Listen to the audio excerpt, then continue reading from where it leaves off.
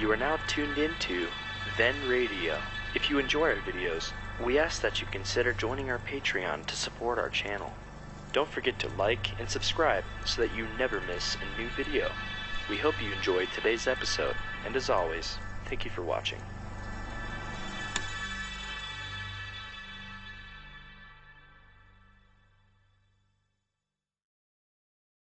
Arch Oboler's Lights Out, everybody.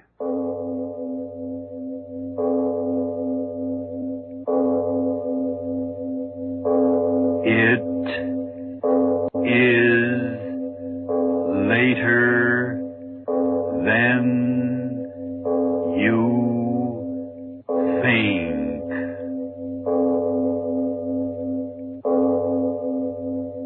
This is Arch Oboler bringing you another in our series of stories of the unusual.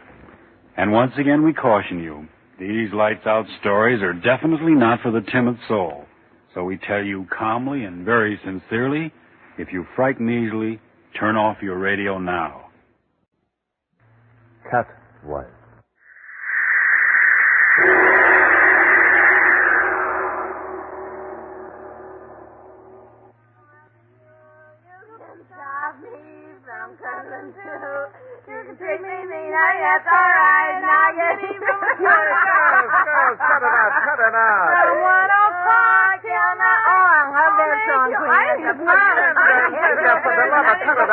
Your husband will be turned down here in a minute. Come on, Queenie, we better blow out of here. Yeah, I guess we better go, Linda. No, don't go. I don't want to be alone. What do you mean alone? Your husband's in the next room, ain't he? Oh, that guy. What does he know about having fun? Work.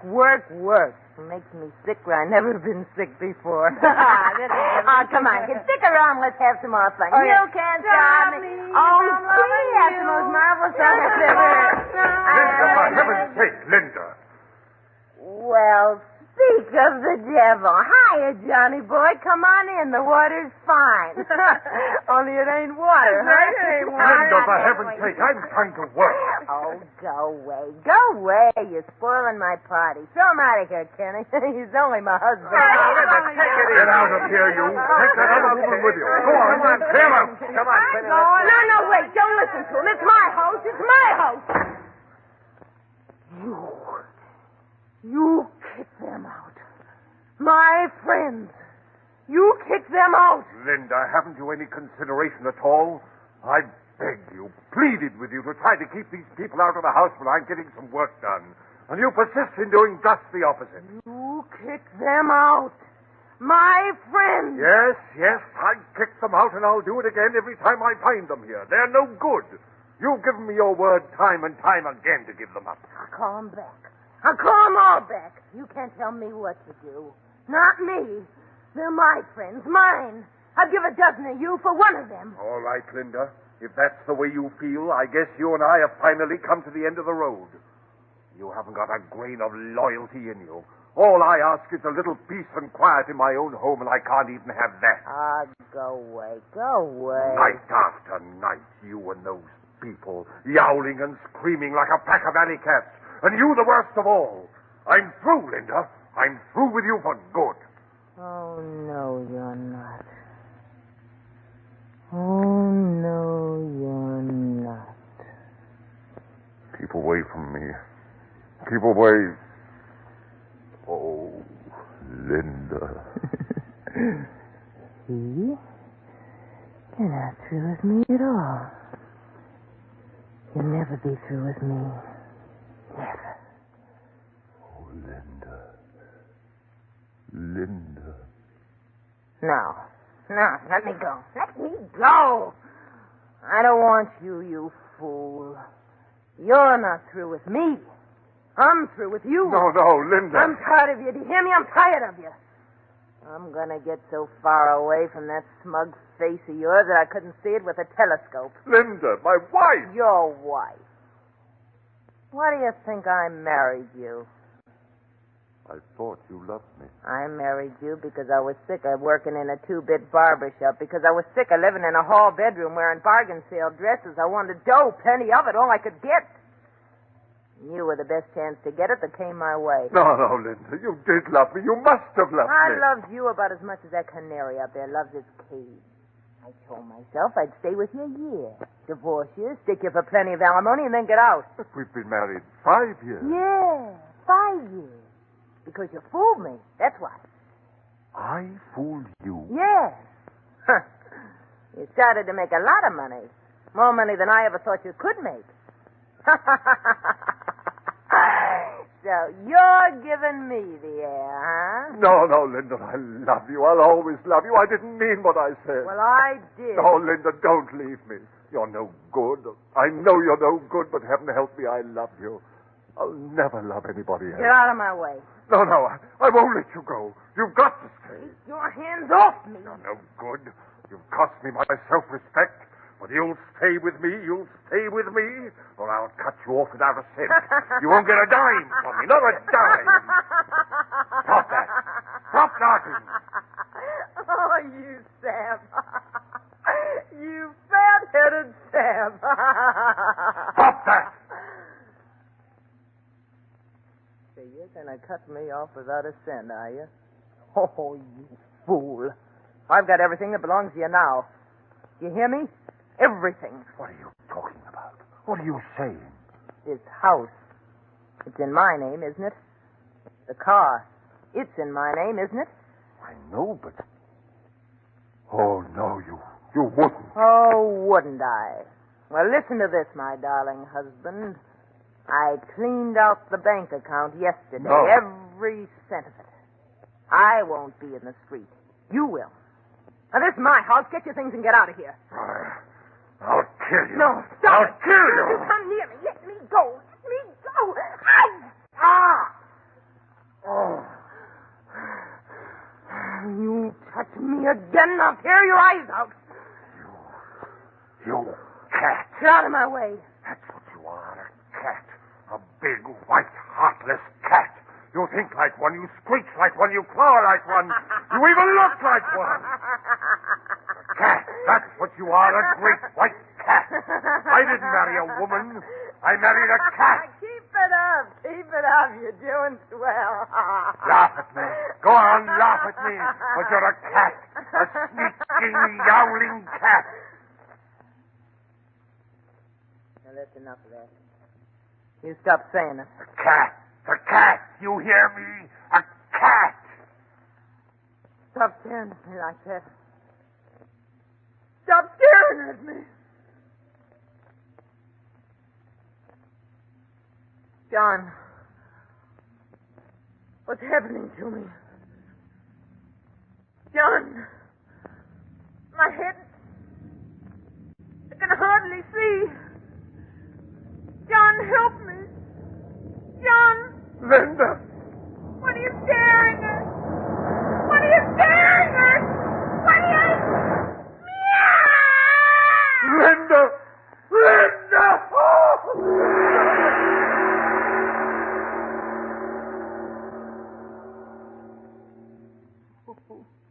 Oh, now, John, you've got to control yourself. Everything will be all right. Oh, doctor. What have I done? What have I done? John, please, pull yourself together. You're not entirely to blame for what happened. What did I do? I did it. I'm to blame. Stop talking like that. It's preposterous to say you're to blame. She was hysterical, John. And the suggestion that she was a cat caught her in an unguarded moment and resulted in a temporary neurosis. Oh, doctor, she's got to get well. She's got to. Of course, she'll be all right. A little rest, quiet, and in a few days it'll all be forgotten. Is she sleeping? Yes. I gave her a sedative. She's resting very comfortably. Can I go in and see her? But I tell you, she's sleeping, John. I know, but... Oh, I've got to see her. I've got to look at her. I've got to make sure she's all right. Don't you see? I've got to make sure. John, please. You've had a hard time of it. You'd better get to bed and get some rest. Oh, no, doctor, listen to me. I've got to see her again. I've got to make sure that she's all right. I can't rest until I know. I tell you... Oh, very well. Just for a moment. Yes. Be very quiet. Yes. There. You see? She's resting very nicely. Doctor, look. What? Her hands. Look at her hands. They're claws. And her teeth. Her teeth. Linda! No, John. You'll waken her. Linda!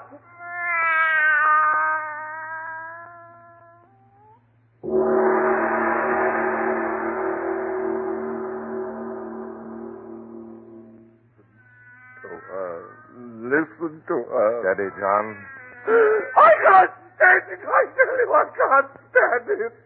She's Linda. She's my wife, my beautiful wife. Linda! Linda! Sorry, John. It's all right. I guess I'm going a little crazy myself. What's happening to her? What is it? I don't know, John. I don't know. Listen to her. You've got to do something, Doctor. You've got to. You're my friend. You've got to help me. What? In the name of all that's rational, what? Well, think. There must be something you can do. A drug, something, anything. Oh, John, I don't know what to say. I can't think. I'll call in someone else. That's it. I'll inform the authorities. They'll take care of everything. No, wait. What's the matter?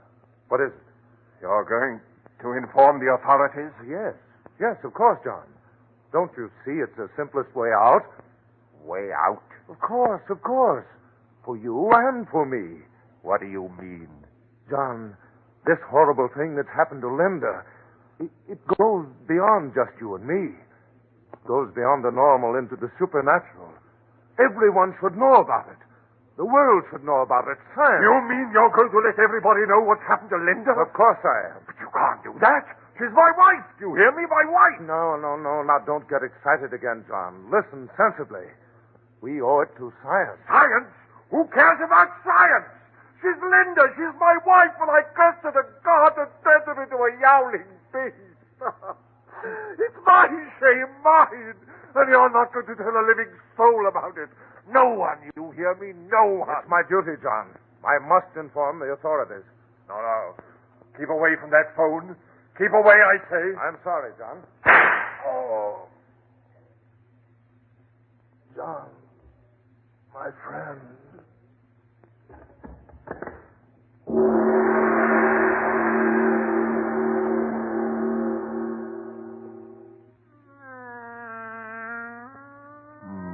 No. Try to sleep, darling. Try to sleep. Yes, I know, darling. But it's almost morning. You must rest.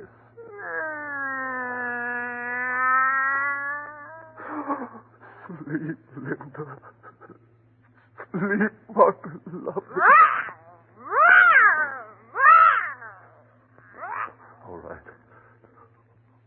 All right, darling. I've got to be strong. I've got to help you. And I did help you. He was going to tell them about you. Everyone. They'd have taken you away from me, locked you up, pointed at you, laughed at you. But I stopped him, Linda. I stopped him for you. He called me friend. But you're my wife, my beloved, and I love you. I've pleased you, haven't I, my darling? I never could please you before, could I?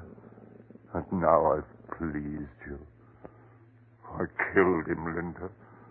I killed my friend to save you. And if anybody comes, I'll say he never came here. And no one will know, darling. No one but you and I.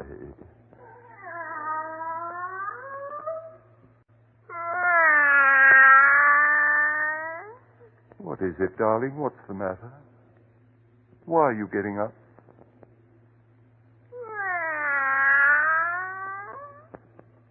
What is it? Why go to the window? What do you want? Oh, if I could only understand you. If I could only know what you're trying to say to me. Oh, no. Oh, Linda! Linda, stop! I beg you to stop! Linda, beloved, stop! Stop! Stop! Stop!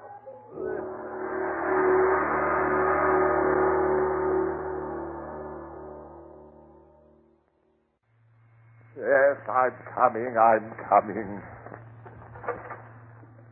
Good morning, Mr. Taylor. Oh, it's you. I found this note saying you wanted to talk to me. Gee, I hope you're not going to quit taking milk from me, Mr. Taylor. I know I've been kind of late with deliveries the last couple of days, but you see, it's my heart. No, I'm not going to stop taking milk. That's what I want to see you about. I want milk, more milk, cream, everything. Oh, sure. How much do you want? Oh, 4 bottles of milk. No. 6. 6? Yes, and cream. 6 bottles of cream. Is something wrong, Mr. Taylor? Wrong? Why do you think something's wrong? Well, I only meant... You meant what? Speak up. You meant what? Oh, now, don't get sore, Mr. Taylor. I just meant, well, you don't look so good, and, well, you know how it is. Sometimes a fella has a couple too many, and he starts ordering all the milk in the world. You fool. I'm not drunk. You want to sell me that milk, or do I have to get another milkman? No, I'll get it for you. Hurry. 6 quarts, 6 cream. Only him and his old lady. The guy's nuts.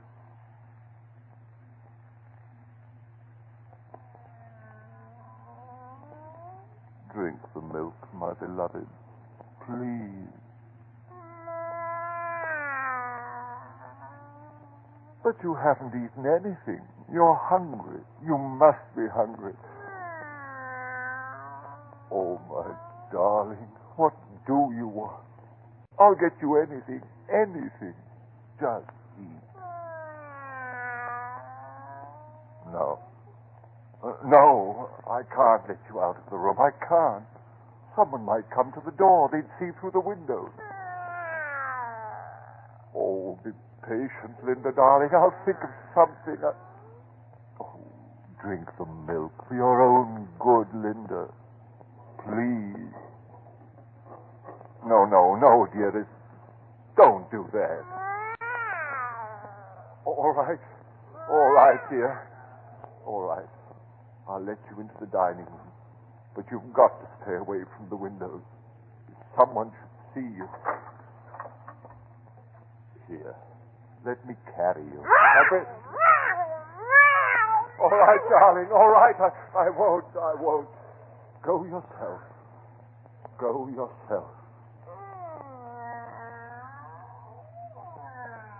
You see, my darling, your pretty living room. Everything in it just the way you fixed it. Everything. Oh, Linda, this horrible thing that's happened to us. I tell myself it isn't real. I'll wake up soon and everything will be the way it used to be. You and I. Linda, where are you? Oh, Linda, don't, no, Linda, don't touch my phone, Linda, how could you do it? How could you do it?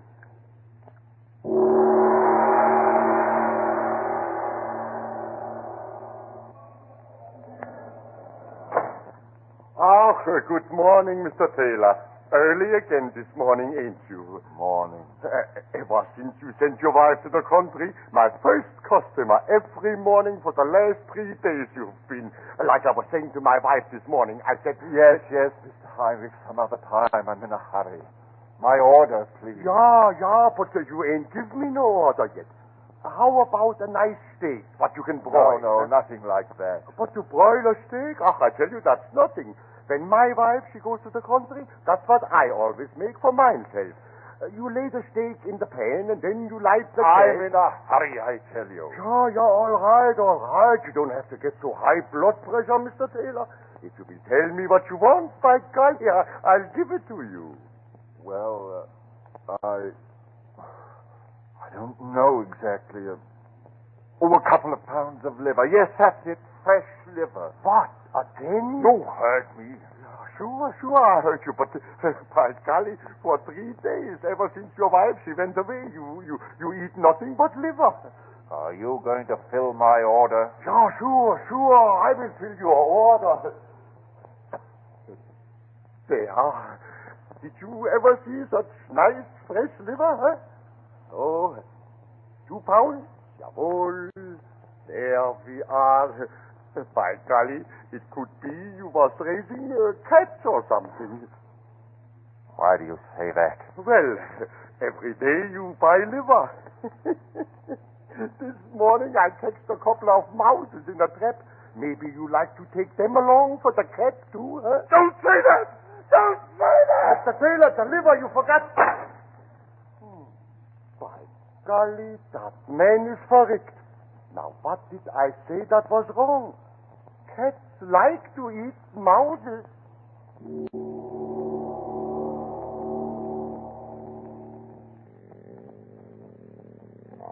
Oh, my Linda.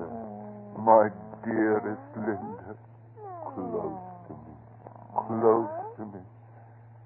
Oh, my darling. It's better this way. You can't leave me now. I'll have you with me always. I'll keep you here. Just you and I.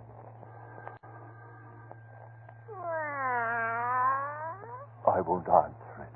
They'll go away. All right. I'll answer it. No. Stay here, my beloved. They mustn't see you. Be very quiet. Be very quiet. Yes, I'm coming. Well, what is it? Are you the owner of this building? Yes, what do you want? Kerrigan is the name. I'm your neighbor. I've got that place across the alley from you. Neighbor? Yeah, Kerrigan is my name. I'm with the department. The apartment? Yes. I'm desk sergeant at the 3rd District Station. Policeman? Yes. I'm off duty today, so I thought I'd drop over and speak to you. Do you mind if I step in for a moment? Step in. Oh, no, not at all. Thank you. Well, you got a nice place here. Yes, nice. Very nice. You know, the same contractors made this place as made mine. You didn't know that, I'll bet. No, I didn't. Yes. Irishman by the name of Gil Hooley. You put up all these bungalows along here on nothing but blarney and a shoestring. Jumped out a 10-story window, they tell me, the day after the stock market crash. Lucky for him. If he was alive now, some of the people around here that bought places from him would murder him. What with the trouble they're having? Trouble? Say, now, speaking of trouble, reminds me why I come over. If you don't mind, I'll tell you. Yes? No, it ain't me that's complaining, Mr. Taylor. I'm the kind of man that can sleep in a boiler factory. But it's me Katie. There's a light sleeper for you. I always say that if a star in heaven twinkles too much, the noise wakes up me Katie. What is the trouble? Well, you know how the women are. Always finding something to make a fuss about. Hey, I'm not disturbing her, am I? Her? Yeah. You know, your missus. She's not sleeping in the bedroom there, is she? No, of course not. There's no one in there. I thought maybe seeing the door is closed. Oh, no, I tell you, there's no one in there. My wife, she's out of town. Oh, well, that's fine. I always like to talk things over man to man without the women around. The women are all right, I says, but they don't know how to straighten out little troubles with neighbors without calling names and pulling hair. Oh, what is it? What's wrong? What do you want to tell me? Well, To put it plain, it's the cat. Cat? Yeah, the cat. You just got it, didn't you? You heard a cat? Yeah. It started a few nights ago. Now, it ain't just a mean one, like I said, but Miss Katie, where do you see our bedroom window faces? Right on the alley. And by golly, she hears every meow that animal makes. You're wrong. Eh? I have no cat. But Miss Katie heard. I heard it too, for that matter. I have no cat. But I'm telling you, it's come right from this house. I tell you I have no cat. Isn't that sufficient? Well, now, seeing as you put it so plain, I'll be speaking up plain myself. I'm telling you, I heard a cat yowling last night, and the night before, and the night before that. And as sure as my name's Thomas Kerrigan, it come right from this house. Now, what do you say to that? Get out. Now, wait a second, my bucko. Wait a second. Don't get on your high horse. Get out. Well, now, see here. I'm not saying you're lying. I'm just thinking maybe the animal's caught in your cellar without you knowing it. Now, if you let me go down... I tell you there's no cat here. Get out. Get out of here. Oh, it's like that, is it? You heard me. Get out of my house. Well, you sure are making a lot of noise about nothing, young fella. But it's your house. And if that's the kind of neighbor you want to be, I guess... What? What are you standing there for? Get out! Get out! Now, just a minute. Take it easy. No cat, eh? Well, what was that I just heard? Nothing at all. You've got no right. Mister, you may not be a liar, but you sure are something close to it. If that ain't a cat in that bedroom there, I ain't never heard one. Get out! Get out of here! Oh, no, I won't. Listen to that cat. If that ain't creating a public nuisance, I'd like to know what it is. It's none of your business. This is my house. Get out of here. Now, stop pulling at me, bucko. I may be off duty, but I'm still an officer of the law. And I'm telling you, that cat you got in there is violating the city ordinance. Now, if you don't make it shut up, disturbing me, Katie, I will. Stay away from that door. Stay away from that door. Listen to it. That ain't no cat you got in there. What? Oh, I'm sorry. Yes, I lied. It is a cat. Just a cat. But I'll make you be quiet, but go away. Go away. Wait a minute. Take it easy. If it's just a cat, what are you getting so excited? No, I'm not. Look at you. Your eyes are blazing. What's going on here? I think I'll have a look. No, stay away. Oh, no. Get away. Take it away. I told you to go. Big one. If I only had big one. You'll never use it. Never. Keep away from it. Help.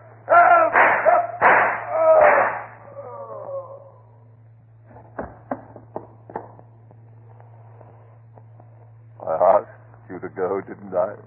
I asked you to. Didn't I, Linda? You heard me. You heard me asking. Linda, what's the matter? What are you going to do? Linda, keep away from him. What are you going to do? No, Linda! Get away from him! Linda! Stop! Oh!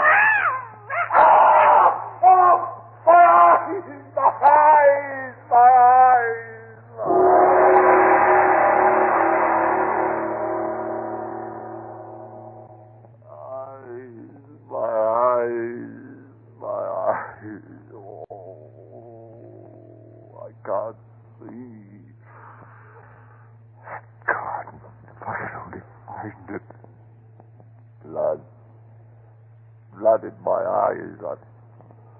I'm blind. Oh, God, have pity on me. Help me to find it. It must be here. I dropped it somewhere. You're back now. Pressing against me. Oh, God, let me find that gun. I dropped it here somewhere. Let me find it. Got it. Yes, press close to me. I can't see you. Press close to me. I mustn't miss. There. Press, claw, what does it matter? You cursed animal. You've taken everything from me. My eyes, my life. Now I'll take...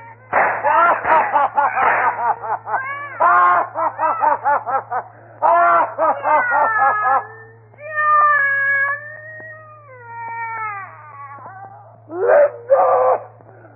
I heard, my beloved, I heard you. I'm coming with you. Wait for me, Linda, my beloved. Wait.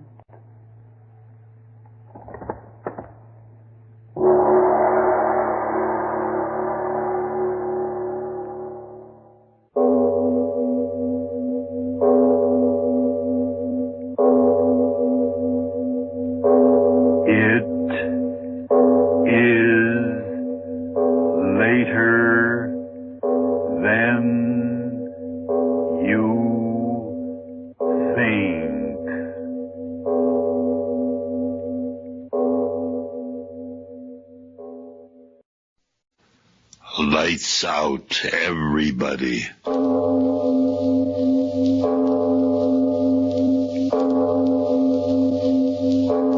It is later than you think.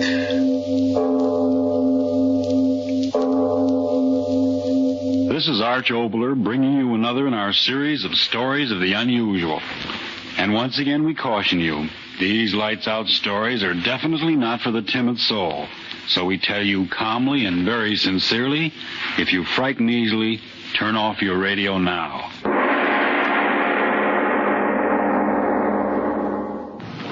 cents, 3 cents, 4 cents, 5 cents, 6 cents, 7 cents, $2, $3, $4, $6, $5, $6, $2 million, $3 million, $4 million, $5 million, $6 million.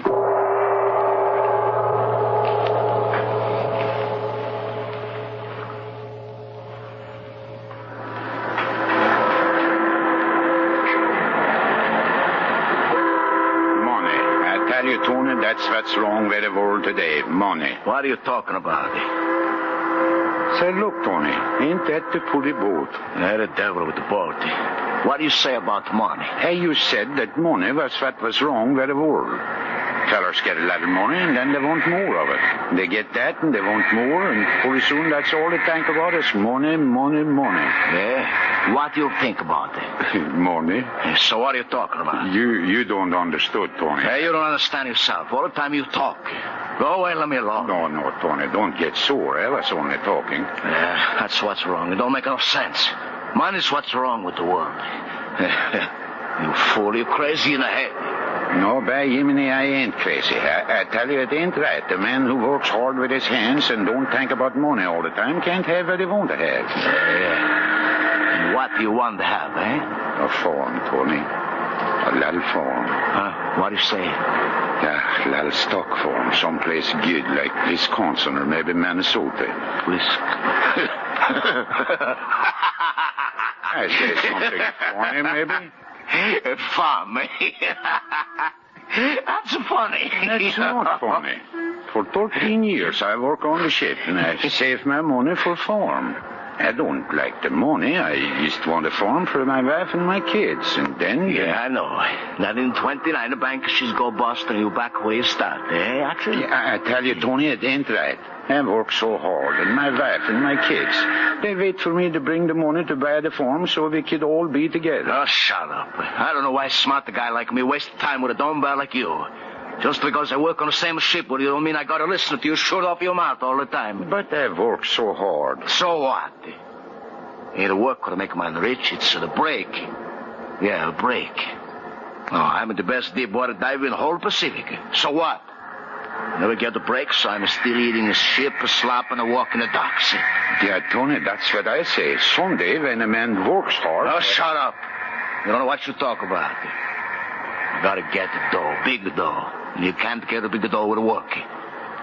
Someday the breaks is gonna come my way, and then Tony's gonna be a big shot. Tony ain't gonna take nothing from nobody. I'll grab that dough any way I can get it. No, Tony. Money that ain't honest don't make a feller happy. You lunkhead. Telling you, when I get a chance, I'm gonna get that dough if I have to make the devil my brother. I tell you... All right, sailors, move on.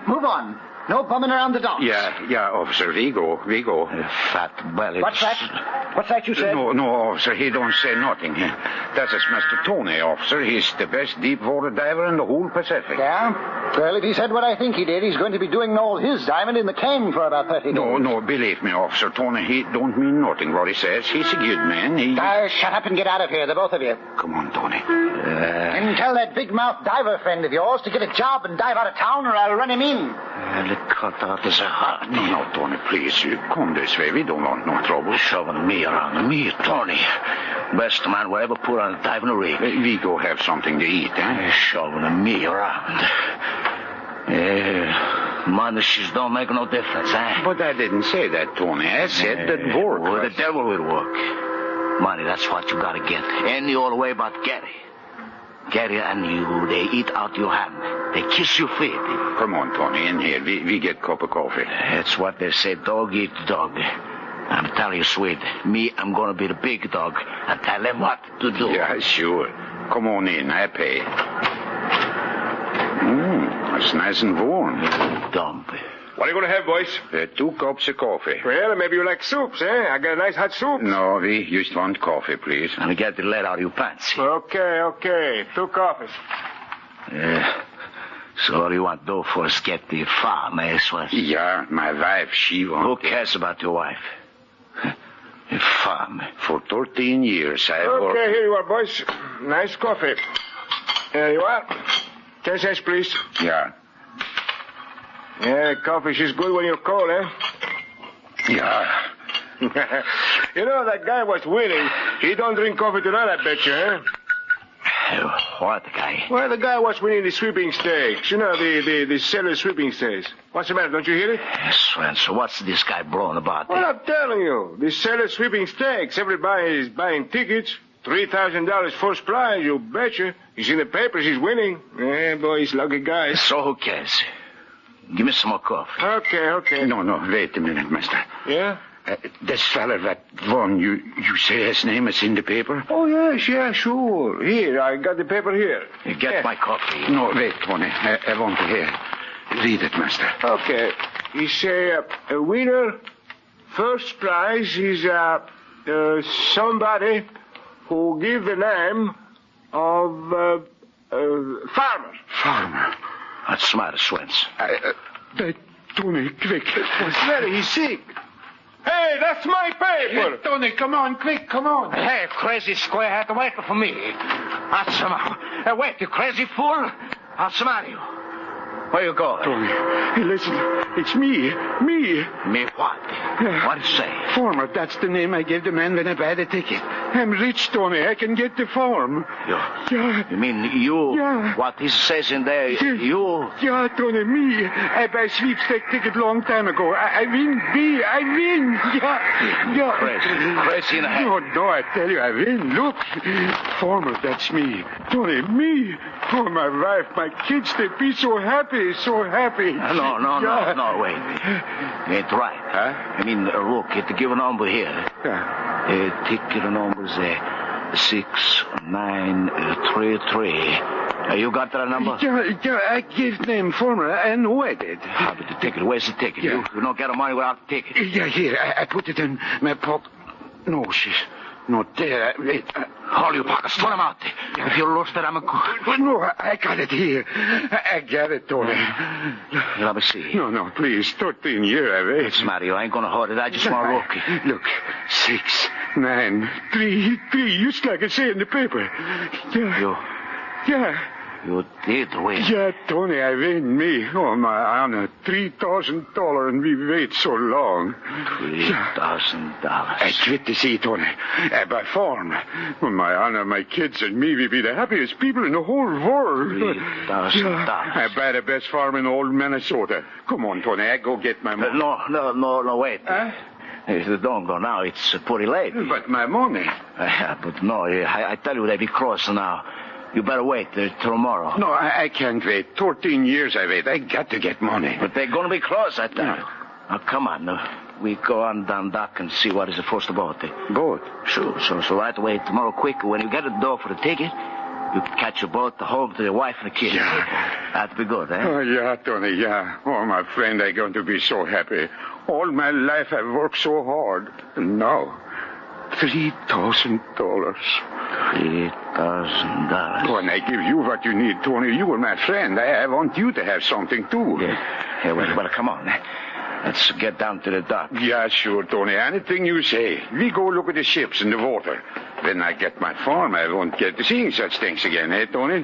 No, of course not. That policeman, I wish we meet him now, huh, Tony? Well, what's the matter?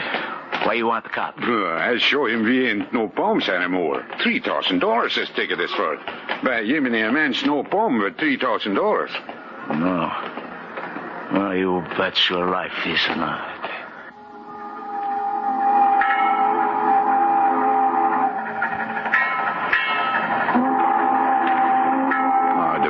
She looked pretty. Yeah. She's deep right here.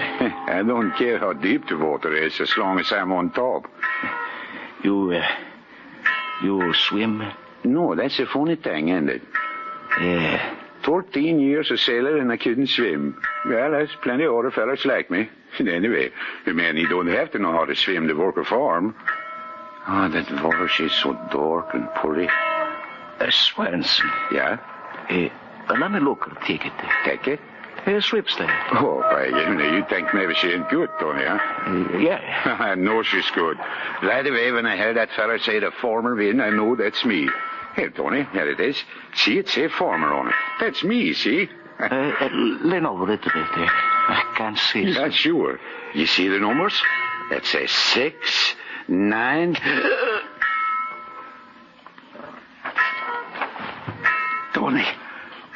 Tony, you... Tony, what? My knife is shot you up good, my Swanson. So you can swim, eh, Squad? Well, take you first and last. There. Wait, Swanson. You forgot the sweepstakes ticket. Okay, I collect for you, farmer. $3,000. At last I get a break.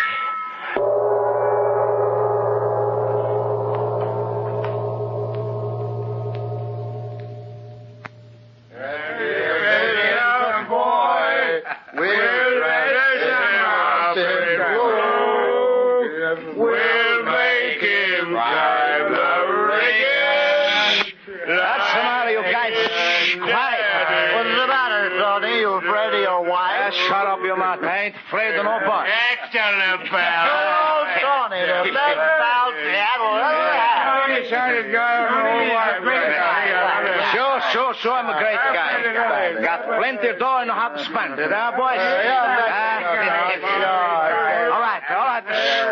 You make too much noise. We'll wake up the bride, eh, Tony? Don't you worry about the bride. Tony, it's all right, eh? So now you go home and let me go up the stairs, eh? Maybe tomorrow night we go have some more fun, eh? All right. Kiss it for me. All right. Tony's a great guy now, eh? Sure, I'm a great guy. Everybody knows Tony is a great guy. There he stays. Tony, is that you? What's the matter? You waiting for somebody else? Oh, Tony, I've been waiting for you. Let me help you. Hey, go ahead. Don't need no help. Not me. Oh, Tony, night after night. Go ahead, me. I'm all right. Great guy, that's me. You're spending all your money on those drunken fools. Shut up, your mouth. Oh, careful. I told you I don't need no help from nobody. Tony, he takes what he wants. Shut the door. Yeah. Now come here and give a great guy a kiss. No, I... Come here, you come. No, wait, Tony, listen. Don't want to listen to nothing. But, Tony, the man said that... Man? What man? The man that was here. He's been here a dozen times since midnight looking for you. Midnight? Who was he? What did he want? I don't know. He wanted you. Oh, Tony, I was so afraid. Afraid? Why was you afraid? Well... Well, answer me. Why was you afraid? Well, he was so strange. He acted so funny. What? You mean funny? Well, he spoke so funny. As if... As if what? Well, as if his mouth was full of water. You tried to make a joke with Tony, eh? No, Tony, no. I'm not fooling. Really, I'm not. He said that... He say something? Yeah, that's what I'm trying to tell you. He said, tell him... Well, what did he say? Well, I couldn't hardly understand him. He talked so funny. But I think he said, tell him I was here. And then I think he said, the farmer. The farmer? Yeah, that's what he... Tony, what's the matter? What he looks like. What's the matter, Tony? What he looks like. Well, he was tall, and he looked like a sailor, and I think his clothes were wet. Oh, Tony, that's him again. That's the way he knocked before. No. Tony, what is it? You answer the door. I'm scared, Tony. You answer. You tell him to go away. Tony, don't stand there staring at the door like that. You're scaring me. Don't do it. You go away. You dead. What? Dead, you hear me? Dead. I killed you 6 months ago today. Oh, Tony, no. I throw you in the water 1,000 miles from here. You're dead. Dead. Tony. Scare my wife, but you don't scare me. You found me, I kill you again. No, Tony, don't. Swanson, go away from the door. Shoot.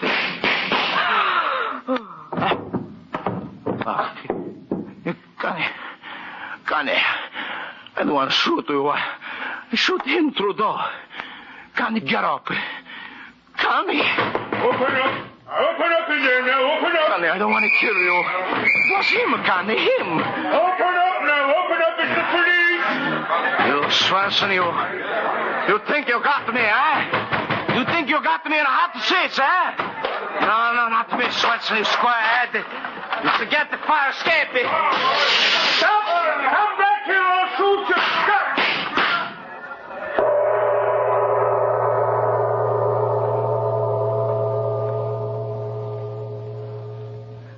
Listen, Mike. You gotta help me. You gotta. No, take it easy, Tony. Take it easy. Every cop in the town, he shot me down like a dog. Well, you killed one of them. What do you expect?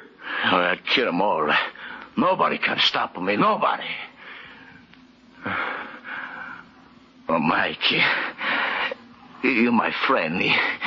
You gotta get me out of town. How much dough you got? I got nothing. You lie in your teeth. You won the sweepstakes in Frisco, didn't you? Sure, but I'm going to tell you, Mike. No. Listen to me, cop killer. They got every road, every depot, every dock in this town covered.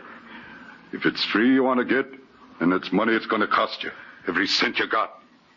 You'll get me out? So far out, there ain't a cop in the world can get you.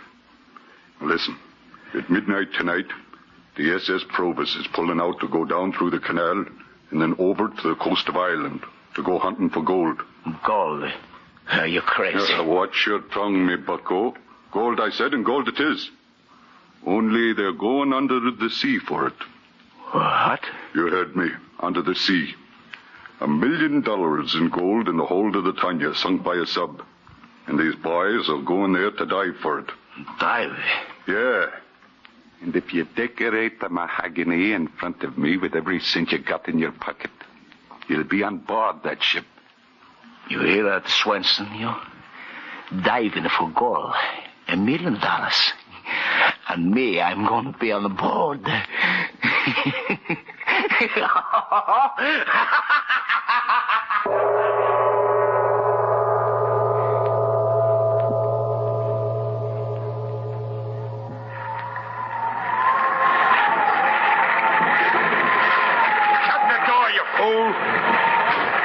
You want to talk to me, Captain? Yeah, Tony. Sit down. Yeah, she's getting pretty rough outside, Captain? Yeah. That's what I wanted to talk to you about. Yeah, I'm listening. While you were sleeping before, the rest of the divers had a meeting. Yeah? Yeah. They looked over the weather reports, and they decided they ain't going to do no more diving. The white-bellied lot. Wait a minute, Captain. You mean we going to turn her back? Well, what else can I do? 3 months out here in the open sea. And when we finally do locate the wreck, every mother's son of them turns chicken on me. So what's the matter? You want to talk to me? Because even if you are a no-good rat, you're the best diver of the lot. You keep talking. Tony, listen. Under that buoy off the starboard, there's the Tanya with $1 million in gold bullion in it. So? Go down and get your hooks into it, Tony. And whatever you get, half of it's yours.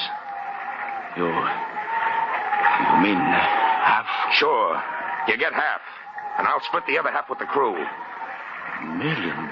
Yeah, Tony, $1 million. And you'll have half of it. You can do it, Tony. You can do it. You know you can. See, she's getting rough.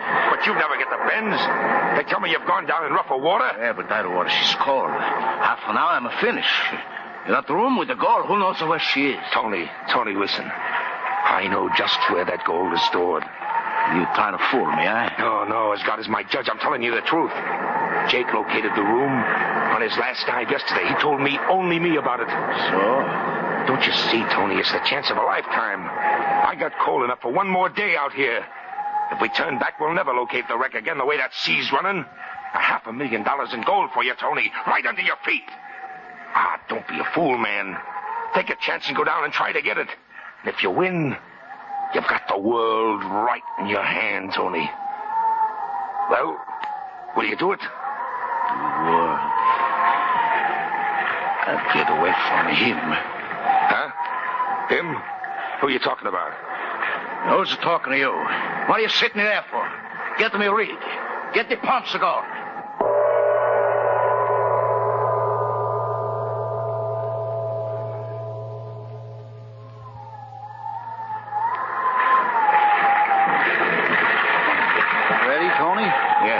Here you are. What are you standing there for? The helmet. Give me the helmet. Okay. The captain. Yeah? What's the matter? I told you to keep the deck clear. Only the men I want. The rest to go below, or I don't dive. All right, Tony. All right, you men. Get below. Every white-bellied one of you. Go on. Here, hold up with the helmet. I want to try out the phone. Hello? Well, why don't you answer me? Okay, Tony, I hear you okay. Hey, the valves. Okay, I'm ready. Put the helmet on. Okay. Hurry up, you mugs. Hey, get them ports tight. You think I got all day? All set, Tony. Okay, put them over the side. Now watch that pump. I'll come up and I'll cut your heart out.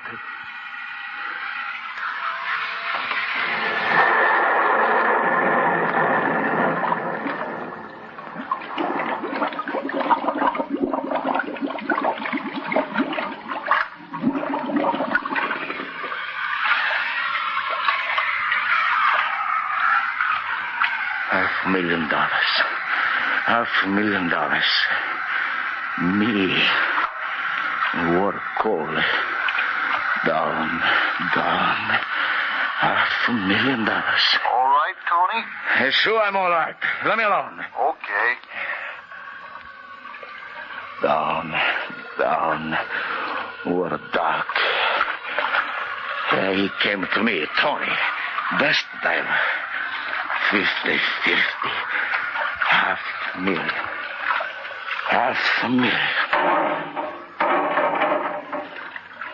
Listen up there.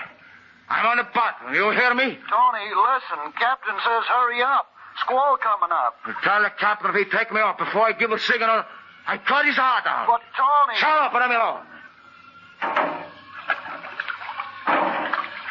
Me. Half a million.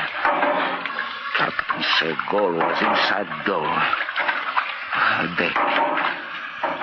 $500,000. At the door, the captain said. Me and the captain are 50-50.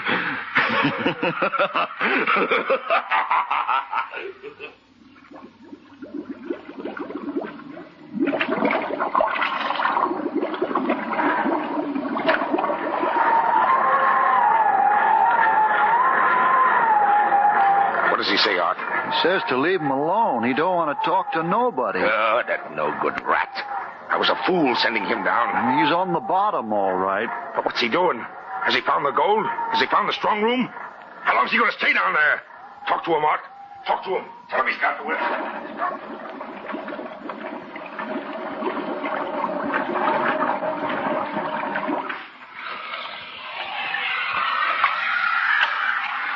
The captain said he would be right over Santa Lucia. Gold. A room full of gold. I'm rich. All the money in the world. Me, Tony, rich. Rich. Yeah. All the money you want, Tony? Who's talking? Answer me, who's talking? What's wrong, Tony? Anything wrong? You up there. I told you I don't want to talk. Somebody, you don't listen to me. What do you mean, all the money you want? What do you say that for, huh? I didn't say that, Tony. I've been standing by up here. Standing by up here? Wait till I get up there, I'll show you standing by. Wait till I get this headset connection with my teeth. I fix you so you don't bother me no more. No. Wait, Tony. The captain says that... So, now talk. Now talk all you want, you sourface. Me, I won't hear you. Me, I'd be alone with my gold. No, Tony. Not alone. You up there.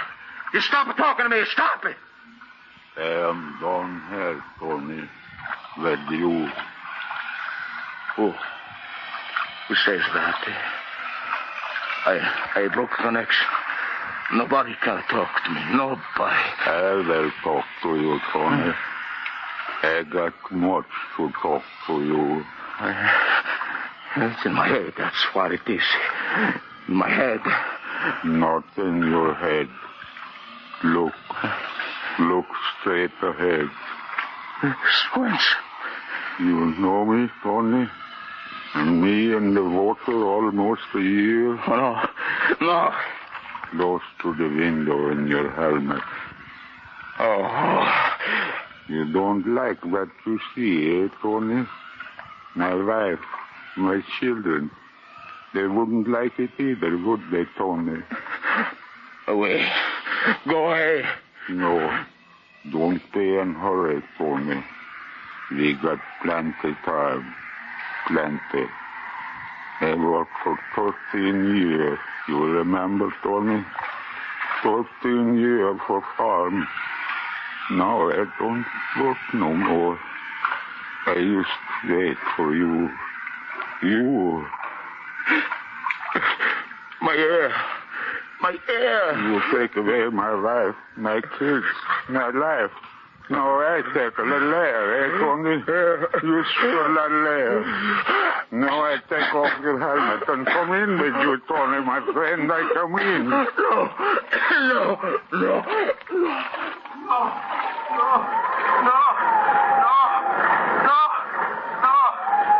Captain, listen. No. Take him up, quick. Take him up. His air. Is he getting air? Yeah, sure, plenty. Everything's okay. Talk to him, Art. Talk to him. He don't answer, just yelling.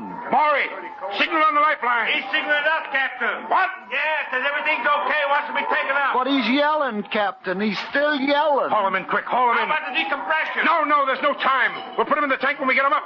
Something must be wrong. Yelling bloody murder on the phone is signaling okay on the lifeline. Hurry up, you men. Hurry up. Come on. Get him up. Get him up. On here, on this side here. Come on. That's it. Pull that lever. Quick. Haul him in. Haul him in. Here he comes.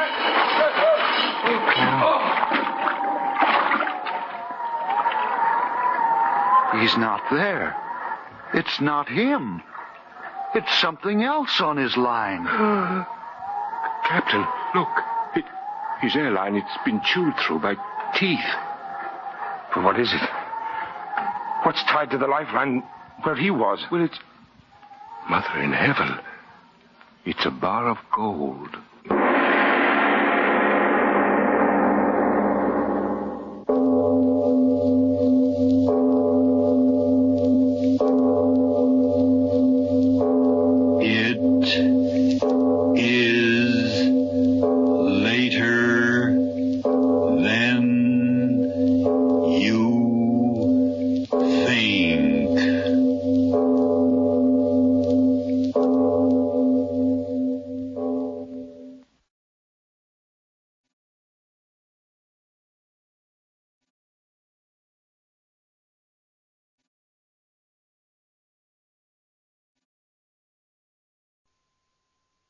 Lights out for the devil and Mr. O.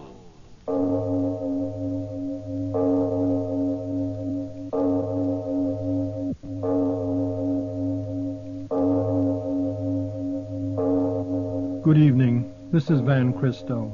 Welcome to the Van Christo Radio Theater. Tonight, we present another of the radio plays of Arch Oboler, the famed writer and producer of Lights Out. These collected plays, presented under the title of The Devil and Mr. O, represent radio drama at its finest. This is the theater of your mind, where you are about to enter the zero dimension.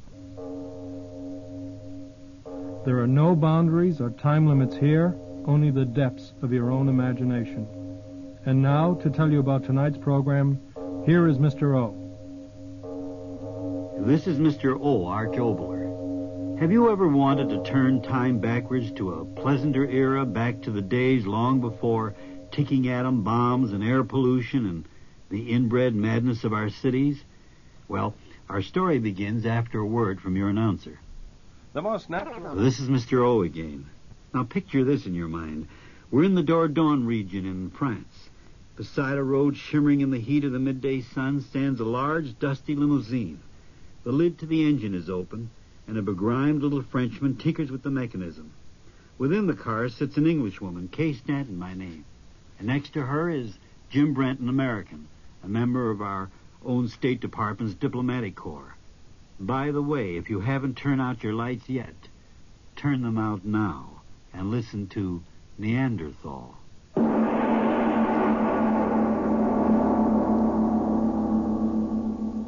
Aren't I what, ma chère? Aren't you clever with engines? Oh, I think I will rest a moment and talk with you. Oh, the sun.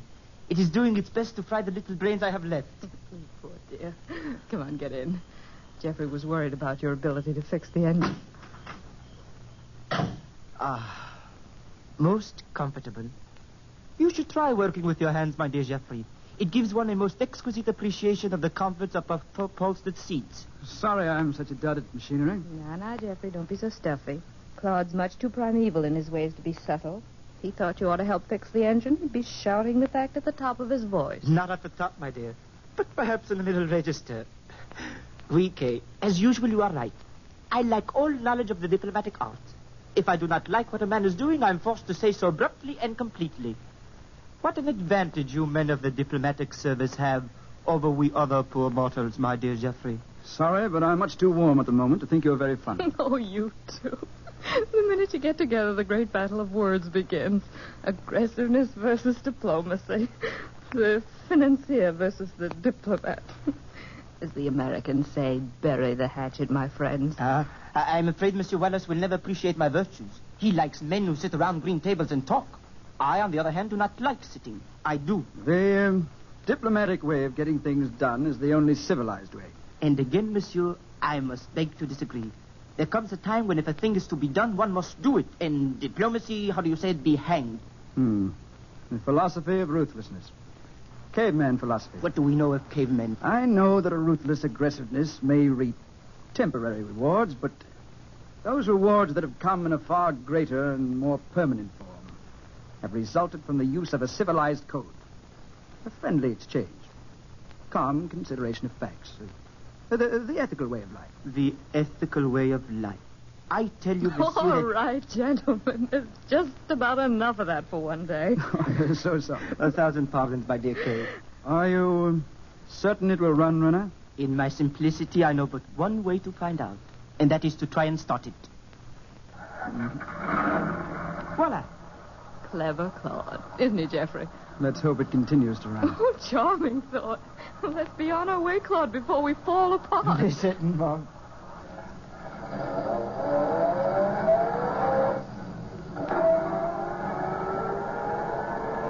We're very late, Claude, so speed's the word. Right. The sooner we get out of this country, the better I like it. Why do you say that? Oh, I don't like this place. It gives me the chills. With the sun doing its best to parboil us, what are you talking about? I'm not talking of temperatures. I'm talking of atmosphere. These forests and hills. Whenever I travel through here, I feel as if I were passing through a place old beyond decay. But that is amazing. What do you mean? Because what you say of this country we are passing through, you speak profound truth. Truth?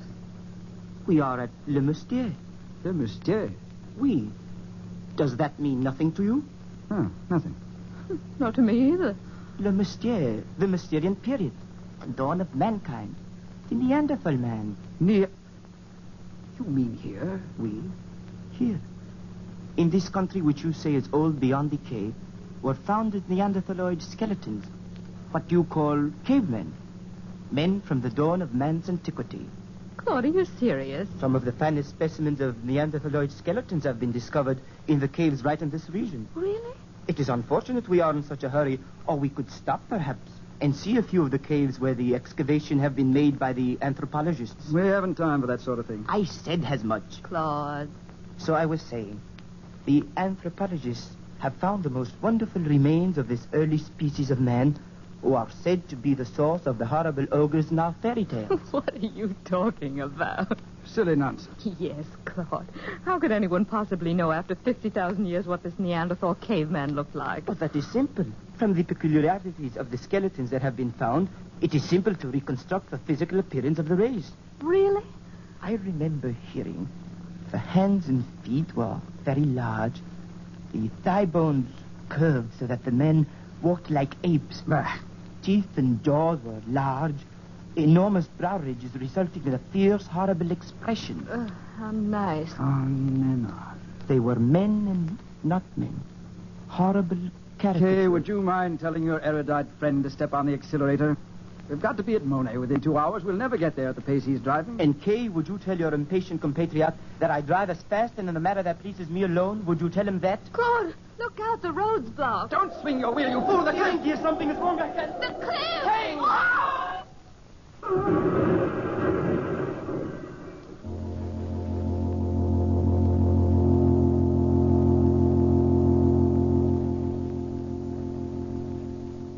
Jeffrey, please open your eyes. Jeffrey, please open your eyes. I'm so frightened. I don't know what... Kay. Oh, thank God you're all right. You're all right? Oh, yes, I'm all right, but Claude, I don't know where he is. The cliff. We went over. We were thrown clear, I guess. The car's over there. I see it all broken up. But Claude, I can't see him. Here, help me up. Oh, what is it, Jeffrey? Oh, my arm. It's broken, I guess. Oh, Jeffrey. Oh, I'll be all right. Lucky to be alive. I don't understand going over that horrible cliff. And Claude... Back here. In the brush. Well, come ahead. Well, what's the matter? Are you hurt? My knee.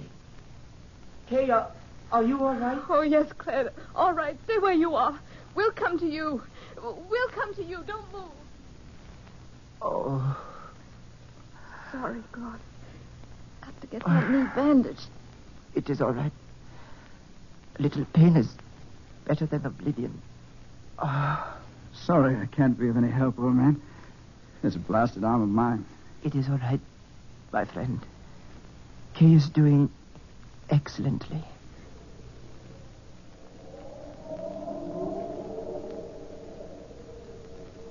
How cold it is. That wind.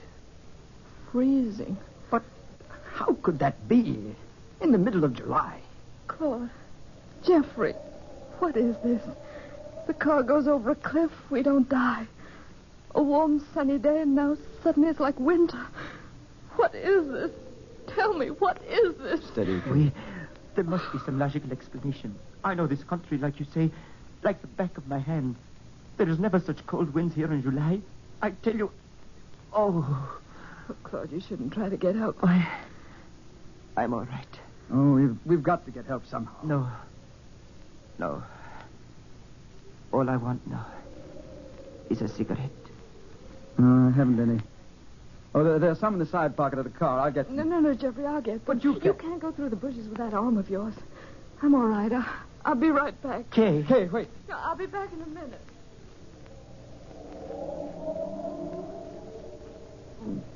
This infernal knee. Better sit quietly. Quietly. It is not in my nature to be quiet. A stick. Get me a stick.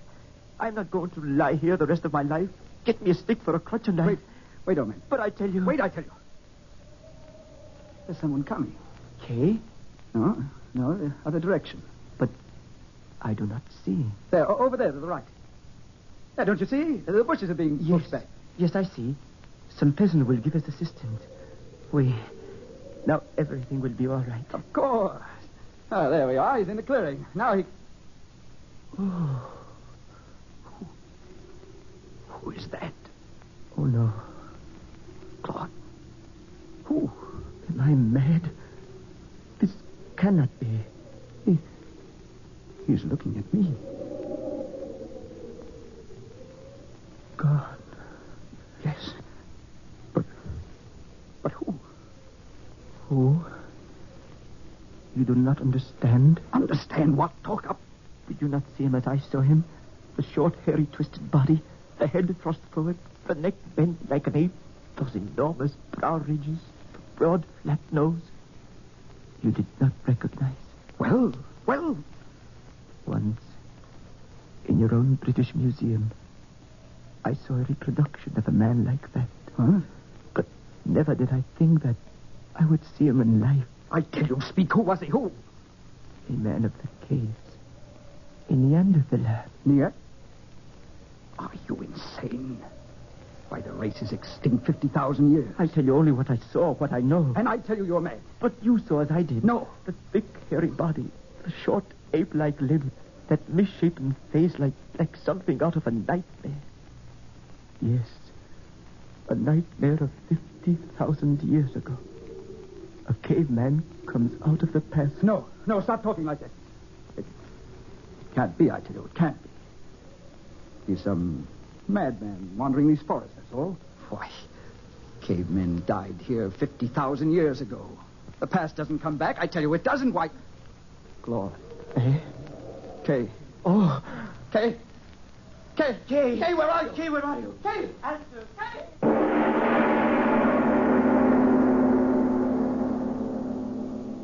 And now a word from your announcer before we return to the excitement of Neanderthal.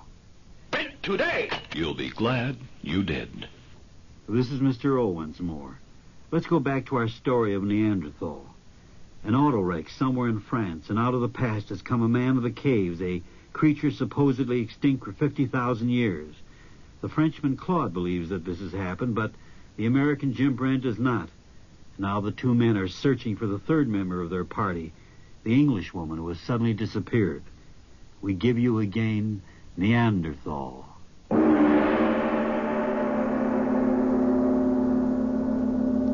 Well, it's nonsense, I tell you.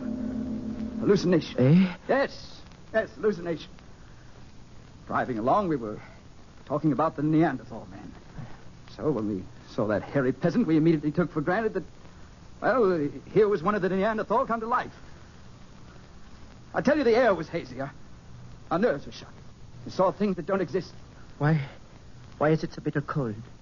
That, at least, is reality. Keep moving. So, I'll answer my own question. It is bitter cold because time has moved back to the third interglacial age. You do not believe the evidence of your senses. Yet perhaps you will believe that is a campfire up ahead. It is a fire. Here, quickly, Renner. Oh, quickly, can't you hobble faster? Kay, we'll get who's ever there to help us find Kay. Come, hurry, Renner, hurry. It's the one we saw, all right. Keep your voice down. He will hear us. What manner of man is he?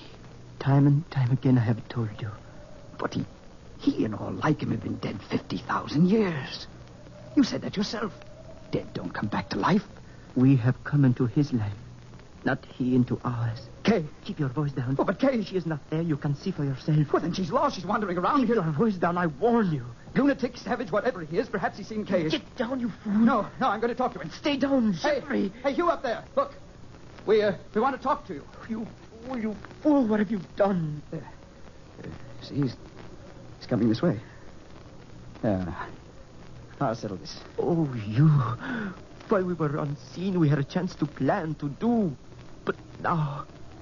Don't talk like that. I was in West Africa for 2 years. I know how to deal with savages. Look at him. You think there is even a savage? He stopped. Afraid of us. He's the ugliest beggar I've ever seen. Friends, old man. You see? Friends. Look, money. I bring you money. And pretty things. Mon Dieu, what a fool. Birds of money for him. Jeffrey, look out. Let me go, you... Jeffrey. Friends, I tell you. Jeffrey, I can't help you.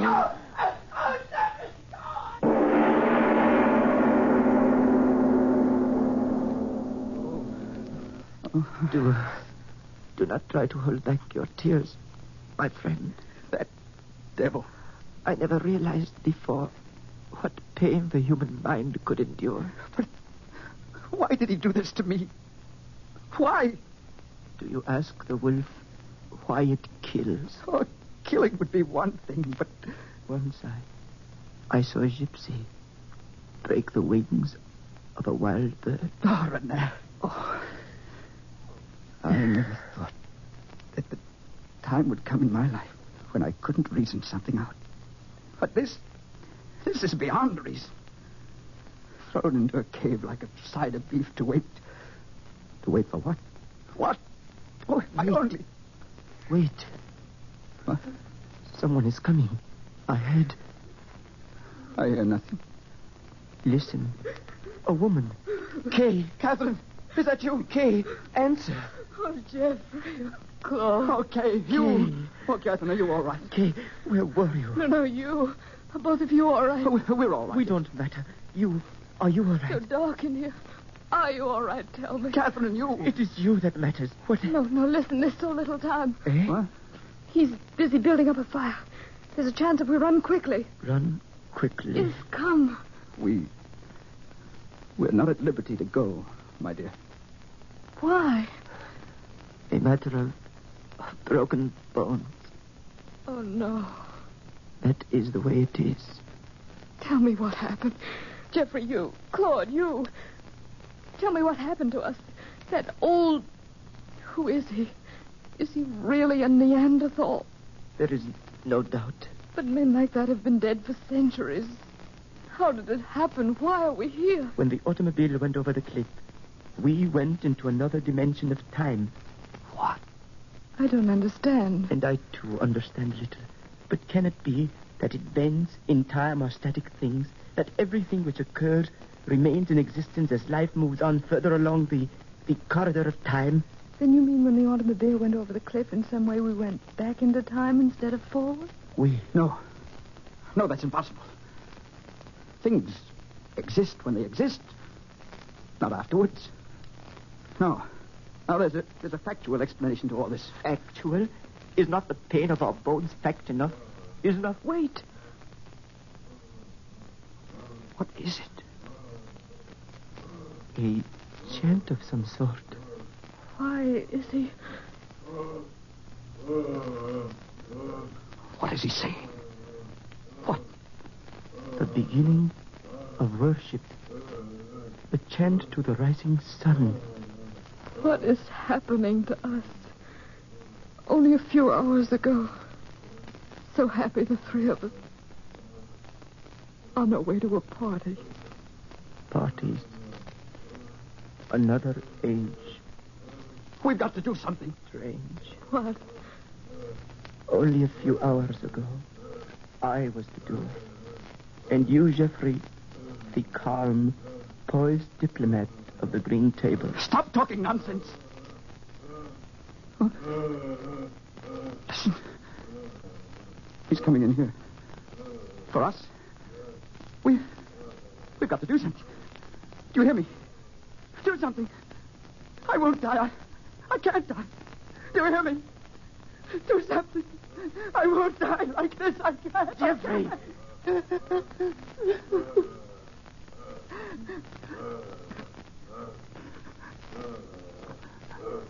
I'm sorry. I never could endure pain. We understand, Jeffrey. Try not to think, dear. All my life, I've known what to say. And now? Oh, Jeffrey, no. Don't. Let me talk. While I can talk, I'm a man. And I won't be a man when he gets in here. If I had a gun.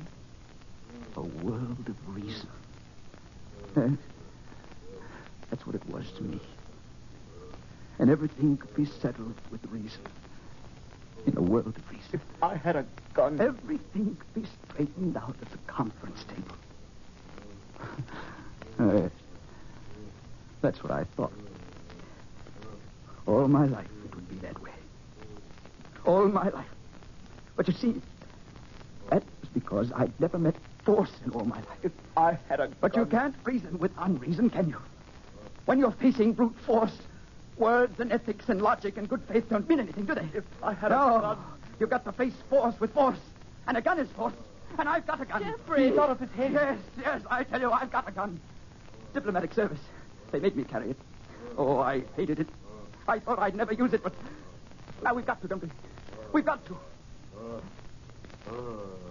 Oh, he's coming in here. God, your right arm's all right. Reach in my pocket there. The gun, use it, use it. But I use it if we're to live, use it. Jeffrey, it's reaching. Come on. No, my hand, I can't. All right, then. I'll shoot him.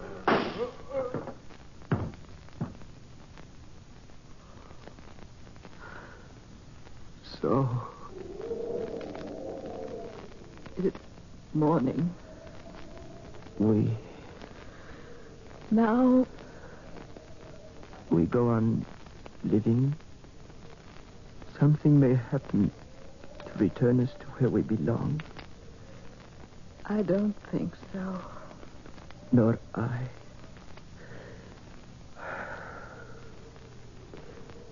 Perhaps we will be able to leave some record behind us so that the world of the future will know and understand this strange thing that has happened, this meeting of the present and the past.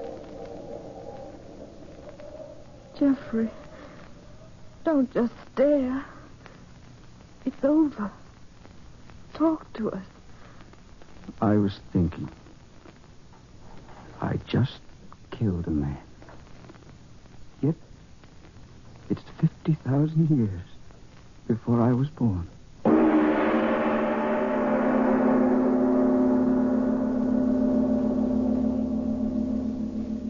Ladies and gentlemen, you have just heard a fantasy, just a story about a long time ago world where brute and unreasoning force were the order of the day, and men were afraid until they found deep courage within themselves. Yes, what you heard was just a fantasy. But think about it in terms of what happened in the recent past of our world and what might happen in the very near future. Think about it. But let's talk more about that after a word from your announcer. This is Mr. O again. We were talking about the future, all right? Let's talk about our future play. Of all the stories out of my writing past, the one that many people ask me about is the very strange story titled The Revolt of the Worms. Yes, worms. Those little night crawlers on your lawn, those strange, slimy creatures of the dark who plowed under the land long before mankind ever invented the plow. So, next week I bring you The Revolt of the Worms, and I challenge you to listen.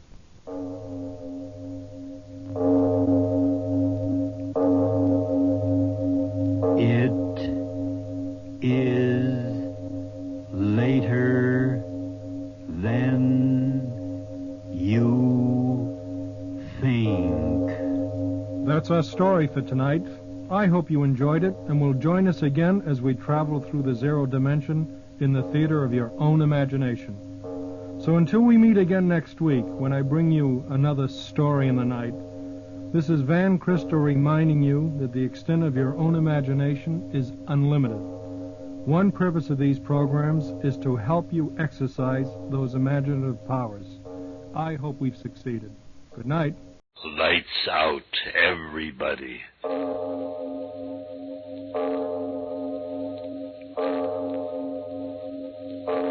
It is later than you think.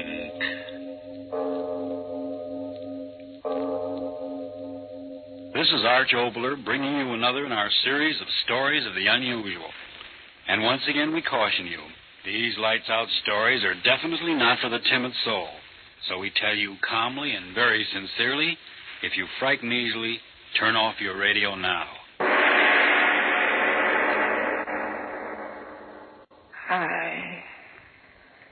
I know. It's dying I am, Father Donahue. And old as I am, I'm not ready to die until... come closer, Father, and hear my miserable confession.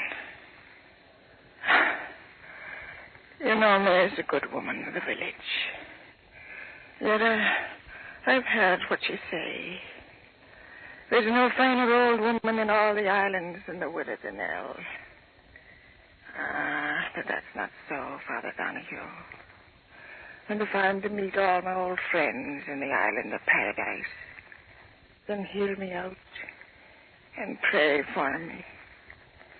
You know my sons, Thomas and Paddy, born on the same cold winter's night they were. And the firstborn, Thomas, was as good as an angel in paradise. But the second, the one I named Paddy, was evil from the moment he took his first breath of God's good air. It was Thomas that carried the load of the family on his back, fishing from early to late. But Paddy, that rake, drinking and brawling and running from work as if the devil himself was pulling him away. I prayed to the good God every night that some goodness come into the man's heart. But with every year he grew worse, stealing what his crooked tongue couldn't talk away from honest men. But his brother Thomas, he repaid me for all the trouble. A good boy. And when he came to me with the word that he was to marry Eileen, the heart in me sang, for the good God always meant for the two of them to be together. How I remember the day of the wedding. The sun shining, and the sky and the sea smooth as a baby's cheek. I was so happy, little knowing of the horror of what was to come. It was a happy morning.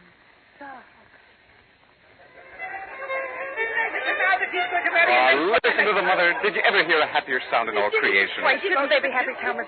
It's not every day that such a blessed marriage comes in the island. Ah, the prettiest girl in all the Blaskets waiting to be your bride as soon as the sun starts setting. My bride. Ah. Oh, Mother, that's a grand word. I'm happy for you, my son. I wonder where Paddy can be. Paddy. Yes, he isn't around. You know where he is. Oh, that's right. It'll be a better wedding without him. Oh, now, Mother, don't say things like that. After all, he's your son and my I brother. get a sorrow in my heart as he's drinking and brawling. Paddy, you did come. Speak of it, and why shouldn't I be here? It's an honest strangers that are welcome at your wedding. Oh, no, Paddy, that's not the way to talk. There's food and drink and... No, wait a minute. I've got more important things to do than to be filling me belly. Listen to me, Brother Thomas. Is your head that full of weddings that it can't hear a chance of making us all richer than a Yankee? What do you mean? Yes, speak up, Paddy. What devilment are you up to now? Devilment nothing. It's honest money I'm talking about. And may the next pipes and tobacco be at me on wake if I'm not telling you the truth. I'm listening, Paddy. Let's hear what you have to say. Do you remember the hulk of a ship that was wrecked off in East Nabro a bit ago? Well? Well, I went there yesterday to see if there was anything worth having. Oh, listen to me, brother. In the bottom of a pool no deeper than this room is lying enough bolts of copper and brass to make you and me the richest men on the island. What? Ah, you can believe your ears. Wouldn't you rather bring the bride a pocketbook filled with gold sovereigns than the empty leather you've got now? But, Paddy, wish you, Mother. You talk to the men. But if it's in the sea, it'll wait until after the wedding. Oh, wait, will it? And with those Inish boats sailing all around the place, I tell you it's now or never. And may my soul to the devil if I'm not saying true words. Thomas, it would be nice to have a bit of money in the house. Yes. Well, then what are you waiting for? You've got a boat big enough to handle the stuff, and I'll be there to help you. And in 3 hours, you can be back here dancing. Oh, it's Eileen. Let her have the word whether you stay or go. Stay or go where, Mother Danelle? What's going on, Thomas? Well, you see, Eileen... You're the day short. Let me say it. Eileen, there's a fortune in brass and copper bolts waiting for us in water no deeper than a man's neck, over off Inish Nabro. And Tommy here thinks you'd be fool enough to say no to his going. But must he go now? The sea doesn't wait. He'd be back in 3 hours, Eileen. I just think, Eileen, you'd have it just for every day of the week. Thomas, do you want to go? We could build a new house with the money. Mother Danelle, do you think Thomas should go now? I mean, with all them out there? Well, we're so poor, and Thomas, young as he is, so worn and weary from work. Maybe this is God's blessing, a gift from heaven for putting our faith in him who watches over all of us. God's blessing is right. £100. And we'll be the kings of the island. Come on now. We can take the side path down the cliff. Wait, brother. Eileen, is it your wish? I'd be a poor wife to you, Thomas, if I stood in your way of making a living before our marriage. My darling. There'll be time enough for that now when we get back. Come on, Thomas. Let's get out of here. Hurry back to me, my dearest. The sea will take me to our good fortune, and the sea will bring me back. Out this way, Thomas. Come on, hurry up. Yeah, I'm coming.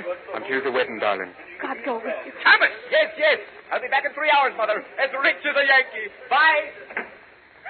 Oh, Eileen. Oh, little baby, why should you cry? Thomas has plowed the sea so many times.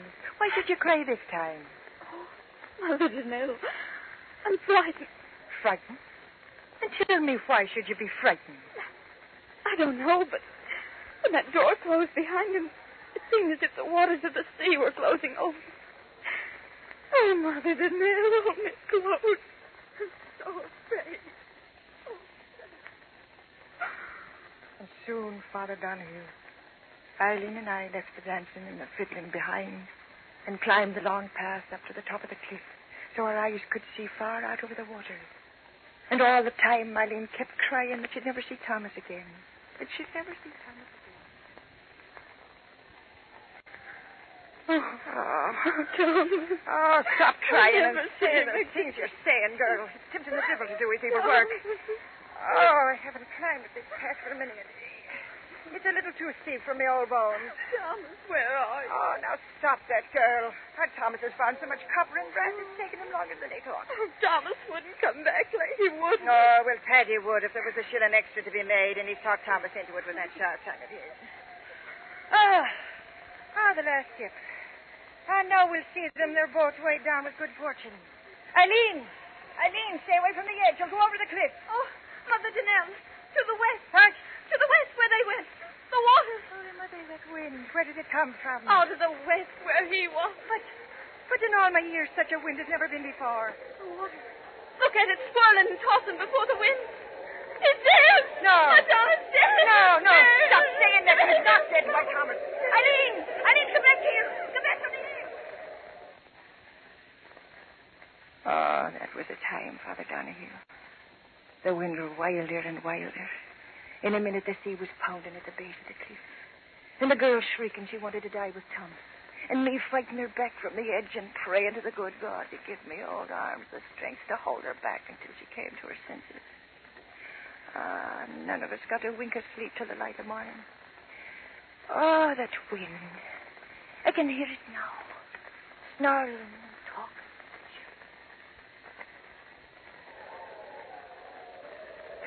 Widow Nell. What? A boat. Your son to the west. Why, my son? Aye, come on. Dead? No, the boat's coming and there's living hands on the oars. Come on. Oh, to the Scotterman, he's a safety to their mercy. Mother Danelle, I heard someone say... Oh. Mother Danelle. Oh, on your knees. Eileen, the merciful God has brought them back. Come on, quick. They're trying to get into land. Hurry now. Oh, Mother Danelle, quickly. No, wait, child. Your shawl. Your shawl's there. Now give me your arm. Oh, my old leg Hurry, trembles so I hurry. can hardly walk. Yes, lean on me. Oh. Hurry, Mother Yes. Danelle. Yes, I'm moving fast as I can. It's hard. It's hard to get against this wind. It will. Let him live. You bless it for the life of one. And I bless it for the lives of two. Good neighbors, let us through. My son. That's the Widow Danelle now. Let us through. Get aside for the Widow Danelle now. Come on. Oh, I can see nothing. The waves and the dark. I mean, do you see? Oh, yes, Mother Danelle. I see them. I see them. Where? Point it out to me, girl. Where? Oh, over there.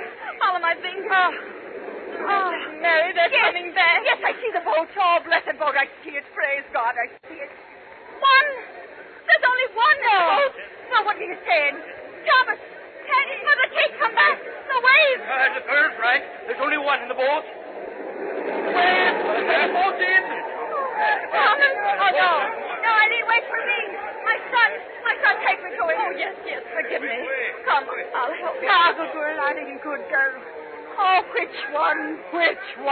Thomas, I know it. Thomas, I know it. Yes, Thomas, the good Thomas, he lives. Stand aside, everybody. Let the Widow Danelle and the girl through now. Let them through. Let Some me other. through. No one. My son, which one?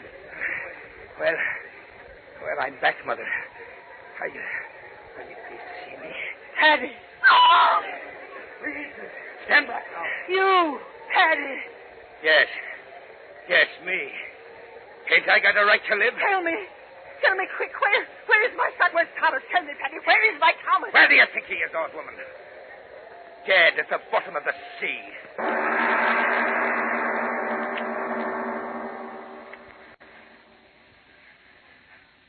Aye, Father Donahue. That was what he told me. My good Thomas was dead at the bottom of the sea. Dead. The good Thomas dead, and Paddy the evil one alive. Oh, it wasn't right, Father. And in the days and nights that followed, I cried to God, why did you do it? Why? Why did the sea take my dear Thomas from the boat and leave Paddy? Was there no reward on earth for goodness and sweetness of soul? Well, in the seventh night of my sorrow, there came an answer. I was lying on my bed. Outside, the sea was singing and whispering. My window was open, and I could hear the sea talking as I lay there crying. Crying from a long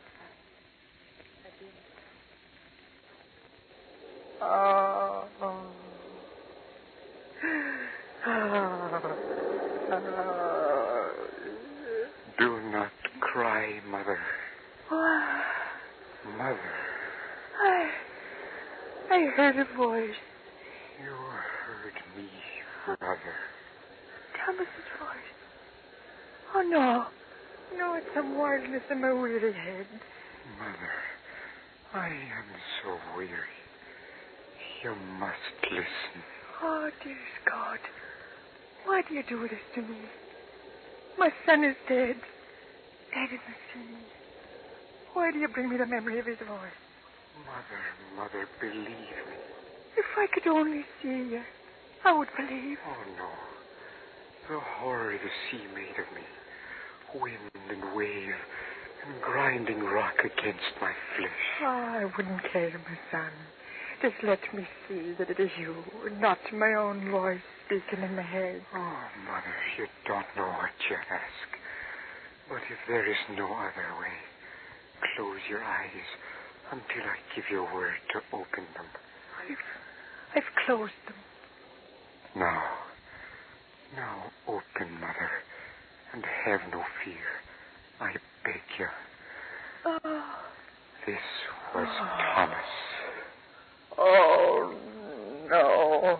Mother, why did he murder me? Murder? The sea was calm.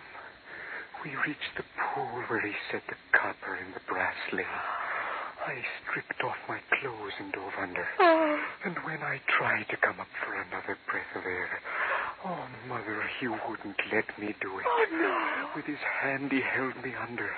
My hands, they tore at his arm. But he held me down until at last I screamed for mercy. And the water filled my mouth, my lungs, and killed me. My own brother killed me. And that is why I tore myself out of the sea. I want to know why he did it to me. Why? I cannot rest in peace until I know and understand. You tell me, Mother. Oh, speak, Mother. What gain could come to him for such a horror? I do not know. Oh, believe me, my son, I do not know. Then I must go back. I cannot stand this pain. Oh, my good Thomas. Look at this, what was Thomas Daenerys' face, Mother. Look at it and give me your oath you will not tell my Eileen or my brother of this night. Oh, but Your oath, Mother. They must not know. You hear me? They must not know. I swear, Thomas. Oh, merciful one, this pain. I go, Mother. Where? Back to the sea. Oh, and will we ever meet again, my son? Yes. The day I find out why he made me drown, I will return, Mother. I will return. Thomas, my son, come back. Oh, my son. My son. But he was gone, Father Donahue. Gone back to his nameless grave at the sea. Then it happened. Paddy talked his way into the good graces of the girl. Simple little Eileen. What did she know of the evil of men? That devil Paddy and my good Thomas's Eileen. It took the life out of me and made me long for the quiet of my grave. And then came the day of the wedding. Again the fiddler was playing. Again the good people of the islands were happy. I alone was sad, weeping at what I missed.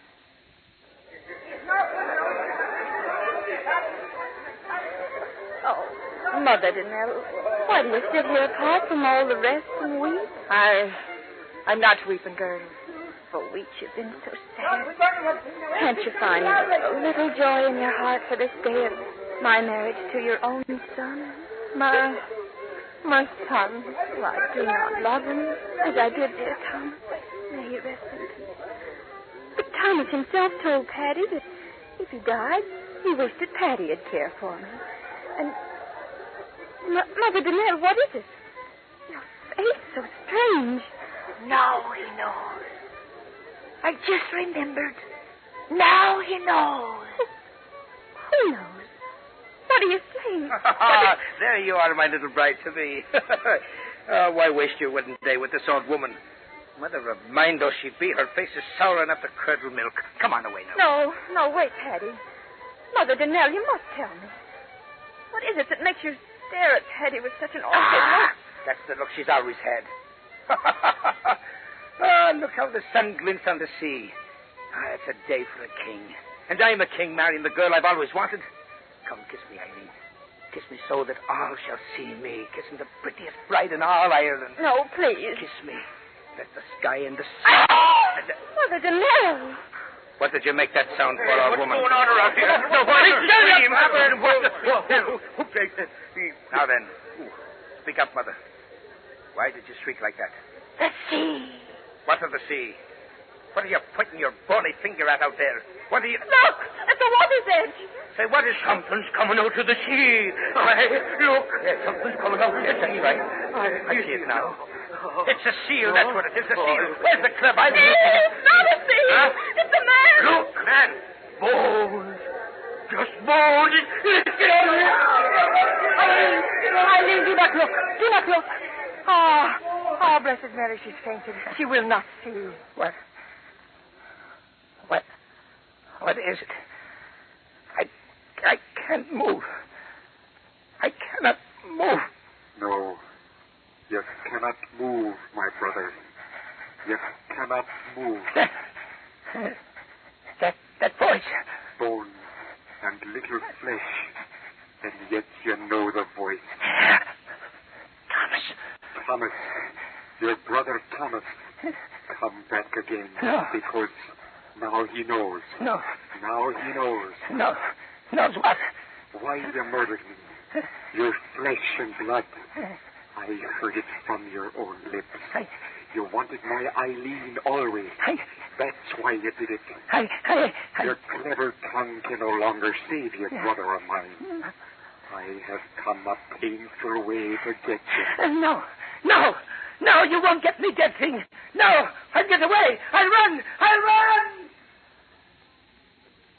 And so he ran, Father Donahue. He turned and ran up the path that led to the top of the cliff. And behind him, slowly sobbing with the pain that tore at his dead bones, climbed my dead Thomas after him. And after Thomas, dragging my old bones, I went. Oh, for they were my sons. And I had to see that right was done. Up until at last Paddy stood on the very edge, the sea 500 feet below, shrieking and yelling and wailing. He stood there shrieking at that horrible thing that once was his brother. No, thing, stay back. You bones of filth, stay back. Back. Come for you, my brother. No. I come for you. No. He fell. Mother, see, he didn't get me. Those rotten bones gave way beneath him. He didn't get me, Mother.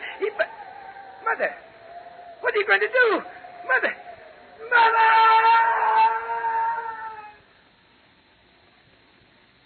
Over the cliff Paddy went, turning and twisting, and into the sea where the water covered him over. When the others of the village came up there at last, I told them that the old bones of Thomas had done it. Had clutched Paddy close to and thrust him over. Oh, Father Donahue, listen. It was I that gave that final push that sent the evil son of mine to his death. Thomas tried and failed before he had his last measure of revenge. So I did it, Father. I gave Paddy the life, and I gave him death.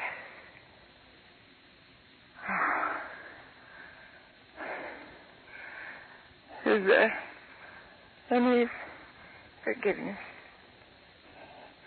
in heaven for what I did?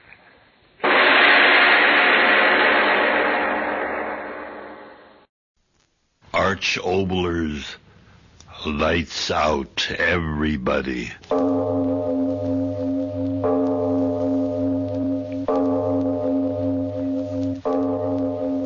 We bring you stories of the supernatural and the supernormal, dramatizing the fantasies and the mysteries of the unknown. We tell you this frankly so that if you wish to avoid the excitement and tension of these imaginative plays, we urge you calmly but sincerely to turn off your radio now. Who among us, and you're included, has not had the dream at one time or another of being superior to his or her fellow beings, to jump higher, to run faster, to dance better, to be more beautiful? We've all run the gamut, all of us, at various ages, of standing out from the crowd of humanity. That's what our story is about today, being different in a very special manner. And now, if you haven't already done so, turn off your lights now.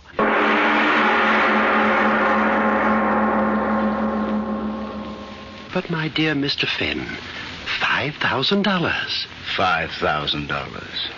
$5,000. What do you think you're doing, bidding at an auction sale? I am bidding for your services.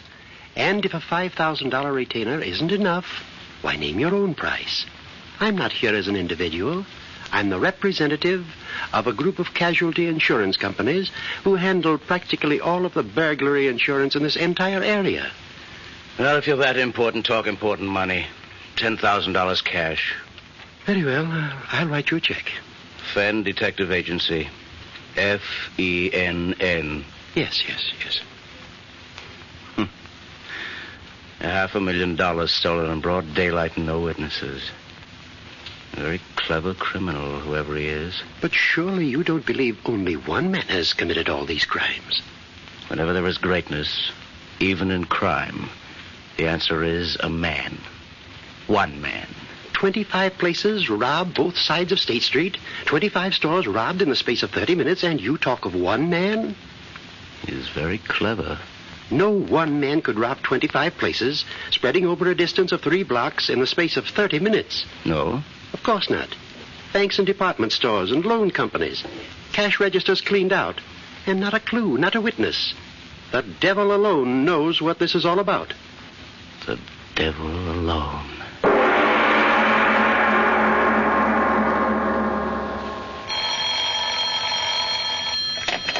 City morgue. Oh, hello, Chief.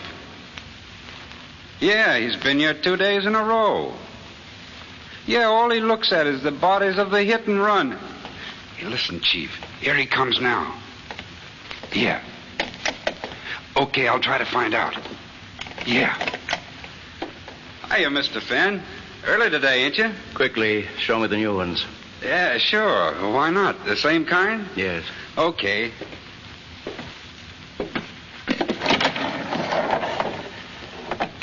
This one's name is, it's on the tag here, Morrison something. Relatives ain't claimed him yet. Look at him. Smashed up pretty, ain't he? He never knew what struck him. I'll say he didn't. The way that skull's...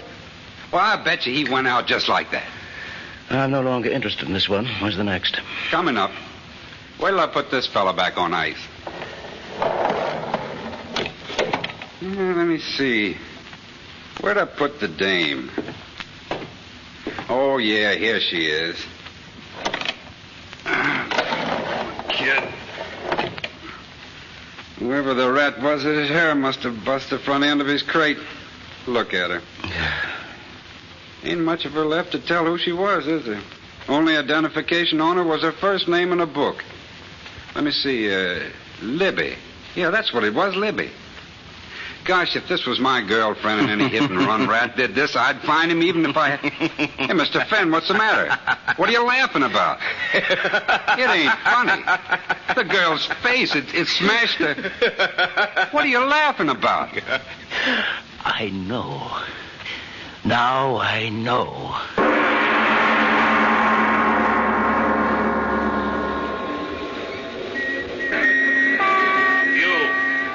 You. Hold on there. I want to talk to you. Are you talking to me, copper? Oh, wise guy, huh? Listen, you, what's the idea of cross-examining everybody in this neighborhood? Now, just a minute before you start using that nightstick, you better have a look at this. Why, a private detective? Brilliant. Well, now, how was I supposed to know that... Well, you know it now. Tell me this. What do you know about the hit-and-run cases in this district? Oh, that's bad, sir. But what can I do? Drunken rats driving without lights and giving no warning? We'll get them tonight, sir. Believe me, we will. What do you mean? There's going to be 10 squad cars touring this district. Just a moment. One question. Have you been hearing any peculiar noises on your beat? Noises like an airplane motor when there wasn't anything in the sky? Go on now. You're kidding me. Say, look at the time. I better get moving on me beat or the sergeant will be shooting his mouth off. Anything else I could tell you? Yes. This restaurant we're in front of. Is it a good place to eat? Yeah. Bill Lewis's place is okay. He's off in Washington, but his wife's running it. Nothing like the Ritz, but it's okay. Well, I'll be seeing you. You're mistaken.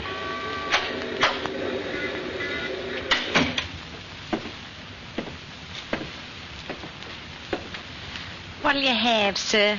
Nice dinner? Coffee. Piece of nice fresh pie?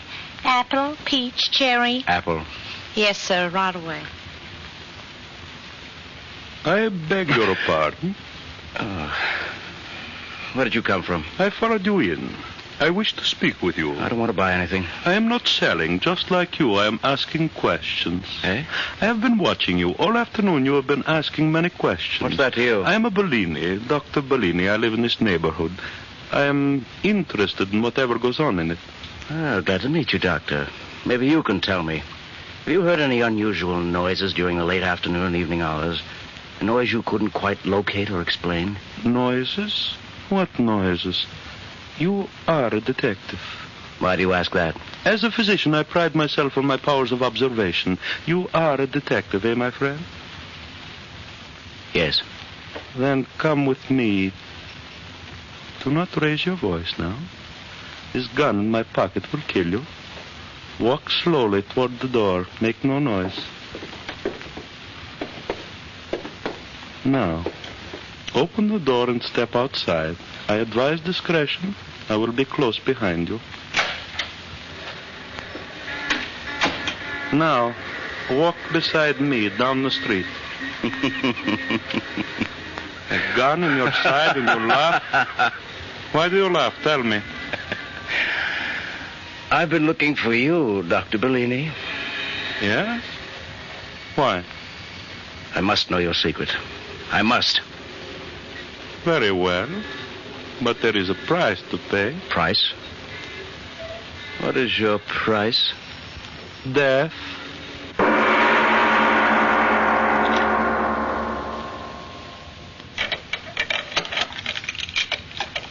So, now we will not be disturbed, Mr. Fenn. Mark Fenn. Mark Fenn. The man who is willing to die to learn my secret. I'll take my chances. Just tell me, how did you do it? But first I will ask you questions. You are either a very clever man, Mr. Fenn, or a very lucky one. How did you suspect it was only one man? I knew. It had to be one man. But how did you correlate the missing money and the dead in the streets? 30 minutes to collect $500,000 and cover 25 stores. I knew you'd have to move fast. I figured someone would get hurt. You are very clever. You did do it, didn't you? Come, I will show you. You will be the first to know. And the last. Here. Sit here. Yes, yes. Now, what do you see in my hand, Mark Fenn? A bottle.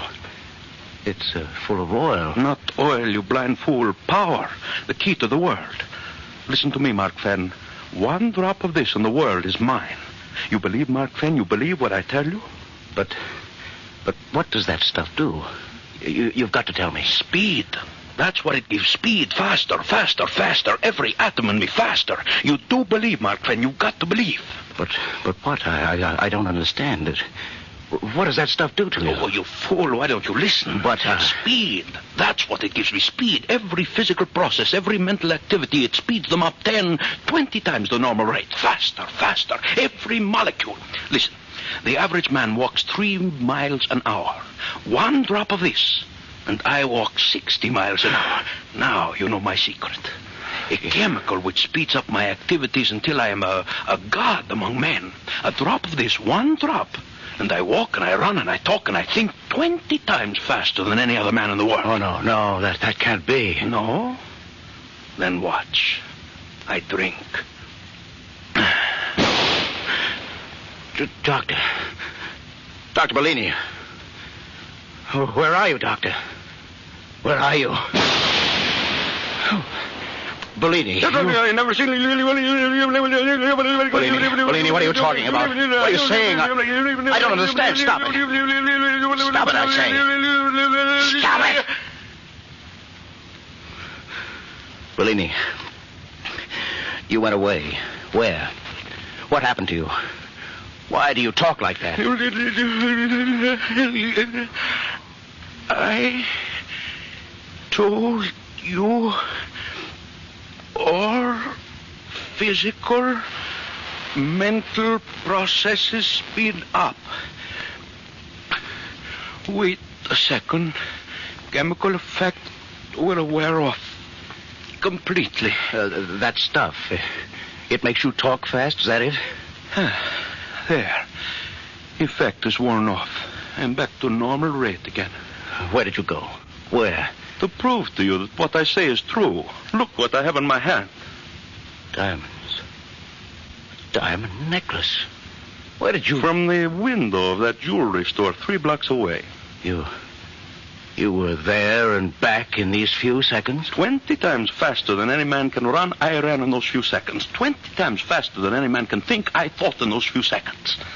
Now, do you believe, Mark? It was you moving at 100 miles an hour that knocked down those people and killed them.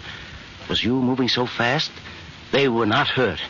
Though they were hurt, but not you. Yes, it was I. It was you moving so fast they couldn't see you who took that $500,000 in cash from those stores. Yes, I. Me too. You? Yes, me. All my life I wanted. Bellini, the power you've got now, Bellini, I want it too. But why? Why should I share it with you? Because I can help you. Yes, that's it. I can help you.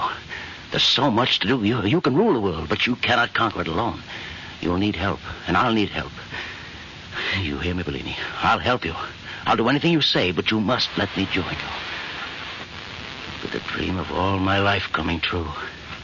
Power like God. Let me join you, Bellini. Let me. Yes. I need a man like you. Together we will help the world.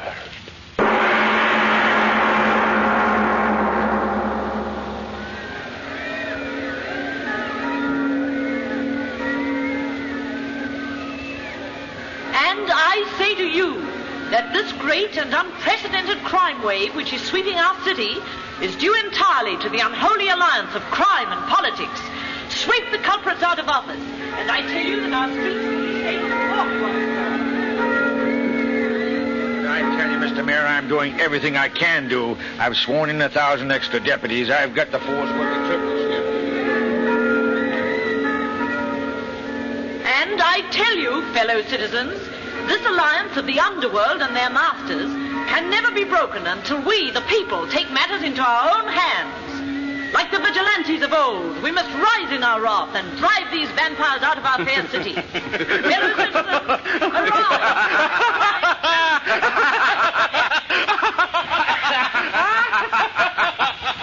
Destroy these vampires. A revolutionist plot. Unholy alliance of crime and politics.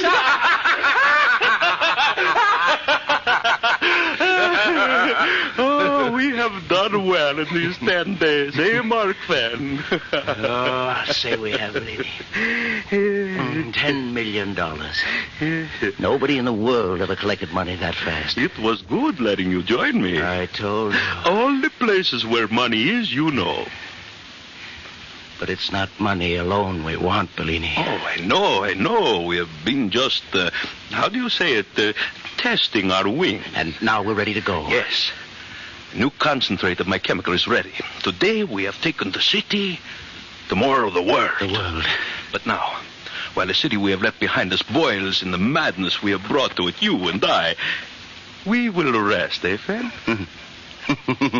You laugh again. Why? I was thinking of the fun I had this morning. Oh, you mean when we liquidated your enemies? Dead. Every mother's son of them. Everyone that ever laughed at me. Yes, dead, every one of them. And you go on to new triumphs. They never knew what hit them. That's the only trouble with moving so fast, Bellini. You mean when you struck them at 50 times the normal rate? Yes, it was like hitting them with a 6-inch shell. Their skulls smashed in like empty eggs. And you are disappointed because your revenge was over too quickly, eh, Mark Fan? Yes. What if I were to tell you that my new concentrate, the one we will use tomorrow when we arrive at the seat of your government in Washington, what if I were to tell you that this new concentrate is infinitely more powerful than the one we have been using? More powerful? How can that be? Listen. The one we have been using increases the physical and mental rate 20 times. Is that not so? Yes, talk, walk, run, and think 50 times faster. So there you have it. With the new concentrate, talk, walk, think, and run an infinite number of times faster than normal. You mean there's no limit? No limit. We'll move faster? As fast as we'll like. Say. 200, 300, 500. The limit will be our desires. A blur of light. Here, there, the next place. Masters of men. Because compared to us, men are snails who crawl while we run. Masters of men. Look, I brought the bottle. The new concentrate. Looks the same. Yes. Shall we try some, Mark Van? I don't know. We must try it sometime. Yes. It is the same basic formula as the other. Sure. I do not ask you to do what I will not do myself. We will take equal amounts and compare reactions. How much will it? 2 drops each. I have 2 medicine droppers ready. Yes. The moment we swallow the drops, we will move toward you see that barn across the field? Yes. We meet there and see how fast we can move. Here are your drops, Mark Fenn. Surely you're not afraid, my friend. Afraid? Me? Well, no, of course not.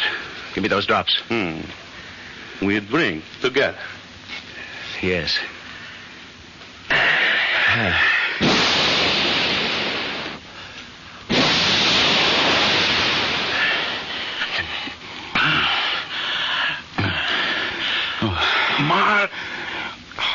Mark Fenn. What? Mark Fenn. Bellini. What happened? I am not quite sure. The barn. We're lying by the barn. We did get here. Mark Fenn, your clothes. My clothes? Well, I'm naked. I too. Mark Fenn, listen. We moved so quickly through the air, our clothes were torn off. Yeah. The new concentrate, infinitely more powerful.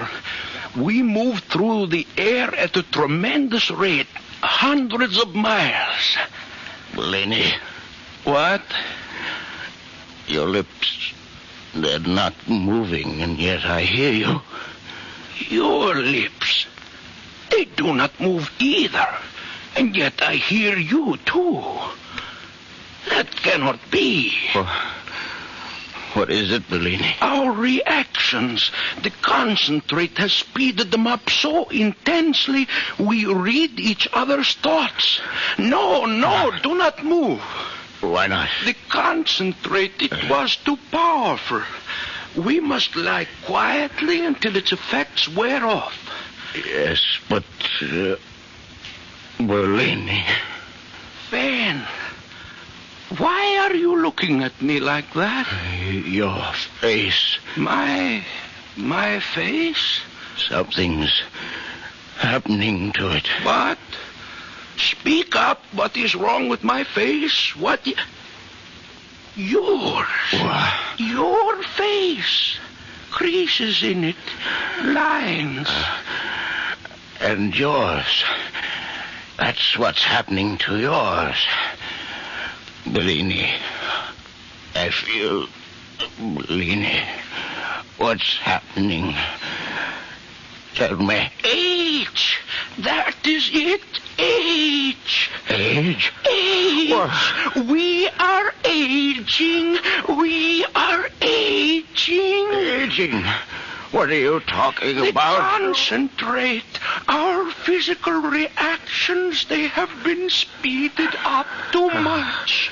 Tell me, what's that got to do with... Listen to me. The concentrate, it has speeded up our life processes to infinity. Every second is aging us a year. Every second. No, I'm a young man, Bellini. You're lying. I'm not getting older. I'm not. We are dying, Mark Fenn. Dying. No, you lie, Bellini. I won't die. I won't die.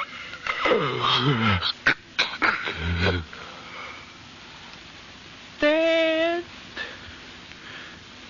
yet this illusion works on in his flesh. Decay. No, I cannot die. Master of men, I cannot die. Master of death.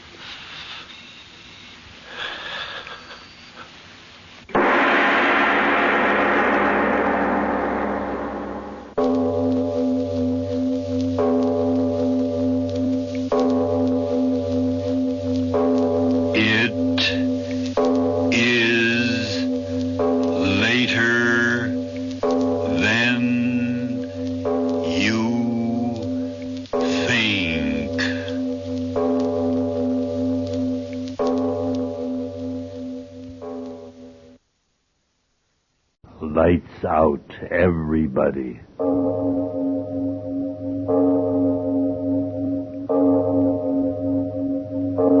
It is later than you think.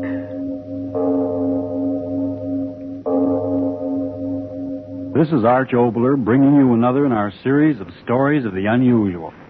And once again, we caution you, these lights-out stories are definitely not for the timid soul. So we tell you calmly and very sincerely, if you frighten easily, turn off your radio now.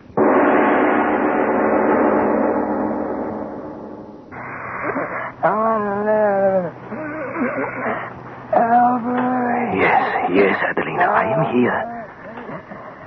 Dr. Miller. Dr. Miller. Yes, she'll be here any moment. I sent for her. You must not talk, Adelina. You're strained. Come, Frank. We'll go see if Dr. Miller is coming. Yeah. So, now I can breathe. But, Herbert, Dr. Miller, why do you send for her? What can she do? Do not be a fool. Did you not hear her? It was the old woman. Dr. Miller, Dr. Miller. I tell you, she drove me crazy with it. Until finally I sent for Dr. Miller. Yeah, but will she come? Who knows? And if she does come, what difference can it make? The old woman, worn-out machine. 84 years is long enough. Perhaps that is the doctor now. I will go with you. I cannot believe that she would come here. In a moment we shall see. Yes, I'm coming. Adelina lives here? Yes, Dr. Miller. You do not recognize me, perhaps. I am the mayor, Old Albert. Oh, yes. Will you honor my house by entering? Of course. I did not know if you would come. You are so busy. She is such an old She was a woman. friend of my mother's. Where is she? This way, please. Albert. Oh, yes. Doctor, if you will permit me. This is my good neighbor, Frank. It is a great honor meeting you, Dr. Miller. Adelina, you say she is dying. Why do you keep me from her? Oh, no, Doctor. Do not even think such a thing. Come this way. In here, Doctor. In here. You hear? She talks with her last breath so pitifully. It is a great pity. For one as old as she, it would take heaven's own intervention to Please stop. go now. Huh? Oh, yes, of course, Doctor. Anything you say. Adelina. Try to open your eyes. It is I, your old friend, Dr. Mueller. Dr. Miller. Yes, I came as quickly as I could. Dr. Miller. I waited. Yes. Here is my hand. Oh, my friend, you are in pain. My son. My youngest. In 2 days, he will be here. Oh, Dr. Miller, I am so tired, and I want to die. But not yet. Not yet. No, you must rest. Not yet. Not yet. I tell you, I must not die. Not yet. Adelina, please. My youngest. He comes. I must see him once more. I must not die. Not yet. Not... Oh, my friend. You call me friend, don't you? You, my only friend. Have pity. What can I do? Give me life. Give me life with a few more hours until my son arrives. You are so wise. A few more hours. Say you can give me life. Life. I am so old. I know. The blood is cold and worn. But in your wisdom, you must know some way. You keep a little warmth within me. A little warmth until he comes. I don't... Oh, friend. Do not turn away from me. I beg you. Have pity. Help me. All day. I have fought so long. Now you must help me, Dr. Mueller. A few more breaths until my son. Help me. Yes, I will help you. You must not speak. You must use all your strength in listening and trying to understand what I'm going to say. Good friend, what I'm about to tell you is so strange that I almost dare not speak. And yet if I'm to help you as you ask, I must speak. No, just listen. As you've said yourself, death is very close to you. And since yours is the disease of old age, of a body worn with long years of living, there's nothing that medicine can do for you. Except perhaps to ease your leaving of this life. And I will help you. But what I'm about to do to you is something I should not do. Listen, good friend. Try to understand. For many years I have worked with little white mice attempting to discover the true nature of cancer. For many years, good friend. And while in these studies I've made a discovery. A discovery which goes beyond all understanding. In working on the little creatures, I discovered that when an organism has lived its full span of years, the cells within the body become aged, worn, and become what I call a fibroblast. Now I've discovered that by injecting the extract of the tissues... Oh, she dies. What should... I promised her. I must do it. I must. My instrument case. I must. I promised. The hypodermic. My hands tremble. The liquid, so green. If it only gives her a little more of life. My hands must be sure. Needle deep into her heart. No, you must live. Only a few seconds more until there. Deep. Done. No. It will never work. My experiment's foolishness, the reaction on the mice, only the illusions of my hopes. And to do what I've done to this old woman. Her dying flesh. Her pulse almost gone. Oh, forgive me, old friend. In your death... No. Not dead. Lips. Cheeks red. Eyes open. So bright. So fresh. So young. Doctor.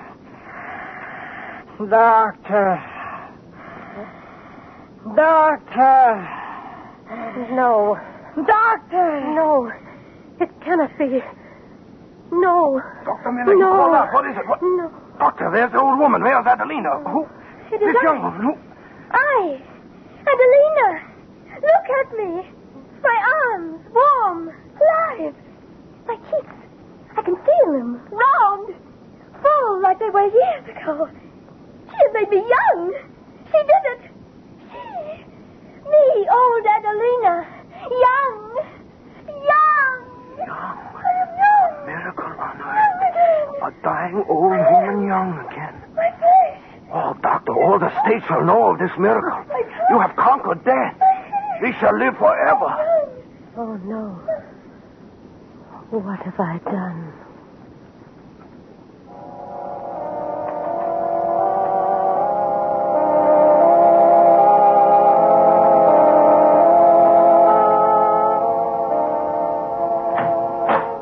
What is it?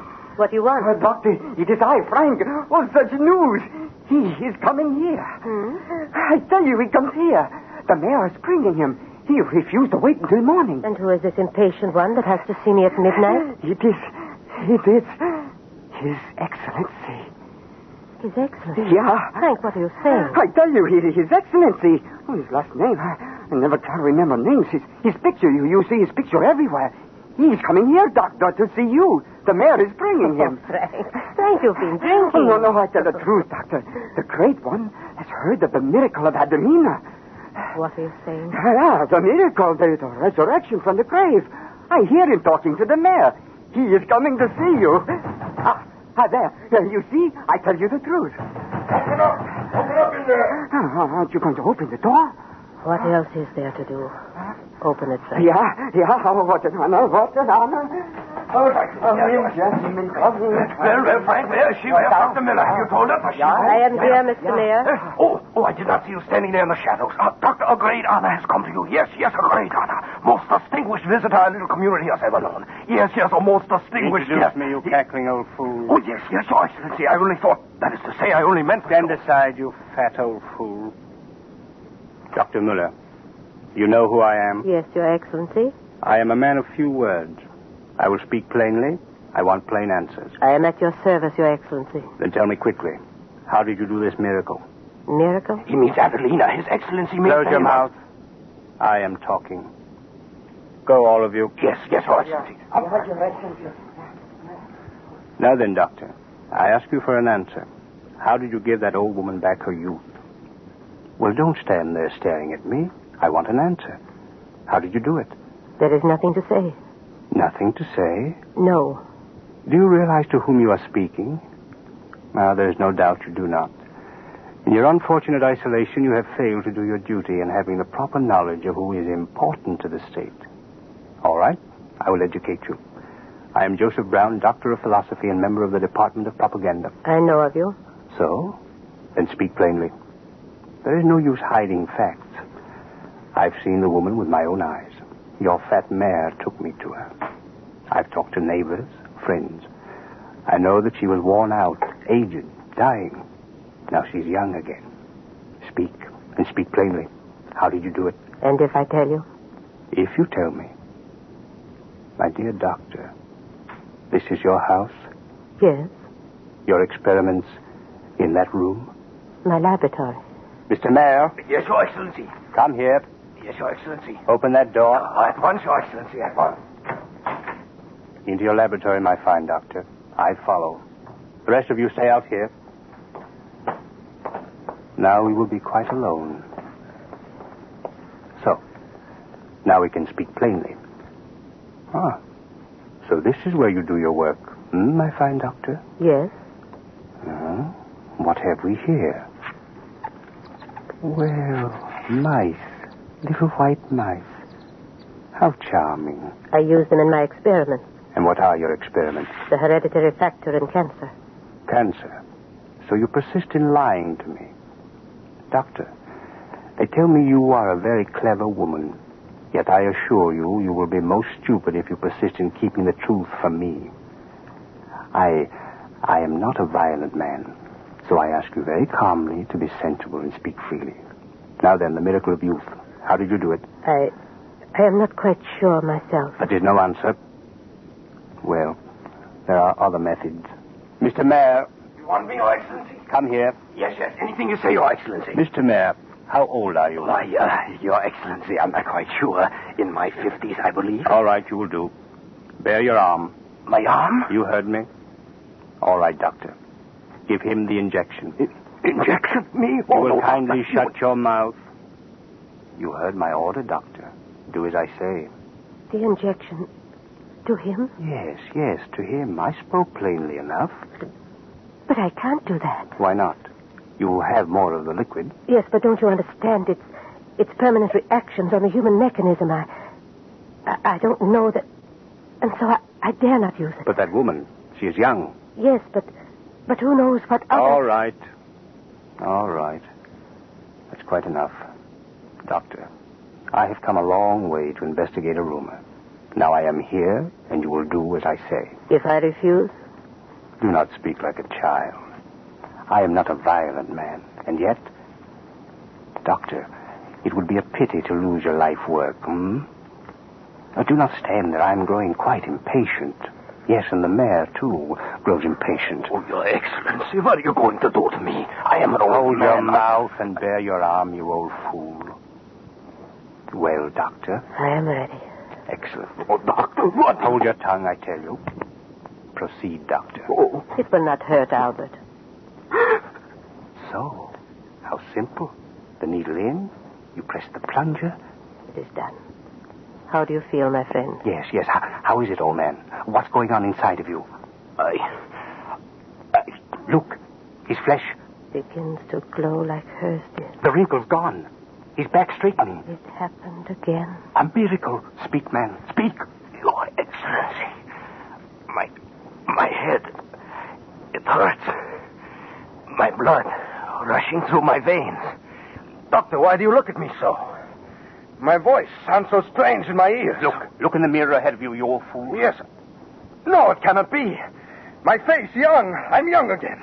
Doctor, look at me. Young again. I'm young again. Oh, my muscles so strong. Look, I jump, I dance. And let me out of here. Everyone shall see. Yes, go. Frank, everyone, look, I'm young. I'm young again. She made me young. So, it makes them young again. Does it? Are you blind? Didn't you see it just as I saw it? Wrinkled flesh, young, twisted back straight. I tell you, a gift to the state from heaven. Or hell. All science is mad, and all scientists are madmen. I have often said that. Only we who think with our blood think clearly and recognize our destiny. I don't understand. You will receive many honors for this, Doctor. Oh, but first, you have kept an accurate record of your experiments? Yes. May I ask where? Notebook. This. Excellent. In the name of the state, I ask you to give it to me. To you? Yes. What would you do with it? I told you. There are some of us who recognize our destiny. I recognize this as mine. What? With this power in my possession, think what wonders I can perform. An army of youth, everlasting youth. An army invincible. Oh, no. Old men young and young men forever young. An army without end sweeping the earth. And I, yes, I, their leader. No, you cannot use it for that. Cannot? Ah, yes, I understand. You are thinking that there is another leader. Well, Doctor, at this moment I can speak quite frankly with you. Yes, there is a leader, and they bow their heads to him, the masses.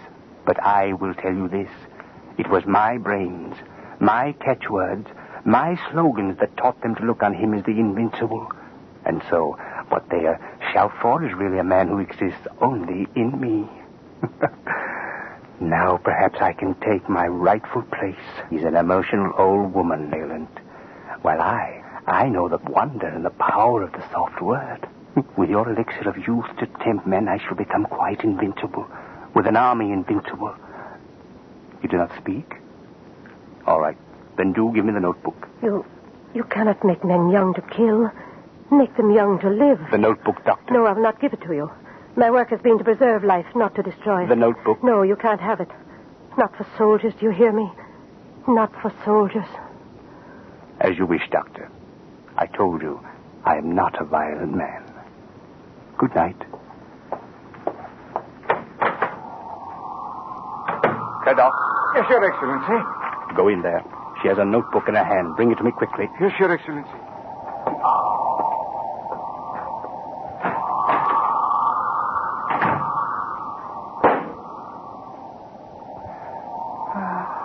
What a pity. The good doctor. She has committed suicide.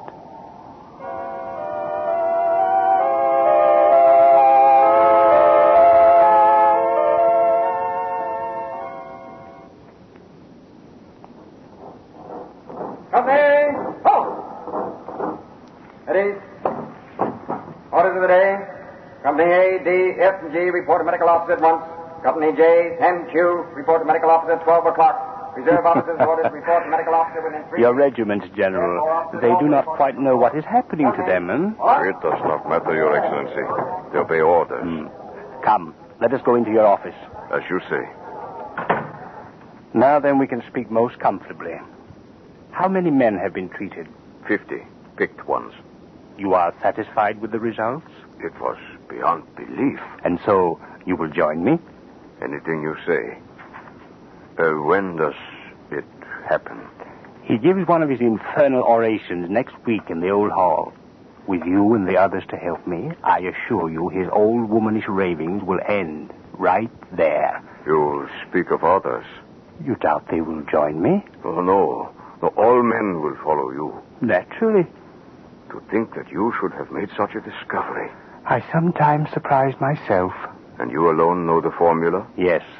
That is why I am so sure of you and the others. It will be most pleasant to know the delights of youth forever, my friend. Have you taken the injection yet? I? No. No, I decided to wait until the results of our test cases were quite complete. 50 human guinea pigs. Now that I am certain of the success, yes, I will do it. At once. My injection here. Have it all ready. Hypodermic filled? Very well filled. How interesting it looks in its case, General. My immortality. Yes. You would like your youth again now, too? I am not ready. There's nothing to fear. You see? I pinch the skin in my arm. The needle bites for a moment. So, it is done. Do you feel pain? Huh? Pain? No. No. Only a strange warmth in my veins. I feel my blood seems to run swiftly. Your face. What is it? Your face. It has changed. Yes, I feel it. I'm young. A young man again. I told you, young. You will pardon me. How dare you? Get out. No. Let him come in. Nothing disturbs a young man. Nothing. Well, what is it you want? Well, how thoughtful of you to bring me such a beautiful young woman. Yeah, it is about her that I have come, Your Excellency. About her and the mayor. The mayor? Yeah, he is waiting outside. But who are you? Oh, yes, I remember you. Yeah. You are from the village where... this woman. The first to be rejuvenated. Yeah, Your Excellency, Adelina. The very first. The villagers, they sent me to ask you. You will help her and the mayor, won't you, Your Excellency? Help? What are you talking about? Yeah. Look at her, the picture of youth. She was dying of old age, but look at her now, young, beautiful. Yeah, Your Excellency. It's so sad. Young, as you say, beautiful. But the devil's brew Dr. Miller put into her veins. Listen to what it has done to her. What? Speak, Adelina, speak. No. Yeah. No, I won't. Stop it. Make her stop. No. I order you make her stop it. Yeah, quiet, Adelina, quiet, my friend. Tell me, you. Tell me, what's wrong with the woman? I tell you, the devil's brew, the stuff that makes her young. Speak, I command you, speak. 1,000 pardons, Excellency, I'm trying to. It made her young. It made her body young. But day after day, her mind, it has kept on growing younger. No, you lie. Not the injection. It was something else that did it. No, I tell the truth. The mayor. It did the same thing to the mayor. The injection. No, it can't be the injection. No. General, why do you look at me? You took an injection. A large one. Get out. Out, all of you, out! You can't frighten me. Get out, out! Get out, you lie. It was not the injector, it was something else. I'm all right. My mind is strong. Out! Out!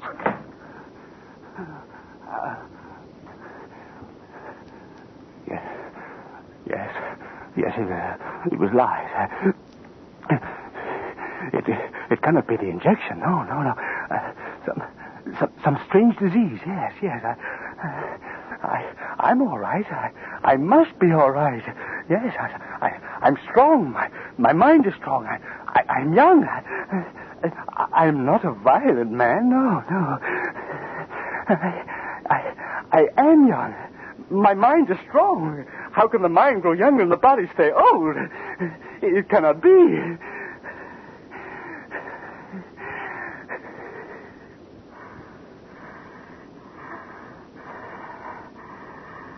My voice.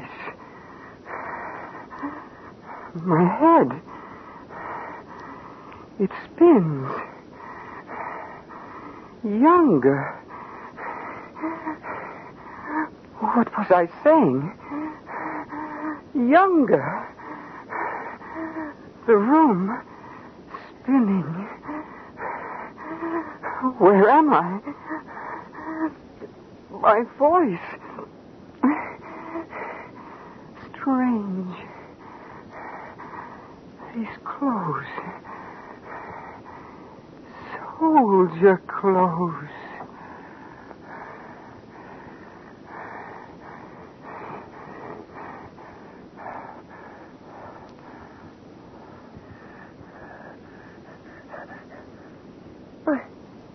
I am a soldier. I am a soldier. I am a soldier. I am a soldier. My head. My head. Mother. My head. Where am I? I want my mother. My head. It hurts. Mother. Mother. Mother. Mother.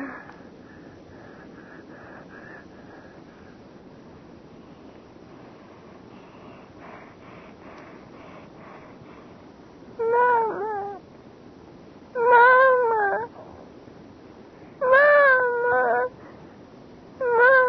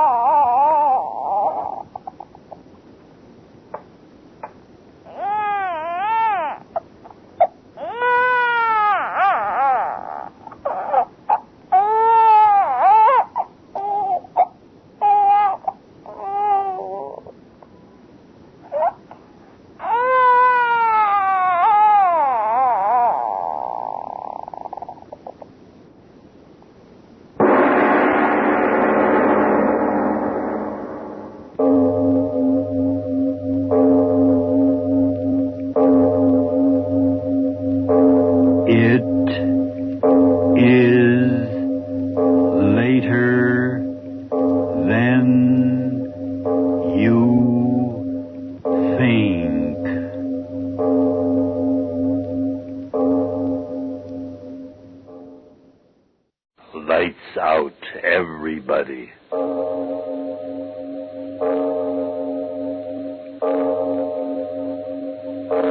It is later than you think.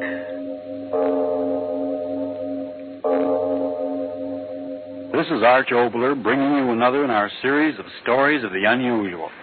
And once again, we caution you, these lights-out stories are definitely not for the timid soul. So we tell you calmly and very sincerely, if you frighten easily, turn off your radio now.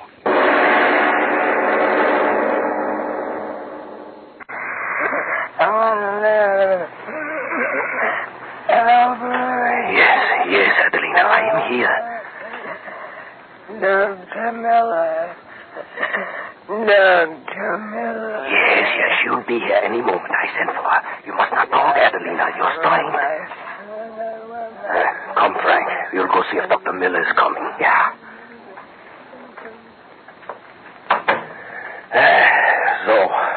Now I can breathe. But Herbert, Dr. Miller, why do you send for her? What can she do? Do not be a fool. Did you not hear her? It was the old woman. Dr. Miller, Dr. Miller. I tell you, she drove me crazy with it. Until finally I sent for Dr. Miller. Yeah, but will she come? Who knows? And if she does come, what difference can it make? The old woman, worn-out machine. 84 years is long enough. Ah, perhaps that is the doctor now. I will go with you. I cannot believe that she would come here. In a moment we shall see. Yes, I'm coming. Adelina lives here? Yes, Dr. Miller. You do not recognize me, perhaps. I am the mayor, Old Albert. Oh, yes. Will you honor my house by entering? Of course. I did not know if you would come. You are so busy. She is such an old She's a woman. friend of my mother's. Where is she? This way, please. Albert. Oh, yes. Doctor, if you will permit me. This is my good neighbor, Frank. It is a great honor meeting you, Dr. Miller. Adelina, you say she is dying. Why do you keep me from her? Oh, no, Doctor. Do not even think such a thing. Come this way. In here, Doctor. In here. You hear? She talks with her last breath so pitifully. It is a great pity. For one as old as she, it would take heaven's own intervention to Please stop. go now. Huh? Oh, yes, of course, Doctor. Anything you say. Adelina. Try to open your eyes. It is I, your old friend, Dr. Mueller. Dr. Mueller. Yes, I came as quickly as I could. Dr. Mueller. I waited. Yes. Here is my hand. Oh, my friend, your arm pain. My son. My youngest. In 2 days, he will be here. Oh, Dr. Mueller, I am so tired, and I want to die. But not yet. Not yet. No, you must rest. Not yet. Not yet. I tell you, I must not die. Not yet. Adelina, please. My youngest. He comes. I must see him once more. I must not die. Not yet. Not. Oh, my friend. You call me friend, don't you? You, my only friend. Have pity. What can I do? Give me life. Give me life with a few more hours until my son arrives. You are so wise. A few more hours. Say you can give me life. Life. I am so old. I know. The blood is cold and worn. But in your wisdom, you must know some way. You keep a little warmth within me. A little warmth until he comes. I don't... Oh, friend. Do not turn away from me. I beg you. Have pity. Help me. All day. I have fought so long. Now you must help me, Dr. Mueller. A few more breaths until my son. Help me. Yes, I will help you. You must not speak. You must use all your strength in listening and trying to understand what I'm going to say. Good friend, what I'm about to tell you is so strange that I almost dare not speak. And yet if I'm to help you as you ask, I must speak. No, just listen. As you've said yourself, death is very close to you. And since yours is the disease of old age, of a body worn with long years of living, there's nothing that medicine can do for you. Except perhaps to ease your leaving of this life. And I will help you. But what I'm about to do to you is something I should not do. Listen, good friend. Try to understand. For many years, I have worked with little white mice, attempting to discover the true nature of cancer. For many years, good friend. And while in these studies, I've made a discovery. A discovery which goes beyond all understanding. Oh, in working on the little creatures, I discovered that when an organism has lived its full span of years, the cells within the body become aged, worn, and become what I call a fibroblast. Now I've discovered that by injecting the extract of the tissues... Oh, she dies. What should... I promised her. Oh. I must do it. I must. My instrument case. I must. I promise. The hypodermic. My hands tremble. The liquid, so green. If it only gives her a little more of life. My hands must be sure. Needle deep into her heart. No, you must live. Only a few seconds more until there. Deep. Done. No. It will never work. My experiment's foolishness, the reaction on the mice, only the illusion to my hopes. And to do what I've done to this old woman. Her dying flesh. Her pulse almost gone. Oh, forgive me, old friend. In your death... No. Not dead. Lips. Cheeks red. Eyes open. So bright. So fresh. So young. Doctor.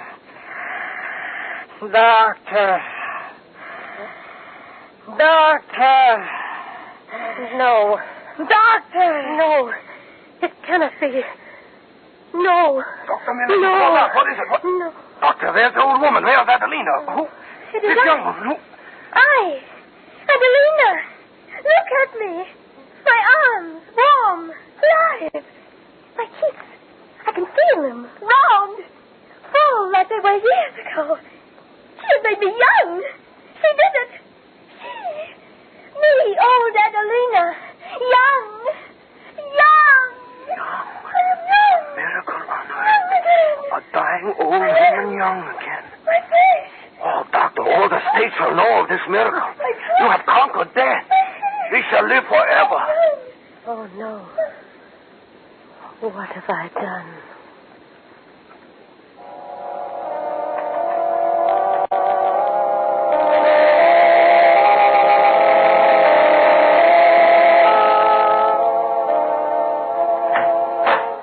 What is it?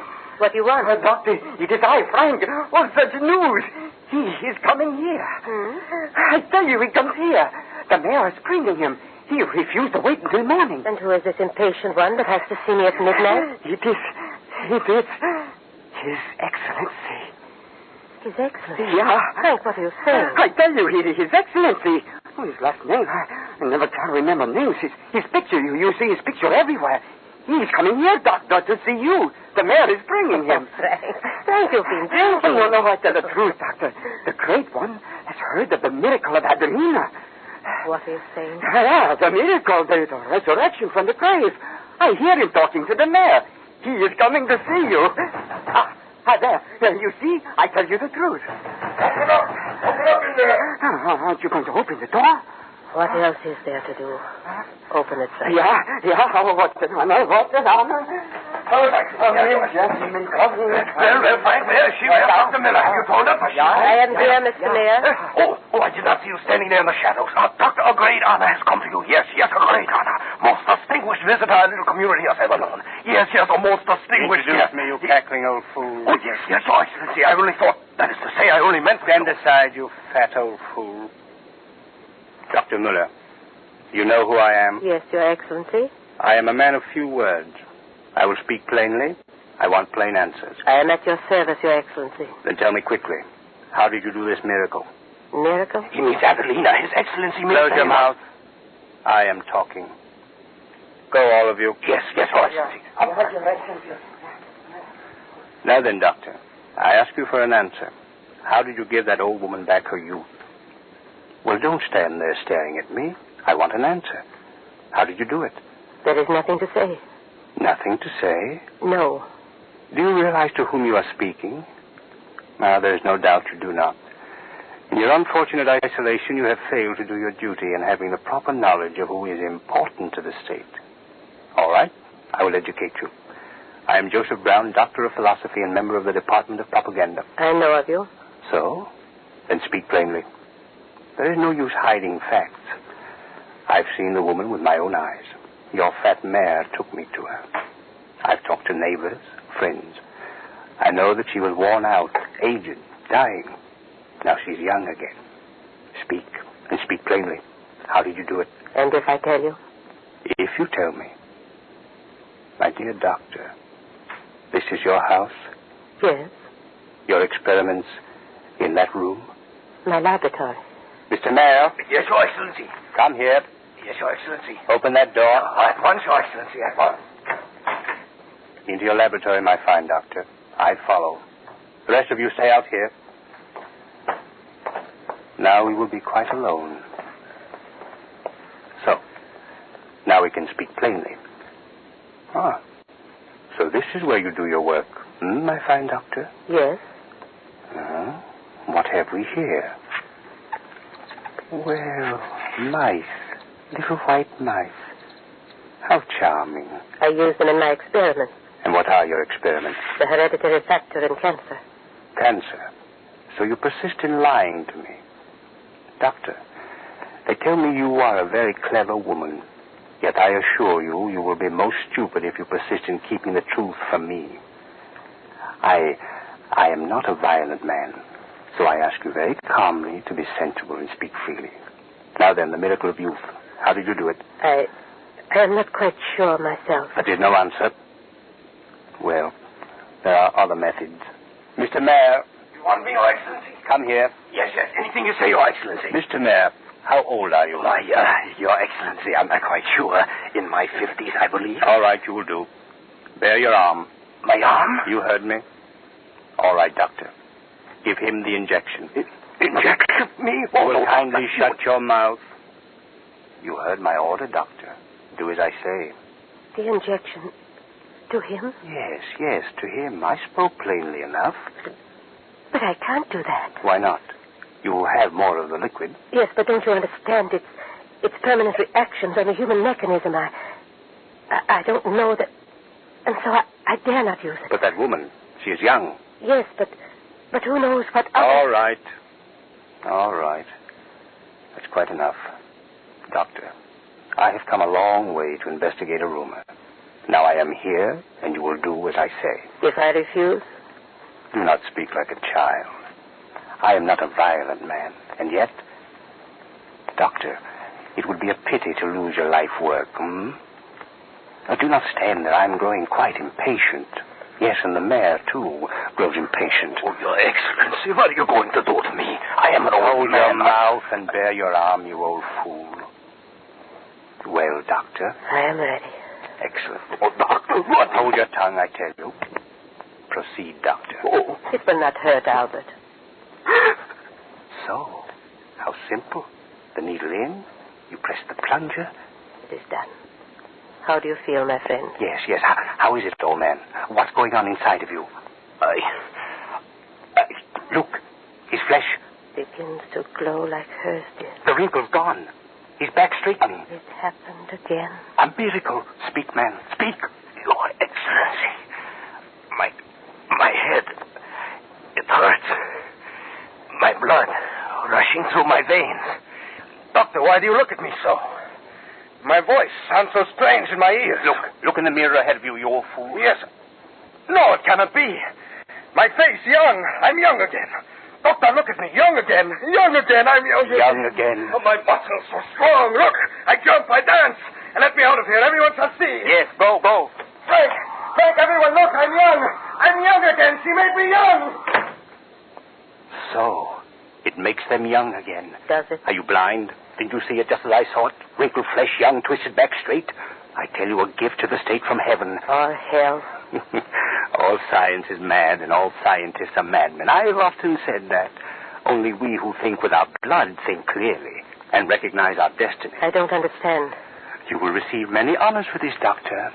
Oh, but first, you have kept an accurate record of your experiments? Yes. May I ask where? Notebook. This. Excellent. In the name of the state, I ask you to give it to me. To you? Yes. What would you do with it? I told you. There are some of us who recognize our destiny. I recognize this as mine. What? With this power in my possession, think what wonders I can perform. An army of youth, everlasting youth. An army invincible. Oh, no. Old men young and young men forever young. An army without end sweeping the earth. And I, yes, I, their leader. No, you cannot use it for that. Cannot? Ah, yes, I understand. You are thinking that there is another leader. Well, Doctor, at this moment I can speak quite frankly with you. Yes, there is a leader, and they bow their heads to him, the masses. But I will tell you this. It was my brains, my catchwords, my slogans that taught them to look on him as the invincible. And so, what they shout for is really a man who exists only in me. Now perhaps I can take my rightful place. He's an emotional old woman, Leland. While I know the wonder and the power of the soft word. With your elixir of youth to tempt men, I shall become quite invincible. With an army invincible. You do not speak? All right. Then do give me the notebook. You cannot make men young to kill. Make them young to live. The notebook, Doctor. No, I will not give it to you. My work has been to preserve life, not to destroy it. The notebook? No, you can't have it. Not for soldiers, do you hear me? Not for soldiers. As you wish, Doctor. I told you, I am not a violent man. Good night. Doc. Yes, Your Excellency. Go in there. She has a notebook in her hand. Bring it to me quickly. Yes, Your Excellency.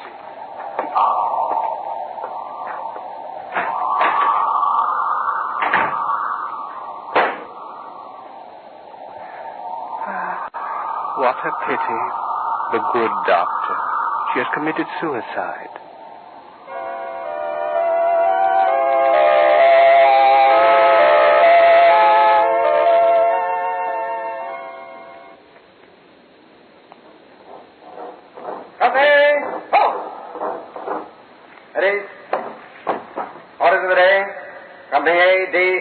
Report to medical officer at once.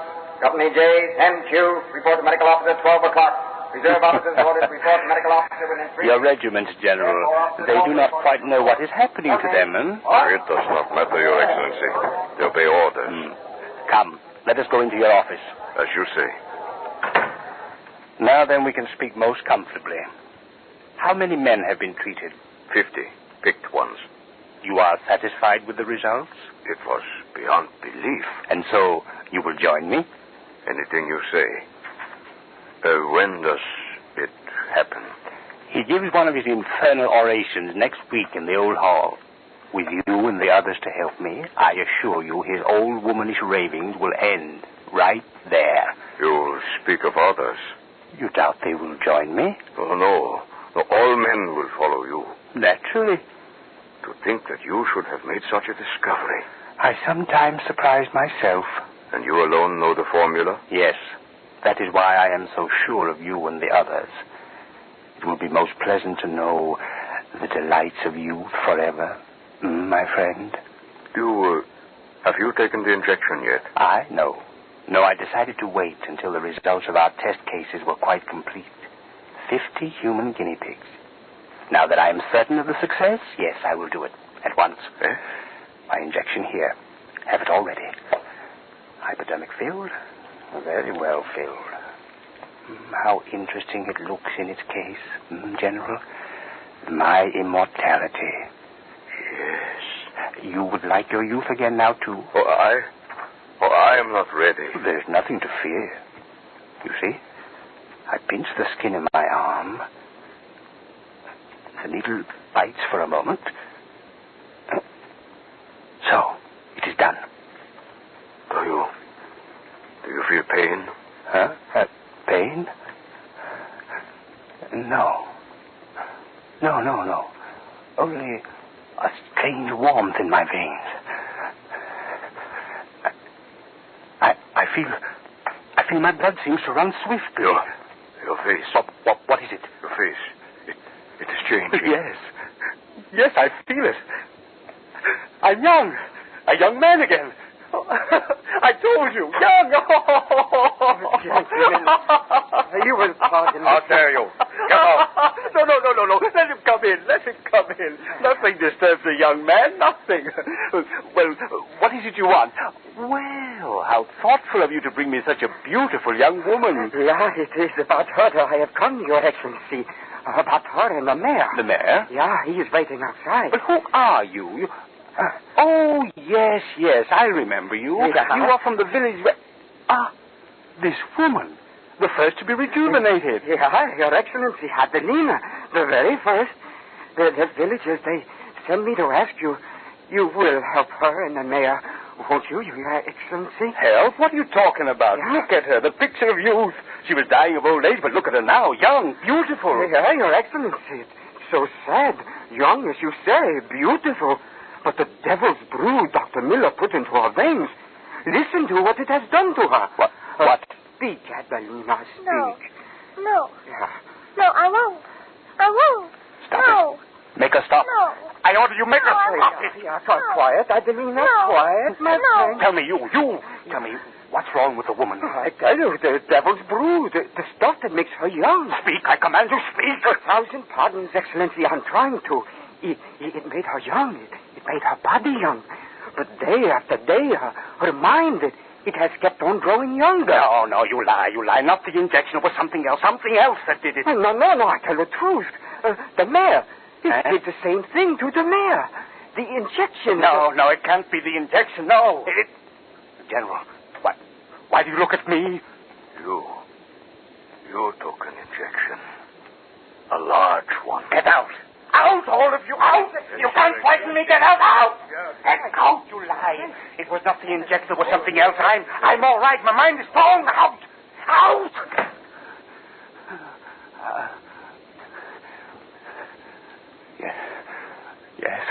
Yes, it was lies. It cannot be the injection. No. Some strange disease. Yes. I'm all right. I must be all right. Yes, I'm strong. My mind is strong. I'm young. I'm not a violent man. No. I am young. My mind is strong. How can the mind grow younger and the body stay old? It cannot be.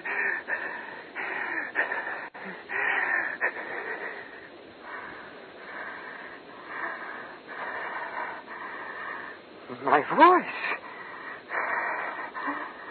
My head. It spins. Younger. What was I saying?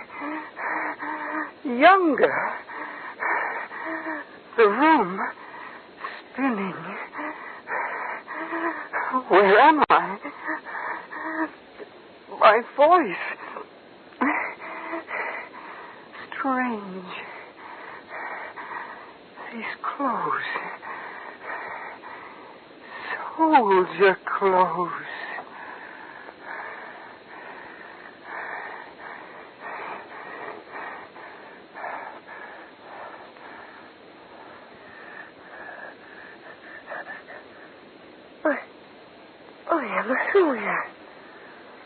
I am a soldier. I am a soldier. I am a soldier. My head. My head. Mother. My head. Where am I? I want my mother. My head. It hurts. Mother. Mother. Mother. Mother.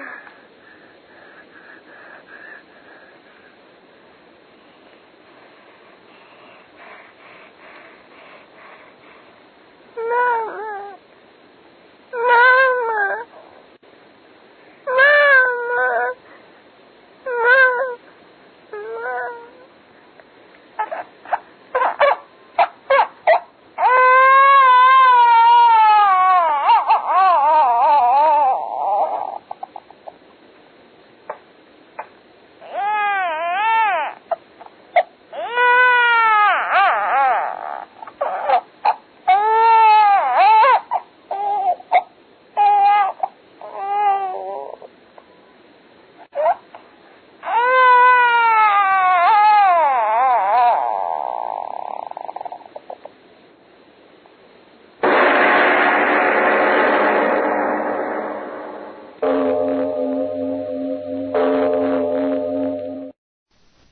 Lights out, everybody, for the devil and Mr. O.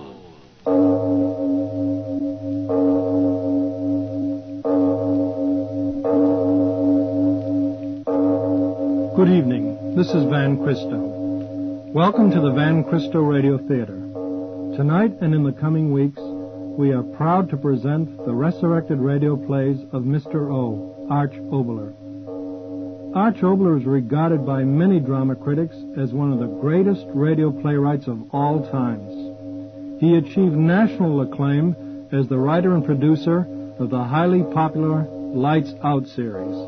The true radio buff will remember many of the plays in the Devil and Mr. O collection from Oboler's former network series. These tales of the supernatural and supernormal represent radio drama at its finest. This is the theater of your mind where you are about to enter the zero dimension. There are no boundaries or time limits here, only the depths of your own imagination. And now, to tell you about tonight's program, here is Mr. O. This is Mr. O, Arch Oboler. I bring you a play titled Alley Cat with apologies to all cats, large and small, particularly very large ones. Which brings me to a question. Mister, have you ever quarreled with your wife? Or, lady, have you ever had harsh words with your husband? Of course not. Perish the thought, I withdraw the question. But Pop and Mama, lovers, if you've ever quarreled with each other, I'll guarantee you'll never want to do it again after you listen to Alley Cat. But that happens after a word from your announcer. Are you aware? And now, if you haven't already done so, turn off your lights now and listen to Alley Cat.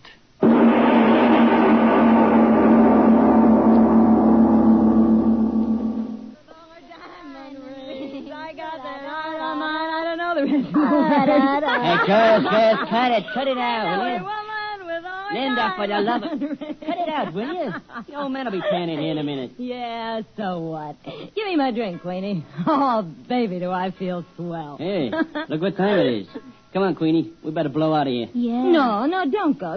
I don't want to be alone. What do you mean, alone? Your husband's here, ain't he? Ah, that guy. What does he know about having fun?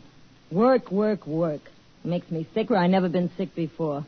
That's pretty good, huh, Kenny? Come on, stick around. Let's have some more fun. St. Louis woman with all a diamond ring. For heaven's sake, Linda. Well, speak of the devil. Hiya, Johnny boy. Come on in. The water's fine. Only it ain't water. Linda, for heaven's sake, I'm trying to work. Go away. You're spoiling my party. Throw him out of here, Kenny. He's only my husband. Linda, take it easy. Get out of here. You, whatever your name is. Okay. And take that woman with you. Go on, clear out. No, wait. Don't listen to him. It's my house. What, you kick them out. Linda, my friends. I begged with you, pleaded with you to keep these people out of this house while I'm trying to get some work done. Haven't you any consideration at all? You kick them out. My friends. Yes, and I'll do it again every time I find them here. They're no good, not a one of them. You've promised me time and time again to give them up. I'll call them back. I'll call them all back. You can't tell me what to do. Not me. They're my friends, mine. I'd give a dozen of you for one of them. All right, Linda. If that's the way you feel. You haven't got a grain of loyalty in you. All I ask is a little peace and quiet in my own home, and I can't even have that. Ah, go away, go Night away. after night, you and these people yowling and screaming like a pack of alley cats, and you the worst of all. I'm through, Linda. I'm through with you for good. Oh, no, you're not. Oh, no, you're not. Keep away from me. Keep away. Oh, Linda. Mm-hmm. You see? You're not through with me at all. You'll never be through with me. Never. Oh, Linda. Now, let me go. No, Let me go. I don't want you, you fool. You're not through with me. I'm through with you. No, I'm tired of you. Do you hear me? Tired of you. I'm going to get so far away from that smug face of yours I couldn't see it with a telescope. Linda, my wife. Ha! Your wife. Why do you think I married you? Oh, you love me. I married you because I was sick of working in a two-bit barber shop, because I was sick of living in a hall bedroom wearing bargain sale dresses. I wanted dough, plenty of it, all I could get. And you were the best chance to get it that came my way. No, Linda, you did love me. You must have loved me. Oh, well, I loved you about as much as that canary up there loves its cage. I told myself I'd stay with you a year, divorce you, stick you for plenty of alimony, and then get out. We've been married 5 years. Yeah, 5 years. Because you fooled me. That's why. I fooled you? Yeah. You started to make a lot of money. More money than I ever thought you could make. So you're giving me the air, No, Linda, I love you. I didn't mean what I said. I didn't. Well, I did. Linda, don't leave me. You're no good. I know you're no good, but heaven help me, I love you. I'll never love anybody else. Get out of my way. No, I won't let you go. You've got to stay. Get your hands off. You're no good. You cost me my self-respect, but you stay with me. You stay with me or I'll cut you off without a cent. You'll never get a dime from me, not a dime. Stop it. Stop laughing. Oh, you sap. You fat-headed sap. Stop that. Mm-hmm. So you're gonna cut me off without a cent, are you? Why, you fool. I've got everything that belongs to you now. You hear me? Everything. What are you talking about? This house. It's in my name, isn't it? The car.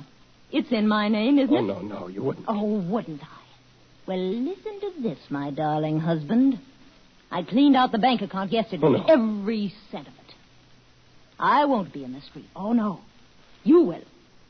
Now, this is my house. Get your things and get out of here. I'll kill you. No, I'll kill you. No, let me go. Let me go. Oh.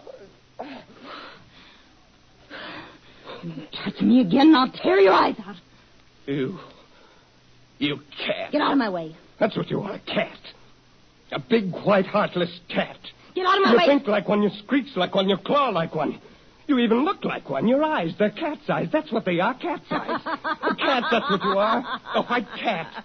I didn't marry a woman, I married a cat. Keep it up. Laugh Keep at it me. up. You're doing Go ahead, swell. laugh at me. You're a cat, a sneaking, yowling cat. A cat. You're a cat. A cat. Cat. You're a cat. Now, that's enough of that. I don't like it. A cat. Stop saying it. A cat, you hear me? A cat. John. Stop staring at me like that. Stop staring at me. John. What's happening to me? John, my head. I can hardly see.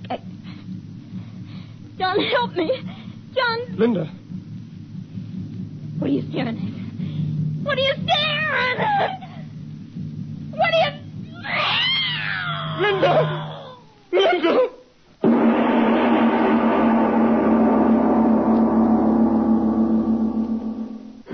Now, John, you've got to control yourself. Everything will be all right. Oh, Doctor, what have I done? What have I done? John, please pull yourself together. I can't. You are not entirely to blame for what happened. Oh, I did it. I'm to blame. What'll I do? What'll I do? Stop talking like that. It's preposterous to say you were to blame. She was in a hysterical condition. I know. The suggestion that she was a cat caught her in an unguarded moment and resulted in temporary neurosis. But she... Doctor, can I go in and see her? But I tell you, she's sleeping. I know, but... Doctor, I've got to see her. I've got to look at her. I've got to make sure she's all right. Don't you see? I've got to make sure. Now, John, please. You've had a hard time of it. You'd better get to bed and get some rest. No. Doctor, listen to me. I've got to see her again. I've got to make sure she's all right. I can't rest until I know. But I tell you... Oh, very well. Just for a moment. Yes. Be very quiet. Yes. There. You see? She's resting very nicely. Doctor, look. What? Her hands. Look at her hands. And her teeth. Linda. No, John. You'll waken her. John. Linda.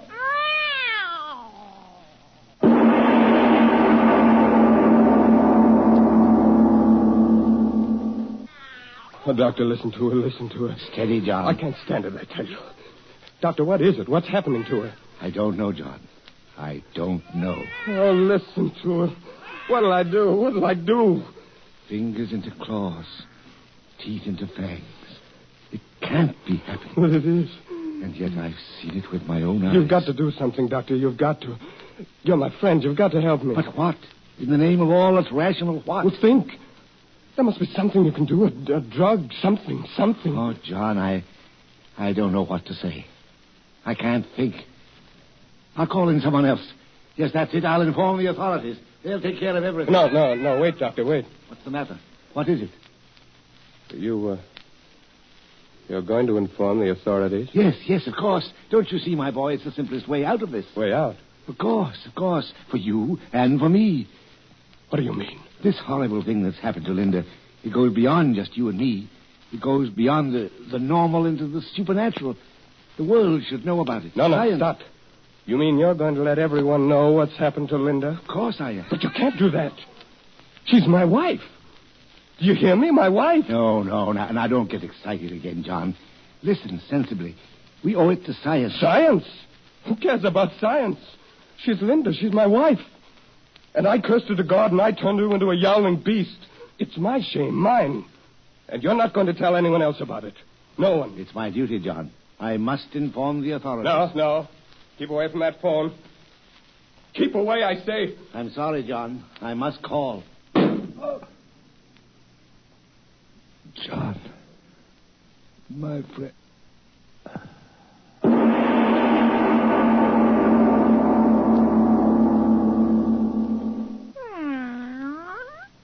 No. Try to sleep, darling. Try to sleep. Yes, I know, darling, but it's almost morning. You must rest. Sleep, Linda, sleep, my darling.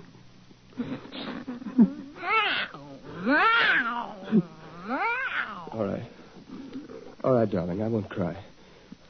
I've got to be strong. I've got to help you. And I did help you. He was going to tell them about you. Everyone. They'd have taken you away from me, locked you up, pointed at you, laughed at you. But I stopped him, Linda. I stopped him for you. He called me friend. But you're my wife, beloved. And I love you. I pleased you, haven't I, my darling? I never could please you before, could I? But now I've pleased you. I'll tell them he never came here, and no one will ever know, darling. No one but you and I.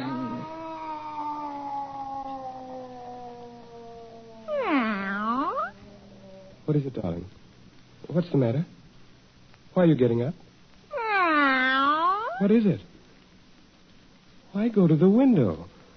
What do you want out there? Oh, if I could only understand you. If I could only know what you're trying to say to me.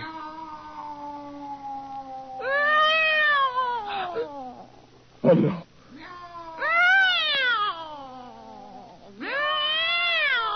Linda, stop. On my knees, I'm begging you to stop. Linda, beloved, stop.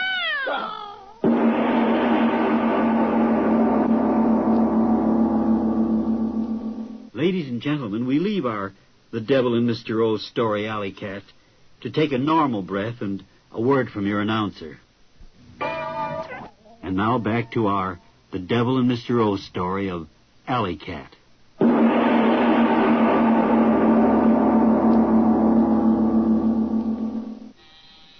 Yes, I'm coming. Good morning, Mr. Taylor. Oh, it's you. I found this note saying you wanted to talk to me. And, Jay, I hope you're not going to quit taking milk from No, me. no, I'm not going to stop taking milk. That's what I wanted to see you about. I want milk. More milk. Cream. Everything. Well, sure. How much do you want? 4 bottles of milk. No, 6. 6? Yes, and cream. 6 bottles of cream. Is something wrong, Mr. Taylor? Wrong? Why do you think something's wrong? Well, I only meant... You meant what? Speak up, you meant what? Well, don't get sore, Mr. Taylor. I just meant... Well, you don't look so well, and... Well, you know how it is. Sometimes a fella has a couple too many and starts ordering all the milk in the world. You fool, I'm not drunk. Do you want some of that milk, or do I have to get another milkman? No, I'll get it for you. Well, hurry. 6 quarts, 6 cream. Only him and his old lady. The guy's nuts.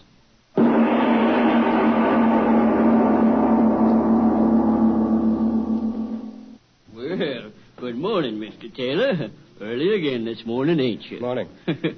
My first customer every morning for the last 3 days. I was saying to my wife this morning... Yes, Mr. Heinrich. Some other time. I'm in a hurry. My order, please. Sure, but you didn't give me an order yet. How about a nice broiling steak? No, nothing like that. But broiling No, steak... stop it. I'm in a hurry, I tell you. All right. You don't have to get so excited, Mr. Taylor. Now, if you'll tell me what you want, I'll get it for you. Oh, well, I don't know exactly. A couple of pounds of fresh liver. Yes, that's it, fresh liver. What? Again? You heard me? Oh, sure, I heard you, but look here, for 3 days now, ever since your wife went away, you eat nothing but liver. Are you going to fill my order? Sure, I'll fill your order. Nice and fresh, huh? So, 2 pounds, yeah. There we are. Say, you'd think you was raising cats or something. What? Why do you say that? Well, you buy liver every day. Oh, this morning I caught a couple of mice in a trap. Maybe you'd like to take them along for the cat tour. Don't say that! Don't say that! Mr. Taylor, the liver... Forgot. Man's crazy. What did I say that was wrong? Cats like to eat mice.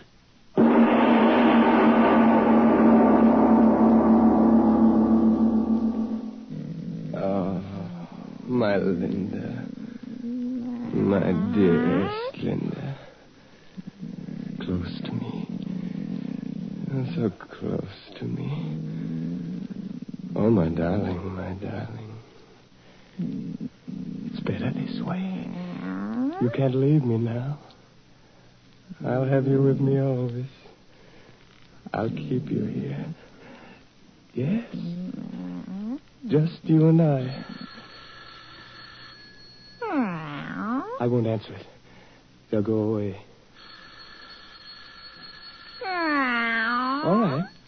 All right, I'll answer it. Linda, it can't be anyone that knows. He's dead. I buried him, Linda. You know that. No, stay here, my beloved. They mustn't see you. Be very quiet. Very quiet.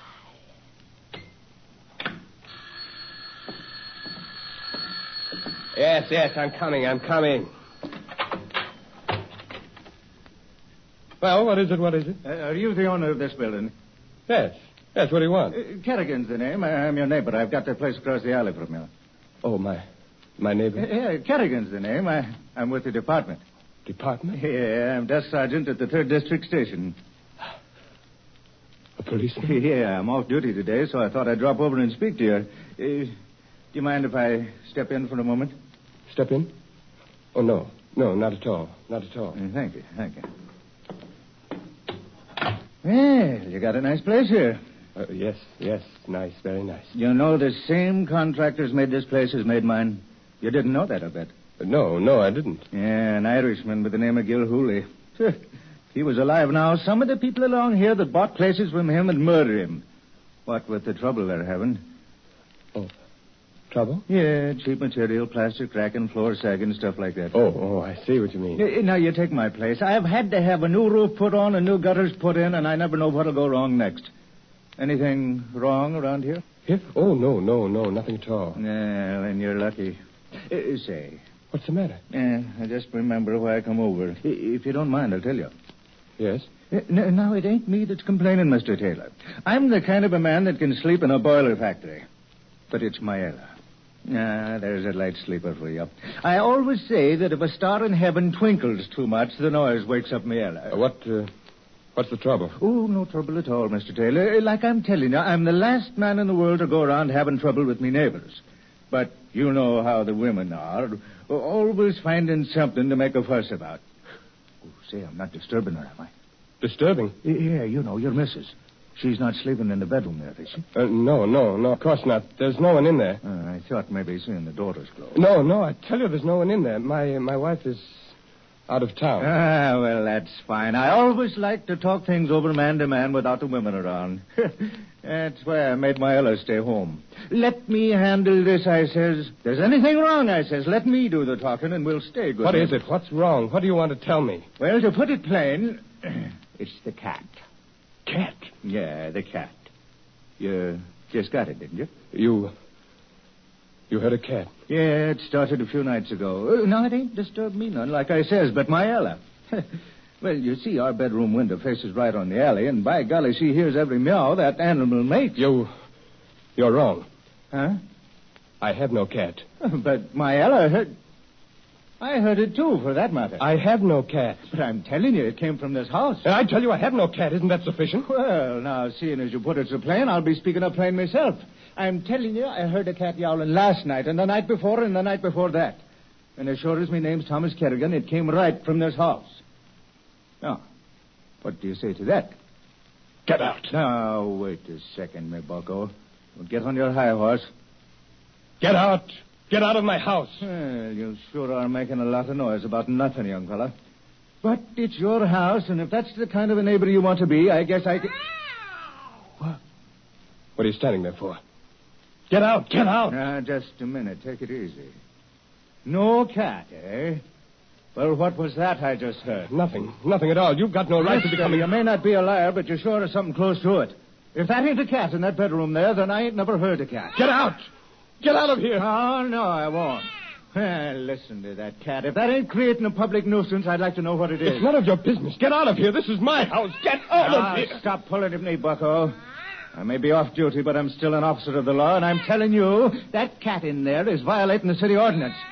Now, if you don't make it shut up and disturbing me, Ella, I will. Stay away from that door. Stay away from that door. Say, listen to it. That ain't no cat you got in there. Yes, I lied. It is a cat. It's just a cat. But I'll make it be quiet. But go away. Now, wait a minute. Take it easy. If it's just a cat, what are you getting so excited about? Just look at her. No. Look at her. Your eyes blazing. What's going on here? I think I'll have a look. No. Stay away. Oh, no. Get away. Take it away. I told you to go. My gun. I'll get my gun. My gun. Wow. Linda, did you hear him? His gun. Wow. Yes. Close to me. Yes, darling, stay close to me. If he comes back, you'll... No, they won't hurt you. I won't let them. I did this to you, I did. I cursed you to God.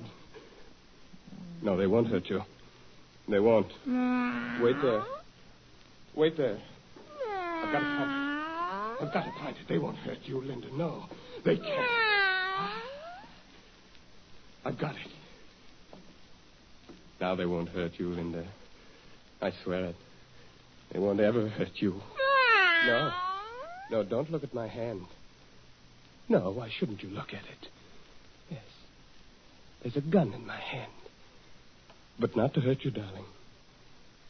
It's just to help you. I swear it. To help you. Yes, so close to me. I must do it quickly. No, don't. Don't try to pull away. No, Linda, stay here. I must hold you. I must. You'll be back in a moment. I mustn't miss. Linda, my darling.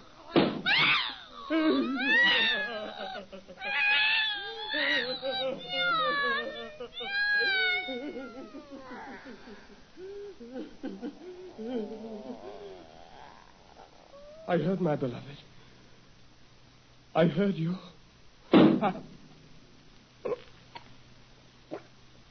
Wait for me, my beloved.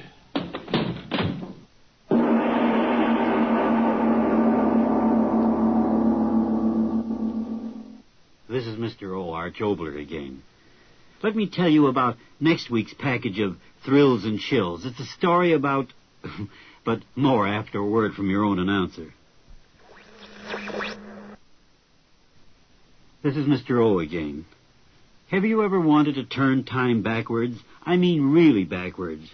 We do that next time with a play titled Neanderthal. It's a story about a past which I promise you will make you forget, at least for a while, the woes and troubles of today. But that's next time.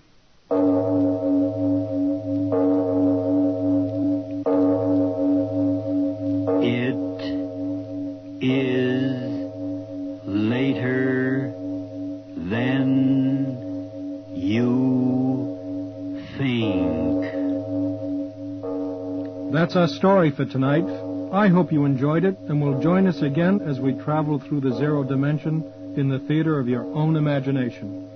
So until we meet again next week, when I bring you another story in the night, this is Van Crystal reminding you that the extent of your own imagination is unlimited. One purpose of these programs is to help you exercise those imaginative powers.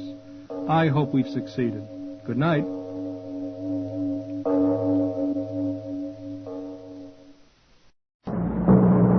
Ionized Yeast presents Lights Out. Everybody.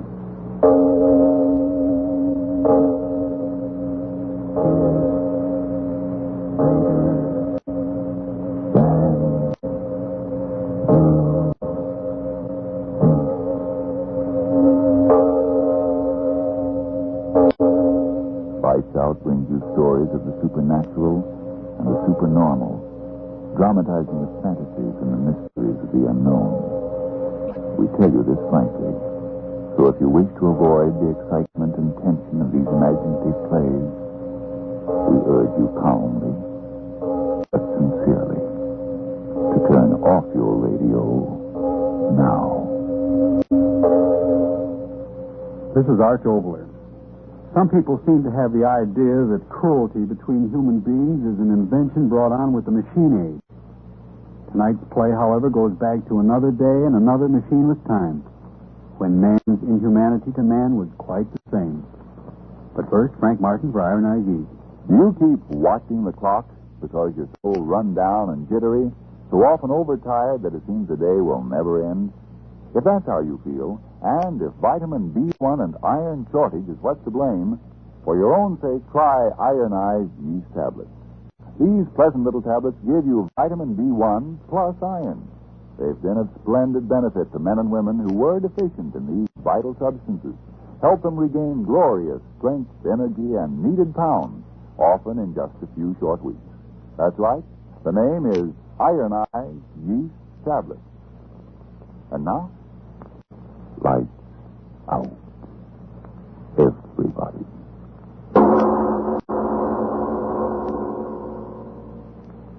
The time, Russia, in the time of the Tsars.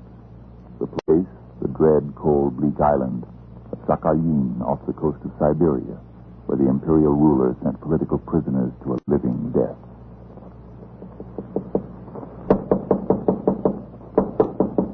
Come in, Sergeant. Stop that noise. Come in.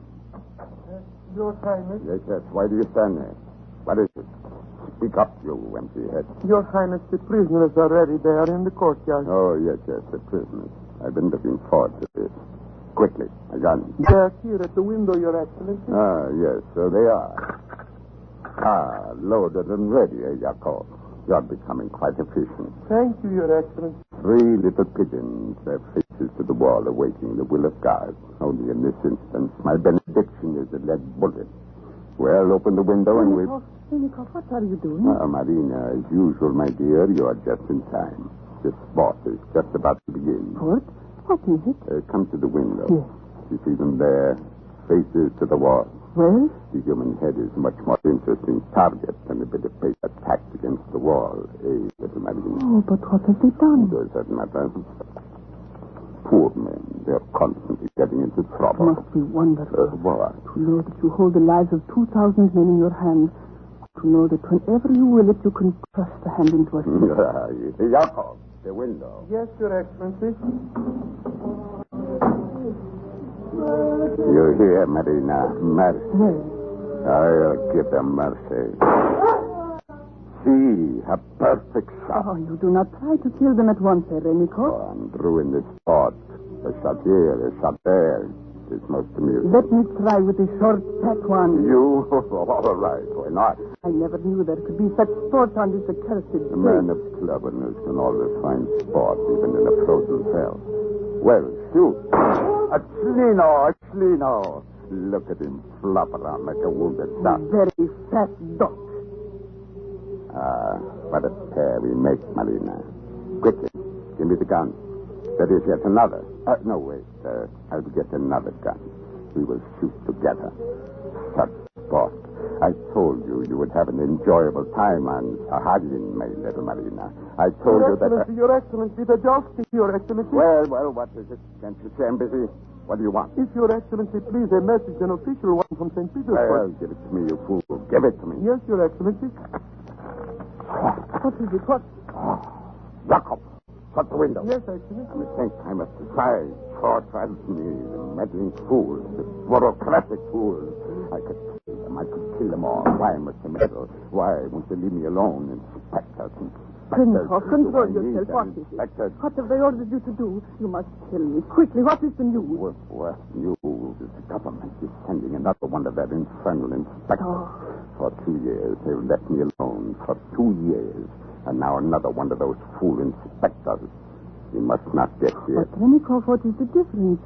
While he is here, all can be peaceful and quiet. A kindergarten full of dissatisfied little children. It is not what I do to the prisoners that concerns them.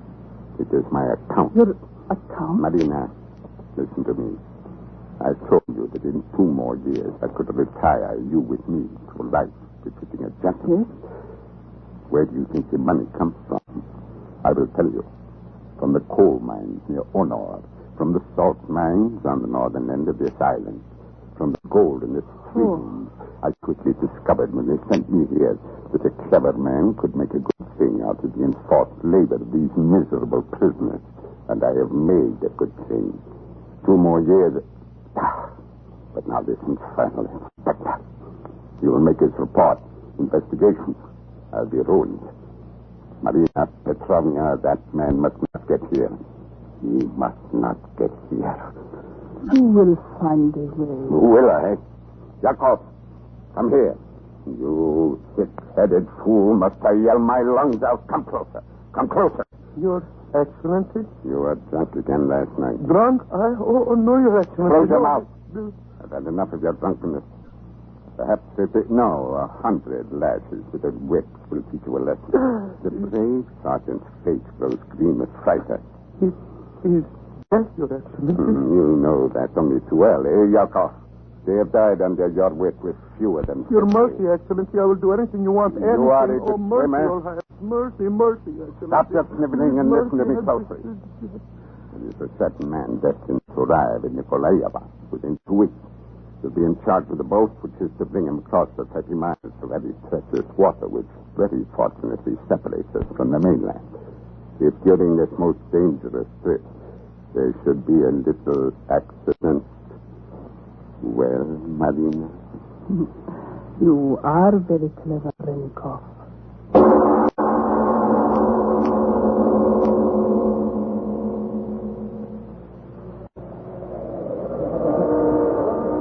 We are ready, Honored One. Well, Sergeant, Very thoughtful of Commandant Trenikov, I must say, sending an entire squad of soldiers to give me safe conduct. But I doubt if all the Tsar's armies could calm the waters between us and Sakhalin. Now, could they? The passage is always very rough, Your Excellency. Tell me, how many miles across?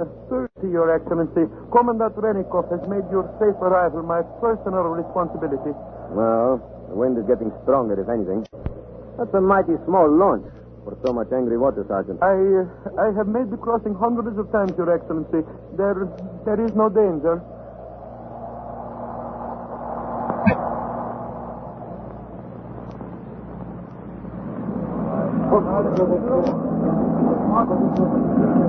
How much further, Sergeant? Only 5 miles. 5 miles too many as far as I'm concerned. We certainly would be in a situation if the engine stopped. If you will excuse me, Your Excellency, I will make sure everything is in order. Of course, of course. Under the sound of it, that engine needs attention. Go ahead. Spasibo.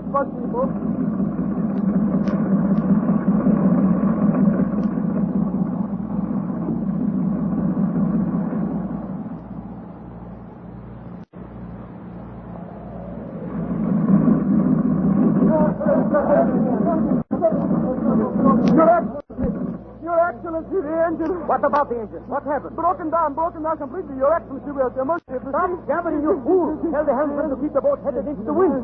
Don't stand there like an empty-headed fool. Go. Do something. No, Your Excellency. It is no use. We have lost the propeller shaft. Broke down in the bulkhead. We are sinking. Come on, the lifeboat. Order them into them quickly. Yes, Your Excellency. To the lifeboat. Man to the boat. Cut the rope, you fool. Cut the rope. To the boat. Divide up your men, Sergeant. Clean this boat, clean the other. Ivan, Yasin, Sorin, in this boat. Bring the oxen. Cut it off. That rope there. Get that one. There she goes. Jump, everyone. Jump. Sergeant, you get that other. Come on, men. Give me a hand with these oars. Pull, men. Pull away from the launch, or it will pull us down with it. Pull. That's it, men. That's it. We're safe enough. Wait, Sergeant, what are you doing? Keep us out of the trough of that wave. It will swamp us. Sergeant, swing the rudder. We'll drown. Sergeant, hold!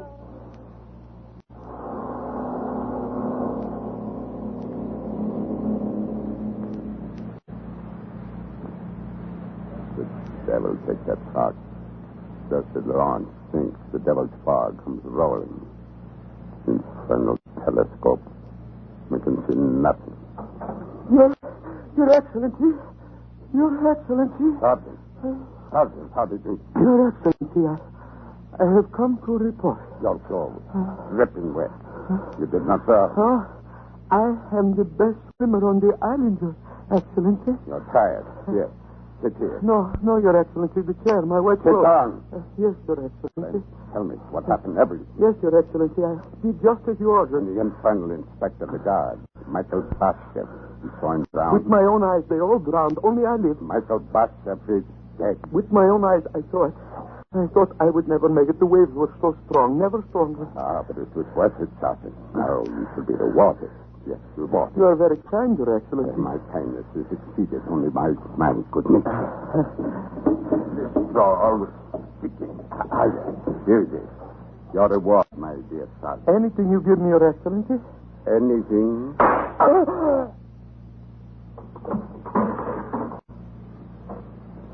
You like your reward, Sergeant. Why don't you say something, eh? Speak up. Oh, what a pity. The bullet hit you in your ugly mouth, Sergeant.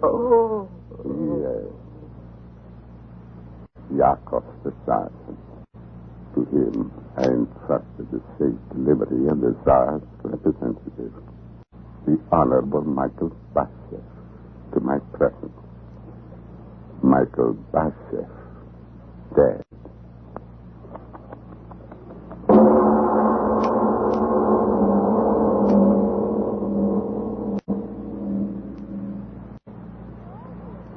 Ladies and gentlemen, it's time for a deep breath or two and a moment of relaxation. Before we go on with tonight's Lights Out story, the story of a murderous tyrant and the rush of the Tsars, let's return for a moment to our own times and the problem that may be troubling you tonight. Problem's no name for it. I'm making the best money I've made in years, and what good is it to me?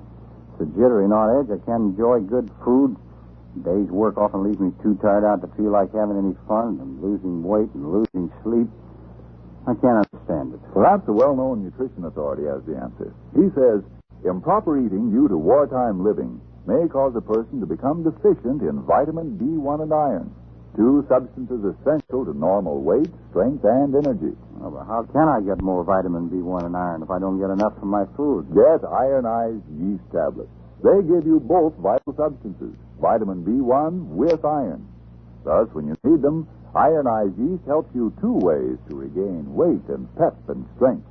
Say, maybe I better try ironized yeast tablets. For your own sake, do if you're short vitamin B1 and iron.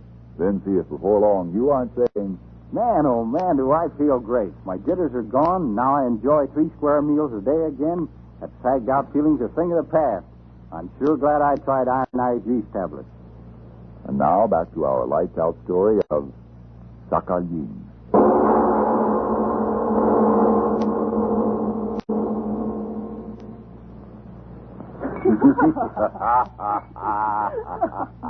Renikoff, you are so clever. Gladly. Oh, you are so strong. You will like me all. Why should I? Oh, I have the strength. Why? Now there is no one to stop. Yes. Now the stars inspects the bottom of the sea.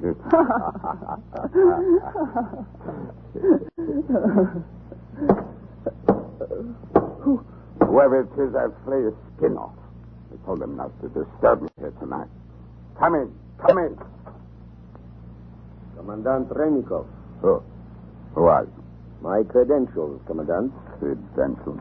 I am Michael Bashev, ordered to report to you by His Majesty the Tsar of all the Russias. You're Michael Bashev. But the boat you drowned. No, not quite, Commandant. Some natives a few miles away found me where I crawled up on the beach. I assure you, I almost enjoyed that swim. Welcome, Michael Bashev. Welcome to Sakhalin. Thank you, Commandant. I assure you I will make my inspection complete, fair, and a short one. I will do my best to help you.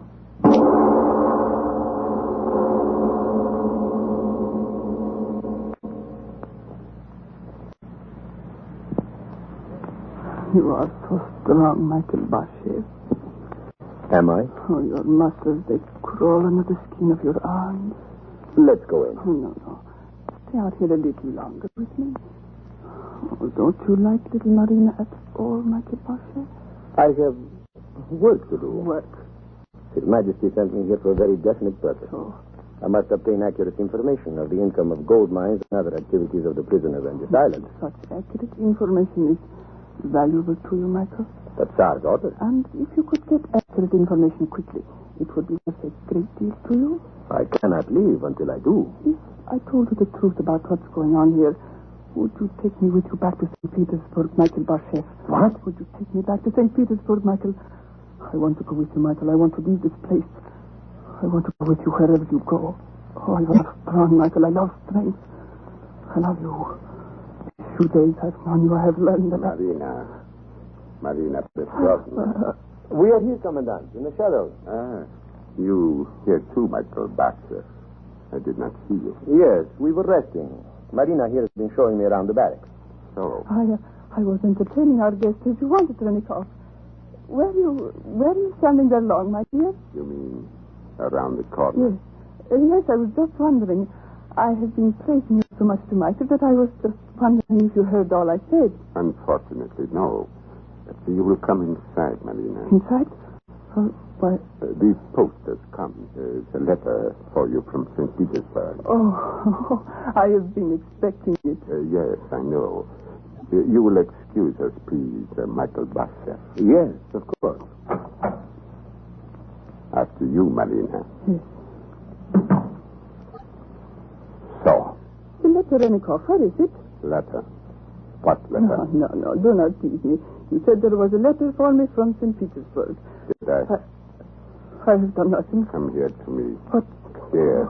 to me. Rennikov. You always said my arms were strong. Not now. No, I will hold you close now. Close like this while I tell you that you are the devil's own daughter. Rennikov. Betray me to him. You thought I did not hear. I did. Every word of your treachery.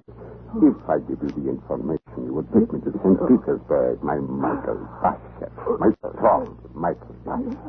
You wretched woman. I could kill you. No, kill you. You're Why choke my hands, my strong hands. You said you were strong, but you thought for revealing. You betray me, will you? I'll choke you within an inch of your life. Within an inch, I tell you. I'll take all but the last breath. And keep you betray me. You never dare speak another word. You never speak. Marina. Dead?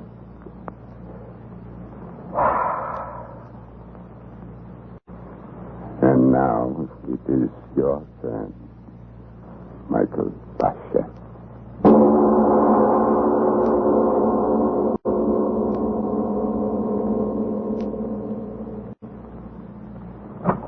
In here.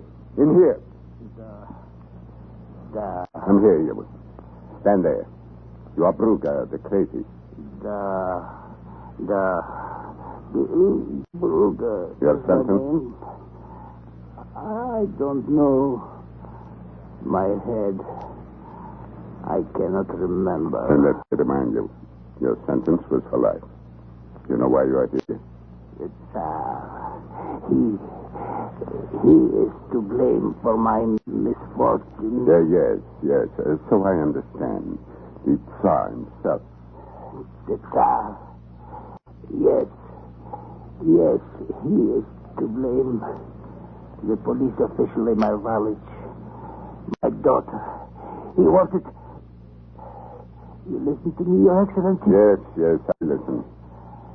2 days later, the Cossacks came. In the name of the Tsar, they said. The Tsar, he was to blame, Your Excellency. Yes, the Tsar and you. And the court, the judge, to Sakhalin by the order of the Tsar, they said. You hear, Your Excellency? Again, the Tsar. The Tsar, my persecutor. The Tsar. So you would like to revenge yourself against the Tsar, old man? I would give my last drop of blood. Come closer. You know the stranger that has come here, the man they call Michael Bashev. I know. He wishes to go on a little hunting trip today. I've heard you are well versed in the haunts of the game around the bay. Yes, Your Excellency. Yes. Old Brugger knows where the rabbits are, and the foxes, too. I wish my guest, Michael Bashev, to have a very successful hunting trip. He's a very important man in St. Petersburg. And no one but he is the nephew of our little father, the Tsar. Yes. Michael Bashev, with whom you are to go out alone on a hunt today, is really a nephew of the Tsar. And he is a great favorite of his blessed uncle. You will be all alone with him for the entire day. The nephew of the Tsar. You understand? This revolver, you know how to use a revolver, old man. I give it to you in violation of all regulations, and you know why? Because I want you to take good care of His Excellency, the nephew of our merciful Tsar. Good care. You understand? The nephew of the merciful Tsar.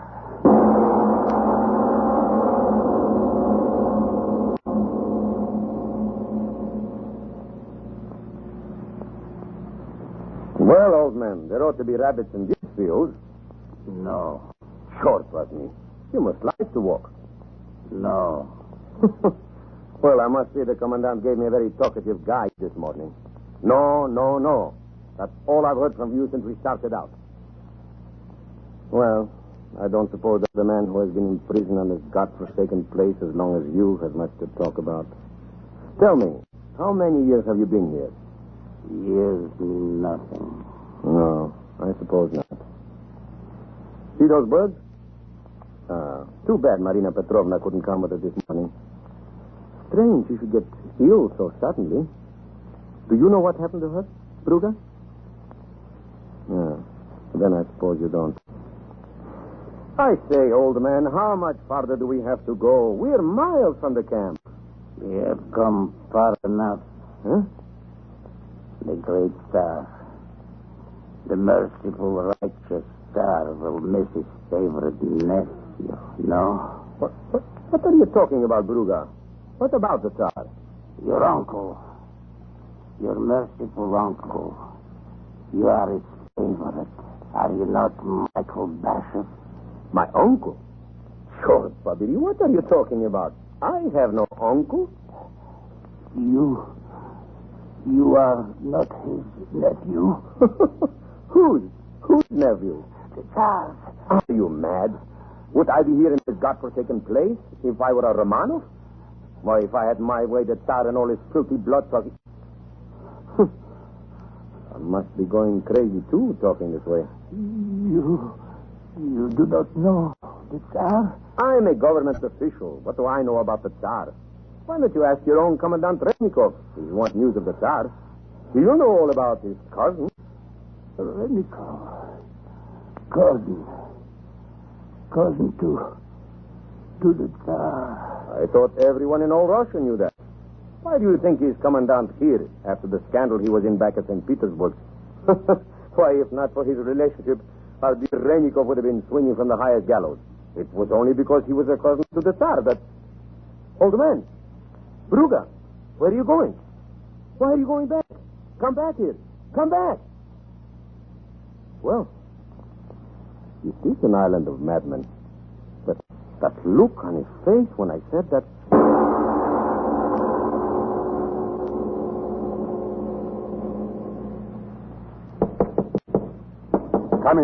Come in. Well, Bruga, come in. What is this?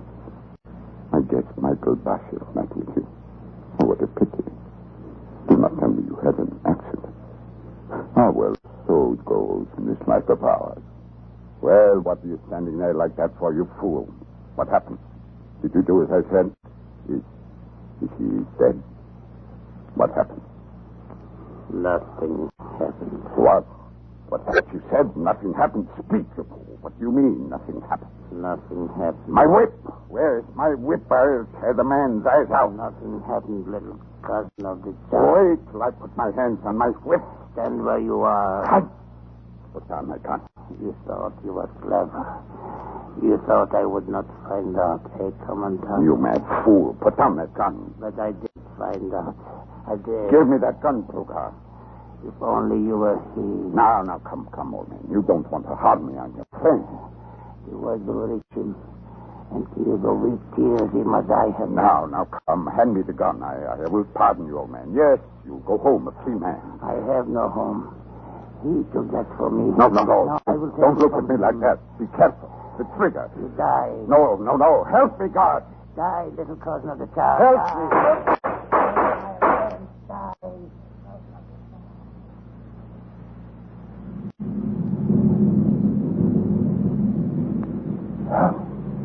Help. Somebody help me. This madman killed me. He's killed me. Rennikov. Who called my name? Rennikov. Help me. Whoever you are. Help me. Call the guard. Rennikov. Marina Petrovna. But I have killed you. Days ago. With my own hands. I killed you. Yes? Then how can you be here? Because now, Rennikov, you too are dead.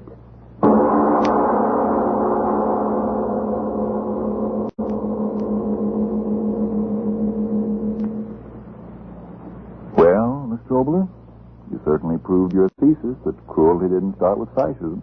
Thank you, Mr. Martin. You know, sometimes cruelty is more to be pitied than censored.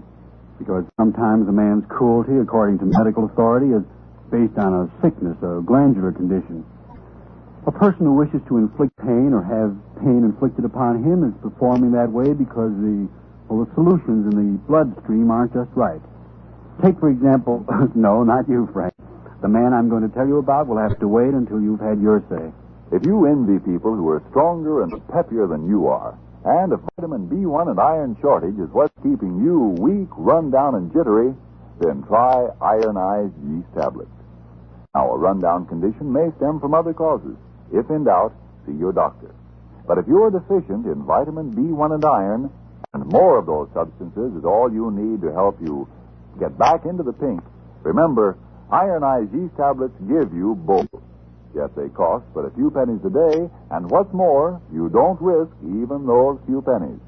For if you don't begin to eat better, to look and feel much stronger, peppier, and more alive, the cost of the first bottle will be refunded to you in full by Ironized Yeast, Box IY, Rahway, New Jersey. Now, what about this gentleman with the wrong kind of bloodstream, Mr. Obler? Well, he lived in the time of George III, but our story next week is not going to be about the English monarch. It's going to be about a very insignificant member of the royal entourage, Samuel Bayliss by name, who was born with the sort of glands that, well, resulted in his becoming none other than state executioner, the royal hangman. But that, as usual, is next week. Yes, tune in next Tuesday again for Arch Obler's eerie story, State Executioner. And if you need more vitamin B1 and iron, be sure to try ironized yeast. But remember, there's only one ironized yeast. You'll know it instantly by the yellow and orange package and by the big letters IY on the container and on each tablet.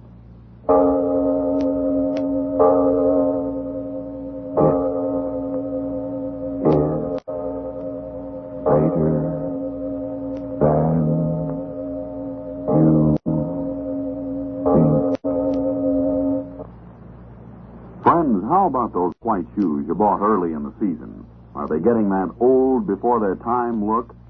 Well, why not try a shoe white that's more than just a whitener? Energine Shoe White. Energine Shoe White cleans as well as whitens, and it conditions the surface, so it's easy to get your shoes a real smooth, even white. Yes, when you use Energine Shoe White, it does more than just whiten the surface. It helps keep your shoes looking better, longer. This is the Columbia Broadcasting System.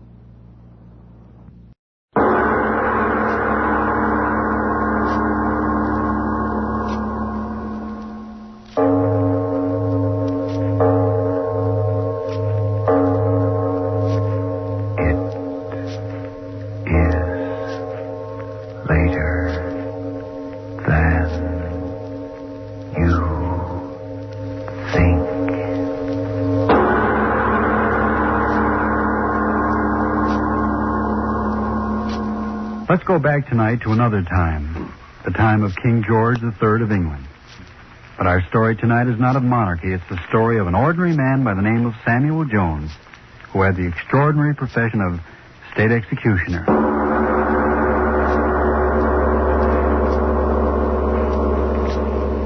Tonight's Lights Out presents another psychological drama, a play in which the principal part is taken not by the character himself, but by his thoughts. The voice you are about to hear is that of the thoughts of one Samuel Jones, the state executioner for His Majesty George III. He sits alone in a dismal room, and these are his thoughts. I want to be dead. Do you feel anything when you're dead? Are you hungry? Are you cold? Are you tired when you're dead? No. When I'm dead, I'll have peace. I've got to have peace. Kill myself. Yes. Bullet in my heart. The pain. I don't like pain, but it can't hurt. They say it doesn't hurt, only hanging hurts. I know it does. I've seen their faces when they cut them down, purple, black. I've seen their faces when the masks came off and there's pain in them, pain that twists their faces, grinds their teeth, and gives them living hell until at last they die. That's why I've got to use this pistol to kill myself. I can't stand pain. All I want is peace. Peace. It's getting late. I've got to do it quick before they get here. I ran much faster than they did, but they'll get here quick enough. I've got to be dead when they come in through that door. They can't bother the dead in their grave. I'll be dead, deep in the grave. Why should they blame me? I only did my duty. Someone's got to be the hangman. Someone's got... That's what he said to me that night. That's what his lordship said to me 20 years ago it was. He said... Samuel Jones, eh? Yes, your worship. What makes you think you can do this work? Oh, I just know, your worship. I know all about hanging, sir. Everything there is to know. Well... hemp rope's best, sir, hemp rope, but each rope's got to be fresh and new for every job, and you've got to keep it soap-stoned and always in a cool, dry place. Well, you do know something about it. Oh, yes, sir. Then there's a short drop and a long drop. The long drop's better, sir. I know it is. Eh? It breaks their neck, sir. Every time it breaks their neck. All right. I'll give you your chance. We're having a hanging here tomorrow. I'll let you do it. If all goes well, I'll recommend you to the prison board. If all goes well. All did go well. Why not? And there I was, executioner for His Majesty. 5 guineas a broken neck. 777 hangings in 20 years. 777 broken necks, and mine the hand that sprung the trap. 777 times. And now the hand's got a pistol in it. When they reach here, when they knock on that door, I'll press the trigger, and so I won't have to face them. None of them. 777 broken necks, and no one knew that I was the man who did it. Not even she knew it. Ellen, my own wife, not even she. I met her, married her, and she didn't know. Until that day. Infernal day, that meddling fool nosing around. It's the truth. I'm telling you, Mrs. Jones. It's God's big judge. Oh, no. There must be some mistake. No mistake at all, Mrs. Jones. No mistake at all. My husband told me. And he never makes mistakes. Not me husband. What did you say? State executioner. You know your husband's Oh, don't you know? Please, I don't know what you're talking about. Look here. Don't you know what your husband does? You mean the business he's in? Business. Hanging's a business. Hanging? Hangings on a rope. But what has Samuel to do with those? Mrs. Jones, are you saying you don't know that Samuel's the hangsman? You must be crazy. Oh, so I'm crazy, am I? Well, he's the hangsman, and no mistake about it. He's not. And I tell you... He's not. Get out of here. Get out. Well, now, you don't have to be... Well, here he is. Ask him yourself. Oh, Sam. What's going on here? What's the matter? What is it, Ellen? Oh, Sam, this woman. What about this woman? What? All I've done is to tell the God's truth. Oh, Sam, she says... Says what? What? All I said was that you were the hangsman, as you are. Get out of here. Now, just a minute. Get out. All right, I'll go. Say one more word about me and I'll kill you. You hear me? I'll kill you. Meddling fools. Sam. You shouldn't have talked to her. Why did you listen? Sam. Things like that. It isn't good for me. Sam, it is true. Man's got to earn his living. Living from killing? You're crazy. I don't kill. I don't condemn them. You killed them. I tell you, I'm not the judge. Oh, now, Ellen. Don't touch me, hangman. All right, that's what I am, hangman. Hangman. Yes, hangman. Say it again and again. What do I care? I like being a hangman. You hear me? I like being a hangman. Oh, no. Yes, you'll hear something more. No, Sam. I like killing them. No. I like the way they stumble when they walk up the stairs. No. I like the cold whiteness of their skins when I put the noose around their necks. I like the way everyone looks at me, watches me, and then the crash and the rope stretches. Sometimes their legs kick in the air, and you hear them heaving for a little air. They can't get past the tight rope around their necks. No, Sam. No, Sam. No, Sam. When I was a boy, they strung a man up from a tree just outside of a town. And I watched him, and I saw him dance on air, and I said to myself, someday I'll do that, too. No. Hang them, legal, make them dance on air, because it's the law. And now I'm doing what I wanted. Executioner for the crown. And Whalen won't change it a bit. Now, come here to me. No, stay away from me. Come here. No, I won't stay with you. I won't, hangman. I won't stay with you. I'll go away. I thought she wouldn't leave me, but she did. Ellen left me. I looked all over, couldn't find her. After a while, I didn't care. What's a woman? I had my work. Hanging work. 5 guineas a hanging and gold coin. 5 of them. 5 golden guineas. I like the sound of them. 1, 2, 3, 4, 5. I bought a strong box and kept them there. Every hanging meant 5 more. Paying me they were for what I liked to do. It was funny, very funny. I didn't miss her. No, why should I? I had my work. I got to be good at my work. The courts were good, too. They gave me plenty to do. I tried out different ways. I made a hanging machine with springs and sandbags that jerked the man into the air first and then dropped him through a trap. I tried out different ropes and different running nooses. Oh, I got to be good at it in 20 years. Real good. Ticking. Stop ticking. I hear you, blasted clock. I hear you. What are you trying to tell me? I know. There isn't much time left. They'll be here soon. Let them come. I'm ready. Pistol in my hand. I'm ready. After the first knock on the door, I won't be here to hear them. I'll have peace and quiet. Whatever they say to me, I won't hear it because I'll be dead. And why should they say it? What's done is done. 777 of them. It was fun because each died different. 777 different hangings. It was fun, I tell you, fun. Some are moaning.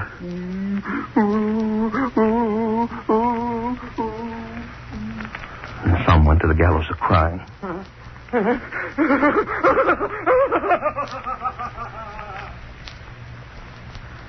Best of all, I like the one that went out crazy scared. Screaming, yelling, wailing. Yes. The ones that were crazy scared were the best. I like them fine. And 5 guineas just the same for having fun. 5 guineas. What's that at the door? I heard a sound. No. I just imagine no one's knocking. If they knock, I press the trigger. They won't get me, not me. 777 at 5 guineas each. Coins that bit into my flesh when I grabbed them tight. Oh, I like the sound. Money, yellow money. First, I like the hangings best, and then the money. Then I got to like them both. Watching, eager around the courtrooms, this trial, that trial. Would they hang him? Would they hang her? Would the judge say guilty? If he did, matter hanging another 5 guineas. Oh, I'll watch for business, new business, my business. Hang them up and watch them die. When will they knock on the door? When? Pistol's heavy in my hand. He used a pistol, too, they said. Tom Allen. I read about him in the court announcement one day when I was outside of the courtroom looking for new business. Hanging business. Thomas Allen, 20-year-old law student, was charged by the city police with having murdered his sweetheart, Lorraine Hamilton, 19-year-old daughter of Irvin Hamilton. Young Allen denied the charge vigorously. He stated that the girl had sent him a letter in which he told of her intentions of committing suicide. But at a late hour, Allen was unable to produce this letter. He was held without bond at the tower in the church. Yes, that's what it said. He'd murdered her, young girl. The minute I read it, I said to myself, Sam Jones is the next one. I could hear the money clinking in my hand already. And Tom Allen hanging by his neck. What am I thinking about? Why don't they come and knock on the door and let me get this over with? I need the knocking on the door to give me nerve enough to press the trigger. This waiting. I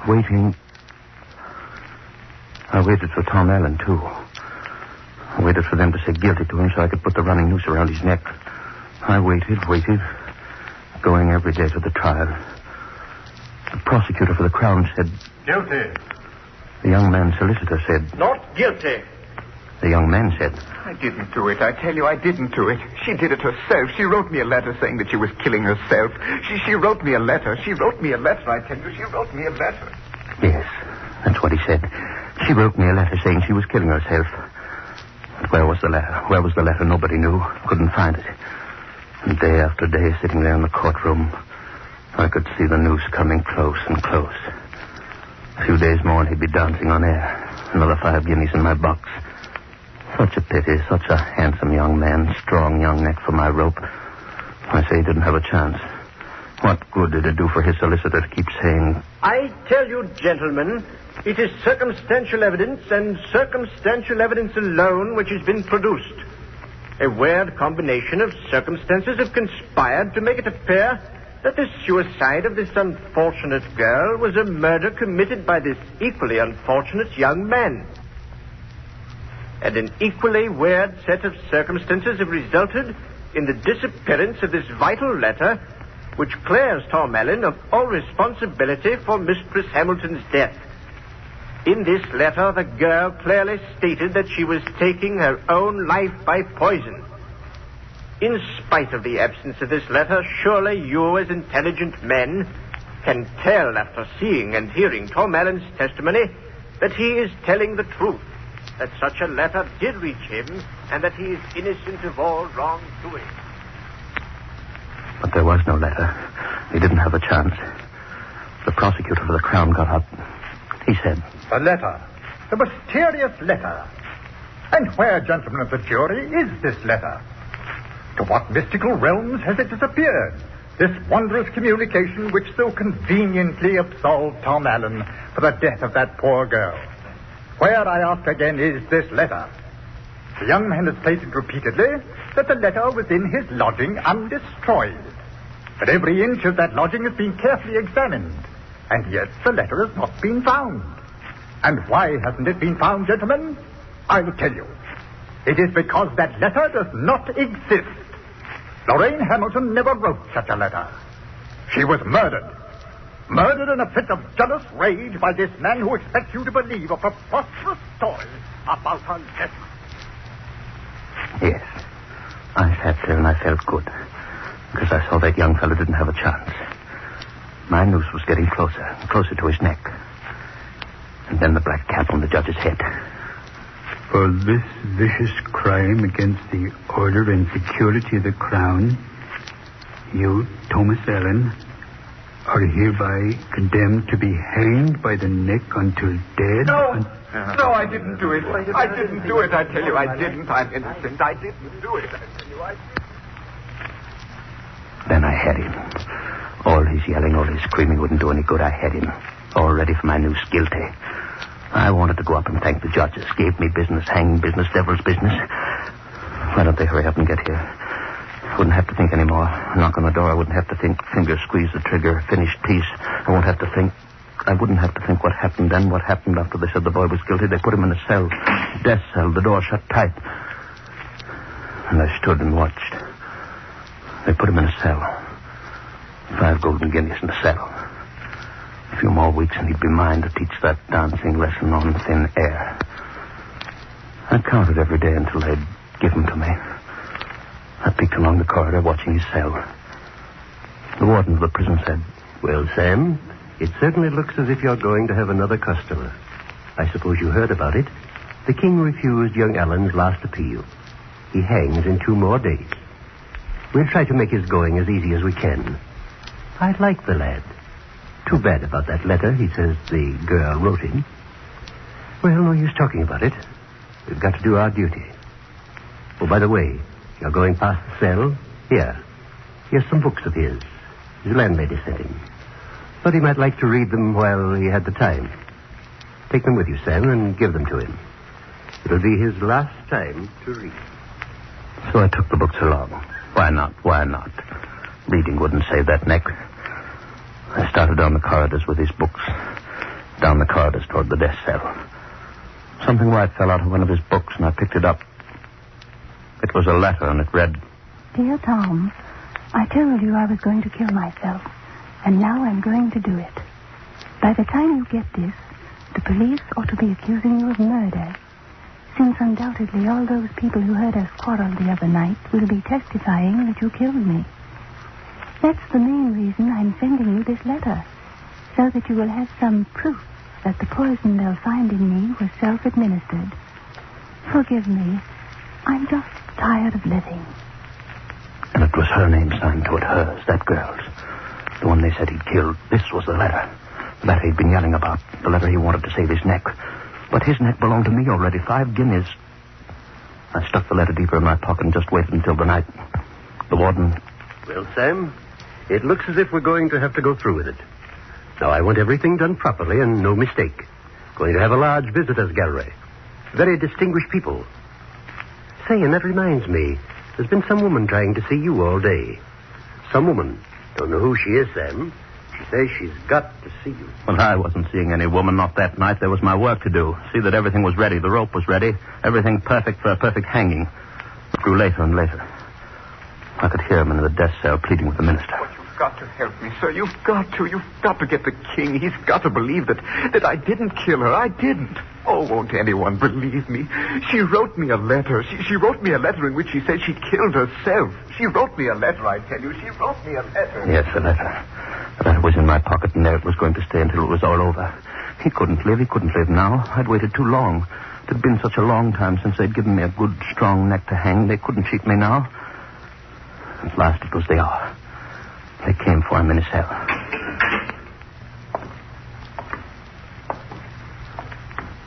They led him down the corridor.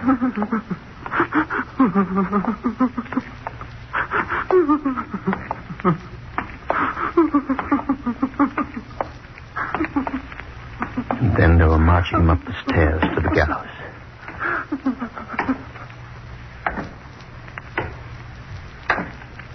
I was waiting. The rope was in my hand.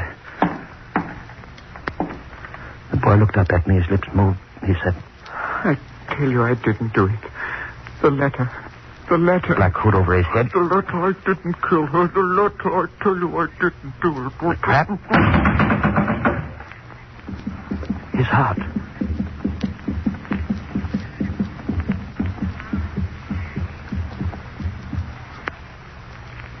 This man is dead. It was done. This man is dead. 5 golden guineas, the warden said. Good work, Sam. Broke his neck. I went out into the street. I was walking home. I felt real good. 5 golden guineas. A woman came up to me and said... Are you Sam Jones? Yes, that's me. What do you want? I haven't got time You'll have time to listen to me, Hangman. Who are you? Look at me. Ellen. Yes, Ellen. Wife? Wife no longer, Hangman. Nor mother either. Eh? Nor mother either, and you're the thing that's done it. Oh, wait, what? I tried to reach you. I tried to tell you. They said you wouldn't see me. What could I do? Your hand did it. Yours, Hangman, yours. What are you talking about, woman? What? Tonight, Tom Allen. My maiden name was Allen. Don't you understand? You hung Tom Allen.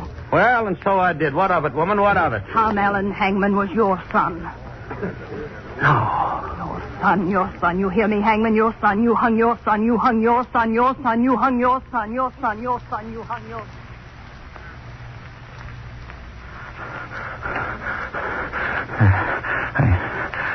I began to run. Down the street. Away from her. Running. A man stepped out of the shadows. He stopped me. I couldn't see his face. You killed my brother 7 years ago this night, Hangman. I said, no. Leave me alone. I kept on running. A woman stopped me. You killed my brother 7 years ago. You hung my father, monster. You hung my father 11 years ago. No. I said, no, let me go. I kept on running, but they kept after me, yelling, screaming. I kept on running. Faster. New voices joined them. I looked back. The street was black with hundreds chasing me, yelling, screaming. I'd hung their sons, fathers, brothers. The street was black with them, I tell you, and every one of them akin to one of the 777 that had felt my rope. Chasing me. Hundreds of them yelling, screaming after my life, wanting my blood. Hands outstretched like claws to catch me, tear my flesh and stretch my eyes up. Running, nothing catch me, no! That's the way I did it. Slammed the door, lost the pack of them.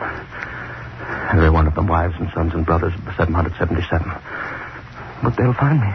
They'll search me out. They're searching out. Yes, they'll find me. That's why my finger's on the pistol. The mob won't get me. No, the mob won't get me. Funny mob they were. Without bodies, just heads of people chasing me and yelling. They won't get me. No, they won't. When they find me here, when they knock on the door, I'll kill myself. And they're here outside the door. You won't get me. Not you. Yes, I hung your sons, husbands, killed your friends, lovers, but that's not all. I hung my son. You hear me? Hung my son for 5 guineas. Hung my son.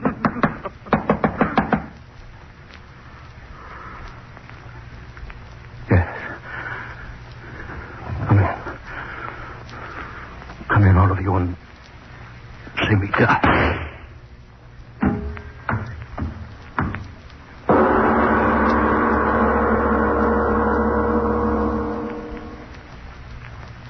And you mean to say he yelled out for you to come in and then he shot himself? Yes, sir. It's the God's truth. I knocked on the door. He yelled, come in, all of you, and see me die. And when I opened the door, bang, he did it. And what were you banging on his door for this early in the morning? What were you after? After nothing. I was looking for MacDonald. Lives next house. I just knocked on the wrong door.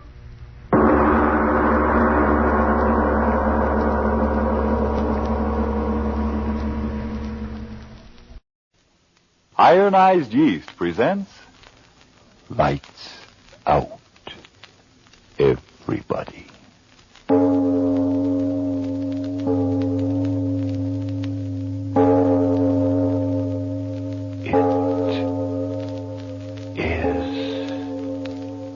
Later than you think.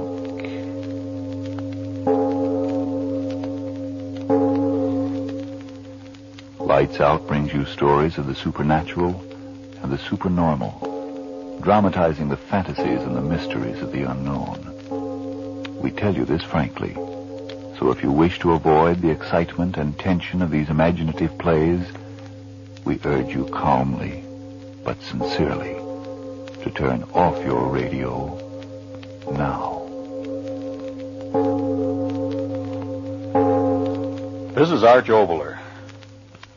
For Ironized Yeast tonight, a story of that still small voice which civilized men call conscience. But first, Frank Martin. The way you feel, that can make all the difference in your life. If you're run down, losing weight, feel tired too much of the time, and if vitamin B1 and iron shortage is what's to blame, listen. Ironized yeast tablets give you both vital substances, vitamin B1 with iron. Men and women who were short of them now tell how these pleasant little tablets help them regain glorious pep and energy and needed pounds. So today they can really enjoy living again. Folks, did you get that name? It's Ironized Yeast Tablets.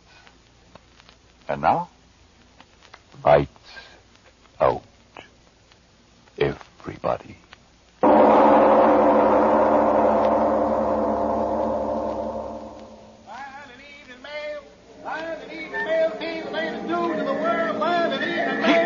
Keep moving along, ladies and gentlemen. Keep moving. There ain't no loitering here. Keep moving. Hey, officer, what's going on in the hall? What's the bloomin' attraction? Read the signs, my man. Read the signs. Eh? Oh. The great Peter Stransky, world-famous explorer, appearing in person in lecture on headhunters of the Amazon. Go, Bron. Now, move along, fella. Move along. along. No, officer. Will you tell a bloke what that headhunting is referring to? Who's on tonight? Now, look here, you're obstructing traffic. It's lecturing, the man is. Lecturing on these heathen tribes that hunt their neighbors' heads. Now, move along, man. Move along, or I'll take you in. Ladies and gentlemen, now you know the story of these strange motion pictures I have shown you this evening. For the first time in history, motion pictures taken of the lower Brazilian region. Someday soon I hope to return to Brazil and bring back more cinematic records of the customs of these almost legendary savages, including actual specimens of heads and bodies taken and preserved in their bloodthirsty wars. When that day comes, I hope you will be as kind to me as you have been this evening. And so, good night until we meet again. Excellent lecture, Stransky. Excellent. Yes. It went very well indeed. Complete sellout. That headhunting theme meant excellent publicity in all the papers, you know. Yes, of course. Now, if you'll pardon me, my wife... Oh, but my dear Stransky, autograph. They paid to listen to my lecturing and see my motion pictures, not to get my autograph. I'm sorry, my wife, she will be waiting. Come, don't worry about her. She's well taken care of. Eh? What are you talking about? I just passed her backstage, and she had a handsome young gentleman having quite a tete-a-tete, don't you know? You will pardon me. No, John. Oh, come now, Ellen, you must do it. Oh, but John, that's ridiculous. Who ever heard of such a silly thing? I did, and that's why I'm telling it to you. Well, I won't listen to another word. I really won't. Oh, yes, you will. No, I won't. If I might be so bold as to interrupt. Oh, Peter, it's you. I'm sorry to interrupt your most interesting conversation, my dear wife, but we must go. But, Peter, Come, I said. The automobile is waiting. But Very well, Peter. Good night, John. Good night, Ellen. Come. Get into the car, Ellen.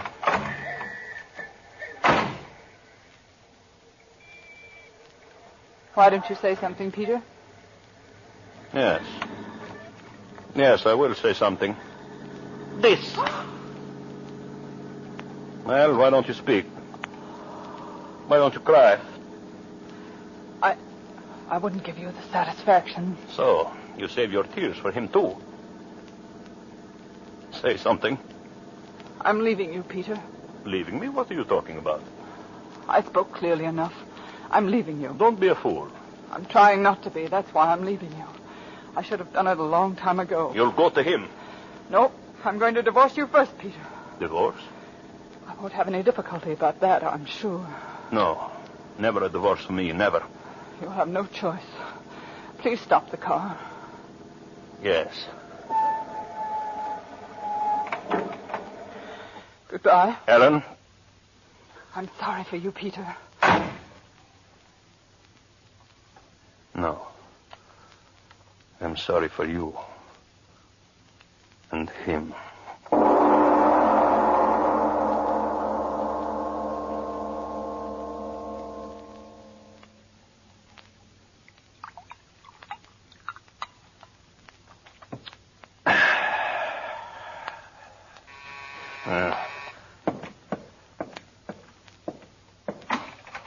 Well, come in, Ellen. Come in. And you too, young man.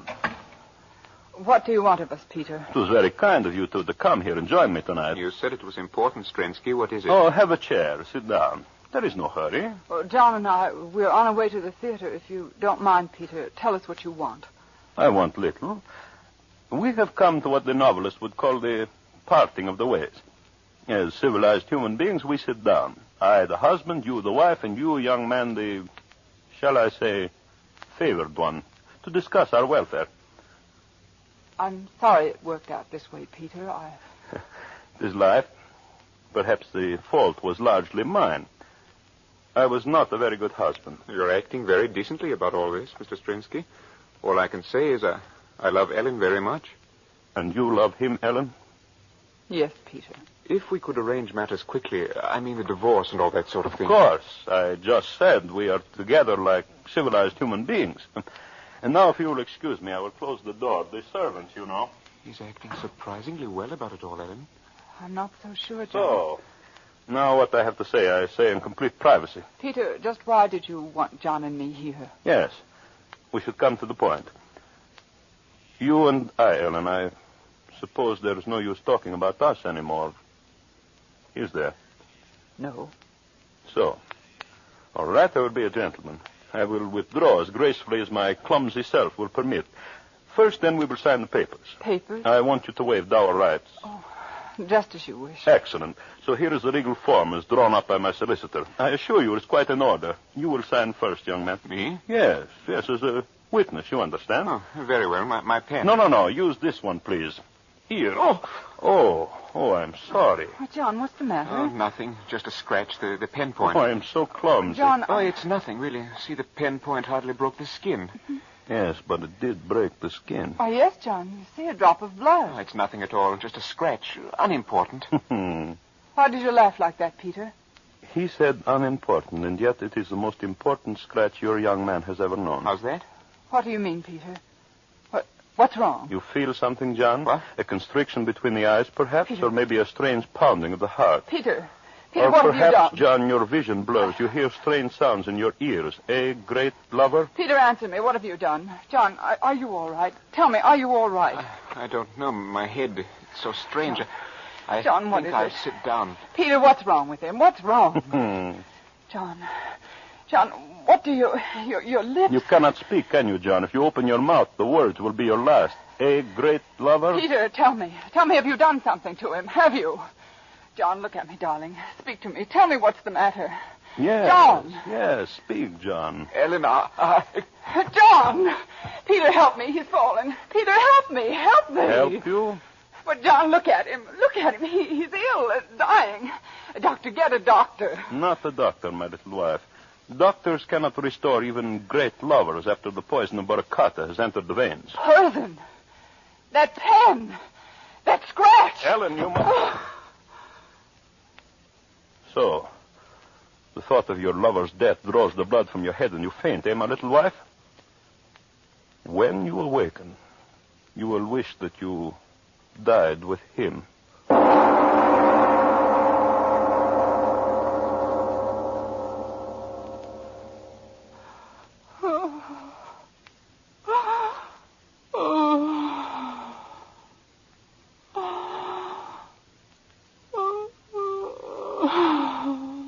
Ah, you are awake again. My arm. You are bound in a chair.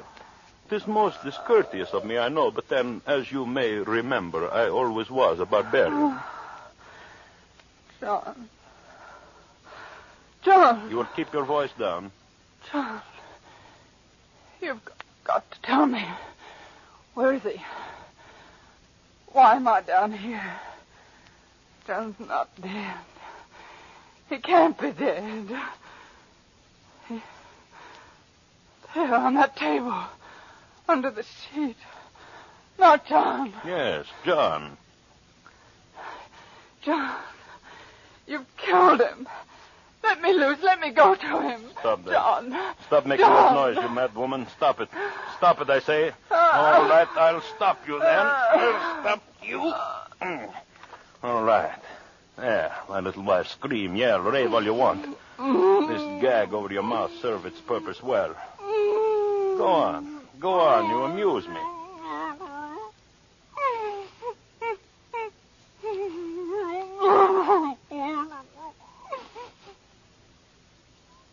So, now you have discovered it is useless to talk to the gag, eh, Ellen? It is such a waste of effort, is it not? So now that you are silent, I can go on with my work. Most important work. Yes, you were right about what was on this table here. See? I throw off the sheet. And he was such a handsome man. Well, I must get to work. You no longer try to speak, my little Ellen. Does the sight of these beautiful surgical instruments frighten you? They need not. They're not for you. They are for John. Yes, he is dead. Dead. The poison too quickly, but do you think I would let him rest in death? Oh, no. I loved you, Ellen. And as I loved you, I hate you. Watch closely.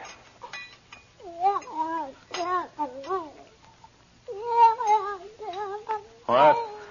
I'm sorry, I cannot understand you.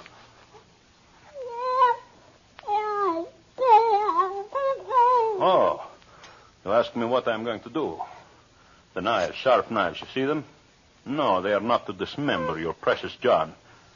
Flesh buried, decays, and is gone. I want your dear John with me for a long time. Again, you ask the question. I'm trying so hard to explain. He's dead, and he will be dead. But in his death, he will serve a purpose. You remember I told you my savage Brazilian friends, the Yavaros, have a quaint custom of shrinking and preserving the bodies of their enemies. Well, I studied their methods most carefully. John Douglas was my enemy. Here he lies. And I will do with him as the Yavaros do with their enemies. So, now you understand. When I'm through with him, your lover will be a little leathery-skinned man, a doll-like in size, a trophy for my trophy room. Who will suspect that in that little leathery doll-like figure is the body of an Englishman? And so he will amuse me in his death. Yes. And you will sit there, my little wife. You will sit in that chair for the many days it will take me to prepare the carcass. You will sit and watch me day after day as with smoke and with heat I make the strong body of your lover smaller and smaller. You will sit there.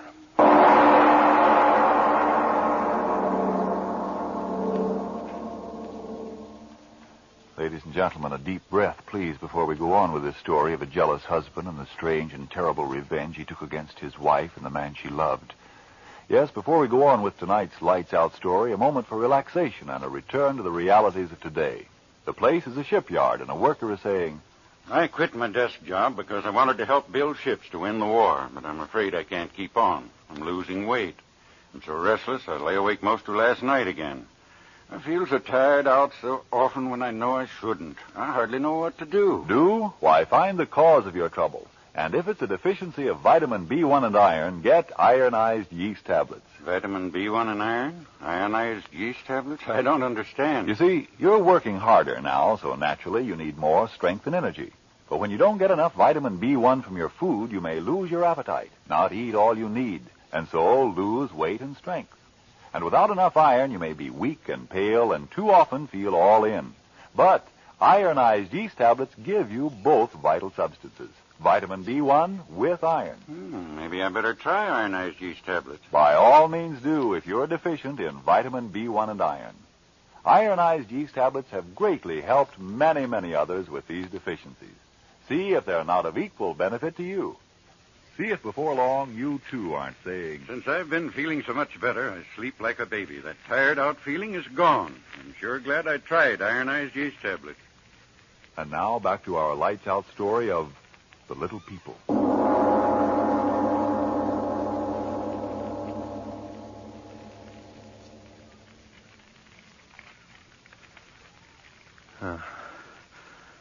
Fire is warm.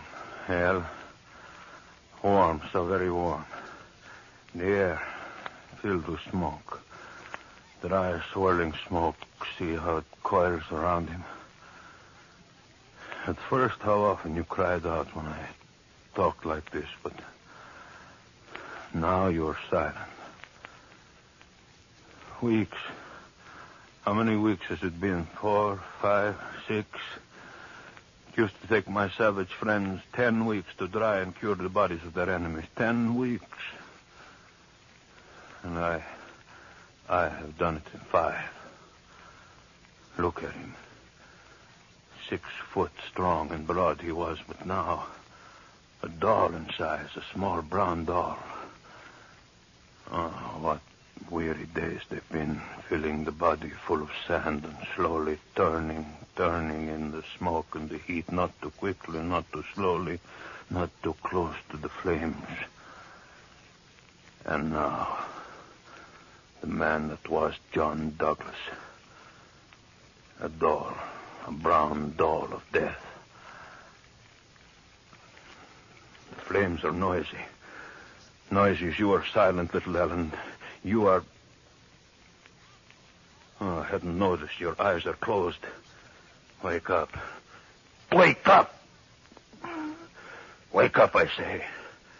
You've got to look at him. Your eyes have got to see him. You've got to see him. You're speaking. I cannot understand you. The gag, yes, I will take it off. Sitting there all these weeks, you haven't got the strength. There, that does it. Your lips are free. Well, look at him, Helen. Look at him and tell me what you think of John Douglas now. Smoke. Smoke twisting and twisting around him. Smoke is taking him. Where is he gone? Ellen. Where is he gone? Ellen. Smoke. I'll go to him in the smoke. He's waiting. Ellen, stop. Stop, you hear? Understand. You must understand. Smoke, he will wait for me. Smoke. What are you raving about? Yes, smoke. See how it curls around him. No. He's waiting. No, stop talking like that. Stop talking like that, I say. He's waiting. The knife. Where is the knife? I'll stop you. No.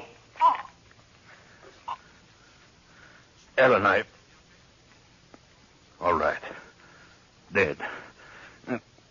Up on the table with you. I must prepare you, Ellen, for the smoke and the fire. It took me 5 weeks with him, and now 5 more weeks with you. And then you will be as he is. Brown with the smoke of the curing fire. A little doll in size.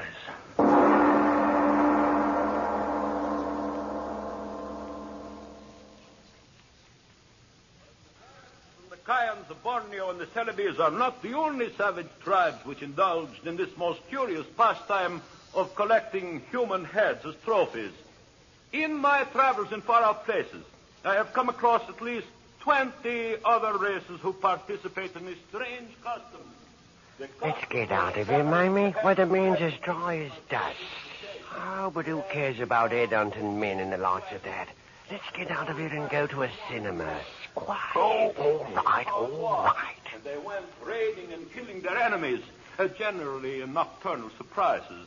These savages severed the heads of the dead and returned with them to their villages. Members of the tribe believe their rank in the next world depends upon the number of heads secured. But Unquestionably, the most curious custom is found among the Yavaros of South America, who not only sever the heads of their enemies, but also are known to shrink the bodies of the dead until they are small, almost doll-like in size. These bodies are kept in the large huts and treasured highly. And now, ladies and gentlemen, I have a surprise for you. In my recent trip to South America and my visit to the Yavaros, at great personal risk, I was able to procure 2 of the macabre specimens. Yes, I have here in this trunk the shrunken bodies of 2 full-sized human beings. That is, at one time they were full-size, but now they are the size of large dolls. A man and a woman, ladies and gentlemen, perfectly preserved. The only specimens of their kind in existence outside of the sultry jungles of South America. Never before have they been seen or displayed upon the lecture platform, but tonight I am going to show them to you. And now you make your public debut, my 2 beauties, Ellen and John, the new sensation of the lecture stage. Ladies and gentlemen, if you please, presenting 2 perfect specimens, the only ones of their kind, of the secret process which enables the savages of the jungles of South America to reduce their enemies to doll-like size. Here we have a living man, about 6 foot in size during his lifetime, now reduced to midget size. And likewise, here a woman, once a living, breathing individual like you and you and you, now this horrible trophy of the curer's art. You see, Ellen and John, they like you. You are a success. A huge success.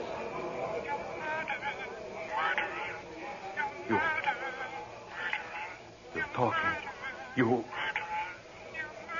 No, you cannot talk. Dad, you cannot talk. No, you cannot talk. You're dead. You're both of you dead. Stop talking. Stop.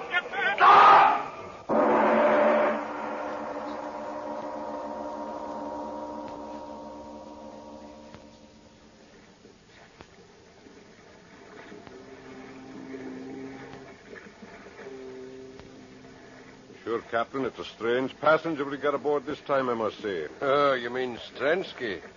Aye, strange he is, mate. But what's he running away from, sir? Oh, sure, mate, that ain't a proper question to be asking of a man when he lays as many pound notes on the table as that man did for this passage. Get me out of England tonight, he said. And get him out of England I did. Now, could he be one of them embezzlers? Oh, aye, that he might. The trunk he was carrying, well, he wouldn't let any of the men lay a hand on it. He brought it down to the cabin himself. I'd like to get a look in it. Aye, and so would I. But he stays in that cabin of his all the time. He's down there now, and I'll bet he's looking in that trunk this very minute. The cabin door is locked. No one can come in when the door is locked. It's going to stay locked until we get there. South America, they won't get me there. No one will get me there. Why did I run away? What's the matter with me? No one heard them but I. No one in that audience but I. They're in that trunk there. There's 2 of them. Why don't I find out now if no one heard them but I? Why don't I? For sure. Yes, I must. No, they couldn't have talked, not they.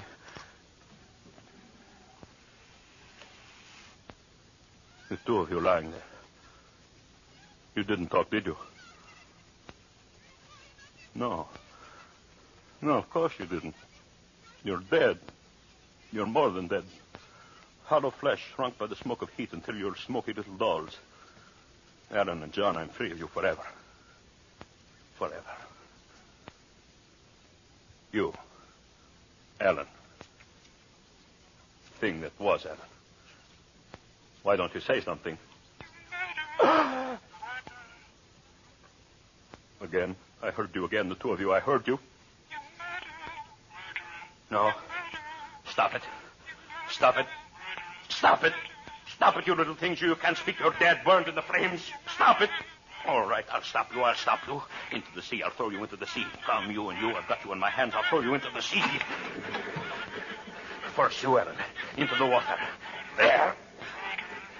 And now you, John. Into the sea. The sea will stop that tongue of yours. There. There. Now I'm through with you. Through with you. The water will stop your mouths. It stopped it. I'm free of you forever. The two of you forever. Huh? What's the matter? The matter? Oh, what do you mean, Captain? Nothing is the matter. Oh, I thought I saw you throw something in the water. In fact, I'm sure of it. Oh, just some old things. Yes, that's it. Some old things I didn't want. Oh, I see. Well, as long as everything's all right. Yes. Everything's all right. No. It is a weird night, isn't it? Weird? Why do you say that, man? Yeah, it's so dark. No moon, not a star in the sky. It's like we were sailing at the black of a tomb without even candlelight to lead us. You know, if I was a superstitious... What in the devil's name is that? What? What are you talking about? There, to starboard, see? 2 lights. Different. Take it, what lights are those? They're coming closer. Stars, ship lights? No, that can't be. Why, I've sailed these waters for 15 years. It's they. What? The two of them, their faces. See them gleaming faces. Ellen, John, get back. Back to the water. I threw you in. Back. Bensky, what's come over you? Back. Stop leaning over the rain. You'll fall in, man. Look out!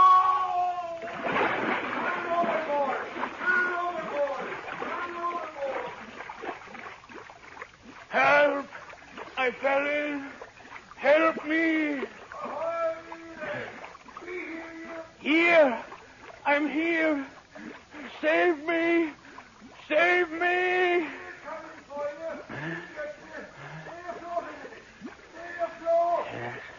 Yes, I'll stay afloat.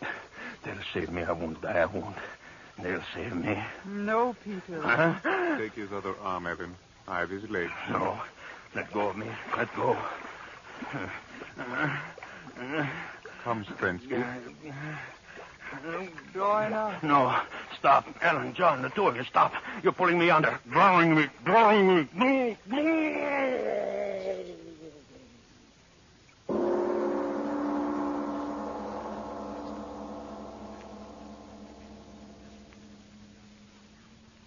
Well, Mr. Obler. Well, Mr. Martin, what are you looking for tonight? Rationalization, morals? For, of course, the moral of tonight's story is a healthy and a hopeful one. That evil is its own undoing. That reminds me, Frank, outside of Hitler, Hirohito, and Company, have you a nomination for the evilest man of the year? Well, leaving Hitler and his fang-toothed friend out of it sort of restricts me, doesn't it? No, because anyone who thinks that evil is impersonated only by the militarist is quite naive. But you have your say, and then I'll have mine. Do people say you're slipping, that you can't take it anymore? Well, if you're short on vitamin B1 and iron, if that's why you're losing your pep and sparkle, remember, ironized yeast tablets supply both vital substances. Of course, a rundown condition may be due to other causes. If in doubt, see your doctor. But if you simply need more vitamin B1 and iron, get ironized yeast tablets right away. They've been of great help in scores of such cases. In fact, ironized yeast has been so successful that it's sold on this no-risk, money-back basis. If you don't begin to eat better, to feel better, and so sleep better, the cost of the first bottle will be refunded to you in full by ironized yeast, Box IY, Rahway, New Jersey. And now, what about this Mr. Evil of 1943? Well, I'd like to tell you about the evil now. I feel like it, but I'm going to tell about him in a play called Murder Castle. Yes, Mr. Evil of 1943. It takes place, as usual, at a time called next week. Yes, tune in next Tuesday again for Arch Obler's eerie story, Murder Castle. And if you need more vitamin B1 and iron, be sure to try ironized yeast. But remember, there's only one ironized yeast. You'll know it instantly by the yellow and orange package and by the big letters IY on the container and on each tablet.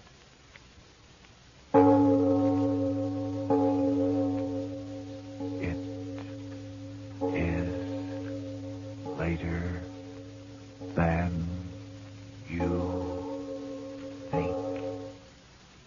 Friends, those white shoes you now own are not going to be easy to replace.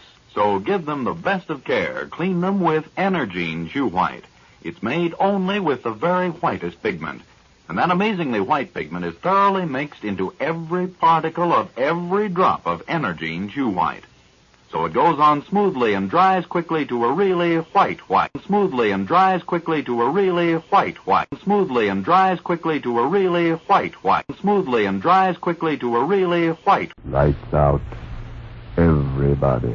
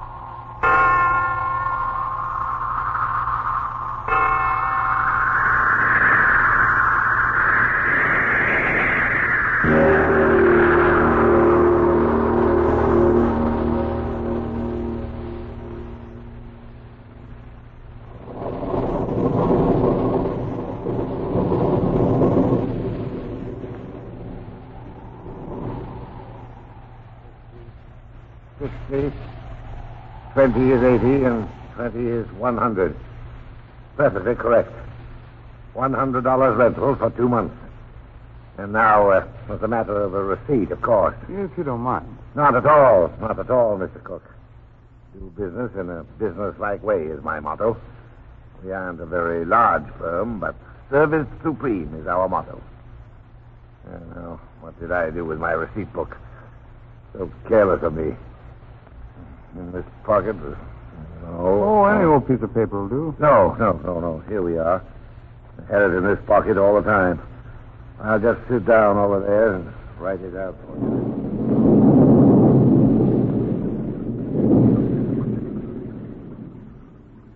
Well, darling? Well, Chuck, it's simply unbelievable. $50 a month for a furnished Grand Central Palace like this one.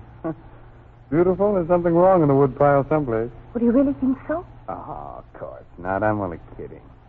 Oh, this old house seems to chill me somehow. It's so full of shadows. Oh, nonsense.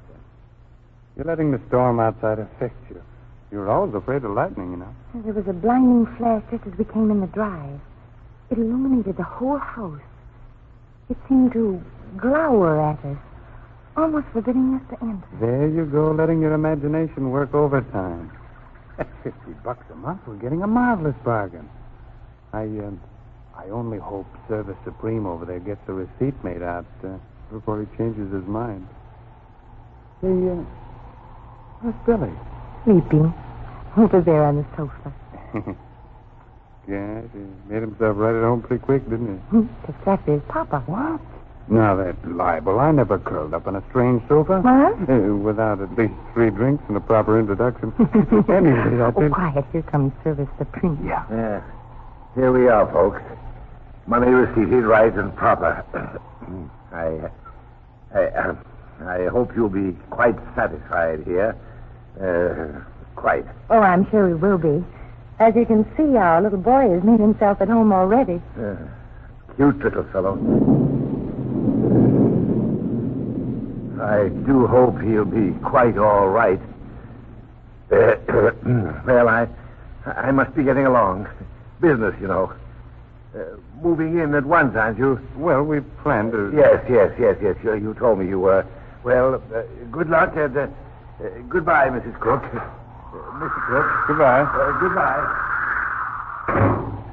Well, wasn't he in a hurry to get out? Service Supreme until the minute the rent's paid, and then it's exit extraordinary. Well, I better go get the things in out of the car. Gosh, dear, I never thought we'd spend the summer in a mid-Victorian mansion, did you? Huh? Dear, I'm talking to you. Oh, I'm sorry. Why the pensive look? What are you thinking about? Of what that man said. What man? Oh, you mean Service Supreme, huh? Yes. Well, what pearl of wisdom did he spout? Well, remember when you looked at Billy sleeping there? Yeah? He said, I do hope he'll be all right. Yeah, so he did. So what? The way he said it. Go on. Say, you'll have to get some help in to clean up this place. Looks like my fraternity house used to after we threw a dance. Look. Huh? What are you staring at? Huh? What are you doing in here? Hey. Oh, boy. Fella, you startled us. What are you doing in here? Chuck, he must be the caretaker the real estate man told us about. Oh, yeah, sure. You answer me. What are you doing here? Answer me. Hey, Chuck, what's the matter with that man? Hey, look here, old boy. You don't have to throw any cat fits. We rented this place from Service Supreme. What's his name? Mr. Hawkins, that real estate man up in town. Rented? Sure. Here's a receipt. $100 for the next 2 months. 2 months? Yeah, I know it isn't much, but it's all the fellow wanted, and so it's all he got. Of course, with all due respect to you, caretaker, you are the caretaker, aren't you? Yes. I. Huh? Oh, good. Then I can speak freely. As I was saying, the rental doesn't seem like much, but after all, big as it is, it's a pretty crummy old place. Chuck. Well, it is. That real estate fella said there hadn't been anyone living here regularly for 20 years since these people, what's the name, all died. Reynolds. Huh? What'd you say? What did he say, Ann? I don't know, but he frightened me. Reynolds. Mr. and Mrs. and Paula. Oh, Reynolds. Yeah, they're the people that lived here, aren't they? Mr. Who's this real estate said something about... Get out of here. Huh? Get out of here. Chuck. You hear me? Now, wait a minute, sir. Wait a minute. Get out. Get out. You don't belong here. We rented this place. No one belongs here. No one. And then now stop waving your arms around. 20 years, Stop mine. it. Get out. Get out. Say, what is this? You all get out. All of you. This place is mine. Oh, Chuck, Mine. Wake up the kid. He's making enough noise. Get out. My house. Forget. That's mine. Nobody can come in here. Chuck, he's sick. Catch him. Hey, wait a minute. Holy... Say... Well, brace up, old boy. Oh, Chuck, he's not. No, he's just passed out, I guess. I wonder where some water is. We got it. Oh, he's coming, too. Holy smoke. I thought he popped a valve or something the way he was blowing off. Here, give me a hand. We'll put him up in the other sofa there. Here you are. Come on. Take your hands off me. What? Take your hands off me. Oh, now, look here. We just want to help you. Your hands. Your hands off me. Chuck, help him get out. No. Here, let me get you to a chair, you... No. I am all right. I will live longer than anybody. You will have to get out. You will have to get out. No one must stay here. Hey, no one. Get out! Hey, get out! Now, wait a minute.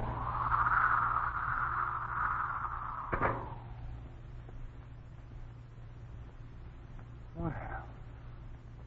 Can you imagine that old duck? Running off like that.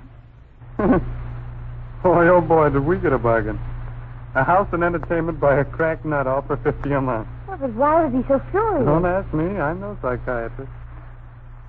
Oh, well, let's not let old crackpot spoil things. I'll slip him a few bucks in the morning and he'll be all right.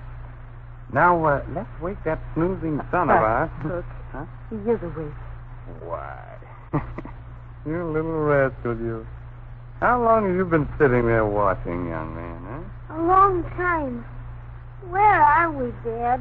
I'll tell you, Billy boy. We're in a great, big, beautiful house where you and I and Father are going to have a good time for the next 2 months. Isn't that good news?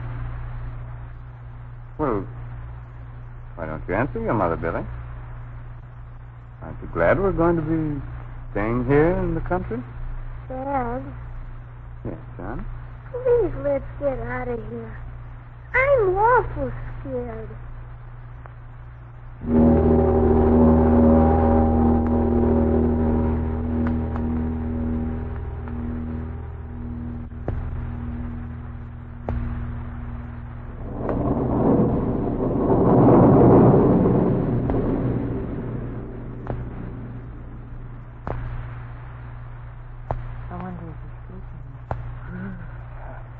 I'll go see. Be very quiet, Chuck. Yeah, I will.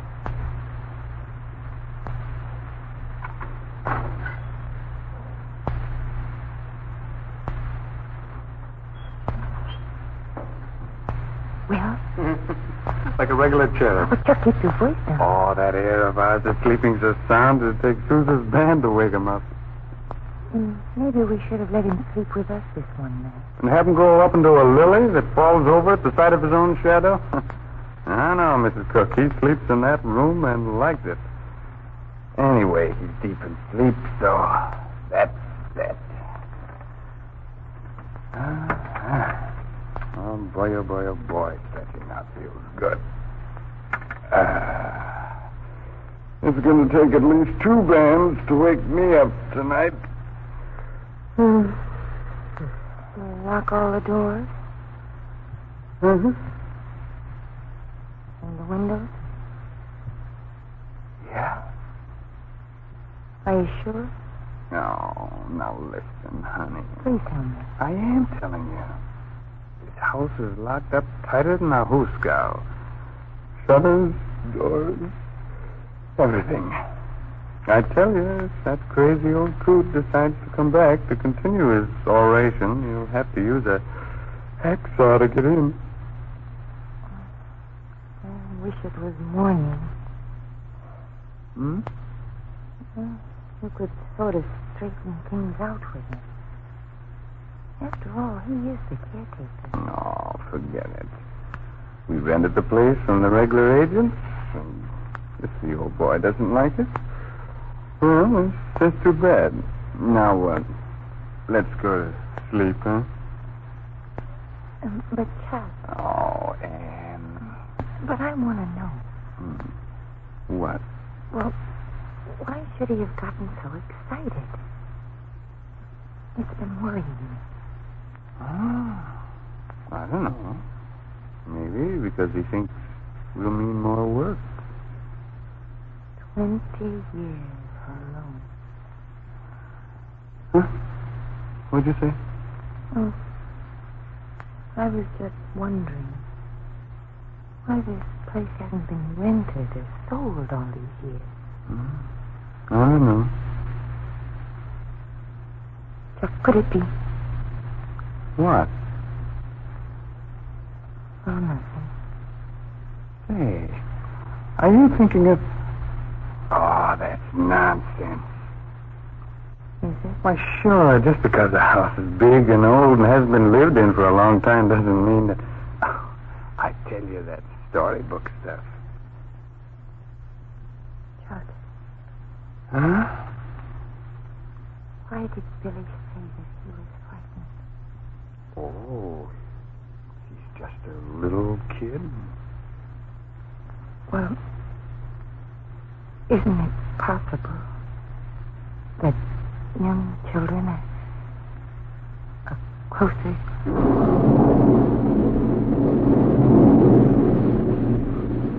To what? To things that aren't of this world. Huh? And Well, I was just thinking... Well, stop thinking things like that. Of all the screwy ideas to get in the middle of the night, in the middle of nowhere. Now, come on. Go to sleep before you give me the jitters, too. Save the ghost talk for tomorrow morning when the sun's shining. It's a little dark and dismal, weird right now to be talking about.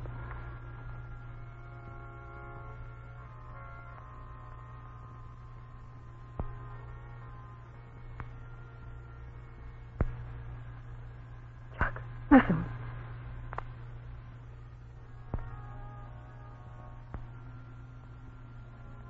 music. Oh, Chuck. But it can't be. It's not a radio.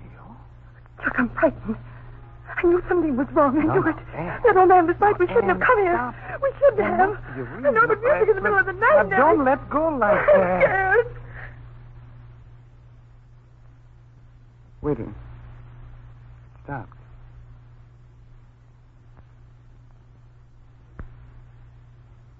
So quiet now. Yes. Chuck, did we really hear it? Felt the floor vibrating. Like it does when the organ plays in church. It's Billy. Yeah.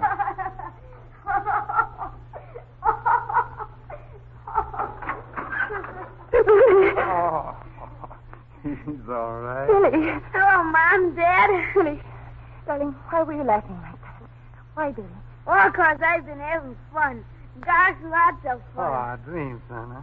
You mean you've been having a funny dream? Gosh, no, not a dream. Isn't my dad funny, old lady? Oh, lady. Huh? Who did you say that to, Billy? She wants me to go downstairs with her to listen to the music. Music? But I told her I couldn't go. Not unless you said I could go. Can I, Mom? Can I go? Go where, Billy? Where? Downstairs like I told you. With her. Billy, listen to me. Who are you talking about? Son? Answer your mother. Who are you talking about? Yes, and why are you staring at the foot of the bed?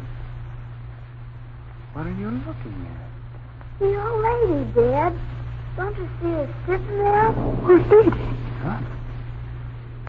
Gosh, can't you see her? Funny old lady. You can kind of see right through her.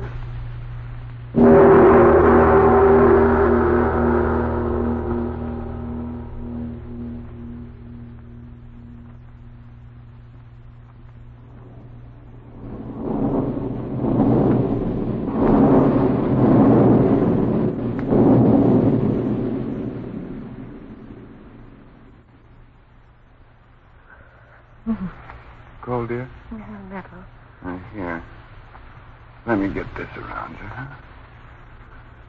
Kind of a wind blowing in from someplace. You should have stayed upstairs. No, I couldn't stay upstairs in this horrible All bed. right, all right. Don't get upset again. Here we three are, and here we stay. Until daylight. Oh, won't it ever get light again? Oh, no, honey. Just a few more hours.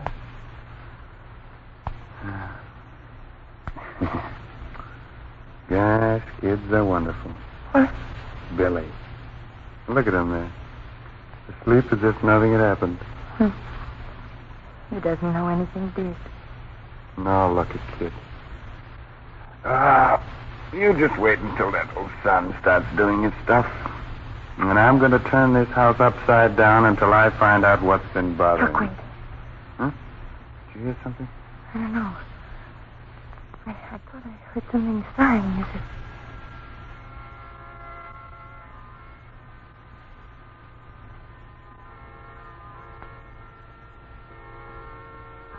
That horrible music again. It's here. An organ right in this room. Oh, Lord in heaven, where's it coming from? I don't Where? know. I don't know. Oh, I can't stand it, Chuck. I can't. Make them Please, stop it. please, dear. Organ's playing. Music. Control There's no one here. It can't You be wake playing. up Stop the it. boy. Stop like Stop. that. Stop You like wake- that. There, he's up. Yes, silly boy. Yes. What is it? That funny music. Where's it coming from, Mama? But, Mama. It's all right, son. Nothing's going to harm us. Here. Come in. That's the boy. Your arms close around me. Won't it ever stop? Won't daylight ever come? I wish we wasn't here.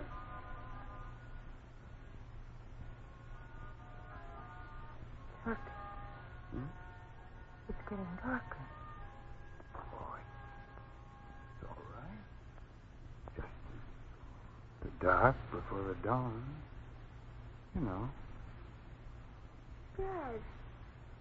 It seems to be getting lighter.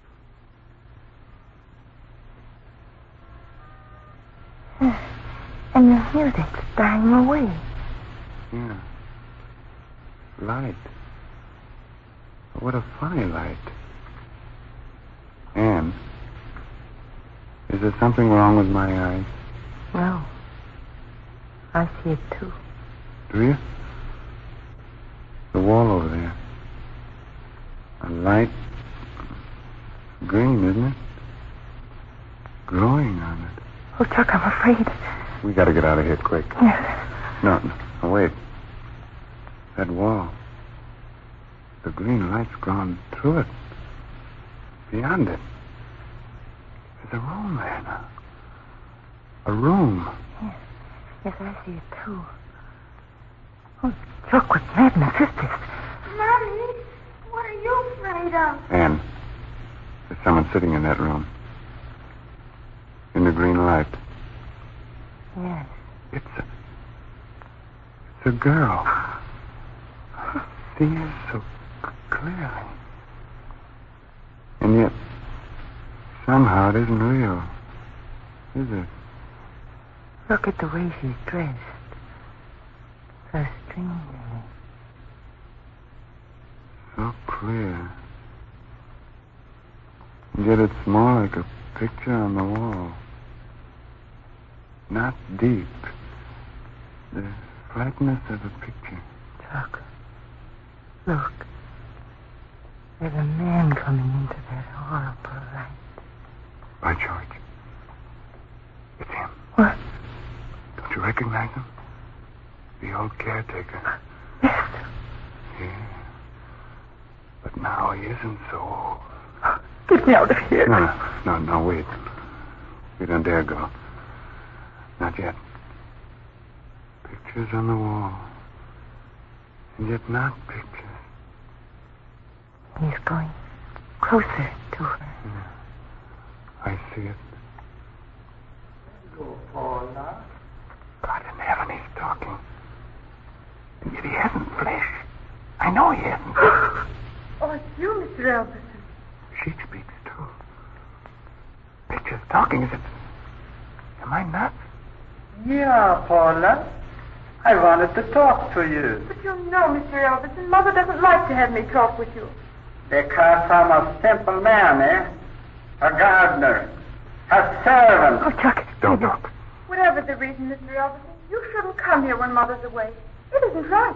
Your mother. Mr. Elvis. Yeah, your mother. I've got nothing, so I'm not good enough, eh? Please go. Your father, he promised me, before he died, he promised me in his will, he'd give me money. Plenty money for all I did for him. Well, I'm sorry he didn't leave it to you. Your mother, though. Don't blame her. It wasn't her fault. It wasn't in the will. How could she give it to you? Your father, he promised me. Mr. Reynolds, he promised me. They're the people that own this house. And Mr. Hawkins said they've all been dead for 20 years.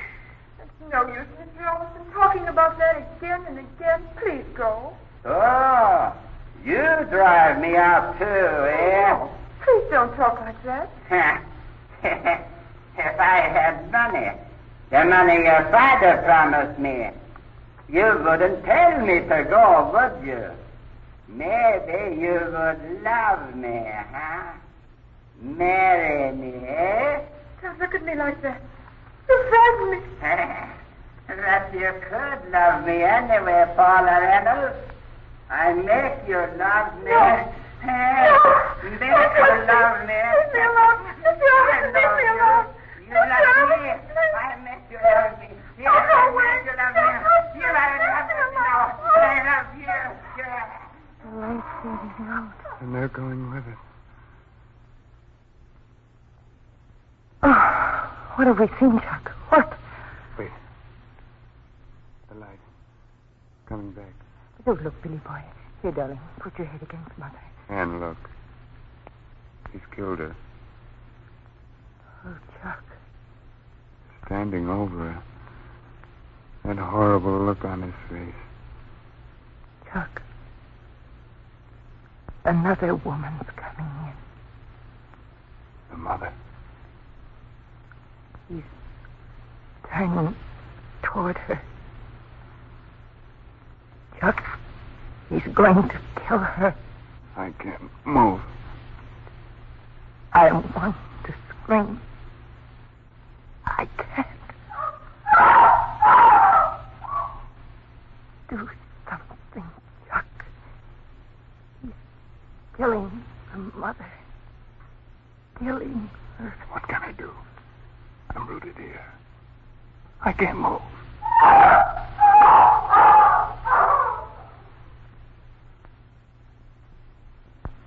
Gone. The light goes. And they go with it. But we saw him kill them both. Mother and daughter. Billy didn't see. No. No, he buried his head against me so tightly. But Chuck. What's the matter? Billy's asleep. Asleep? Yes. So quietly against me. Well, it's as if someone out there didn't want him to see that horror. Only you and I. Well, it's as if someone out there didn't want him to see that horror. Only you and I. Look, what was it that we saw? What? Whatever it was, I'm getting out of here, quick. Give me the boy. Wait. What? The old man. The one we just saw. The one you just saw what? You killed him. How and why, I don't quite understand, but we saw you kill them, mother and daughter. Oh. You know. Was it real? What did we see? Yes. I killed them both. Did I? Yes. I killed them. And why not? The one gave me no love.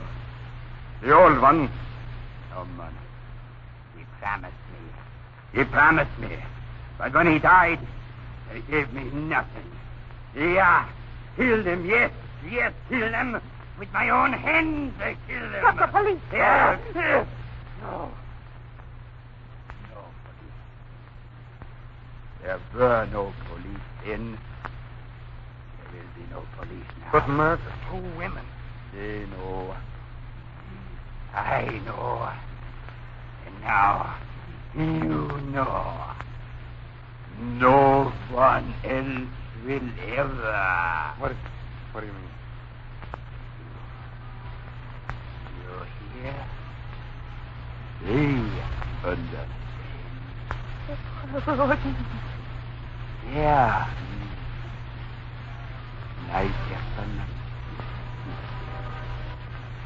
Now, you know why I didn't want you here. Now, you know why I must kill you. Sure. That gun. Yes, with the gun. Him, 20 years ago with my hand. Well, you're crazy. You with his gun.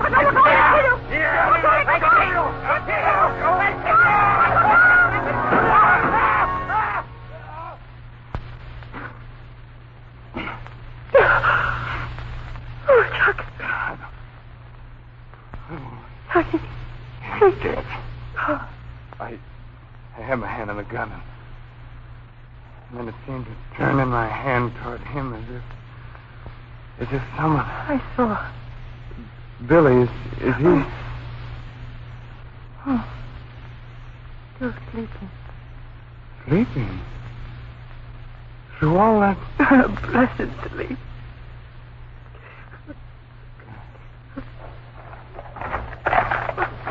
What?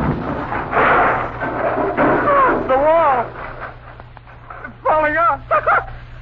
Look! That's the organ. The organ that was playing. And the women. 2 women sitting at the keyboard. No, Chuck, don't go any closer. Oh, no.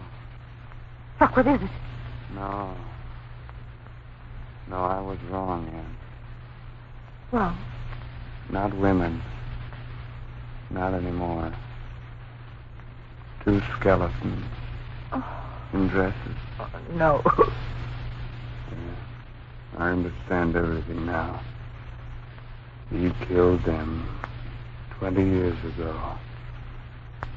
And then walled up their bodies in there with the organ. But what we saw. The music. How could it? Anne, look. It's crumbling. Bones into dust. Huh. He's dead. Now they can have peace.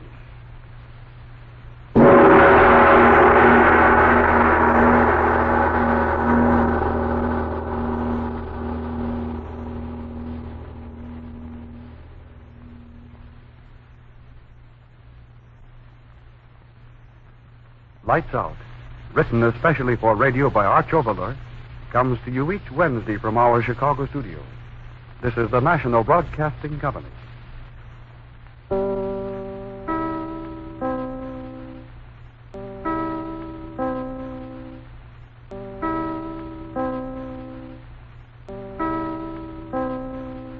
Ironized Yeast presents Lights Out. Everybody.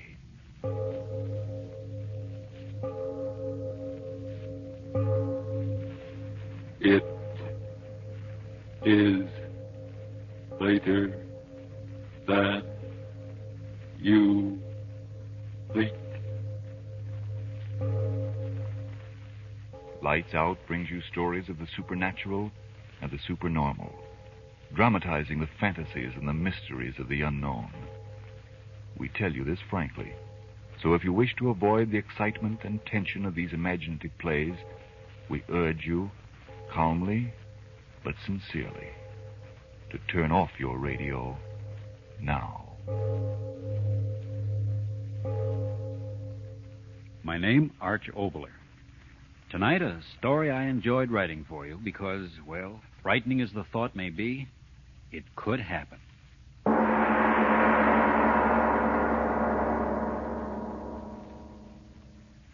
And furthermore, I might speak frankly, my dear Diane, the basic thing wrong with woman is her nose. Let's cut it off. Russell Adams. Then there's the matter of her ears. Look at them.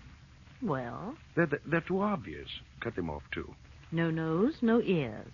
Oh, a fine art critic you turned out to be. Oh, is this thing odd? Russ Adams, I hate you. I think it's the best piece of sculpture I've ever done. Egomaniac. Oh, will you go away? Not until I tell my wife how much I adore her. How about stopping the artistic endeavors for the night and romancing with the old man? Any night. Come on. Out on the veranda. There's a moon. Spoken as Professor Russell J. Adams, instructor of astronomy at our beloved university. I don't know a single scientific fact about this moon. It's a special satellite built entirely for romance. Then it's a date. After you, fair Diane? Why do you laugh? Just thinking it's a good thing we haven't any neighbors, or they'd think we were honeymooning. 10 years and 2 more weeks. Sweet. Why? For remembering.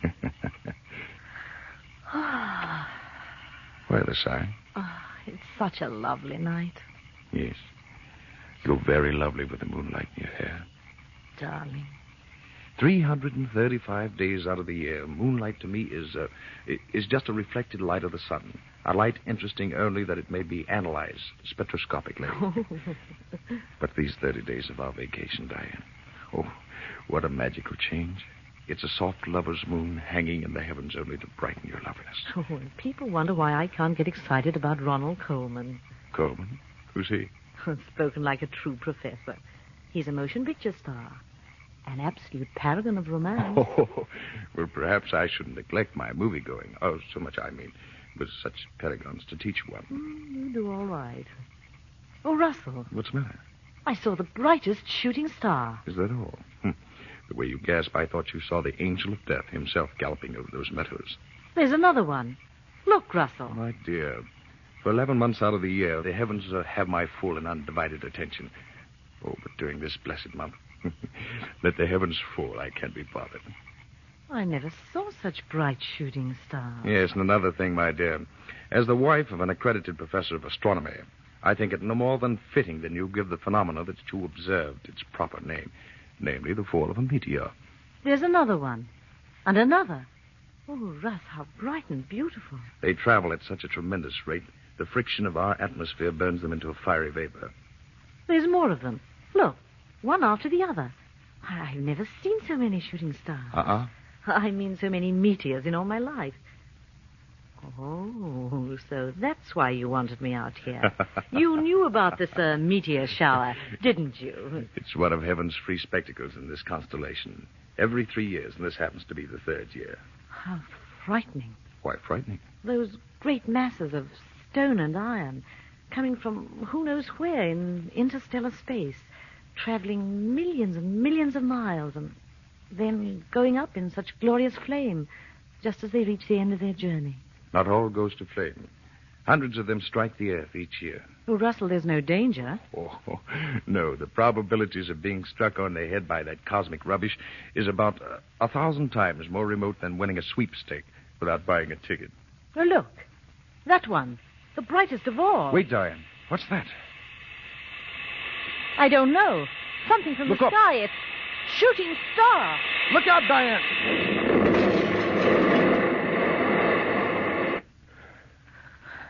Russ. All right, dear. Everything's all right. What? How? A meteor. Must have landed out in the field there. Here, let me help you. You all right, dearest? Yes, I'm all right. Russ, where are you going? Out there. Where it must have buried itself. Wait here. I'll be right back. No, I'm going with you. All right, if you want to. Oh, Diane, what an experience we've had.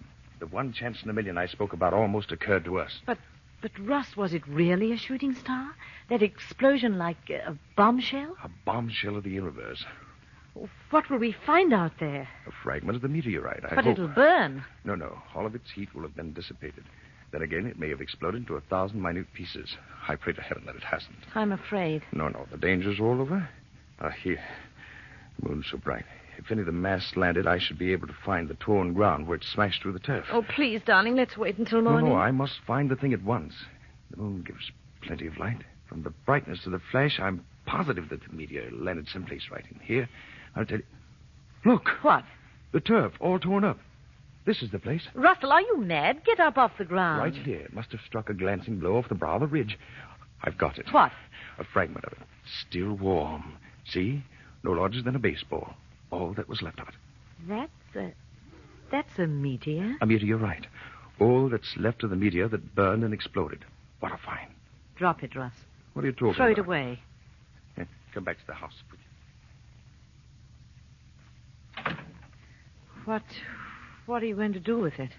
Diane, what's the matter with you? Your face. I don't know. Somehow I'm afraid for all of us. Afraid? Good heavens, my dear. There's nothing dangerous about this. A mass metal that's 90% iron. Why, it's as harmless as any inert piece of metal. Come to the study. I'll show you where the rush of air against the incandescent Russ, metal... wait. Huh? Someone's crying. Yes. I'll go and see. It's Helga. Oh, Helga, you poor thing. We forgot all about you. Oh, Mrs. Adams, it was exploding. Now. Everything's all right, Helga. What's going on, Diane? Oh, poor Helga. The explosion frightened her out of her wits. Oh, Mr. Professor Adams, we die. We all die. Don't be a the fool. The fire, it come from the sky. It kill us. It kill you and me and everybody. We die. Everybody die. Stop it. For heaven's sake, stop that. Take care of her, Diane. Give her a sedative or something. All right, Russell. All right now, Helga. Everything's all right. I'm going to get at this meteorite, so please quiet the dumb fool down as quickly as you can. Right, Superstitious idiot. Simple phenomena, and she thinks the world's ending. Simple little meteorite. Iron, a bit of nickel content. Nothing particularly unusual. Oh, Diane, quiet her down, will you? Yes. She'll be all right. You look a little rocky yourself. Here, sit here. She's very frightened. Yeah, and even you, Diane. Well, you've acted so strangely, as if this inert piece of cosmic metal could cause some supernatural ability. What are you going to do with it? Nothing. Examine it. Here, I'll take some of this nitric acid. Where's that bottle? There we are. Now watch closely, and I'll show you that the stone consists of ordinary elements. Iron. Russell. What? This mark on it. How strange. Yeah. Funny I hadn't noticed it before. Circles the entire stone. I wouldn't be a bit surprised that a blow right here would break it in half. Yes, I think I'll try to do that. No, Russ. Leave it alone. Good heavens, Diane. Nothing but a stone. All I'm going to do is try and break it along this fissure. you hit a hammer on the stone. Ah, yeah. What if the stone break? Almost solid metal. I'll try. By George, it did. Clean in half. What? Look. What's inside? Flesh. Oh, Russ, how... Negative gray protoplasmic. No, it can't be. It can't. This is a meteor. It came from out there. There is no flesh. Nothing could live. Russ, look. Huh? It's growing. Growing?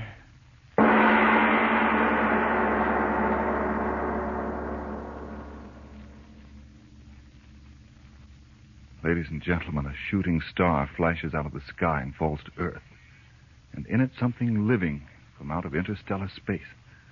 Yes, this is the time to take a breath before going on with tonight's Lights Out play, the story of Professor Adams and his wife and the thing from out beyond our world.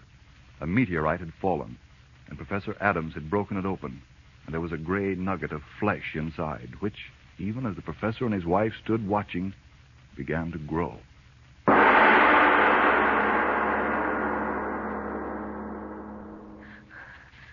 Faster and faster. Gray flesh. Growing. Oh, Russ, I'm afraid. No, Diane, no. Wait, control yourself. This is something we've got to see, both of us, calmly, so we can tell others clearly what we saw. I'll try. Oh, Russ, keep your arm around me. Larger and larger. Listen, the noise as it grows. I hear it. When will it stop? When? Look. I can't.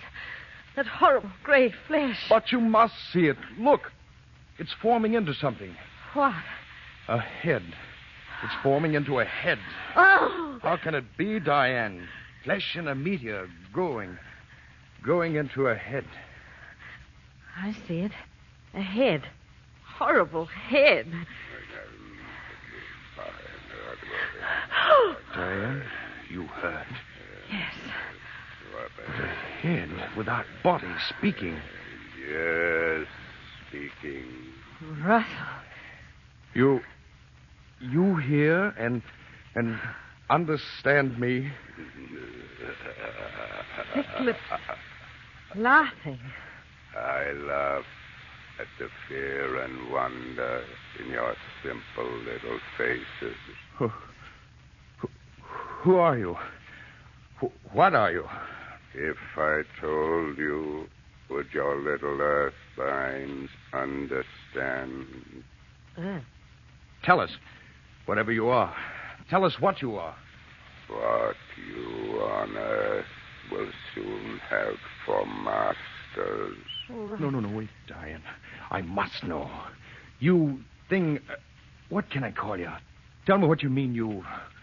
masters. Surely you simple little men do not think that in you creation has reached the ultimate. No. Gray flesh talking. I'm getting out. You will stay. Russ, I can't move. Nor I. You cannot move. Who are you? Tell us, who are you? You saw how I came. A tiny bit of protoplasm in that meteorite? So I willed myself to be, to reach your earth. You came here in that? Through space? Through space beyond your furthest conception, earth thing. Many of my people have tried. I am the first to succeed. Then meteors are the means we have used to try and reach this haven of plenty. I am the first. Now there will be others. You're from another planet? An old world. Old beyond your understanding. A world grown cold in its age. Empty with passing years. We must escape to a young, fertile world. This world. But you're only heads. Heads without bodies. Oh, Russ, I'm so afraid. No, please. I must hear him speak. This that is happening to us is a miracle of all times. Tell me, you there, are you only heads in that world you speak of? Heads. You see what I will you to see. But what are you? A mind and a will beyond your feeble understanding. As far above you as you are above the apes that still must crawl in your jungle. But how can it be that you speak as I speak and understand what I say? Your prattling wearies me, but I tell you this. All that you say, I know. The most profound thought any of you earth things have ever thought is to me as the babbling of children. But now I am hungry. You understand that, little thing. Hungry? Hungry? Hungry with a hunger that has driven me over space without ending. Hunger that has brought me here. But what do you eat? You will know. What do you mean? What food could there be here to fill the hunger of such as I? Hunger that would make me entomb myself in metal, flung into space in a hope that chance would bring me through the fire of that air of yours. What food? A thing. I don't know. Tell me. Come closer. A thing. Oh, no. And why, oh, no, a thing. You don't... Human? Human. You think you crawling worms are human to us. But if you're man... But we are not men.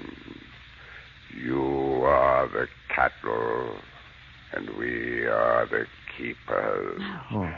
You raise the cattle for life, and we for centuries have raised such as you on our world for life.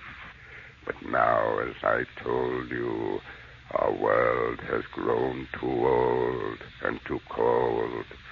The herds of you die, and we grow hungry. That is why I am here. We need new cattle. Here there are so many of you. Earth woman. Russell, it spoke to me. We've got to get out of here. Earth woman. No. Stop it. Don't look at me. Stop it. Come No. closer. Don't listen to him, Diane. Closer. No. Don't move, Diane. Stay where you are. Stay right there. You hear only me, Earth woman. Only you. No, Diane. No. Don't say that. Don't look at that monster, Diane. Don't look at it. Closer, Diane. Yes. No. Closer. No, Diane. Stand still. Don't move toward it. Don't. Closer. No. Diane. Thing. Closer. Monster. Not Diane. Diane, I beg of you, don't go closer to it. Closer. No. Closer. I'll kill you. Closer. If I could only get through you. Soon you will move to me as she No. is. Closer. Diane. Closer. I could move. Closer. Diane, Closer. I've got to find the way. Closer. The strength to stop him. Diane, you're almost... I've got to. Closer. That bottle. Nitric acid. The bottle. Closer. Got it. Closer. Yes. Yes, close to you, monster. Take this.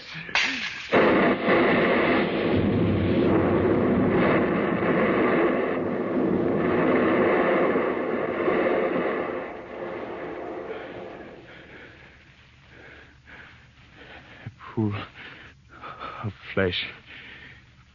Flesh. That's all. Diane, wake up. Open your eyes. I've killed the thing. I killed it. Oh. Diane, it's all right. Russell. I've killed it. Oh.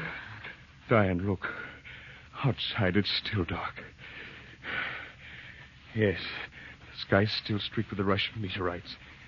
And that thing said more of the monsters of his breed are trying to reach this earth. To feel that devil's hunger in them. Another meteorite is just... well, and in it, perhaps... Oh, Diane. Diane. Is that truly to be in for mankind?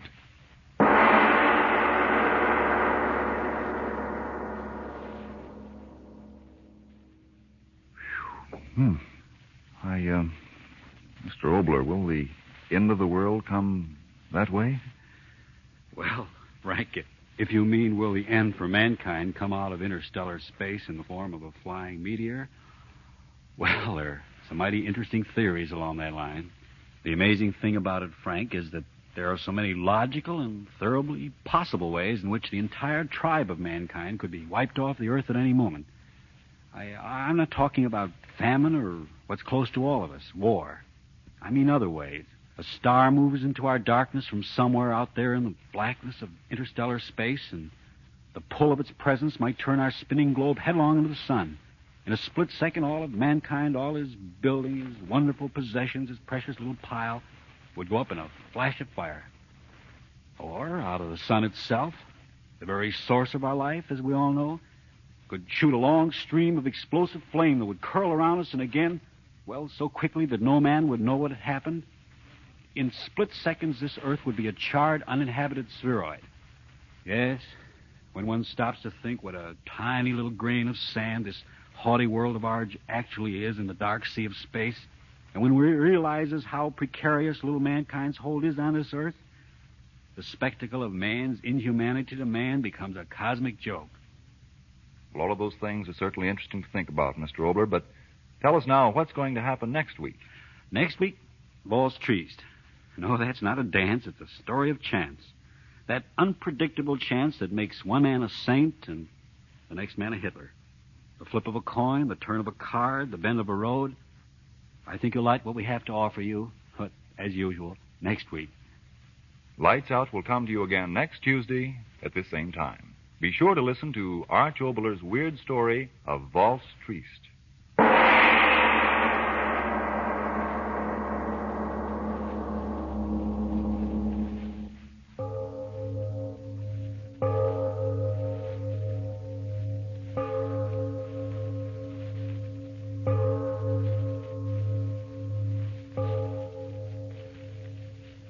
It is later than you think.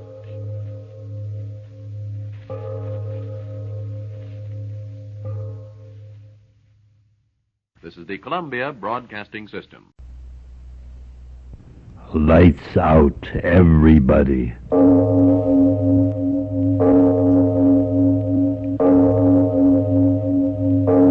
It is later than you think.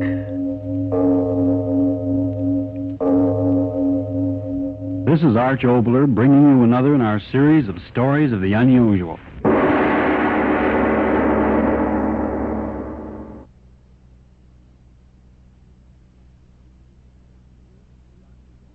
Our scene, a doctor's office. The doctor, a genial middle-aged man, is smiling across his desk at young Mrs. Peggy Connon.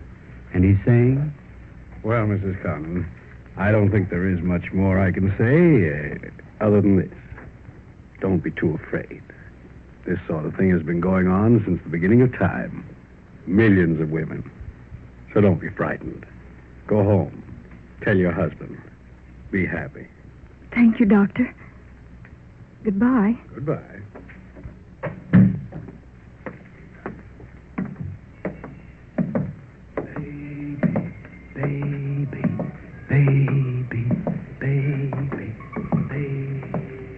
Get the cab, miss? No, thank you. I'll walk. Okay, miss.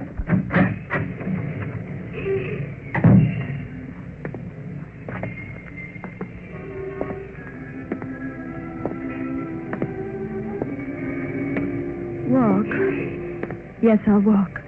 It takes longer when you walk. No longer to get home.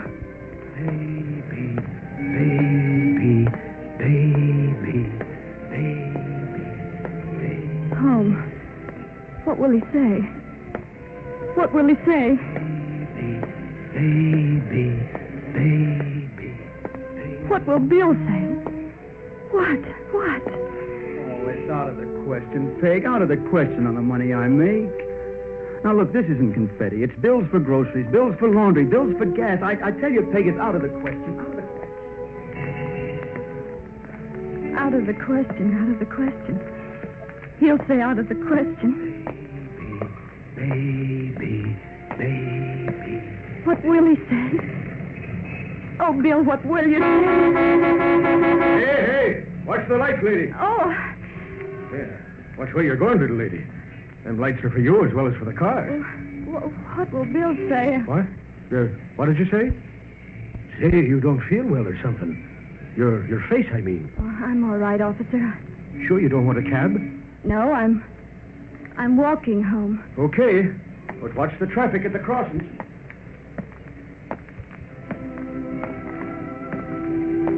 If I take shorter steps, it'll take longer. Yes, shorter steps. Do you realize it'll set us back for the next 5 years? We won't be living. We'll always be paying bills for doctors, for hospitals, for nurses, for this and for that. Will he say that? Sort of thing has been going on since the beginning of time. Millions of women. So don't be afraid. Go home. Tell your husband. Be happy. Be happy. Happy. Happy. Doctor said that, didn't he? Happy. Bill, we have been happy. Rowing. Oh, I don't think I'm going to row anymore. Too hot. Uh-huh. Just drift. Now, what was I talking about? Happiness. Oh, yeah, happiness. I think that the most important thing in life is to be happy. Don't you? Oh, yes, Bill. Now, you take ordinary people. On a day like this, what are they doing? Working in factories, working in offices, working. Isn't that right? Yes. But the park is here, the lagoon is here, the boats are here. Man, if they just had a little common sense, they'd say, the devil would work, we're going to be happy. And they'd come out here and they'd go boat riding. 4 million people. The lagoon would be awfully crowded, wouldn't it, Bill? No, I'm serious. All right, so I'm not working today, so I'll have $5 less. But I'm doing what I want, and I'm happy. I'm happy, too, Bill. Are you? Honest, Peg? Uh-huh. Oh, gee. When I think that only 2 days And ago, I wasn't even going to the dance. I took one look at Oh, you. that's a song, Bill. Oh, it's the truth. Oh, gosh, I'm happy about you, Peg. I'm happier than I've ever been in my whole life.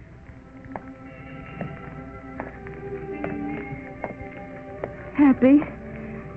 We have been happy.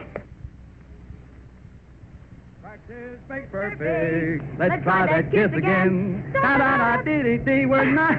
Oh, Bill. We're good. You mean we're loud? Loud. Don't drive so fast. Well, I'm in a hurry. Why, Mr. Bone? I'm on my way to get married. I'm on my way to get married. Oh, Bill.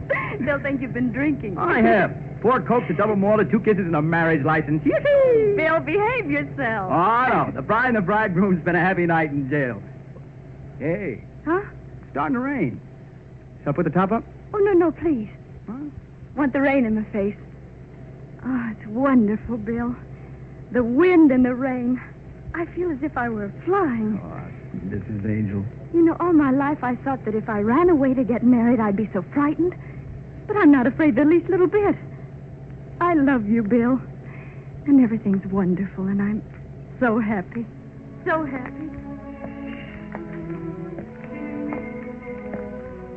We've been so happy. Should I, Peg? Should I? Well, I don't know, Bill. Well, speak up, Mrs. Conner, or forever have to hold your peace. Spent 30 cents already. Oh, I was only warming up. One more time, and I know I can hit it. All right, go ahead. Okay, mister, I'll try her again. Yes, sir. Here you are, son. Once for a dime. Knock down the top bottle and win the little lady a great big, beautiful doll. Okay, Pete. Here I go. Oh, you hit it, Bill, you hit it. I told you I would.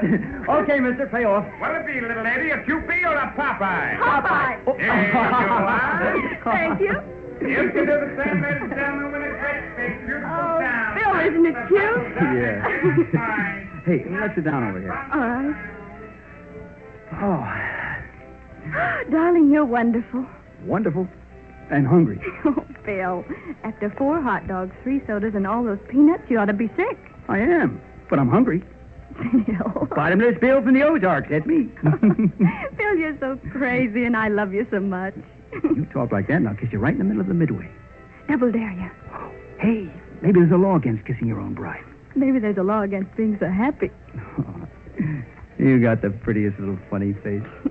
You know, I used to think that when I got married, I'd be going to the French Riviera, Honolulu, and, well, you know, places like that, and here I am, Luna Park. Oh, Peg. No, darling, you don't understand. I like it. I'm happy about it.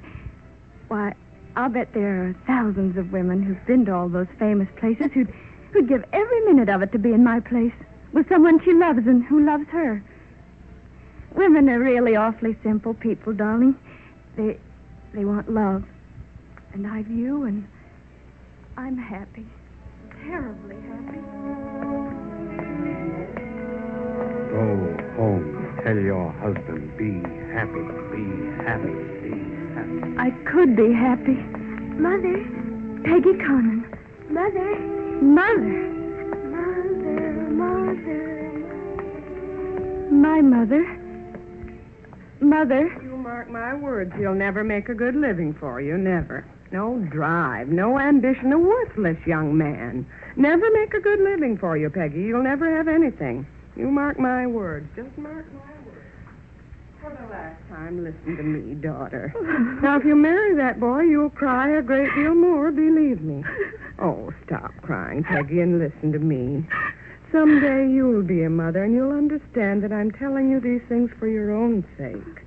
When you have children of your own, you'll understand. Understand what, Mother? Understand what? Should I understand now? If you were alive, could you make me understand now? Well, Bill's all right. He's all right, I tell you. It's just that he used to laugh. Laughed all the time. But how can he laugh now? Rent, gas, dentist, light, coffee. Rent, gas, dentist, light, coffee. Bill. That's what I don't understand, Mother. Doesn't the world want people like Bill who can laugh? Must everyone be wonderful at making money? Isn't there a place for people like Bill who don't want a great deal? Can't things be so that they can make the little they need without growing so old and tired they forget what it is to laugh? And be happy at just being alive. Fine mess. We're in a fine mess. Where'll we get the money? Where'll we get the money, Peggy? Where will we get the money? No. Gotta stop thinking things like that. Got to. Think about him. Shine, lady. Shine, mister. Shine. What will he be?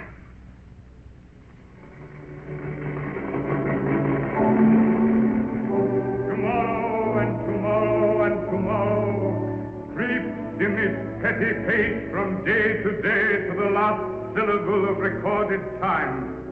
And all our yesterdays have lighted pools the way to dusty death. Our brief candle lights but a walking shadow, a poor... Oh, no! No.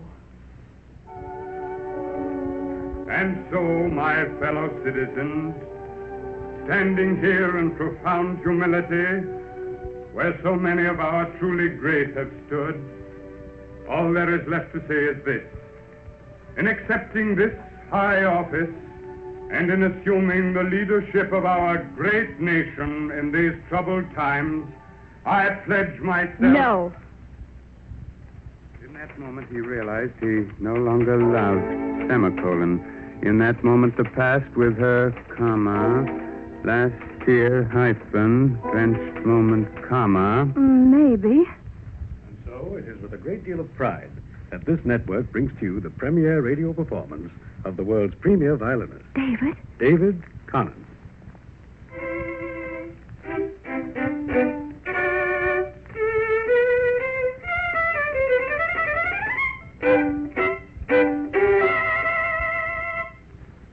Maybe. And my diagnosis of the patient only confirms my profound belief that such diseases can be cured. Maybe. So, an investment of these issues, with my concern, will net you profit of not less than the sum of twice your investment. Oh, no. Oh, Silly Peggy. You used to say that, didn't you, Mother? Silly Peggy. Because I laughed at the wrong time. Maybe I laughed then. Maybe I'm laughing now because I'm afraid. It's happened to women for millions of years. No, not that. Pain goes quickly, I know it, but... Bill. What'll Bill say? No, stop thinking. Stop thinking.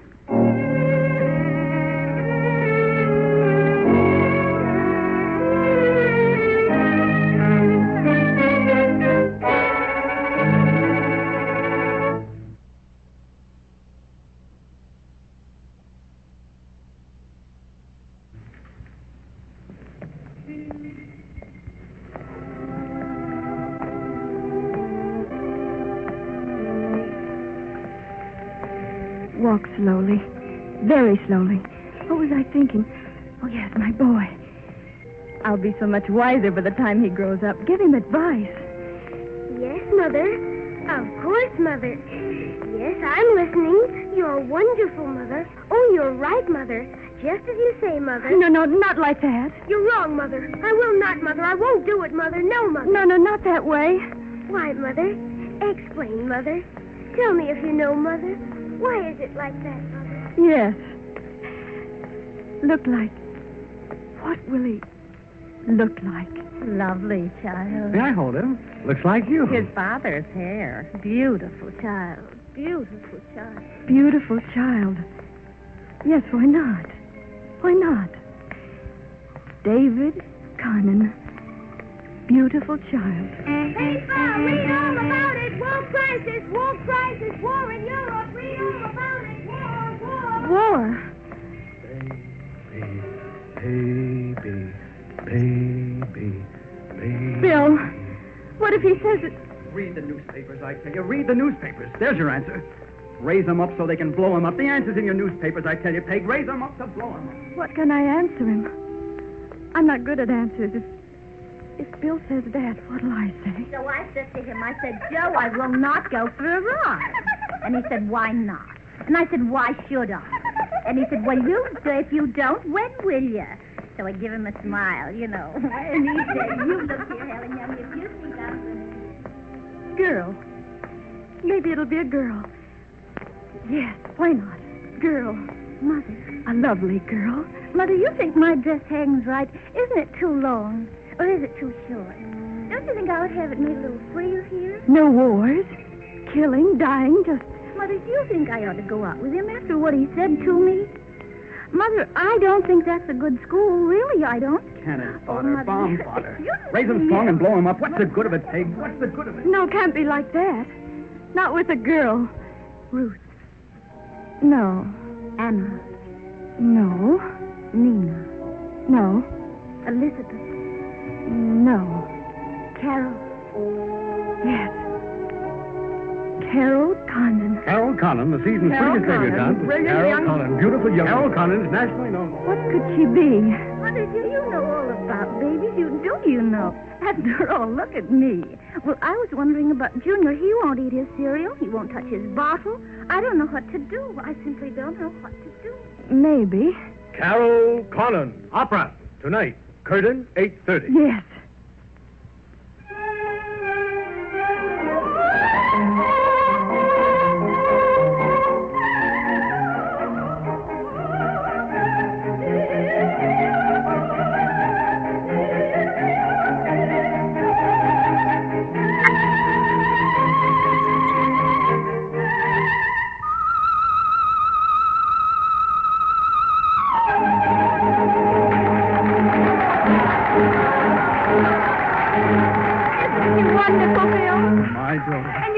My daughter.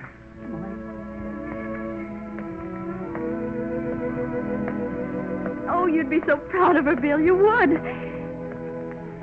Almost there. Walk slower. Oh, Bill, don't get angry when I tell you. God, don't let him be angry. I couldn't stand it if he yelled at me. I couldn't. I'm afraid. Bill, if you knew I was afraid, you'd help me, wouldn't you? Afraid of you. That's not right, is it? Walk slower. Walk slower. If, when I get there, Bill, and you look at me, if then, for the first time in my life, I can say everything I've been thinking before you have a chance to say anything, then you'll understand how I feel, and because you love me, you won't say anything that'll hurt me, and you'll take me in your arms. Oh, Bill, but I can only think things. I can never say them clearly when they should be said. Maybe everybody's like I am, talk when it's too late. This time I've got to talk now, right away, the minute I get in the house, because if you talk first and say things that hurt me, you and I will never... Oh, Bill, all I want is to be happy, just a little. Everything's so mixed up all over the world that... Bill, all I know, all I want is... You say something, Mrs. Collins? Oh, Mr. Tomasi. What's the matter? You walk right past the house, huh? Yeah, maybe you're thinking you don't live here no more, huh? I was so preoccupied, I didn't notice. Sure was a hot day, huh, Mr. Collins? Yes, it was. I don't like to go in. Oh, but your husband, he's at home, huh? Home? Sure, he come about 10 minutes ago. I'm going to see him go upstairs. It is late, isn't it? Sure. You pretty little girl, but when a husband come home from work and a wife is not home, sometimes you get plenty mad, huh? I bet you're scared, huh? I'd better go up. Hey, I'm going to come up pretty soon and fix that water faucet.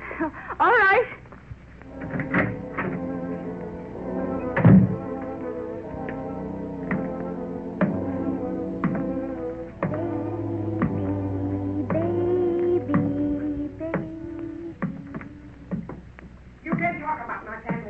Yeah, who's going to stop you? You think I'm afraid of you? Go on and hit me. Hit me. Will you shut up? I'll talk all I want to talk. Oh, yeah? What else have I got to do in this stuff but talk? I'm sick of this dumb hearing. I'm sick of it. I'm sick of it. Baby.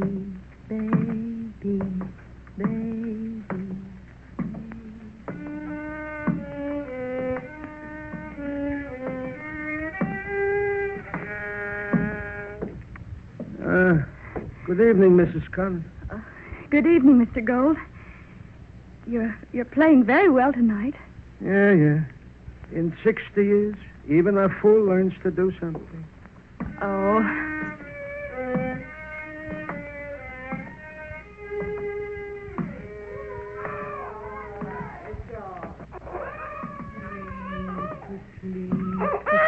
To go to sleep. Just a little bit. Oh, good evening, Miss Connon. Hot tonight, yeah? Yes. The baby all right? Oh, yeah, lots better. See? He's so tiny, isn't he? You like a baby, Miss Connon? Well, Yeah, I know.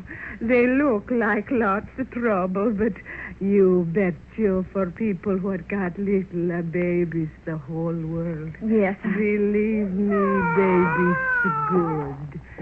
Good. Good night. Good night, Mrs. Maslow. Baby.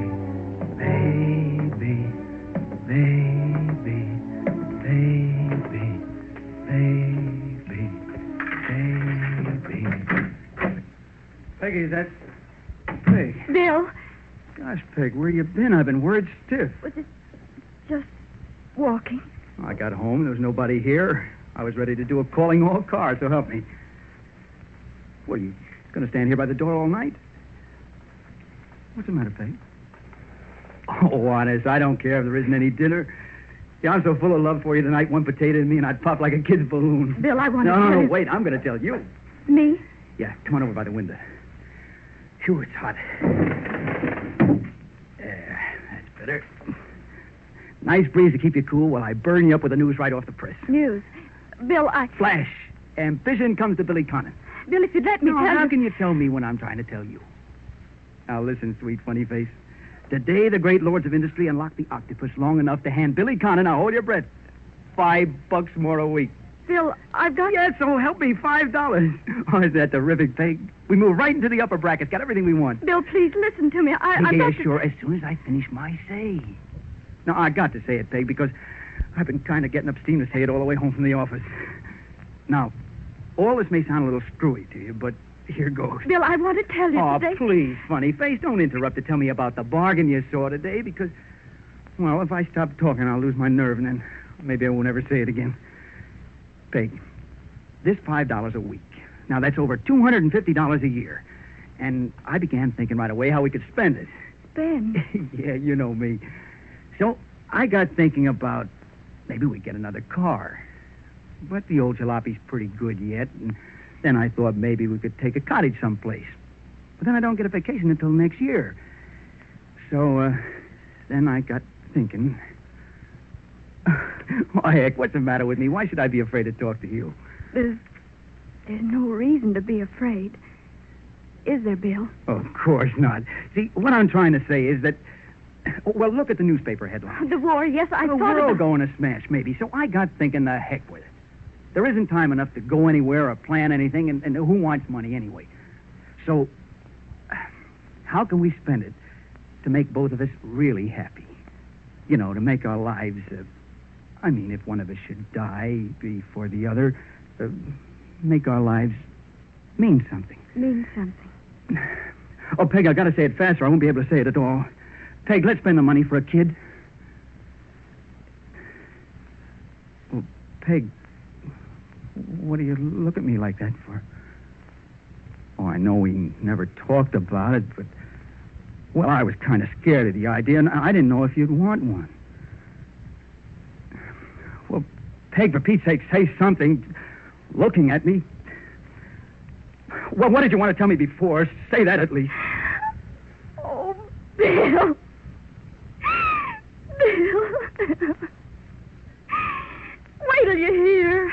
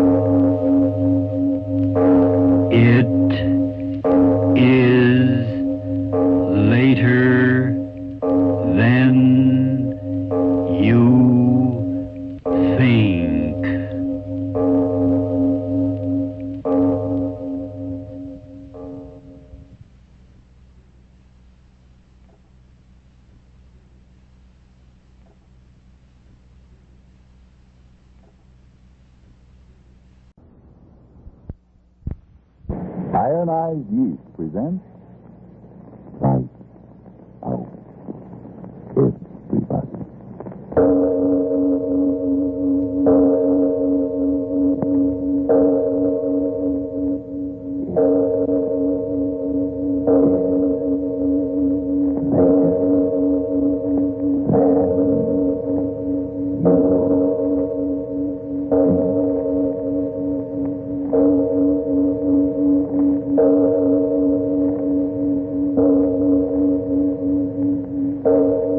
Lights Out brings you stories of the supernatural and the supernormal. dramatizing the fantasies and the mysteries of the unknown. We tell you this frankly. So if you wish to avoid the excitement and tension of these imaginative plays, we urge you calmly, but sincerely, to turn off your radio now.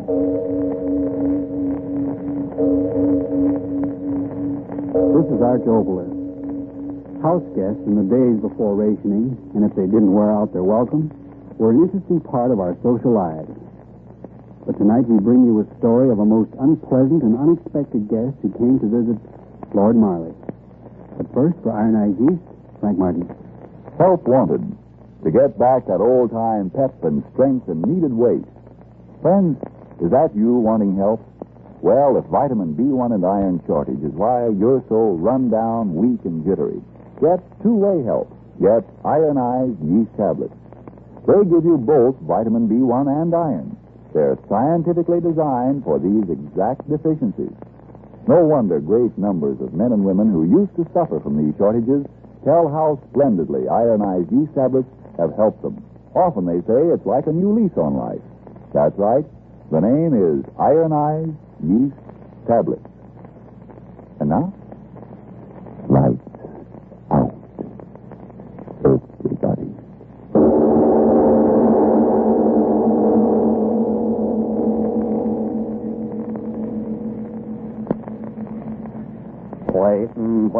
Waiting. Who does the man think we are, I'm asking? It's like I said to you before we got in here. Try to do a man like his lordship a favor and you'll get it in the next. It's what I said, and you remember. Well, I'll give him 5 more minutes to do us the honor, and then it's off I am.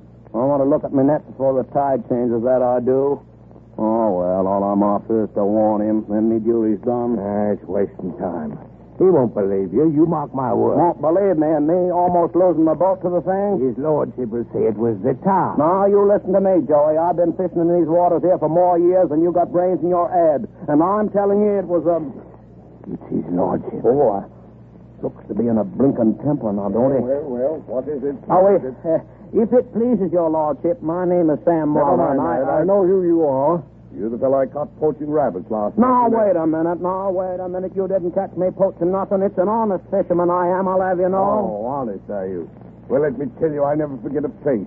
And if yours isn't the face of the rogue... Oh, the rogue, is it? Yeah, that Joey calls me the rogue. Fine one he is to be talking. Why, you impudent scoundrel. Out of my house. Out of my house. But, your lordship, we want to tell you... You tell me nothing, you thieving rascal. Oh, it's thieving now, is it? For 2 pins, lordship or no lordship, I bashed that nose of yours so flat it looked like a palm. Get out of here. Get out, I say. What is the matter? These scoundrels. We're not scoundrels, you old coot, you. Yeah, we was only trying to warn him that he... Not another word. Out. Out, I say. Come on, Sam. Let's get out of here. Get out. He calls himself, if he's a gentleman... Get out, I say. And if you dare trespass on my property again, I'll have the law on your thieving necks. The both of you. There's no need to shout, Charles. Boy. They're gone. The infernal rascals. But I don't understand. They spoke of coming here to warn you. Warn me? Nonsense. Some infernal scheme that I didn't even give them a chance to reveal. Loafers. Spoiled by the government dole. But I know those men. They're from the village. Good, honest fishermen. Honest, no good, not one of them. And if they keep off their infernal impudence, this community is going to lose my trade. You can depend on that. We'll never spend another season here. Not if I have anything to say about it. Confounded rascals warning me. All right. We'll drop the entire matter right now. What I can't understand is where's that guest of yours? You said he'd be here by 10 o'clock. Look, it's almost noon. Yes, my guess. Yes, true. What is it, Charles? Didn't I tell you? Tell me what, dear? My guest, it's not a man. No. Madeline Kay. You've heard of her? Madeline Kay? No, I'm afraid not. Who is she? It's a matter of business. I couldn't arrange to be in the office, because of our little outing, so I asked Miss Kay to come here. Pay frightfully large fees, these Americans, Americans? Won't you please tell me who she is, Charles? Why, surely you know her, the cinema star. Oh. Oh, the big blonde wench we saw in that Bang Bang Gangster picture. Oh, now, don't talk like that. I forbid it. The picture was definitely a Bang Bang Gangster but picture, my dear Charles. Why, I remember distinctly. At least 7 of the gangmen, as the Americans say, bit the dust. You have the most outrageous sense of humor. I'm speaking of the woman, my client. Oh, you mean she isn't a blonde wench? Oh, really, my dear, your choice of words is sometimes most inappropriate. The woman is definitely an artist. And my client. Oh, yes, of course. But was it necessary to have her come here? Why not? Well, this is our home. But I told you it's most important that she consult me. Her financial affairs, you know. No, I don't But know. I'm trying to tell you. Oh, great Scott, James. You're not going to be difficult just because I invited the client out here. Confounded silly suspicions. Now, just a moment, Charles. I have no suspicion. Well, your attitude. And I have no attitude. You've invited this woman here on business, and I assure you I'll do everything in my power to make her stay as pleasant as possible. Will she be here for dinner? To tell you the truth, Weekend? Fortnight. You know how those Americans are. Pushing. Fortnight. Very well, Charles. I'll go and tell Jenkins that he should... Charles, here I am. Apparently your guest has already arrived, Charles. Mm-hmm. You better go out and welcome her. Yes, of course. You coming along? Of course. Careful of that luggage, you idiot. If you scratch it, I'll have you replaced. Do say so, Fortnight, Charles. There's enough luggage piled up in the tonneau of that roadster for a permanent invasion. Oh, Charles, how nice. You've come out to your doorstep to welcome me just like a feudal knight or something. Well, by George, Madeline, it's good to see you. Madeline? You said something? No. Oh, yes, Madeline. This is Lady Jane. How do you do? How do you do? Charles, tell me, what do you think of my new car? It's nice, isn't it? You see, I did take your advice. You must be tired after your trip, Miss Kay. The roads aren't any too good. Tired? I'm never tired, am I, Charles? You ought to know. Tried to walk my feet off around the deck, but I wore you down, didn't I? Oh, you met on shipboard during Charles's trip to America? Madeline, you must be tired. Rest before tea, perhaps? Rest with all that beautiful ocean right there at the end of the lawn? I should say not. Swim? Just what I need. Charles, why don't you get out one of your little boats and take me out there in the middle of that blue water so I can take a dip? Well, that is to say... Of course you'll do as Miss Kay asks, Charles. Get out the skiff while I show her to her room. I'm sure she'll want to change before bathing. Oh, yes. I always use a bathing suit while the sun's shining. Run along, Charles, and get the boat out. You and I have all sorts of talking to do, haven't we, darling? Yes, of course. This way, Miss Kay. Jenkins has already taken your things up. You just follow me. Sure, why not? The last place I saw stairs like these was on a set in Hollywood. I've always wanted a place like this. It's very pleasant here during the summer months. Breeze coming from over the bay all the time. It's really quite nice. Plenty nice. Right in here, Miss Kay. Not bad. Not bad at all. This is the afternoon off for the maids. I'm sorry there's none here to help you. But by the time you get back from your swim, I'm sure one of them will be back. Oh, it's all right. I've got a bathing suit right in this case here. I think I can get in myself if I hold my breath. I did want to talk to you. Talk? Go right ahead. No. You want to dress? Oh, stick around. We're all girls together. What's on your mind? You are very pretty. You're not as old as I thought you'd be. You met my husband for the first time on the boat coming back to England. Blasted blankety catches of all the rotten luggage. There, that does it. Where was that doggone suit? You did meet Charles for the first time on the boat, didn't you? Yes, of course. Oh, am I putting it on in the wrong places? Will your business keep you in England very long? Long? I should hope. Why have you come here, Miss Kay? Charles invited me. Didn't you know? Why have you come here? What you mean is, Madam, are your intentions strictly honorable? I played a part like that once in stock, and was I allowed... Terrible. Why don't you answer me directly? Okay, why not? What have I got to lose? Even if you pass along what I say to Charles, he won't believe you. He's a gentleman. Or, is he? Tell me. What is there to tell? You guessed it. Like a man, Charles thought you wouldn't, but I knew you would. It's been going on ever since we met you. You catch on fast, don't you? You are cold. Sister, when you've been around the way I have, you get to know all the answers. And you make up a couple of new ones, too. But Charles, over 20 years older than you. And with $20 million more than me. But you're wealthy.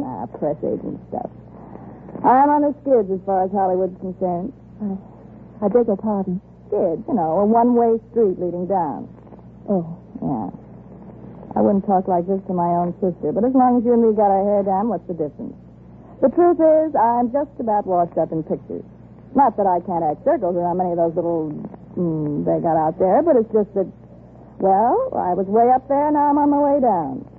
That's that. So you met Charles on shipboard and fell in love with him. Love? You laugh? Well, I'm sure not crying. But I am going to marry him. You what? I said I'm going to marry him. My husband? He won't be long. You either have a poor idea of humor or you're absolutely insane. Now, I suppose you'll pull the line about my husband loves me. He'll never leave me. He won't leave me. No. I know Charles. There have been others. But he never invited any of those others to his home now, did he? But he did invite me. And I'll stay here as long as I please. And in the end, I won't be the one to go.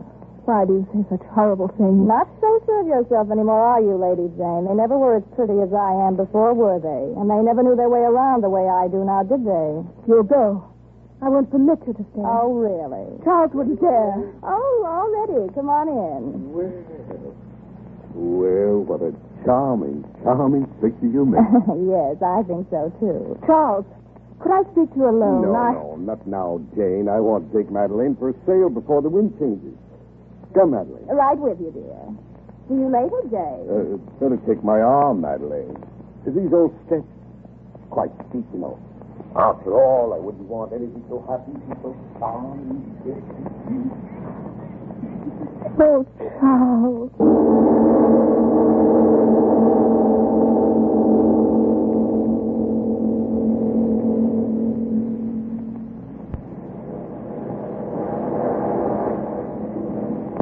There he goes, Sam.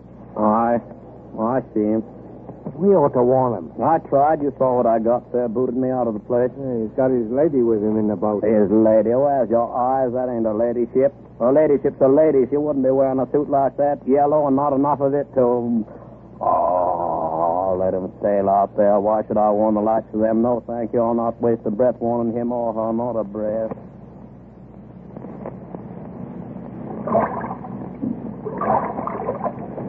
Madeline. Now, Charles, steer the boat. I'd give anything. Anything? Name it. Not now. What's the matter? That wind, where did it come from? By George. The sun has gone down, hasn't it? No clouds, yet no sun. What kind of a place is this, anyway? Yes, it is strange. I thought I'd go swimming. Oh, come on, turn back. This is about as much fun as walking in a graveyard. Jove, I'm sorry. Sorry? We're becalmed, and I forgot the oars at the landing. Oh, nice going. So what do we do now? Camp out here in the middle of the ocean until the Boy Scouts come after us? You have a delightful sense of humor. I'm getting a chill that isn't so delightful. I'm deucedly sorry. Here. Put my coat around you. Lovely. The wind hasn't cooled you off any, has it? What was that? What? You hear it like a fish. You don't have whales in these parts, do you? Whales? By Jove. There it is again. Yes, I heard it. The water is so smooth. Oh, just a fish jumping, probably. Oh, this is cozy. Becalmed at a very opportune time, if I might say so. Yeah. I can't very well walk home, can I? Anything for you. You'll have your chance. Anything. Now, what is it? thought I saw that rope up there at the bow, or whatever you call it, move. Rope? Yes, squirm sort of. Imagine that. I haven't had a drink in a week. But there's no ropes at the bow. Oh, yes, there is too. Charles. It's no rope. Then what is it? I can't quite make out. It is a rope. It is a rope. I tell you it is. I'm not quite sure. Another one. Charles, look, another one. Came out of the water. Oh. It's moving. It's moving down along the deck. Charles, how can there be snakes out here? Not snakes. What's the matter with you? What are they? Look, there's two of them. Slimy. There's another. Thick as a man's chest. And another one. Coming out of the water. Oh, no. It can't be. It can't. What is it, Charles? What is it?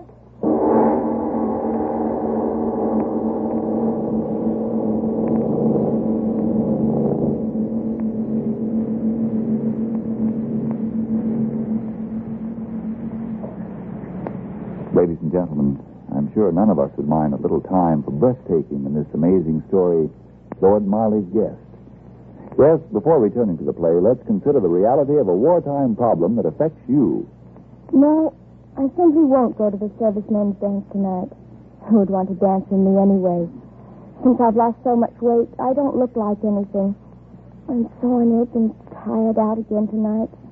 Can't eat. I just know I'll lie awake till all hours, the same as last night. Honestly, I'm worried about myself. Well, getting worried can't help. But if vitamin B1 and iron shortage is your trouble, very probably ironized yeast tablets can. Vitamin B1 and iron? Ionized yeast tablets? What do you mean? Just this.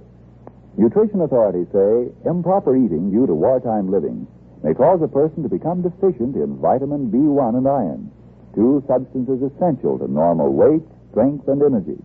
And ironized yeast tablets supply those exact two substances, vitamin B1 with iron. They're scientifically compounded to help two ways in these deficiencies. Yes, help you two ways to look and feel and be your old-time peppy, sparkling self again.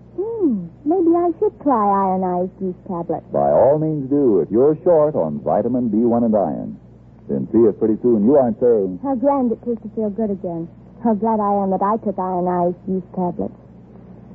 And now back to tonight's play, Lord Marley's Guest.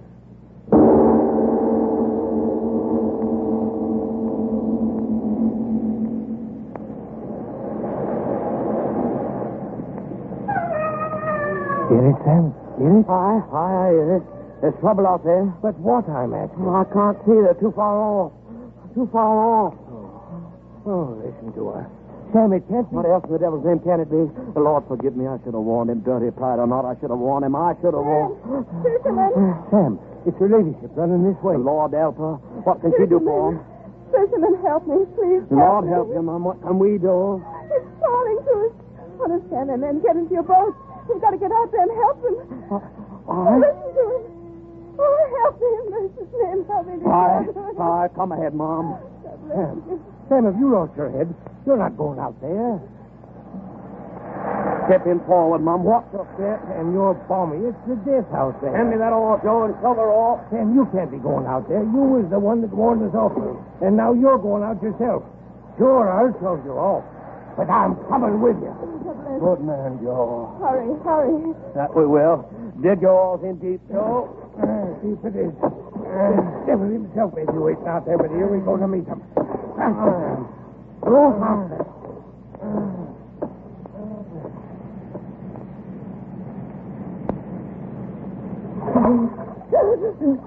Back of me, Madeline. Stay back of me. Horrible things reaching out. You've got to tell me what they are. What? Tell me. Behind us. Look. No, those snake things crawling toward me. I've got to keep my eyes on them. If I watch them, they can't hurt me. Yes, that's it. Madeline. If I watch them, they can't hurt me. Madeline, watch out. Can they hurt me? Watch out. Can they? What? Answer me, can they hurt me? What are you staring like that for? Now I know. I know what it is. It? 8 arms coming out of the water. The body must be beneath. What are you talking about? What body? Its body. There. He was taking the boat.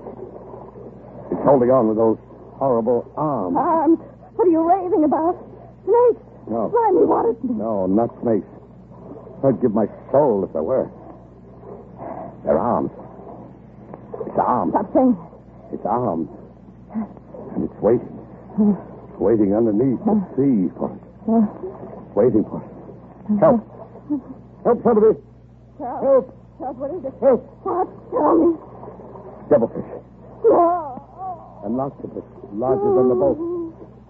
Suckers on its tentacles. Oh, my leg. One of those crawling things on my leg. Get it out. Get it out, my leg. I can't fight it. I can't fight it. Oh, get it out. Devil for you. Let go of her. Let go. Oh, my neck. No.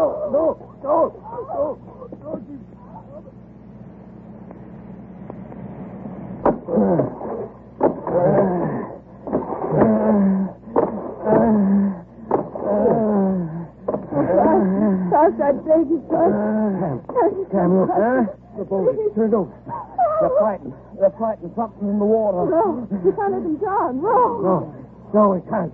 It's a devilfish. I see it too. Its arms, they're longer than the mouth of the boat itself. The tide's taking us right into it. Get at your oars, Joe. We'll get out of here. Yeah, we'll... Let's go by oars. No, I won't let you turn back. Let's hold the oars, woman. I won't let you turn It'll back. kill us, too. It's killing them. The octopus is killing I'm them. not killing them, playing with them like a cat with a mouse. Oh, no. Lifting them up in those great slimy arms and then dropping them back in the sea again. No. I held him under and drowned him. No. Brought him up again, see? But what? Oh, no. What is it? What is that terrible thing that's lifting out of the water? It's Ed, see? It's bringing the body toward its Ed. It's going to... No, don't look, Mom. No, he's dead anyways, Mom. Joe, let's get out of here. Come on, aboard. No. Wait. The woman. Let's let her go. The woman. She's swimming for it. This way. No, let's get out of here. Get at the oars, man. No, wait, David. Too late for him, but we can't leave her. Right. We'll get you, miss. She's too tired to swim anymore. Stay afloat, miss. Oh, hurry. Come on, Sam. Put your back to that oar. Aye. We'll get you, miss. Bring her around, Sam. Grab her quick. Aye, that I will. Got you now. Up you go. Over, up and in. Watch it, Mom. In you go now. You're safe now. You're safe. Look. He's gone. The monster, the devilfish, gone. Under the water. Quick, put the girl down there in the bow and let's get out of here before he pulls us down. Right. It's all right. You're safe enough. You're safe, I tell you. Safe. Yes, safe. Stop it. Stop it. No, stop saying it. What is it? Why'd you stop? We've got to get ashore. The woman hysterical. Sam, something is holding the boat back. No, it can't be. We're almost at the beach. And look over the port side. What? The octopus. Row. It's underneath the water, holding us back. Tentacle. Horrible black thing. Come on, into the sun with us. On the sea. Another arm. I'll push it down. Beat it off with your oar, man. Oh, stay back, you fool. Lifted the oar right out of my hand. Look, another arm. And they're all moving up toward there. He doesn't see it. She thinks she's safe. Around her neck, it's wrapping around. Oh. Dragged her over. The boat's free. Free, I tell you, free. It's let go of us. We'll get away. But why should that be? Dragged her over and let us go? That's so. Picked her right out of the boat. And now the water's so calm and clear. And look, the sun's come out. And his lordship and the blonde one dead under the sea. What say you, Mom? dead. Under the sea. Better so.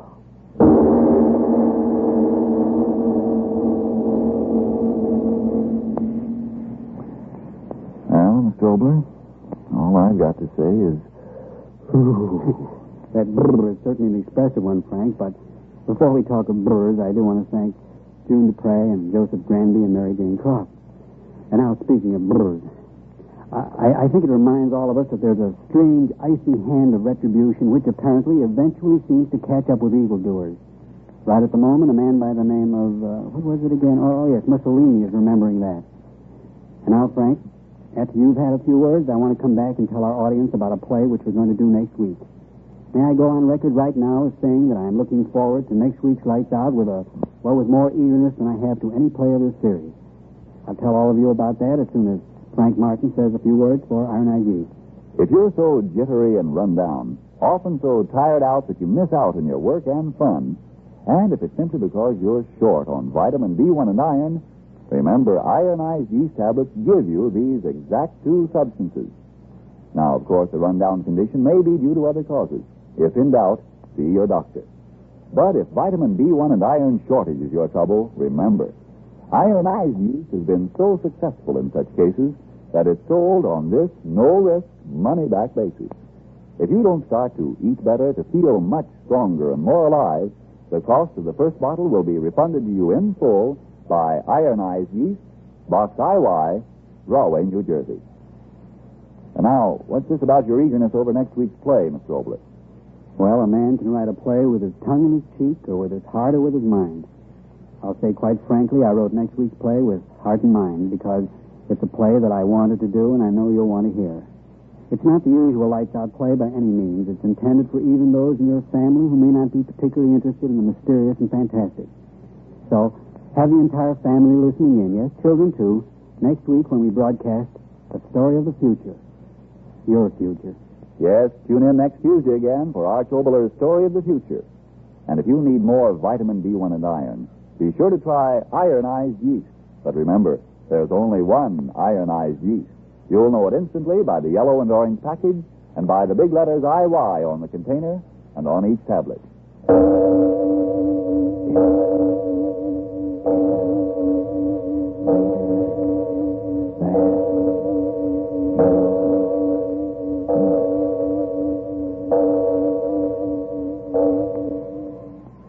Here is a very helpful, very short story. First, girl gets little grease spot on dress. Girl cries. Then girl remembers Energine cleaning fluid. Girl uses Energine. End of grease spot, end of story. Yes, friends, it's easy to do little cleaning jobs right at home to save time, money, and your clothes with Energine cleaning fluid. So keep things clean with Energine. This is the Columbia Broadcasting System. Broadcasting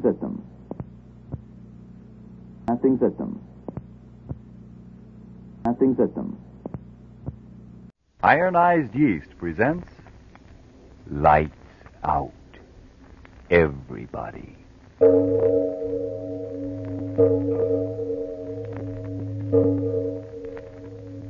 It is later than you think.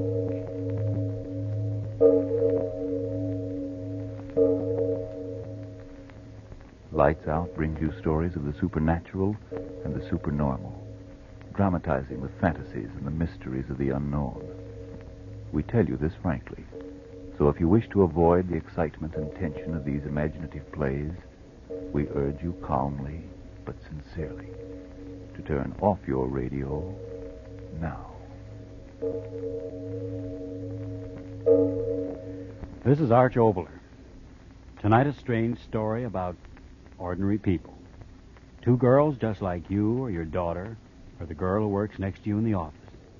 But first, Frank Martin. Worried because you're underweight and frazzled out?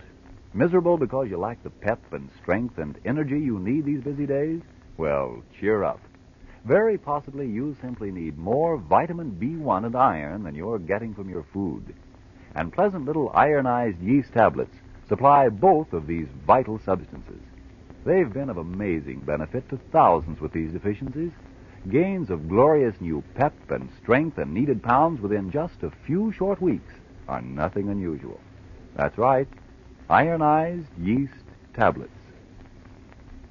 And now, lights out, everybody.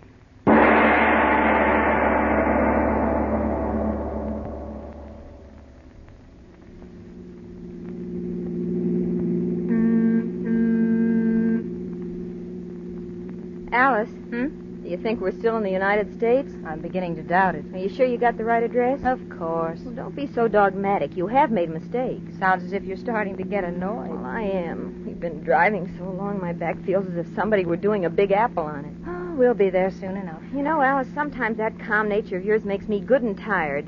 You sound as if you want to quarrel. Oh, I'm sorry. It's just that, well, I looked forward to this vacation for weeks, and now that it's happening, well, it isn't so much fun. Oh, wait till you get to my Aunt Harriet's. You can curl up in the alfalfa and sleep for days. Sleep. Oh, that's a lovely word. Just imagine, sleeping as long as you want without having to worry about making an 8 o'clock class.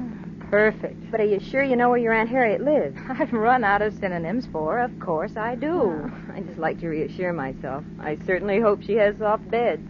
Oh, and that reminds me, you did send her that letter that we're coming. No.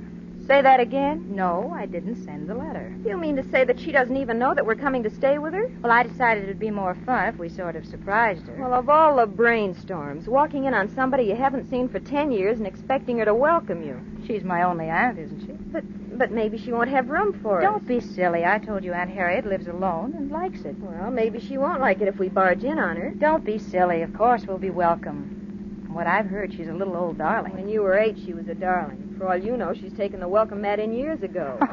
Wait a minute. Didn't you say we were supposed to go down Camden Road 3 miles? Yes. Then you are lost. That sign back there, this isn't Camden Road. You're silly. I saw it with my own eyes. It said Pig Snackle Road. Oh, there, see that? Pig Snackle Road. You are wrong. Pig Snackle Road. That's too good to be true. Are you crazy, laughing at a name of a place when you haven't got any idea where you are and my Oh, back... don't be silly. I'm sure we'll find... Hey, there. There it is. There's what? The edge of the world? Oh, no, the crossroad. The entrance to Aunt Harriet's place ought to be just a little bit beyond it. That's what you say. Well, yes. There it is. Here we turn here. Turn. Hey, wait a minute. What are you trying to do, turn over? Oh, it won't be long now. You're telling me. This is no road. It's a cow path. Aunt Harriet likes privacy. Oh. I remember Dad and Mother used to say that. Another 100 feet on this road, and I won't need a bed. I'll need a stretcher. Come on, slow down. I knew it. What a road. Even the tires couldn't take it. What do we care? Aunt Harriet's place just a little ways down. We'll walk. You mean leave the car right here in the middle of the road? It's Aunt Harriet's own private road. No one will bother it. Oh, come on. Take your bag. Let's get out of here. Oh, all right. I'm just a stooge. Come on, let's go. We'll just be in time for dinner. That's what you think. What do you mean? I mean, maybe your Aunt Harriet doesn't like guests who walk in just like that. Hey, Alice, now what are you stopping for? Well, I just noticed. Noticed what? How dark it's getting. So what? Come on. When the sun starts setting, it gets dark. I learned that in Physical Science 101. Yeah, but back there on the road, it was so light, and here it's so dark and gloomy. What's the matter with you? Are you going to take your suitcase and come on, or are you going to stand there being afraid of the dark? I'm all right. So many trees around here. No wonder it's dark. If that Aunt Harriet of yours wants privacy, she sure got it. And I hope when we get there, I'll have the same... Lona. Now what? Look at that mist coming up through the trees. Yeah. Like long, white, curling fingers. Oh, stop that, will you? It's just that it's getting late. Colder, moisture's condensing. Oh, will we ever get there, riding and walking? Have you actually got an Aunt Harriet? Come on, let's go back. Wait, Lona, there it is. Huh? Hallelujah, it is a house. Well, it's about time. It's about time.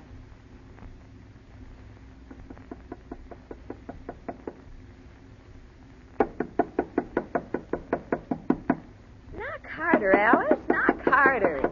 I can't. It hurts my knuckles. Oh, let me. She must be home. There's a light upstairs. And you were going to surprise her, eh? But she never leaves this place. Oh, go on. You don't even know that she lives here. A fine business. car with a flat, stuck in the middle of nowhere, nobody home in this godforsaken place. Me so tired I could sleep standing on my head. But she must be home. You're repeating yourself. Oh, if this is a vacation... Hey, wait a minute. Wait, there's someone at the door. Oh, yes. Yes? Oh, what do you want? I'm looking for are you Miss Saugus? Yes. Oh, what do you want? Well, then you are Aunt Harriet. Hallelujah again. Who's calling me Aunt Harriet? Oh, I say, who are you? Well, I'm Alice. Alice Preston. Alice? Oh, yes, bless my soul. I know you. Come in. Hallelujah, we're here. Come in and close the door. Oh, Aunt Harriet, you don't know how glad I am to see you. Did we have a time getting here? Yes. Come right in here. Right in here. There, Lona. I told you we'd be welcome. She didn't even ask who I was. Now, put your things down here and sit down and make yourself comfortable. Thanks. Aunt Harriet, this is my girlfriend, Lona Stevens. We roomed together at the university, and I asked her to come along with me. It's all right, my child. It's all right. Anyone's welcome. Anyone at all. Oh, that's very kind of you, Aunt Harriet. I hope you won't mind my calling you that, but Alice always... There, my child. It's all right. A name's a name. Now, sit here and be comfortable. I'll get some tea. Oh, no, really, Aunt Harriet. Wow. Apparently your Aunt Harriet does what she wants to do. Doesn't she? Oh, well, as long as we're here. Like something out of a museum, isn't it? What? The house, the furnishings. Look at the chairs and that sofa. Are they prehistoric or are they prehistoric? Yeah, I didn't think she was so old. Oh, you mean your aunt? Yes. Oh, well, after all, in 10 years, living alone out in this godforsaken place, I sort of think she's nice. Do you? Taking us right in and not asking us all sorts of silly questions. That's the kind of relative to have. You know, if I were to go barging in on any of mine, first they'd give me a 3rd degree on how come I was away from school, and then they'd give me another 3rd degree on how long I was going to stay. Lona. What's the matter? Back there in the shadows. What is... I don't... It's something moving. Why, it's a dog. Oh? Why, no, it's a cat. Cat?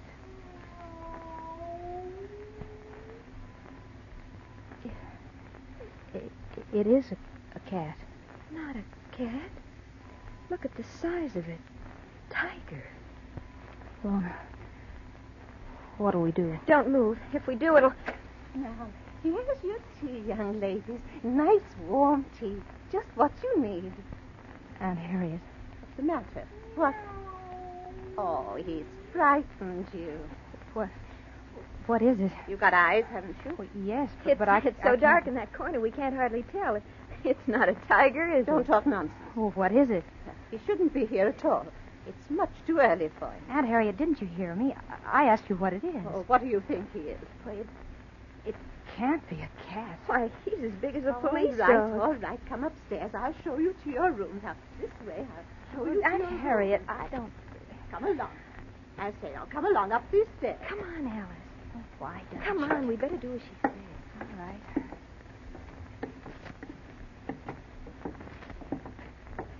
You must be tired, you two. Sleep. But, Aunt Harriet, how could it be a cat when we... No more about it. Talk no more about it now. No. We'll talk about that tomorrow morning.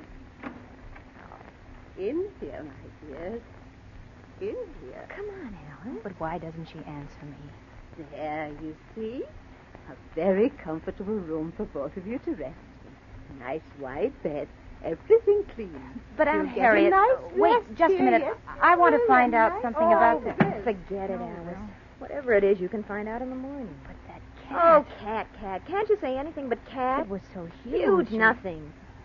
Well, we just imagined it, that's all. I mean, there in the shadows, it looked monstrous. You heard it. It sounded just like an ordinary tomcat. But You didn't see any more than I saw, and I think it was just a long shadow that got us fooled, that's all.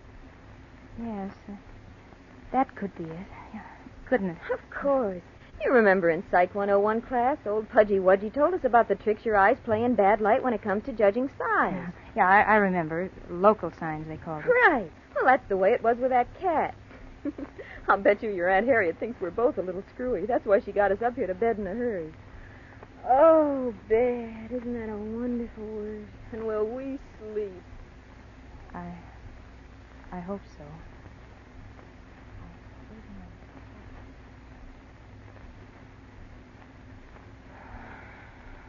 Alice. What? You're not sleeping either, are you? No. I wanted to talk to you for hours, but I wasn't sure. I thought you were asleep. Somehow I can't. Me neither. I can't understand why. I'm the one who was crying how tired I was. The bed's so comfortable. The house is quiet enough. The house? Huh? Maybe that's why we can't sleep. What do you mean? Well, there's something about the house. What? Something oppressive that won't let us sleep. Oh, you're crazy. No, I'm not. It's just that we're too tired to sleep, that's all. Yes, that's it. Too tired, nerves on edge. No, I've been lying here for hours trying to figure it out. Now I know. Will you stop talking like that? Don't you feel it, Lona? Don't you? Well, Tell the truth, you do feel it. It's something heavy in the air, pressing down on us. I'm awfully frightened, Lona. Awfully. Well, you're not going to frighten me. Why, this is your own Aunt Harriet's house. She's down there sleeping, and she...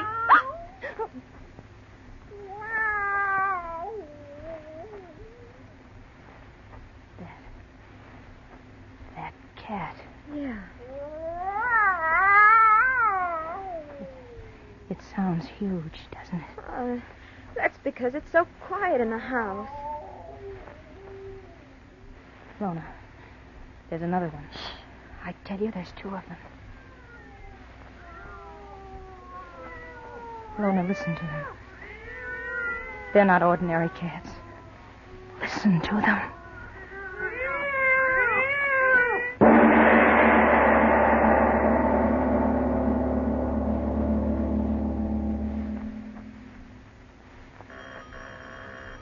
Ladies and gentlemen, we leave our lights out story of Little Old Lady for just a moment to accompany a young lady who's calling on a friend.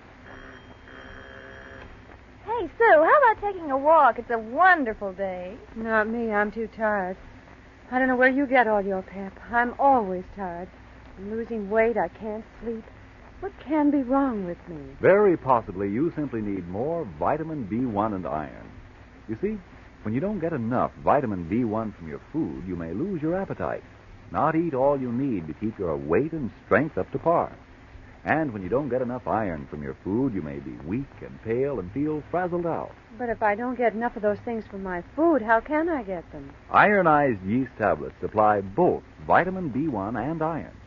Thus, ironized yeast helps two ways in these deficiencies. Helps you two ways to regain weight and pep and sparkle. So, if you need more vitamin B1 and iron, get ironized yeast tablets right away. Tonight. See if soon you aren't saying... Talk about pep. I'm fairly bursting with it now I've regained this nice weight. My, but I'm glad I tried ironized yeast tablets. And now back to our lights out story of Little Old Lady.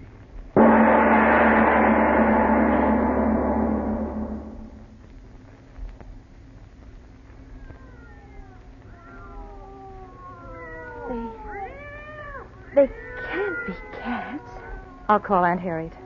She'll tell me. She'll make them stop. Alice, wait. Don't go out there, you little fool. Aunt Harriet, I've got Get away from that door. Listen to those things down there. Listen to them. No, I can't stand any more of it. Aunt Harriet, make them stop. Aunt Harriet!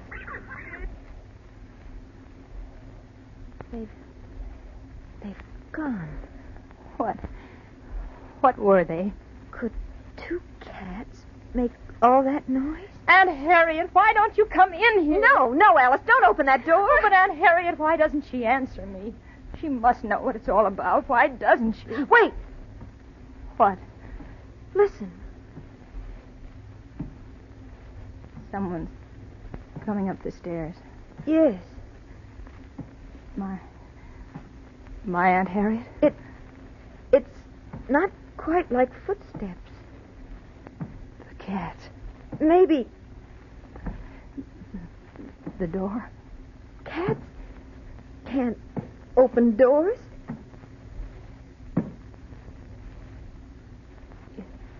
It's right outside the door. I can hear, can't I? Is it a cat? Of course it is. You don't think so either, do you? It's just sitting there. Yes. Let it sit there. I'm so afraid. When morning comes, we'll get out of here. Aunt Harriet. Aunt Harriet, why don't you answer me? Oh, stop that. There's something outside of our door, Aunt Harriet. We don't know what it is. What's the use of calling if she won't answer you? Why do you say that? Because she hasn't answered us and she won't. But she's in the house. She must know. Wait. Trying to get in. As long as the door's shut. We're safe enough. Aunt Harriet! Oh, please wake up, Aunt Harriet. No! What? Look. Doorknob. It's turning. Oh. Alice. Cats can't open doors. You mean Aunt Harriet? Yes. Yes, it must be Aunt Harriet. She's ill and she's trying to open the door. I'll open it for her. No. Oh, no, Lorna, stay away from that door. I'm afraid. Oh, don't. Come right in, Aunt Harriet.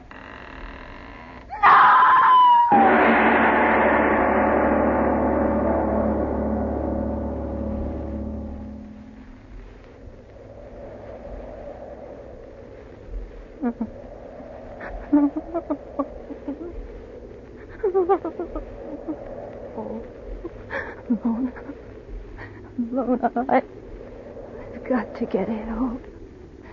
I've got to. Oh, my arm. I can't stand pain. I've got to. The wood's so thick. I'm lost. And I've got to get help. Someone's got to help me.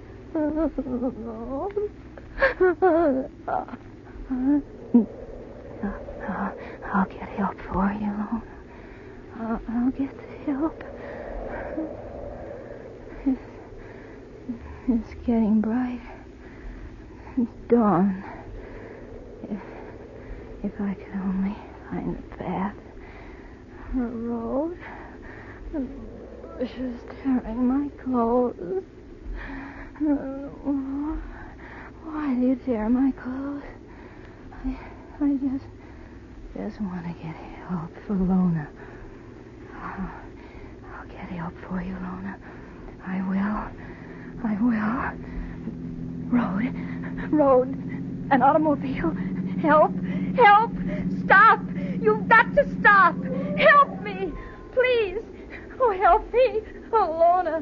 What is it, sister? What's the matter? Oh, please. Who are you? Help me. Come with me right now. Now, Please take don't it easy. talk. Take it easy. Hurry. I'll help Hurry. you. Sure, I'll help must you. help me. I'm Hurry. sheriff of this county. Hurry. You must help me.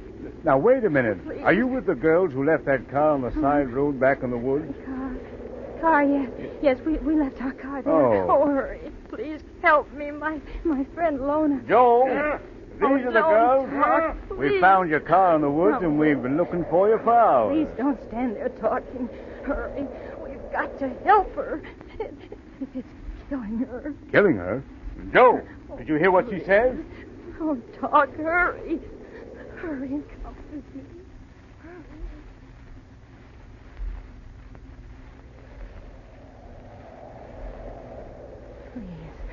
Please hurry. I beg of you. All right. Now take it easy, sister. This is the house, ain't it? Yes. Oh, yes, this is the place. The old Right Saugus here. house. Yeah. Try the door, Joe. Hurry. Just It's push open, it. Sheriff. Push Well, it. let's go. And upstairs. She's upstairs. Nobody down here, Right up here. All right, Oh, let's don't get up look down there. here. I don't know what this is all about, but I'm soon going to find out. Lona, we're coming for you. Lona, we're coming. Right. Hey, what room is it, Sheriff? Right here, that room right there. Hurry.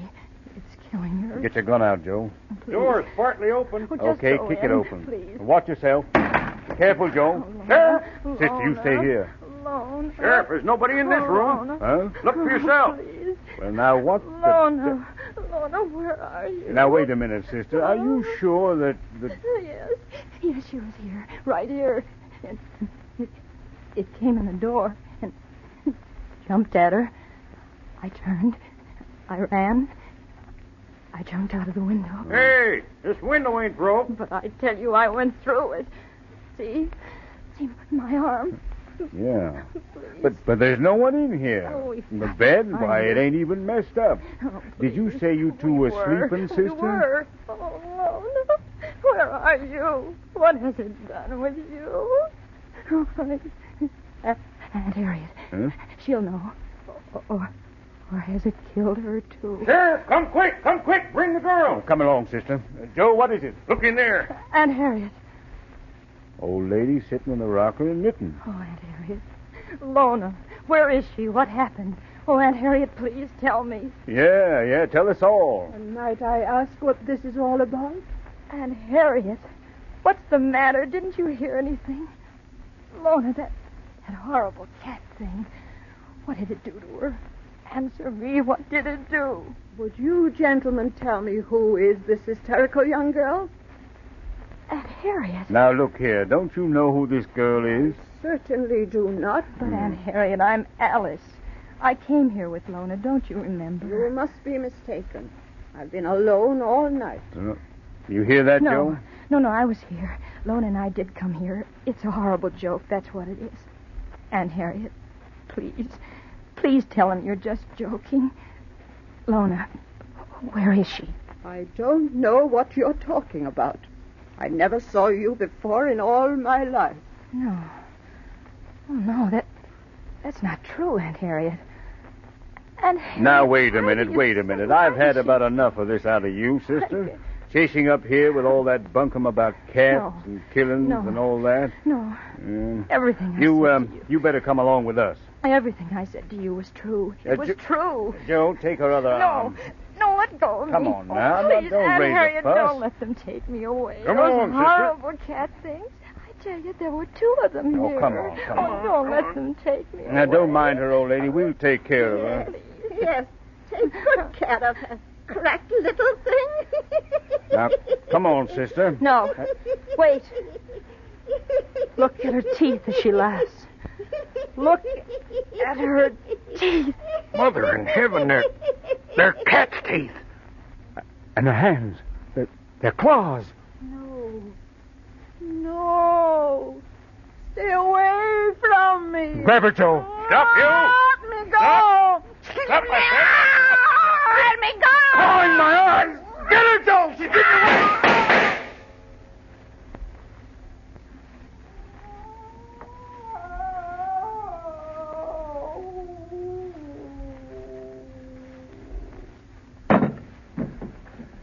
Joe.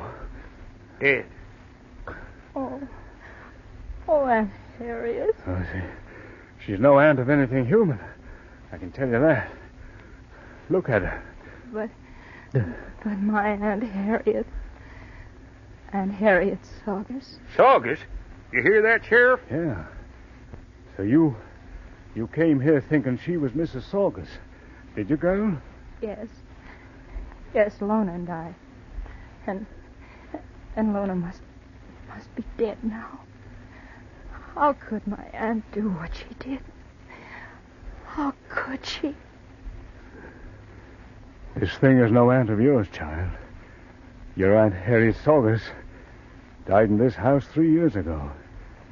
And she left 2 cats.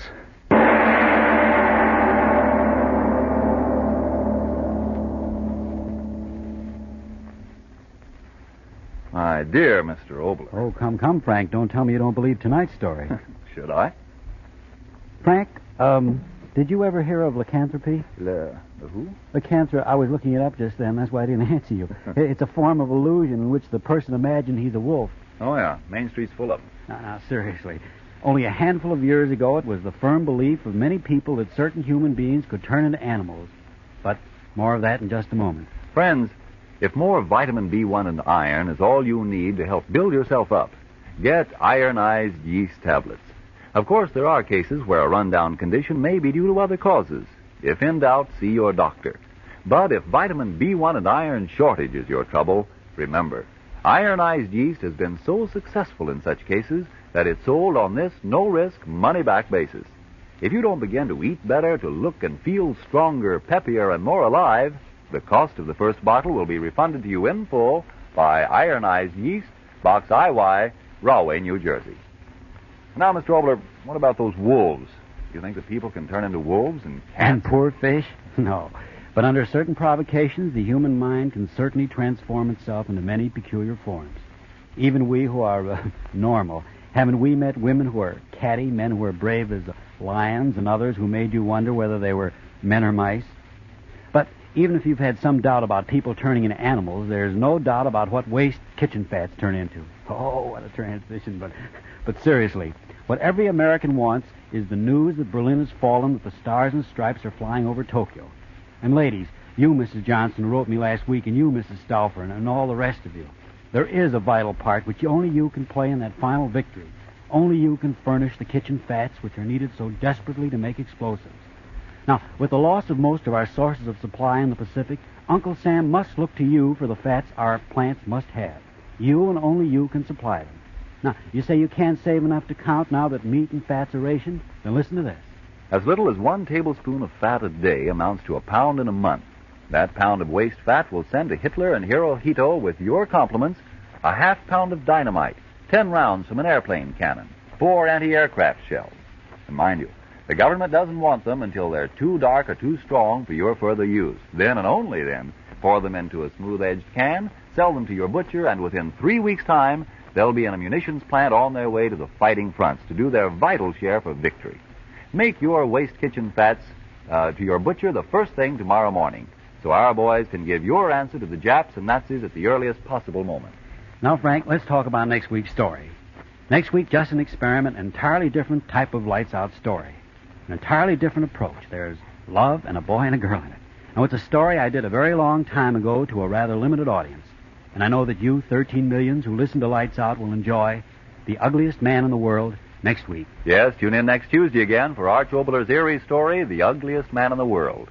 And if you need more vitamin B1 and iron, be sure to try ironized yeast. But remember, there's only one ironized yeast. You'll know it instantly by the yellow and orange package and by the big letters IY on the container and on each tablet. It's only the beginning of the white shoe season, but it's never too soon to start caring for your white shoes to keep them in good wearing condition. So clean your shoes with Energine Shoe White. It's made with the very whitest pigment obtainable, only the very whitest.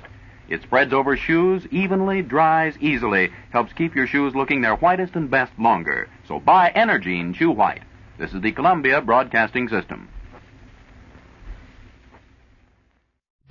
Lights out, everybody.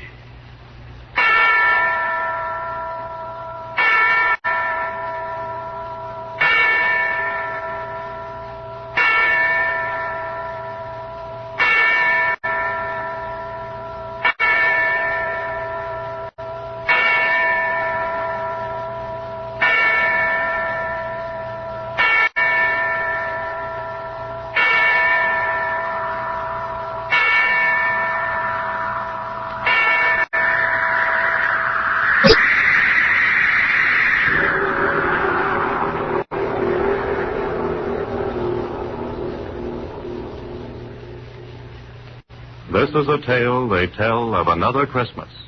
A Christmas 19 years ago. The Great War was over.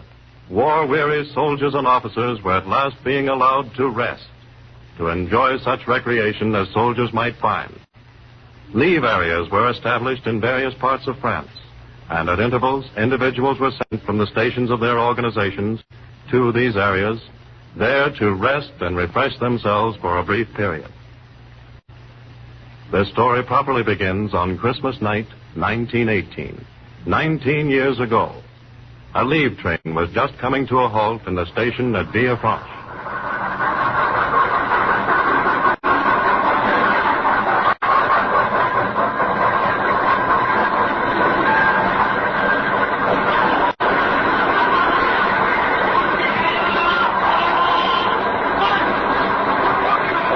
Monsieur à ce compartiment-là, monsieur, il y a seulement un officier. C'est un Français. C'est première classe, monsieur. Oh, merci, monsieur. I see the light of mine. Here you are, Mike. Stop. Ah, merci, monsieur l'anglais. Merci. I'm not English, you know, chap. Australian. Anzac. Company? Ah, oui. Vous êtes australien, n'est-ce pas? Right, Joe. And Merry Christmas, old chap. Un joyeux Noël, monsieur l'Australien.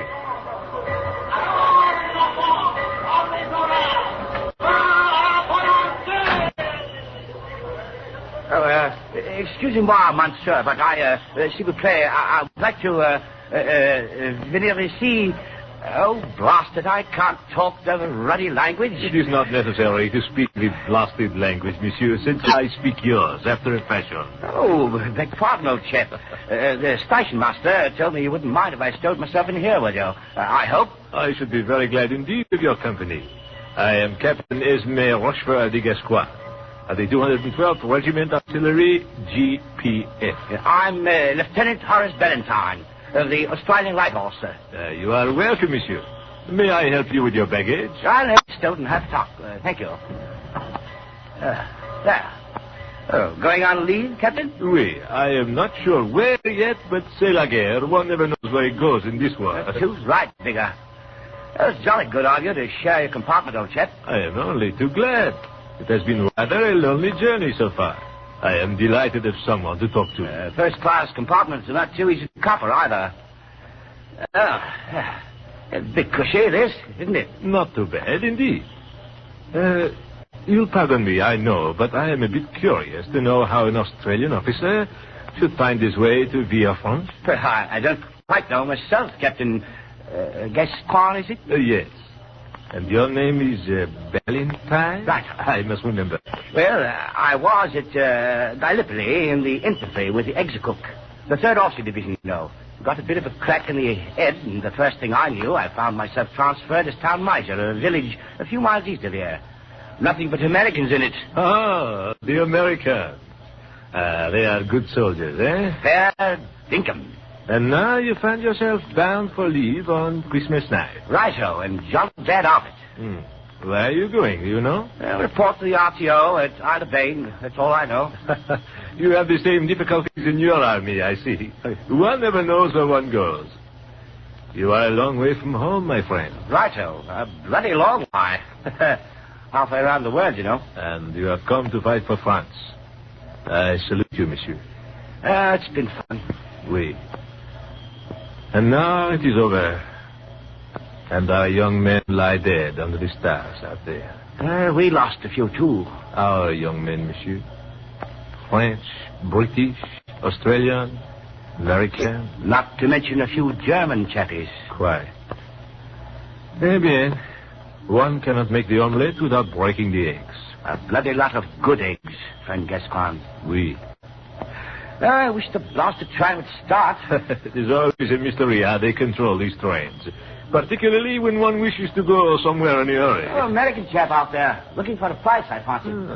Perhaps we could invite him in here if you do not mind. Why not? If it's all right with you. Oh, he is a comrade and there is little room on the train. Right, sir. Oh, Yank! Yank there! This way, Yank! He comes? But strike me pink now. The blighter's black. And an officer, too. So? I have heard that the Americans have 2 divisions of Negroes, and they have many officers who are, as the Americans say, colored also. But I have never seen one. You don't mind if I ask him in? My dear Valentine, why should one mind? Is he not a man, an ally, an officer? Do we dislike one another because I am French and you Australian? Good chap. We've lots of blacks in our units. What the devil's the difference? What difference does it make what color the blighter's skin is? Okay. Room here. Do you mind awfully, Lieutenant? Not much room anywhere else, old chap. Oh, come in. We've room for one. Thank you. I was afraid I was going to be left behind. My name's Valentine, Lieutenant Australian Light Horse.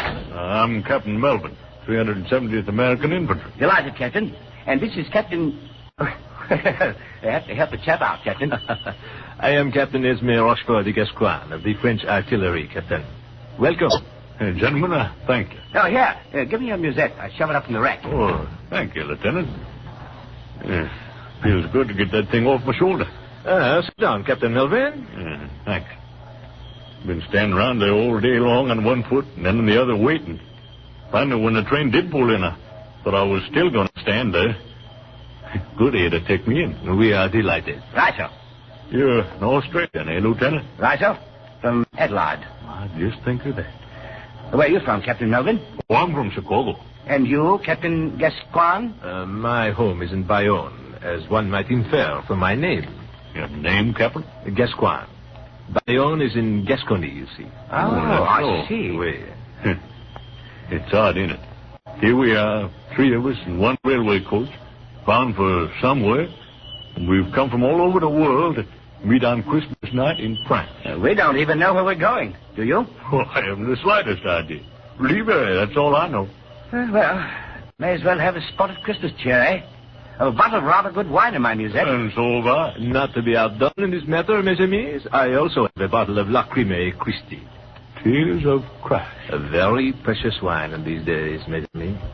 I do not remember how I came by it, but suffice it to say, I have it.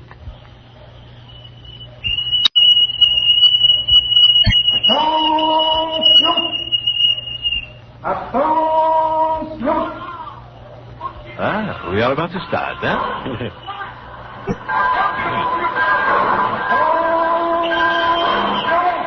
We are starting.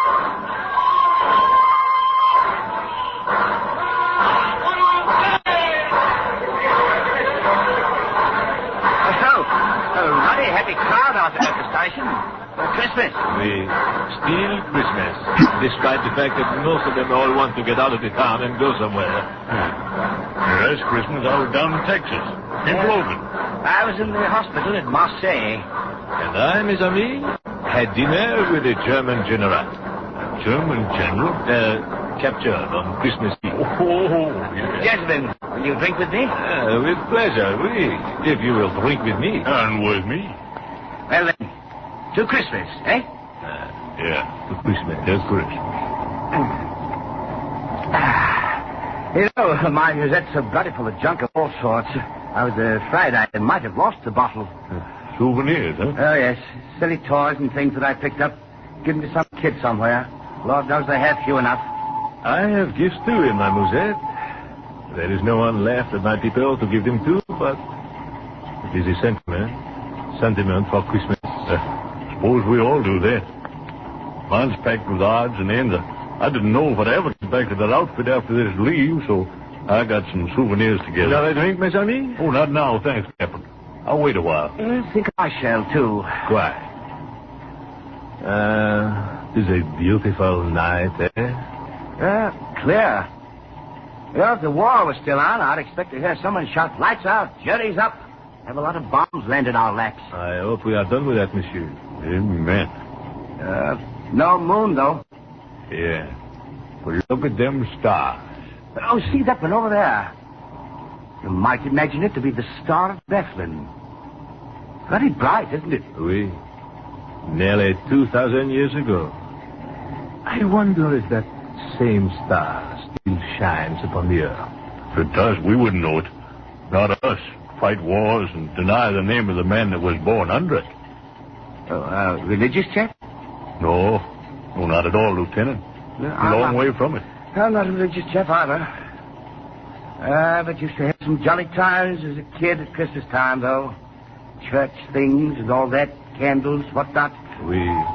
One is not religious, save when one sees the star shining down on him.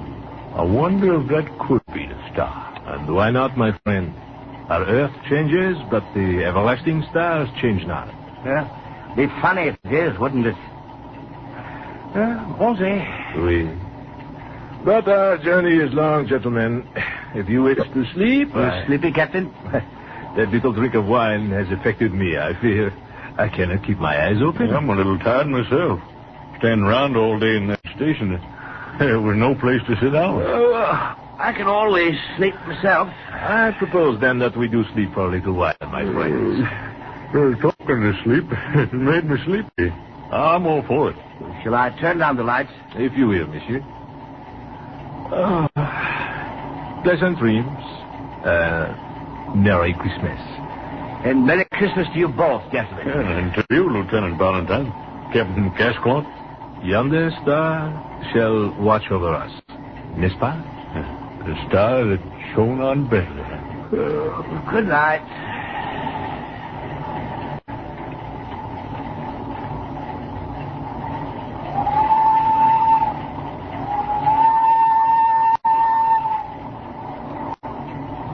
Are you asleep? I'm not. All right. Almost, though, I must say. I was thinking. It seems that I have met you both before. Somewhere. That's really odd. Why, my friend? I was thinking the same thing. I was, too. But it couldn't be. One from France, one from Australia, one from America. Oui, it is so. Good night, my friends. Good night. Good night.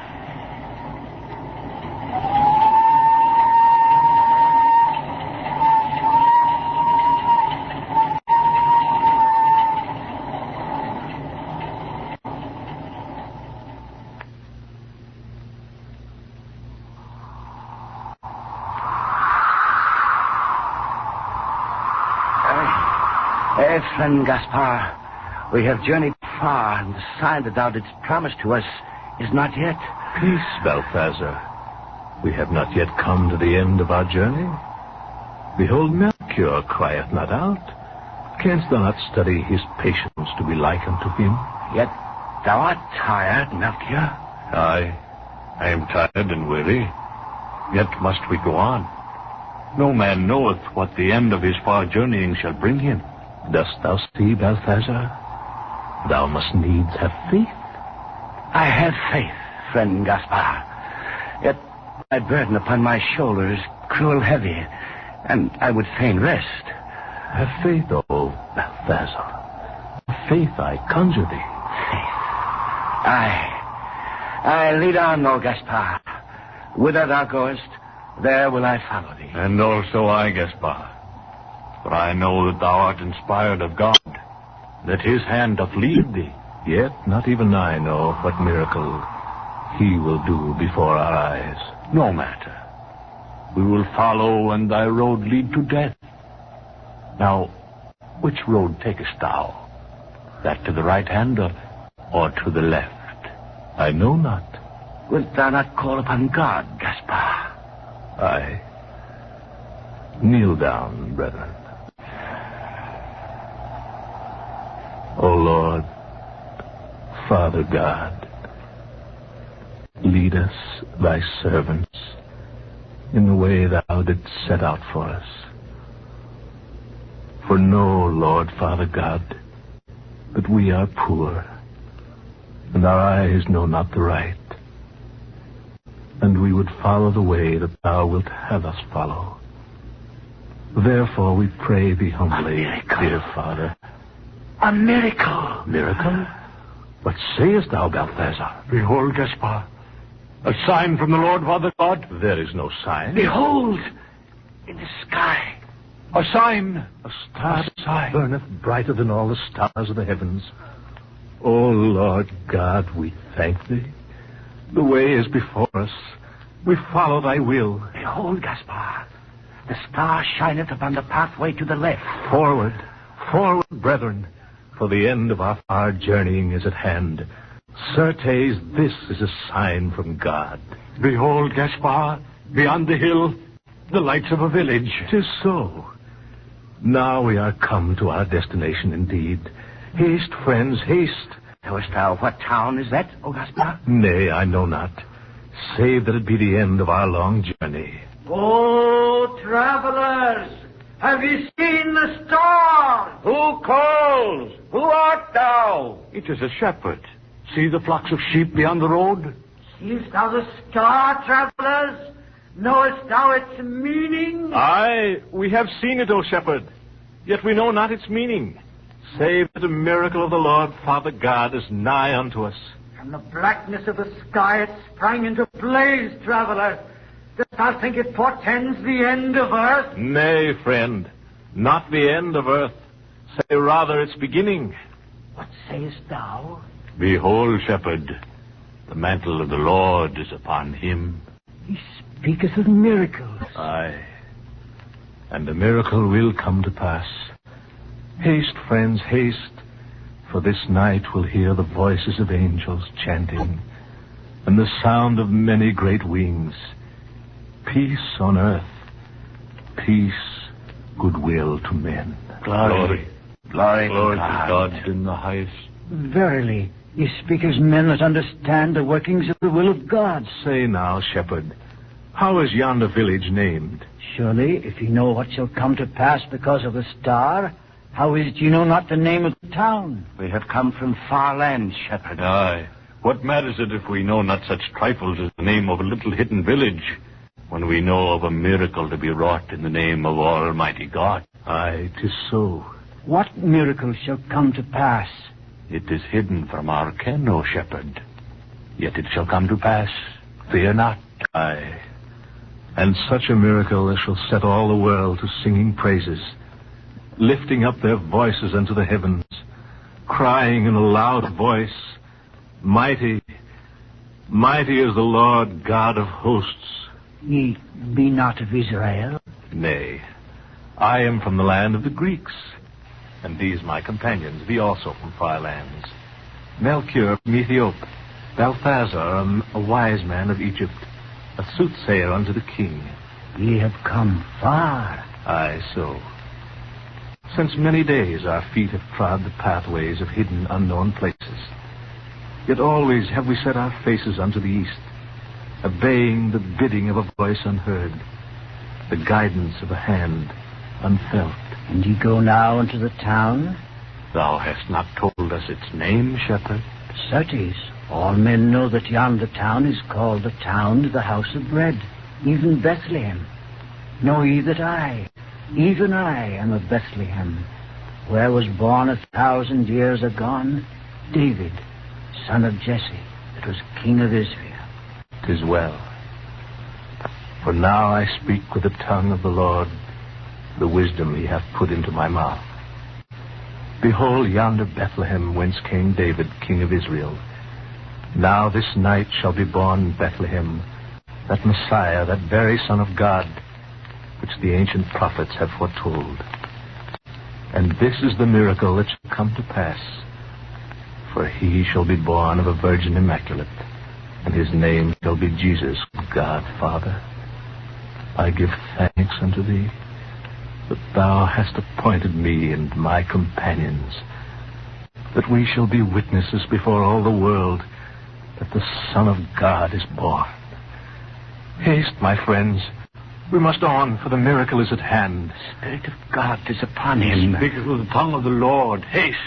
O holy man, may I not go with thee, seeing thou knowest not the village, and I with my brethren was born there? Aye, thou mayest come with us. But haste, friends, haste. Behold the star.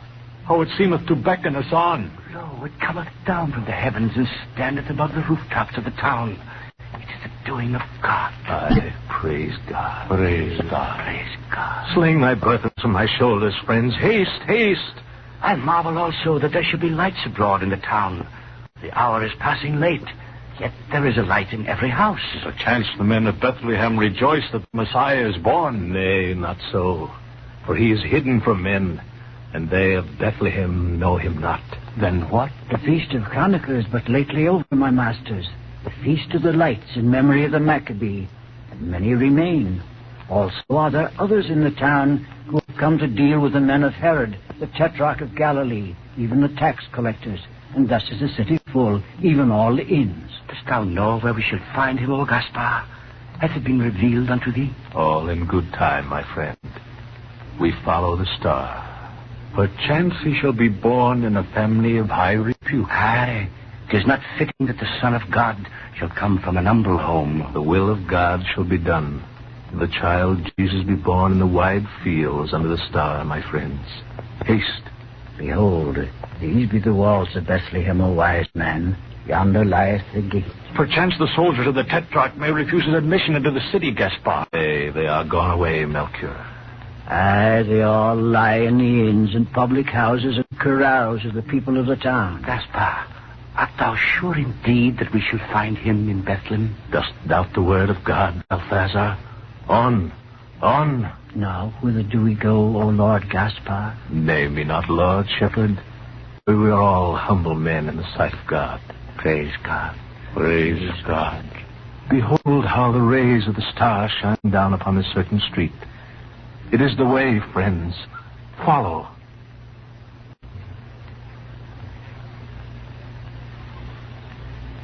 Lo, one comes, Gaspar. In haste. Aye, but so. Perchance he knoweth. Hold down, men. Whither goest thou? Who art thou? Stand aside that I may pass. Who art thou? Know that I am citizen, even as thou art. If indeed thou art a citizen, and not a strolling player or hawker of false jewels. Oh, speakest thou thus to me, who am the great physician? Know, man, that I am Balthus, the leech, the learned, the clever, skilled in cupping and the art of the chirurgeon, the saver of lives, the bringer of babes into the world. Peace! Thy tongue clacketh like a sayest thou art chirurgeon, O man of Bethlehem? Aye, I am that. I am Balthus, wrestler with the angel of death, sometime physician unto great Antipater himself. I am... Hold, I pray thee. Hast thou attended woman this night that was brought of child? And how didst thou know that, stranger? Wilt thou say aye or nay? Aye, I have done so. And look ye now. This night have I come upon a miracle, a very marvel, a prodigy of nature. Never before in all my time have I... Cease thy clacking and speak, leech. And who art thou thus to... Speak of the marvel that thou hast witnessed, man. Behold, not 2 hours have passed since one came post-haste, crying before my door, O Balthus, O most noble surgeon, O saver of lives, come down and haste. And I, setting down the goblet of sack posset wherefrom I did drink, flung open the window and looked down. To thy story, leech, to thy story. Behold, crieth the man in the street, behold, Balthus, a woman hath need of thee in the stable, nigh unto the inn of the 2 oxen. In the stable? Aye, in the stable. Now I am a man of charity, and always ready to answer the call when sickness stalketh abroad. In the plague that came upon Bethlehem 9 years ago... Aye, thou'rt always ready when thou dost smell the smell of gold, leech. Say on, and quickly. If thou wilt but be still and let me. I spoke of a marvel. Say on. I flung my cloak about me, and I came in haste, as ill becometh a man of my age and girth, and yet I am charitable, I say, and behold, in yonder stable was a woman couched in the straw of a manger, brought to bed of a child. Surely women have been brought to bed of a child in stables before, chirurgeon. Aye, so. But mark me well now. This woman was a virgin. Nay. I swear it by the holy phylactery. By my father's beard I swear it. Verily was a child born unto her, and she a virgin. Thou hast drunk too much of thy sack posset, neighbor. Thou a physician. I swear Hold. Thou said enough, leech. Verily hast thou stood before a miracle this night. A miracle? In sooth, a very prodigy. Where lieth the woman thou didst attend? In yonder stable. The man did say that they'd come from Nazareth in Galilee to give his testimony unto the tax collectors. And though they beseeched the innkeepers, yet would none of them give them room, saving only this one, who, having pity upon a woman with child, did say unto them that they might find bed amongst the kine in his stable, and did charge them naught. May all the blessings of God be on this innkeeper, that he hath offered shelter this night unto the Son of God. Yea, what sayest? And on thee, physician, for that thou didst lend thy hand unto her, who is the very mother of him who shall be the Savior of the world. Verily, I know not who thou art, old man, yet I perceive that thou hast the gift of prophecy. If I have served, then I am glad, for I took naught from them, and the babe did look upon me with a look that I shall ne'er forget, though I live to be the last on the earth. Now I crave thy blessing. If thou dost speak sooth, I am most blessed among men. Verily shalt thou stand at the right hand of him who hath come to the earth, physician. Thine was the hand that first touched him. Verily art thou blessed. I thank thee for thy grace, friend. Go now inside the stable. I go to the temple to render thanks unto God. For verily, I believe thee. Now, my friends, 'tis the end of our long journey before us. Come with me, I pray, each of you. Come and fall down and worship the infant Jesus, Son of God, which will be called the Christ. Praise unto him. Praise unto the Son of God. I will not go in. I am not worthy. Nay, shepherd. There be none of us worthy to touch his hand. Yet there be none too humble to do him reverence. Come. Aye, come, shepherd.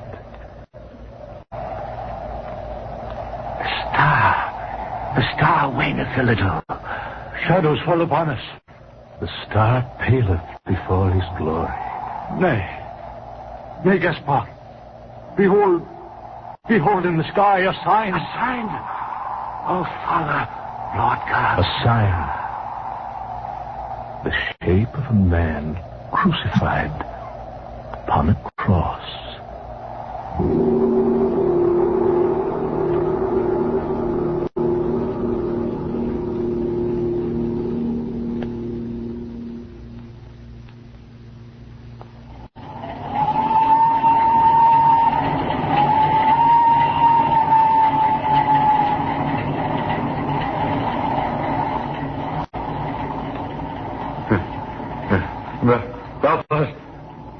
Valentine. Gascoigne. Didst cry out unto... I say, what's the matter? I was dreaming, I guess. What? Where are we? Was a dream. But I saw you too. You saw us? It's hard to remember, but I... Did you dream of 3 men, Melvin?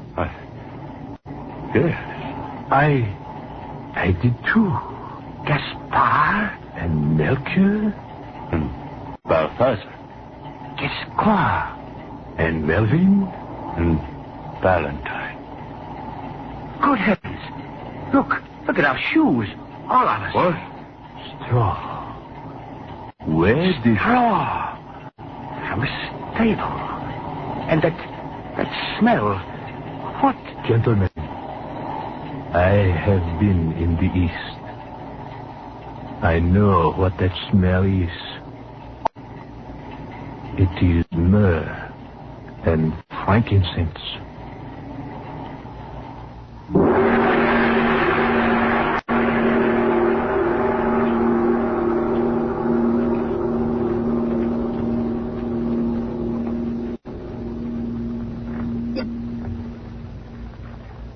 Lights Out, especially written for radio, comes to you each Wednesday at the same time from our Chicago studios. This is the National Broadcasting Company.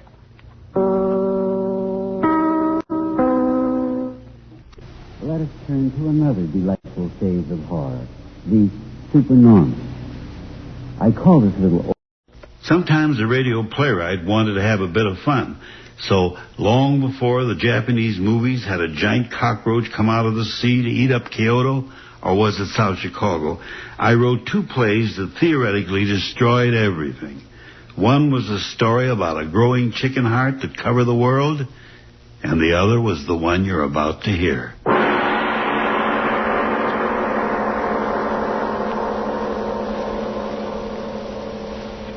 Lights out. Everybody. It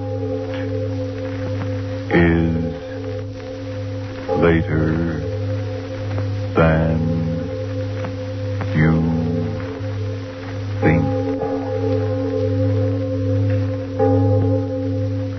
This is Arch Obler. Someone has said that the 2 main springs which drive the world are hunger and the will to power. I think we'll all agree about the hunger, but as to the will to power, well, sometimes I think it's not quite as strenuous as that. There are some people in this world who don't want to run anything. They just want to be liked. And that's the mainspring of our story tonight, Oxychloride X.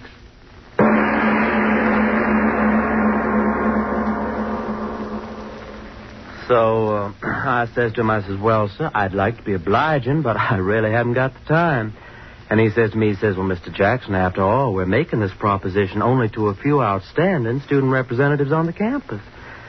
And we do feel that you should be interested in our proposition. Well, So, what did you say? well, I said, mister, I can't be bothered. Just can't be bothered. And I gets in my car and off I goes. But, Bob, free clothes just for wearing them around the campus. Listen, Stan, my boy, what I want to be a clothes horse for any old haberdashery. My old pappy's got more money than he knows what to do with. Now, what for, I ask? Well, I guess you got something there. Say, who are you going to take to the dance Saturday night? Haven't made up my mind. How about that new number over at the Roto House? No, thank you, brother. What's the matter? Well, did you ever take a look at her feet? No, sir. Never got below her chin. Hold it. Yeah? Ray Stewart to see you, Stan. Yeah. Send him on up. Ray Stewart. Who's he? Well, we're still short one pledge, aren't we? Oh, yeah, I know, but Ray Stewart, who is he? Oh, I met him over in chemistry. Got a mind like a textbook. Oh, but who is he? We can't pledge a man just because he's a grind. Well, we could use a few grinds around here. Exams come around, there's nothing like a few of those brainy boys to pull us through. But who is he? Where's he from? Who's his family? Who's his Hold it. Come on in, Ray. Oh, thank you. Oh, it was good of you to bother to come over tonight. It was good of you to ask me. Oh, not at all. Ray, I want you to meet the president of our house, Bob Jackson. Mr. Jackson, Mr. Stewart. I'm certainly glad to make your acquaintance. I might as well admit this is the first time I've ever been in a fraternity house. Really? Sit down, Ray. Make yourself at home. Oh, thank you. Now, tell me, Ray, do you ever go in for any sports back in your prep days? Oh, no, I never had much time for that sort of thing. No? No, I think that sports should be put into their proper place. After all, I'm sure you agree they aren't particularly important. No? And what, might I ask, is important in your estimation, Mr. Stewart? Doing things. Being someone. What? Doing things man's never done before. Taking the elements and transmuting them into things which never existed until you thought of them. That's important. That's being almost godlike, isn't it?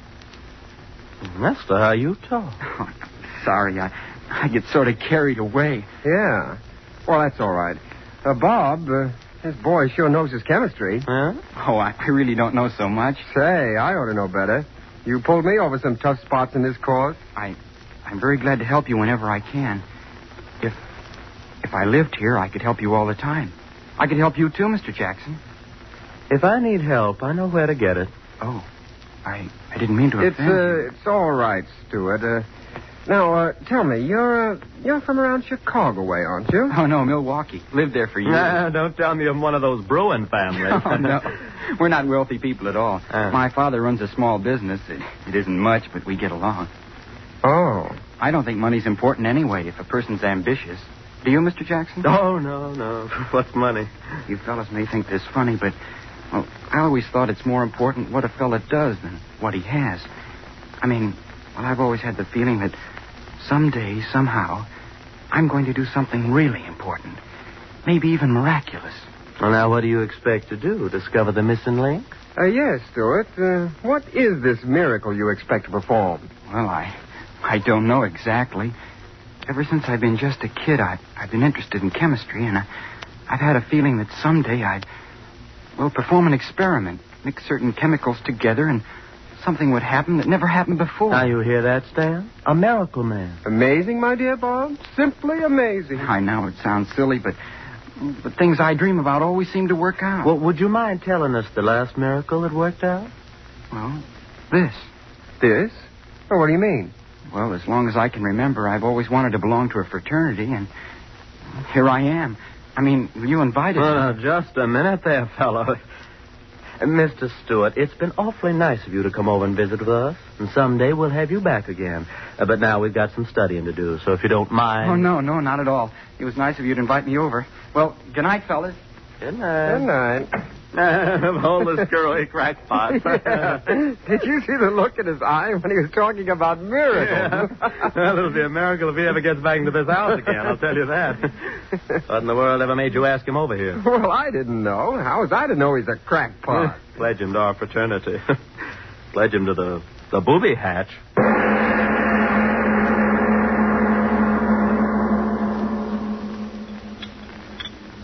Mr. Stewart, if you please. Mr. Stewart? Yes, Professor? Mr. Stewart, might I ask if you're anxious to sever your relationship with this university? No, sir. Then might I ask why in creation you persist in ignoring my warnings? In this laboratory, you're to perform the experiments given you to perform. Understand? Given you to perform. Yes, sir. Then might I ask why you persist in your, shall I call it, original experiments? Perhaps it's your intention to blow up the university.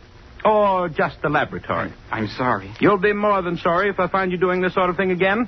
Now, take down this apparatus and continue with the work in your textbook. Yes, sir. This is my last warning, so bear it in mind. Oh, hello, Stuart. How about loaning me your notebook for a few hours? Hello, Jackson. You haven't been to lab much, have you? No, I haven't, but I can make it up. We've been pretty busy over the house. Initiations and all that sort of thing. Yeah. Jackson. Yeah? You, never invited me back. I thought maybe you forgot. Oh, well, you know how those things are. I wrote my mother that I was joining your fraternity.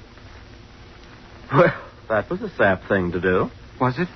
Well, we hadn't pledged you. Stan simply invited you over so I could talk to you. But you said you wanted me to come back. Oh, now, look here, fella. Don't be stupid about this. We didn't pledge you, so that's that. You're not going to pledge me? Certainly not. But why? I don't have to tell you why. But you've got to tell me. Oh, quit pawing me, will you? All right, you're asking for it, so here it is. We didn't pledge you because we think you're a crackpot. A what? A crackpot.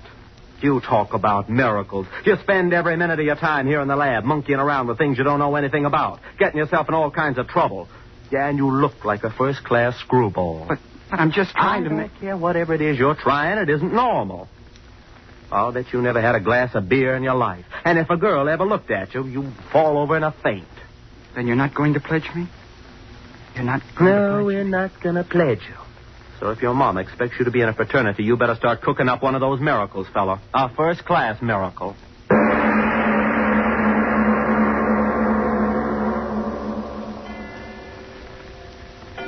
Sleep. It's so late. Sleep. I've got to sleep. Not gonna pledge you. That's what he said. Not gonna pledge me. Why do I keep thinking about it? If I could only sleep. Sleep. We think you're a crackpot. Oh, I gotta stop thinking about these things. It's not healthy to think what I'm thinking. Crackpot. Not gonna pledge you. Crackpot. What's the matter with my head? I heard him talking in it over and over and over again. Crackpot. I'm not crazy. I'm not. I'm as good as you are. I'm as good as both of you put together. Stop saying that. Stop saying it. I'll show you. I'll show you both. I'm better than you are. I'm better than anybody. I'll show you.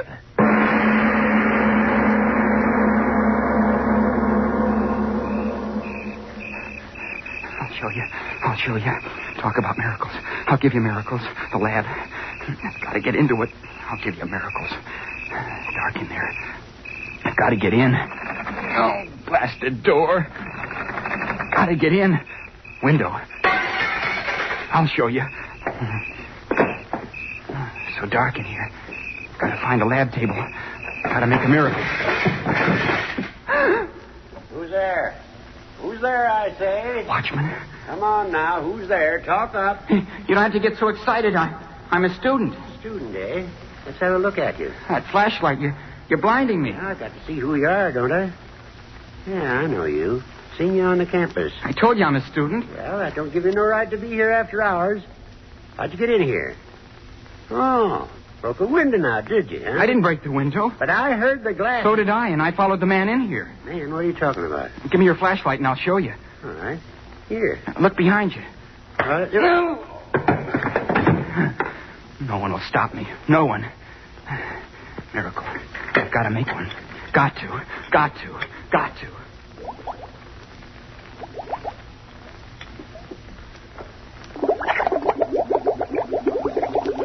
10 cc barium. 5 cc selenium oxychloride. Oh, good. You're working out just as I planned. Who's there? Who's that working there? Professor. Oh, it's you, Stuart. And after all my warnings. You're just in time, Professor. Yes, just in time to have you thrown out of the university. What are you doing there? What is this mess of equipment? It's my miracle. Miracle? What are you talking about? My miracle. Are you insane? Take it apart, all of it, at once. Listen to it bubbling. A beautiful sound, isn't it, Professor? Take it apart, I tell you. Empty out the retort. No, I've got to wait. Are you mad? Turn out the burners.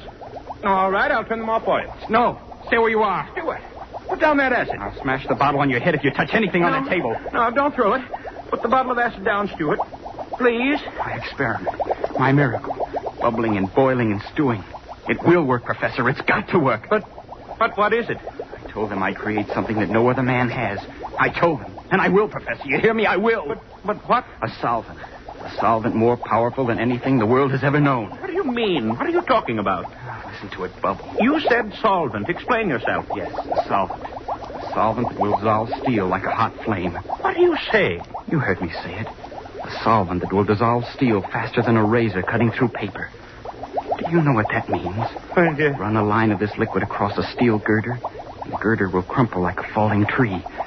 Pour some of my solvent into a glass shell and bomb the cities. I tell you, it'll make war too horrible for men to endure. You crazy boy, you. You know what you're talking about? I'm talking about that. That liquid there. Listen to it. Listen to it sing. Why, no such solvent exists. Selenium oxychloride, perhaps, but to do the impossible things you talked about would require a quantity so... Oh, the beaker. It cracked. Well, do something. That liquid's flying all over my bench, my laboratory. The stone of the bench. It's eating through the stone. Oh, stop it. The liquid. It's eating through the stone bench. No, it can't be. It's eating through the slate of the floor.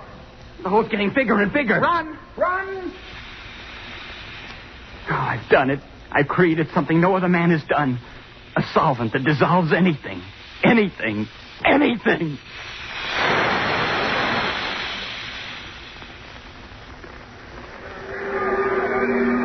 Hey, what happened? What's the matter? The lamp. I guess it's on fire. Well, where's the fire? I can't see anything. The whole school's out here. Hey, fellas, what's up? Nobody seems to know. Something's gone wrong in the lab. Firemen won't let us in. Something burning? I don't know. Can't get near enough to find out. I can't see any fire. There's plenty of smoke, though. Plenty of excitement. Read about it in tomorrow's paper, I'll bet you. Hey, listen to that sound. Yeah, it sounds like water. Gosh, what is it? Hey, everybody back! The building! It's going to crash! Run!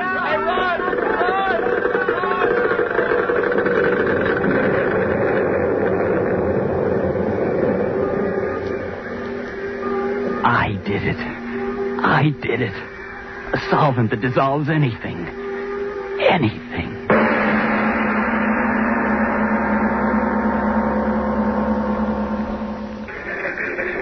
Hey, Chief, look at this. What's the matter, Murph? Somebody have sex doublets? Get a load of this, Chief. Came in over the news wires. Read it. Additional on Whitmore University. Mysterious cavity on campus growing larger hourly. More follows. Mysterious cavity. Hey, what is this, a dentist advertisement? Don't you remember, Chief? A couple hours ago, that flash about something eating a hole so big a building fell in it. This is the follow-up. The thing's getting bigger. What do you want to do about it? Forget it. What? Don't you see through a gag when it hits you in the face? Somebody's just having fun on the wires. Ha! Mysterious cavity growing bigger. Well, when it's as big as a hole in your head, that'll be news, Murph. That'll be news. Anything. It dissolves anything. And I did it. I discovered it. I discovered it. Yes. Hello. What is it? Yes, this is Dr. Whitmore. Who is this? Who? National News Service. Now, look here, my good man. It's 4 o'clock in the morning, and I'm supposed to be resting. My vacation, you know. What? My university. Building collapsed. But are you sure? Yes, I'll call them long distance at once. No, I can't give you any sort of statement now. Hang up, man. I've got to get the operator. Operator. Give me long distance. Give me... What? Long distance is calling? Well, put them on. Hello. Yes, this is he. Rogers? Yes, Rogers. What? Did? That's impossible. Larger? But how could it grow larger? Chemicals? Are you drunk, man? Insane? It's impossible. But you must do something. Listen, mister. I'm a fireman, not a magician. But that hole, it's 20 feet wider than it was 10 minutes ago. Mister, I don't know what it's all about. No fire and the ground's burning right away. We have $5 million worth of property on this ground. If that whole For spread... Pete's sake, leave me alone, will you? We've been throwing water on the edges of the thing ever since the building fell in, but it don't do no good. this out of tonight's paper. The latest news on the Whitmore University mystery. What at first was treated lightly by all newspapers as either a hoax or a shifting of earth stratum has now developed into an authentic yet unbelievable situation. The hole, which began at the side of the chemical laboratory building, is now 300 feet in diameter and spreading with unbelievable rapidity. Fire departments and fire experts from all neighboring communities within a radius of 100 miles have been called in, but have been helpless to combat the rapidly spreading pit. Many conflicting theories have been propounded as to the cause of the cave-in, but at last reports nothing definite had been determined. That's enough, Professor Parker. What about the solvent? Yes, unbelievable, unexplainable as it is apparently self-regenerating and oxidizing anything it comes in contact with so quickly that we see no fire but only the rapidly growing cavity where the earth is being consumed. But, Professor Parker, what is this solvent? Surely you don't expect us to believe that this student you were telling us about... I mean exactly that. Oh, preposterous. It's a fault in the structure of the earth. There is no such thing as a self-regenerating solvent. Simple cave-in, that's all it is. Gentlemen, if you please. What I know, I know. Oh, it's preposterous. Gentlemen, if you please. If my professional reputation is not enough to substantiate what I've said, then at least you'll listen to the boy himself. He's here. Listen to him. Well, why should we? Yes, gentlemen, if you'll listen, I'll tell you. You'd better listen to me. Gentlemen, please. What Professor Parker said is true. It is a solvent. It dissolves anything it touches quickly, furiously. And the byproducts of that dissolution give it new strength and movement. And I discovered it, gentlemen. I know, but what will happen? What can we do? We can wait. Wait? How can we wait? Look out there. The hole's within 2 feet of another building already. You've got to stop it at once. If you don't... The building! The foundation's undermined! Crashing!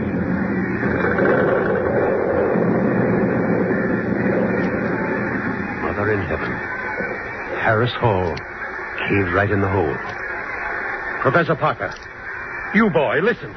Which chemicals did you use? We've got to fight it with chemicals. Spread them around the edge. Neutralize this solvent. Yes, that's it. Chemicals. We'll neutralize the reaction. No, gentlemen. Listen. You may neutralize the reaction at the edges of the hole, but you forget one thing. What? What are you talking about? The solvent is eating downward at many times the rate it's eating outward. You may neutralize the reaction at the edges of the hole, but have you forgotten? It's eaten the hole 1/4 mile deep already. And it's eating into the earth faster and faster. How are you going to stop that? Faster and faster at an ever-increasing rate, this strange cancer on the surface is eating away. It is now approximately 14 hours since the phenomenon began, and already it has eaten outward a distance approximately 1 mile in diameter, with a resulting damage of over 1.5 million in property. Truly, the most astounding factor in this catastrophe is the fact that the hole is increasing in depth at an unbelievable rate. At our last reports, approximately 10 minutes ago, the pit had reached a depth of approximately 3 miles, and experts apparently refuse to predict how much further this earth cancer will go. What only a handful of hours ago was a quiet section of the country in which stood the Whitmore University is now a great gaping pit in the surface of the earth, out of which rise strange noxious gases as that burning something eats deeper and deeper and deeper into the bowels of the earth. The latest sonic recordings indicate that the shaft has now reached a depth of 11 miles, 2,342 feet. I'm right on the scene and will continue to send reports as quickly as I get them. Sure is a crowd here. Yeah, 500,000, they say. Yeah, watching and waiting. And for what? Ain't it ever going to stop, Stan? Don't ask me. I don't know. It's going deeper and deeper every minute. There ain't no stopping it. Listen to them. Scared, ain't they? Every one of them. Well, aren't you? Yeah, sure. That hole going deeper and deeper into the ground, and nobody can stop it. And what happens when it gets all the way through, nobody knows. Sure, I'm scared. Scared plenty. Earthquake. Help. Send help. Volcano erupting. City on fire. Martial law declared. Tidal waves sweeping inland. Nothing can stop it. Nothing.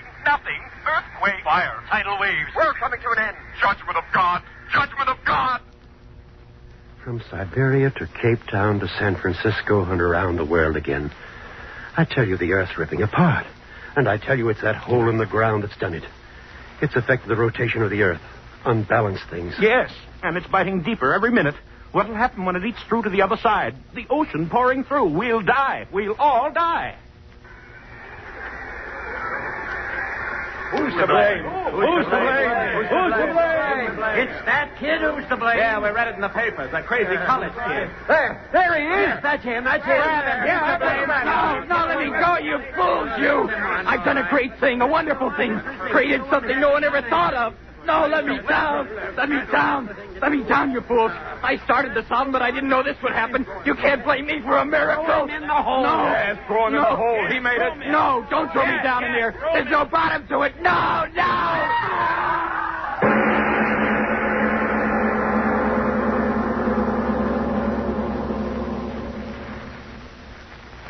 Here, put him down here on the grass. Dan?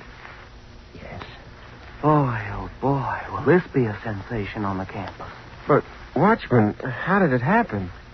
Well, I'm making my rounds of the grounds as usual, and all at once in the moonlight I see this fellow walking across the grass. So I go up to him and I see the fellow's walking in his sleep. In his sleep? Yeah. And just when I starts to grab him easy-like, he pulls loose, yells something about, "Don't throw me in, don't throw me in." And then he runs across the campus and dives headfirst down into the swimming pool. And it's empty. When I pull him out, he's like he is now.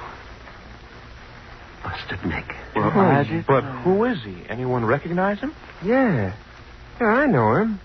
Stewart's his name. Ray Stewart. Kind of a screwy little crackpot. Always talking about creating miracles with chemicals. I wonder what he thought was happening to him diving down that hole.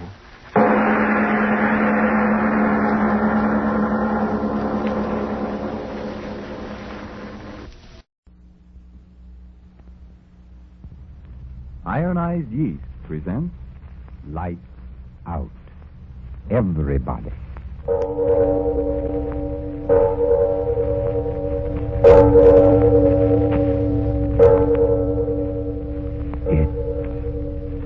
Is later than you think.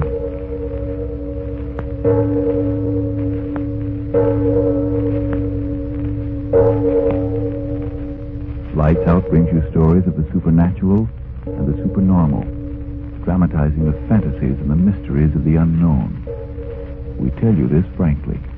So if you wish to avoid the excitement and tension of these imaginative plays, we urge you calmly but sincerely to turn off your radio now.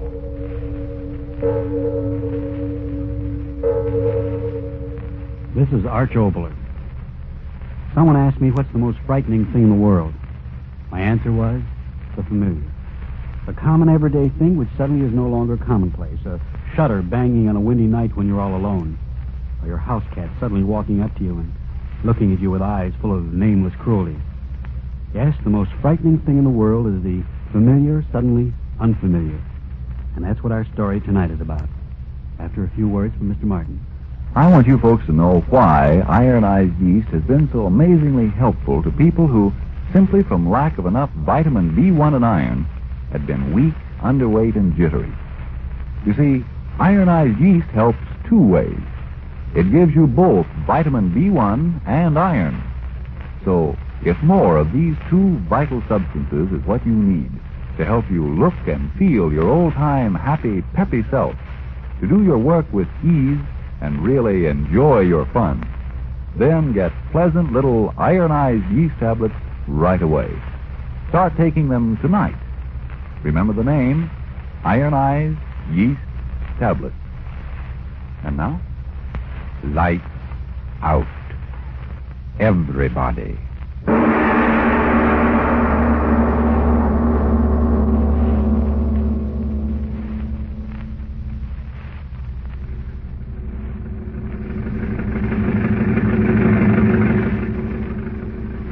What's the matter with you, Slow? Can't you go any faster? Well, I got my foot all the way down, boss.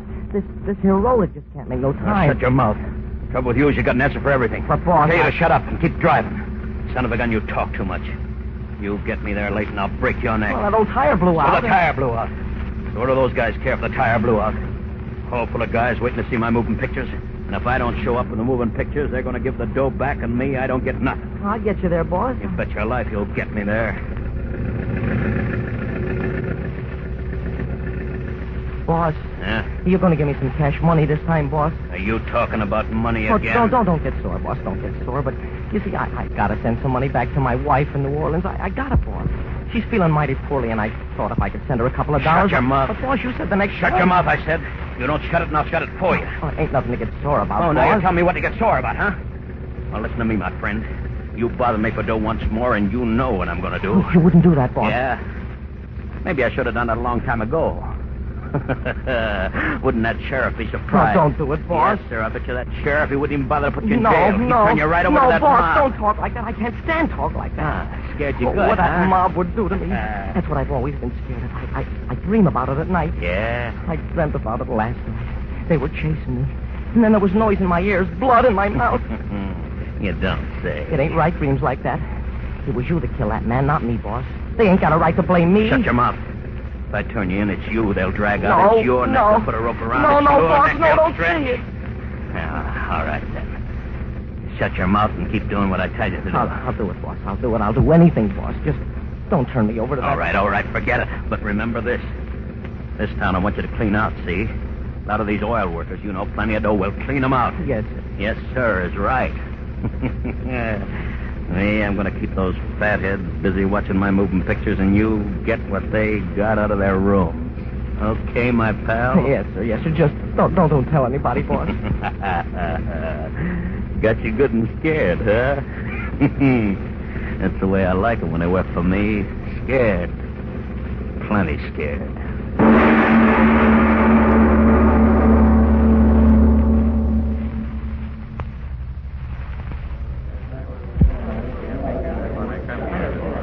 Will it take much longer to get those moving pictures started, Mr. Gibson? Just a minute. The boys sure getting impatient out there. All right. I got to get the film ready, don't I? Yeah. Hope you ain't going to disappoint the boys, Mr. Gibson. Huh? What do you mean? Well, the boys around here ain't had a real show for a long time. And they sure be mighty mad if your movies didn't kind of add up to what they want. Don't you worry. They're going to get their dough's worth. Well, how about it, Slew? Yes, sir. You must make quite a bit of money, don't you, Mr. Gibson? Driving this outfit around from tank town to tank town, giving your little... No good. Me, I'm a poor man. I don't make hardly enough to pay Slew here. Do I, Slew? No, sir. Well, you're certainly making enough tonight. And if the pitcher's real good, maybe the boys will chip in and... Oh, there they go again. Hey, what's the matter with those guys out there? All right. Tell them to turn out the lights. I'm ready now. Oh, that's fine. All right, boys. Our little show's ready to begin. Turn out the lights, somebody. All right, Slew, turn on the machine. Yes, sir.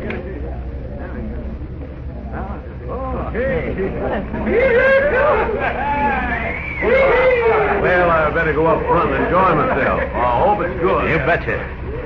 Slew, Yes, sir. get going. Yes, Every man in easy time, see? Yes. I want you to get every dollar in cash that's lying around this town. You hear me? Every dollar. If you don't, maybe those dreams you've been having, they're going to come true. Now get going.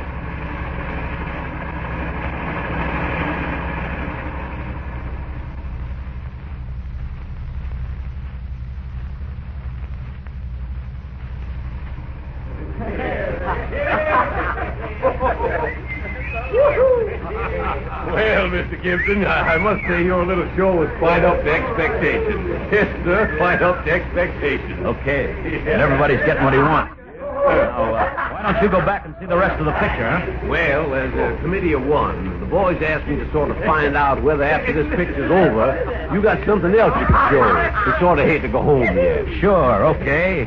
I'm a good guy. What's this one about? Something good? You bet.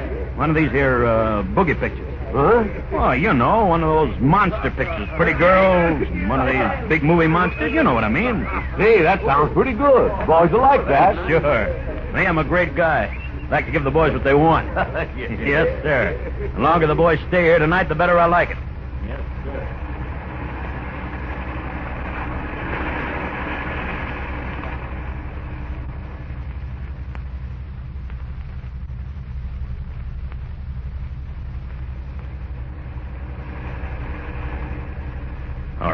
Come on in, Slew. Come on in. Well, what'd you get? Come on, let's have it. Boss, Now, talk up. What's the matter with you? I got the last reel on. Talk fast. What did you get? I didn't get nothing.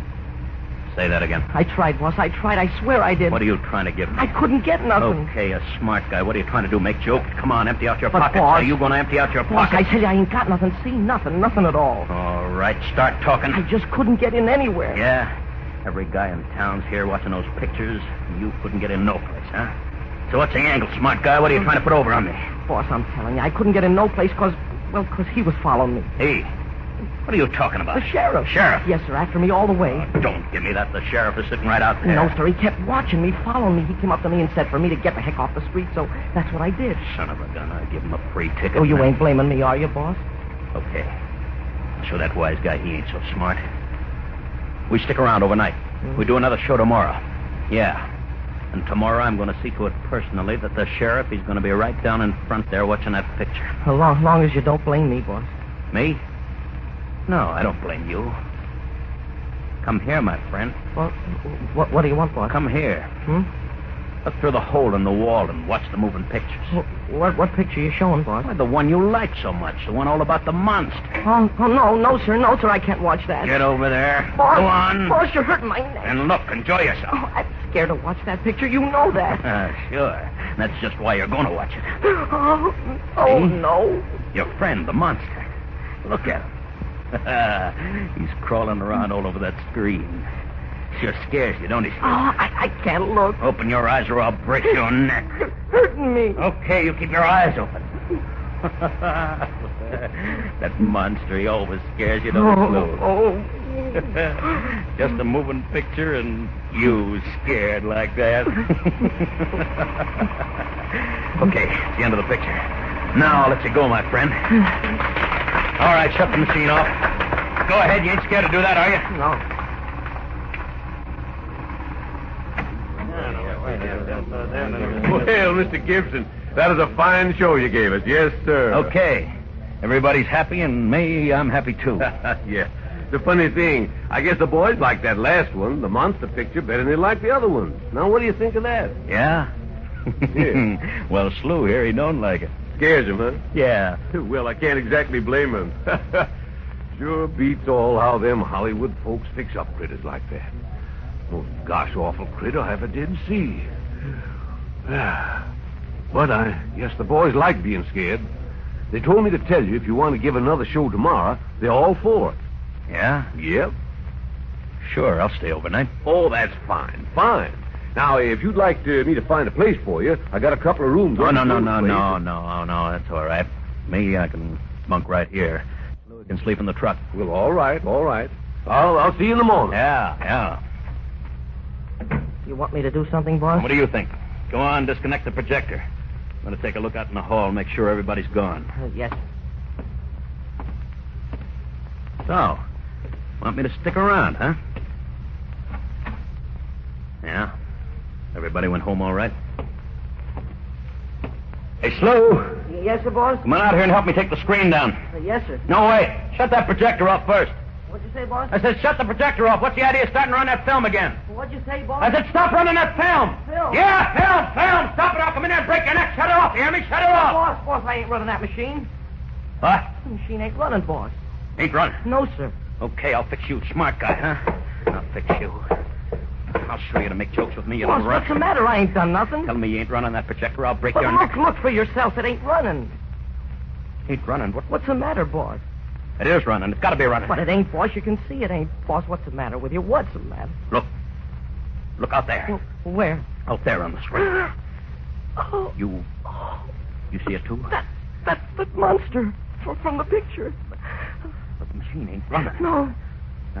Not even filming. Boss, what's throwing that picture on the screen? Look. It's moving. It ain't on the screen, but it's coming off. It's coming down the aisle.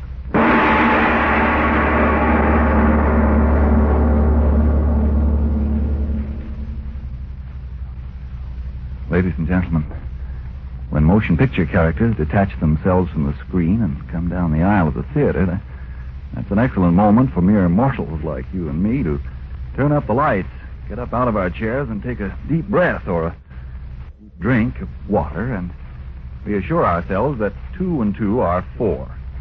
And speaking of such facts, it's a sad fact that today thousands of Americans are short on 2 vitally needed substances, vitamin B1 and iron. And what frequently happens? Listen. Do eat your dinner, dear. There's everything you like. Eat. Oh, gosh, I just don't feel like eating. Oh, dear, you worry me so. You're getting so thin and on edge. I wish I knew how to help you. Oh, I'm just worn out. I just don't know what to do. Listen. Perhaps the only help you need is more vitamin B1 and iron. Ironized yeast tablets give you both these vital substances. And remember, when you don't get enough vitamin B1 from your food, you may lose your appetite, may not eat all you need, or you may not get the full benefit from what you do eat. And when you don't get enough iron out of your food, you may be weak, pale, always tired. If vitamin B1 and iron shortage is what's keeping you that way, take a tip from many who used to suffer from these deficiencies. Start taking ironized yeast tablets at once. See if they don't help you as they've helped so many, many others.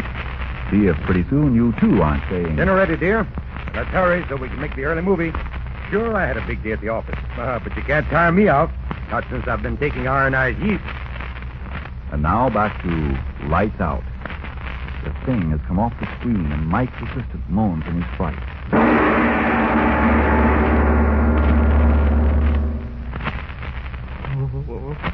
Stop it. I tell you, it'll hear you. It'll come back here. No. Don't make no sense. I swear it don't. Thing can't be alive. Yes, there it is. Shut your face and don't move. Look at it. How can such a thing be? From a moving picture and it's alive. Oh, we're gonna die. Green. Its mouth. Those teeth. My eyes. It don't seem right. Something that was on the film being alive. Maybe I'm going nuts. Look. It's going out that door. That moon is shining so bright on it. That thing. It's gone. Come on, we gotta get out of here quick. Help me pack up the things. I can't. I'm gonna get out. Here, I'm gonna break your neck. I'll turn you over to the sheriff and the mob. No, you wouldn't do that. Come on, help me get that projector in the box. Gotta get out of here quick. Yes. Yeah, quick. Be slow. Did you see what I saw? It ain't gonna come back, is it, boss? It ain't gonna come back. How should I know? Don't know nothing, I tell you. Things don't make no sense no more. Come off the screen like it was alive. Crawled out of that door like it was alive, and it ain't nothing but a moving picture. No. Nothing don't make no sense no more. That kind of film, drop it. Oh, what? You don't think I want that anymore, do you? That monster film? No. All right. Stop it. Gotta get those things on the truck. Oh, I've never been so scared. Scared. Who cares what you are? Gotta get the stuff out of here. I'm too scared to go out there. Back way the truck. We'll get so far away that they're not... Come on! Everybody! Come on! Quick! What's the matter? Come on, men! Quick! Hey, slow. Gotta get out of here. They must have seen that monster.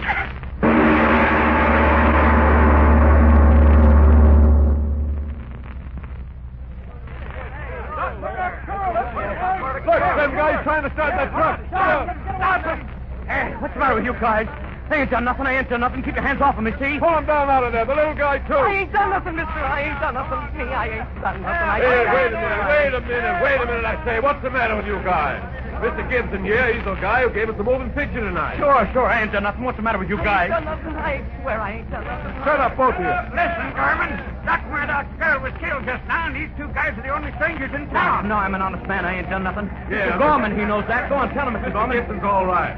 Gave us a good show tonight the way he promised, didn't he? Yeah, but that won't bring Doc Murdoch's girl back. No, me, I ain't done nothing. Honestly, I ain't done nothing. Wait a minute. Take it easy, boys. I'll handle this. Sheriff, listen. The boys are going nuts. They think that Mr. Gibson Sheriff, here... I tell you, ain't done nothing. I'm an honest, hard-working All man. right, hold it. You may not have done anything, but how about that assistant of yours? No, sir, boss. I ain't done nothing. I swear I ain't. I swear to you. Shut up! Weren't you sneaking around the street while the show was going on? You don't have to say nothing. I saw you. I saw you myself. Now, take it easy, boys. Give him a chance here.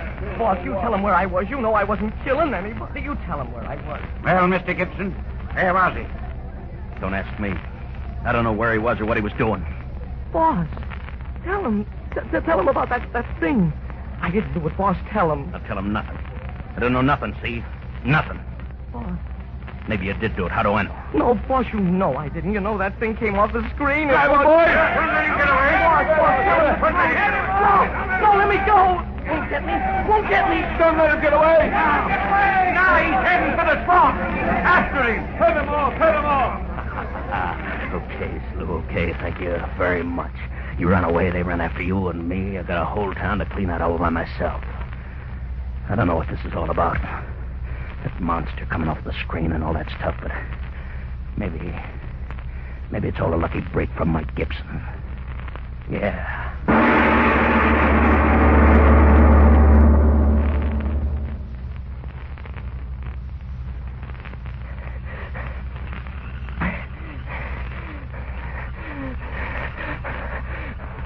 Get away.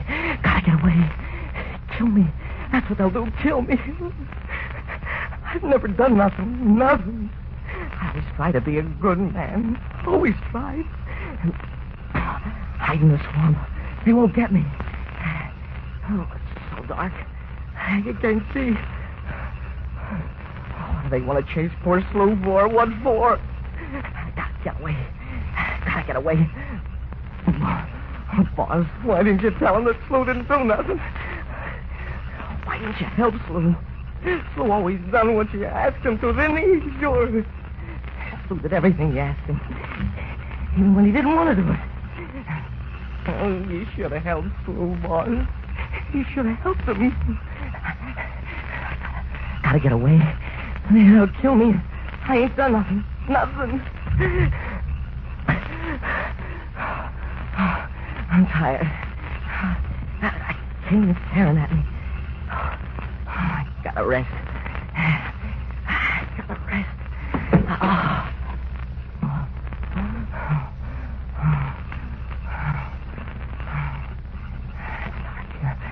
They'll never find me. Never find me here. It's dark. Oh, I'm scared. Boss, why didn't you tell him what was right about Slew?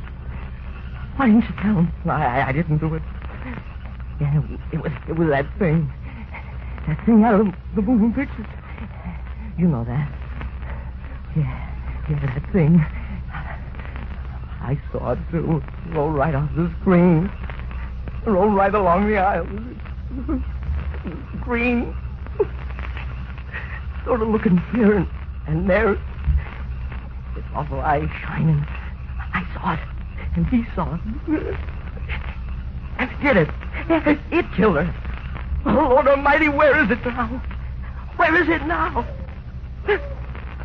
Dogs. They got dogs after me. Well, they're still after me. Them dogs are tracking me down. I didn't do it. What are they chasing me for? What are they chasing me for? Walk in the water. The dogs won't find me then.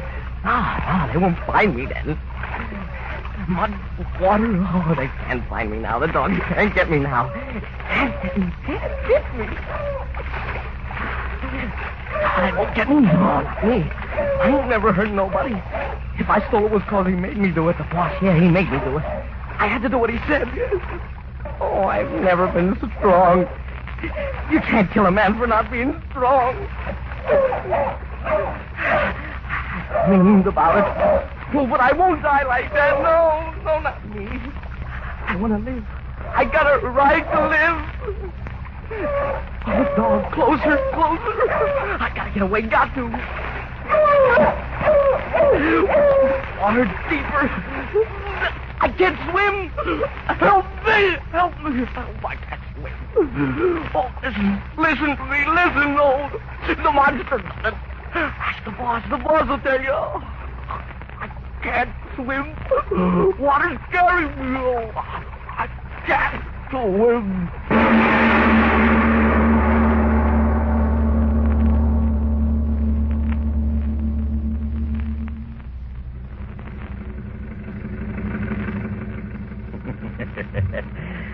What a night. Yeah, but me, I did all right. Wise guys run off, and I made a cleanup. Those wise guys open their eyes when they come home and find out I clean them out. Yeah. You blasted motor, you keep going. Gotta get out of here. Yeah, a long way out of here by morning. Hey, shooting. I bet you that's the other slough. Yeah. Nice going, Mike. Getting rid of slough and making yourself a nice piece of change. Yeah. It's been a crazy night. Even got me talking to myself. Those funny things I see, that monster crawling up the screen. I didn't see it. Nobody saw it. Something I thought I saw. Yeah, just something I thought I saw. Sure, it's only in my head. The thing was on the film. It can't come off the film. You throw it on the screen. There's nothing but the light. Sure. That's it. What I saw was in my head. Oh, you... Go ahead and miss. Now I'm going to get me a new truck. Yeah, you bet your life. Brand new truck. The smart guys running off after Slew. They got Slew and I got all that dough out of their banks. Monster. What's the matter with me? That sure was funny. Yeah, but I saw it crawling down the aisle. Oh, no, I never saw it. Slew, Yeah, Slew.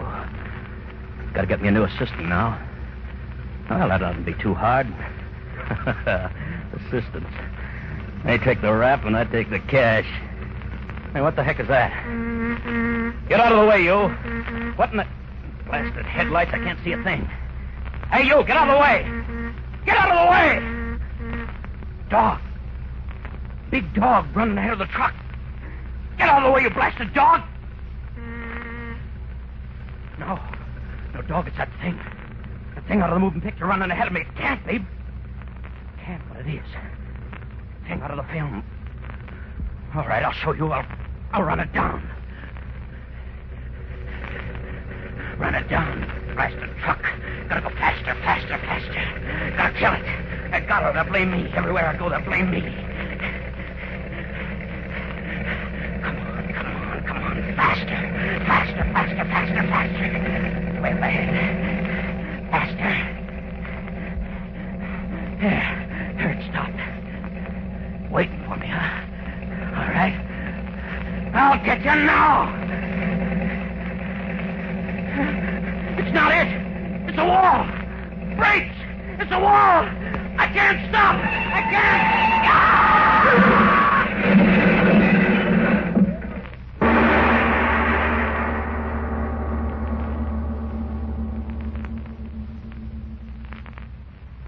And now, what about next week and imagination?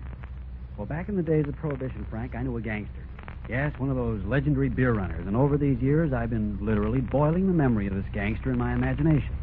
The result, next week we have a story about Al, the professor, Duke, and the girl. And there isn't a machine gun in the lot, and the district attorney doesn't pound his desk. And yes, I promise you a rather amazing half hour next week. Yes, tune in next Tuesday again for Arch Oboler's eerie story, The Archer. And if you need more vitamin B1 and iron, be sure to try ironized yeast, the one and only ironized yeast, with the big letters IY on the package and on each tablet.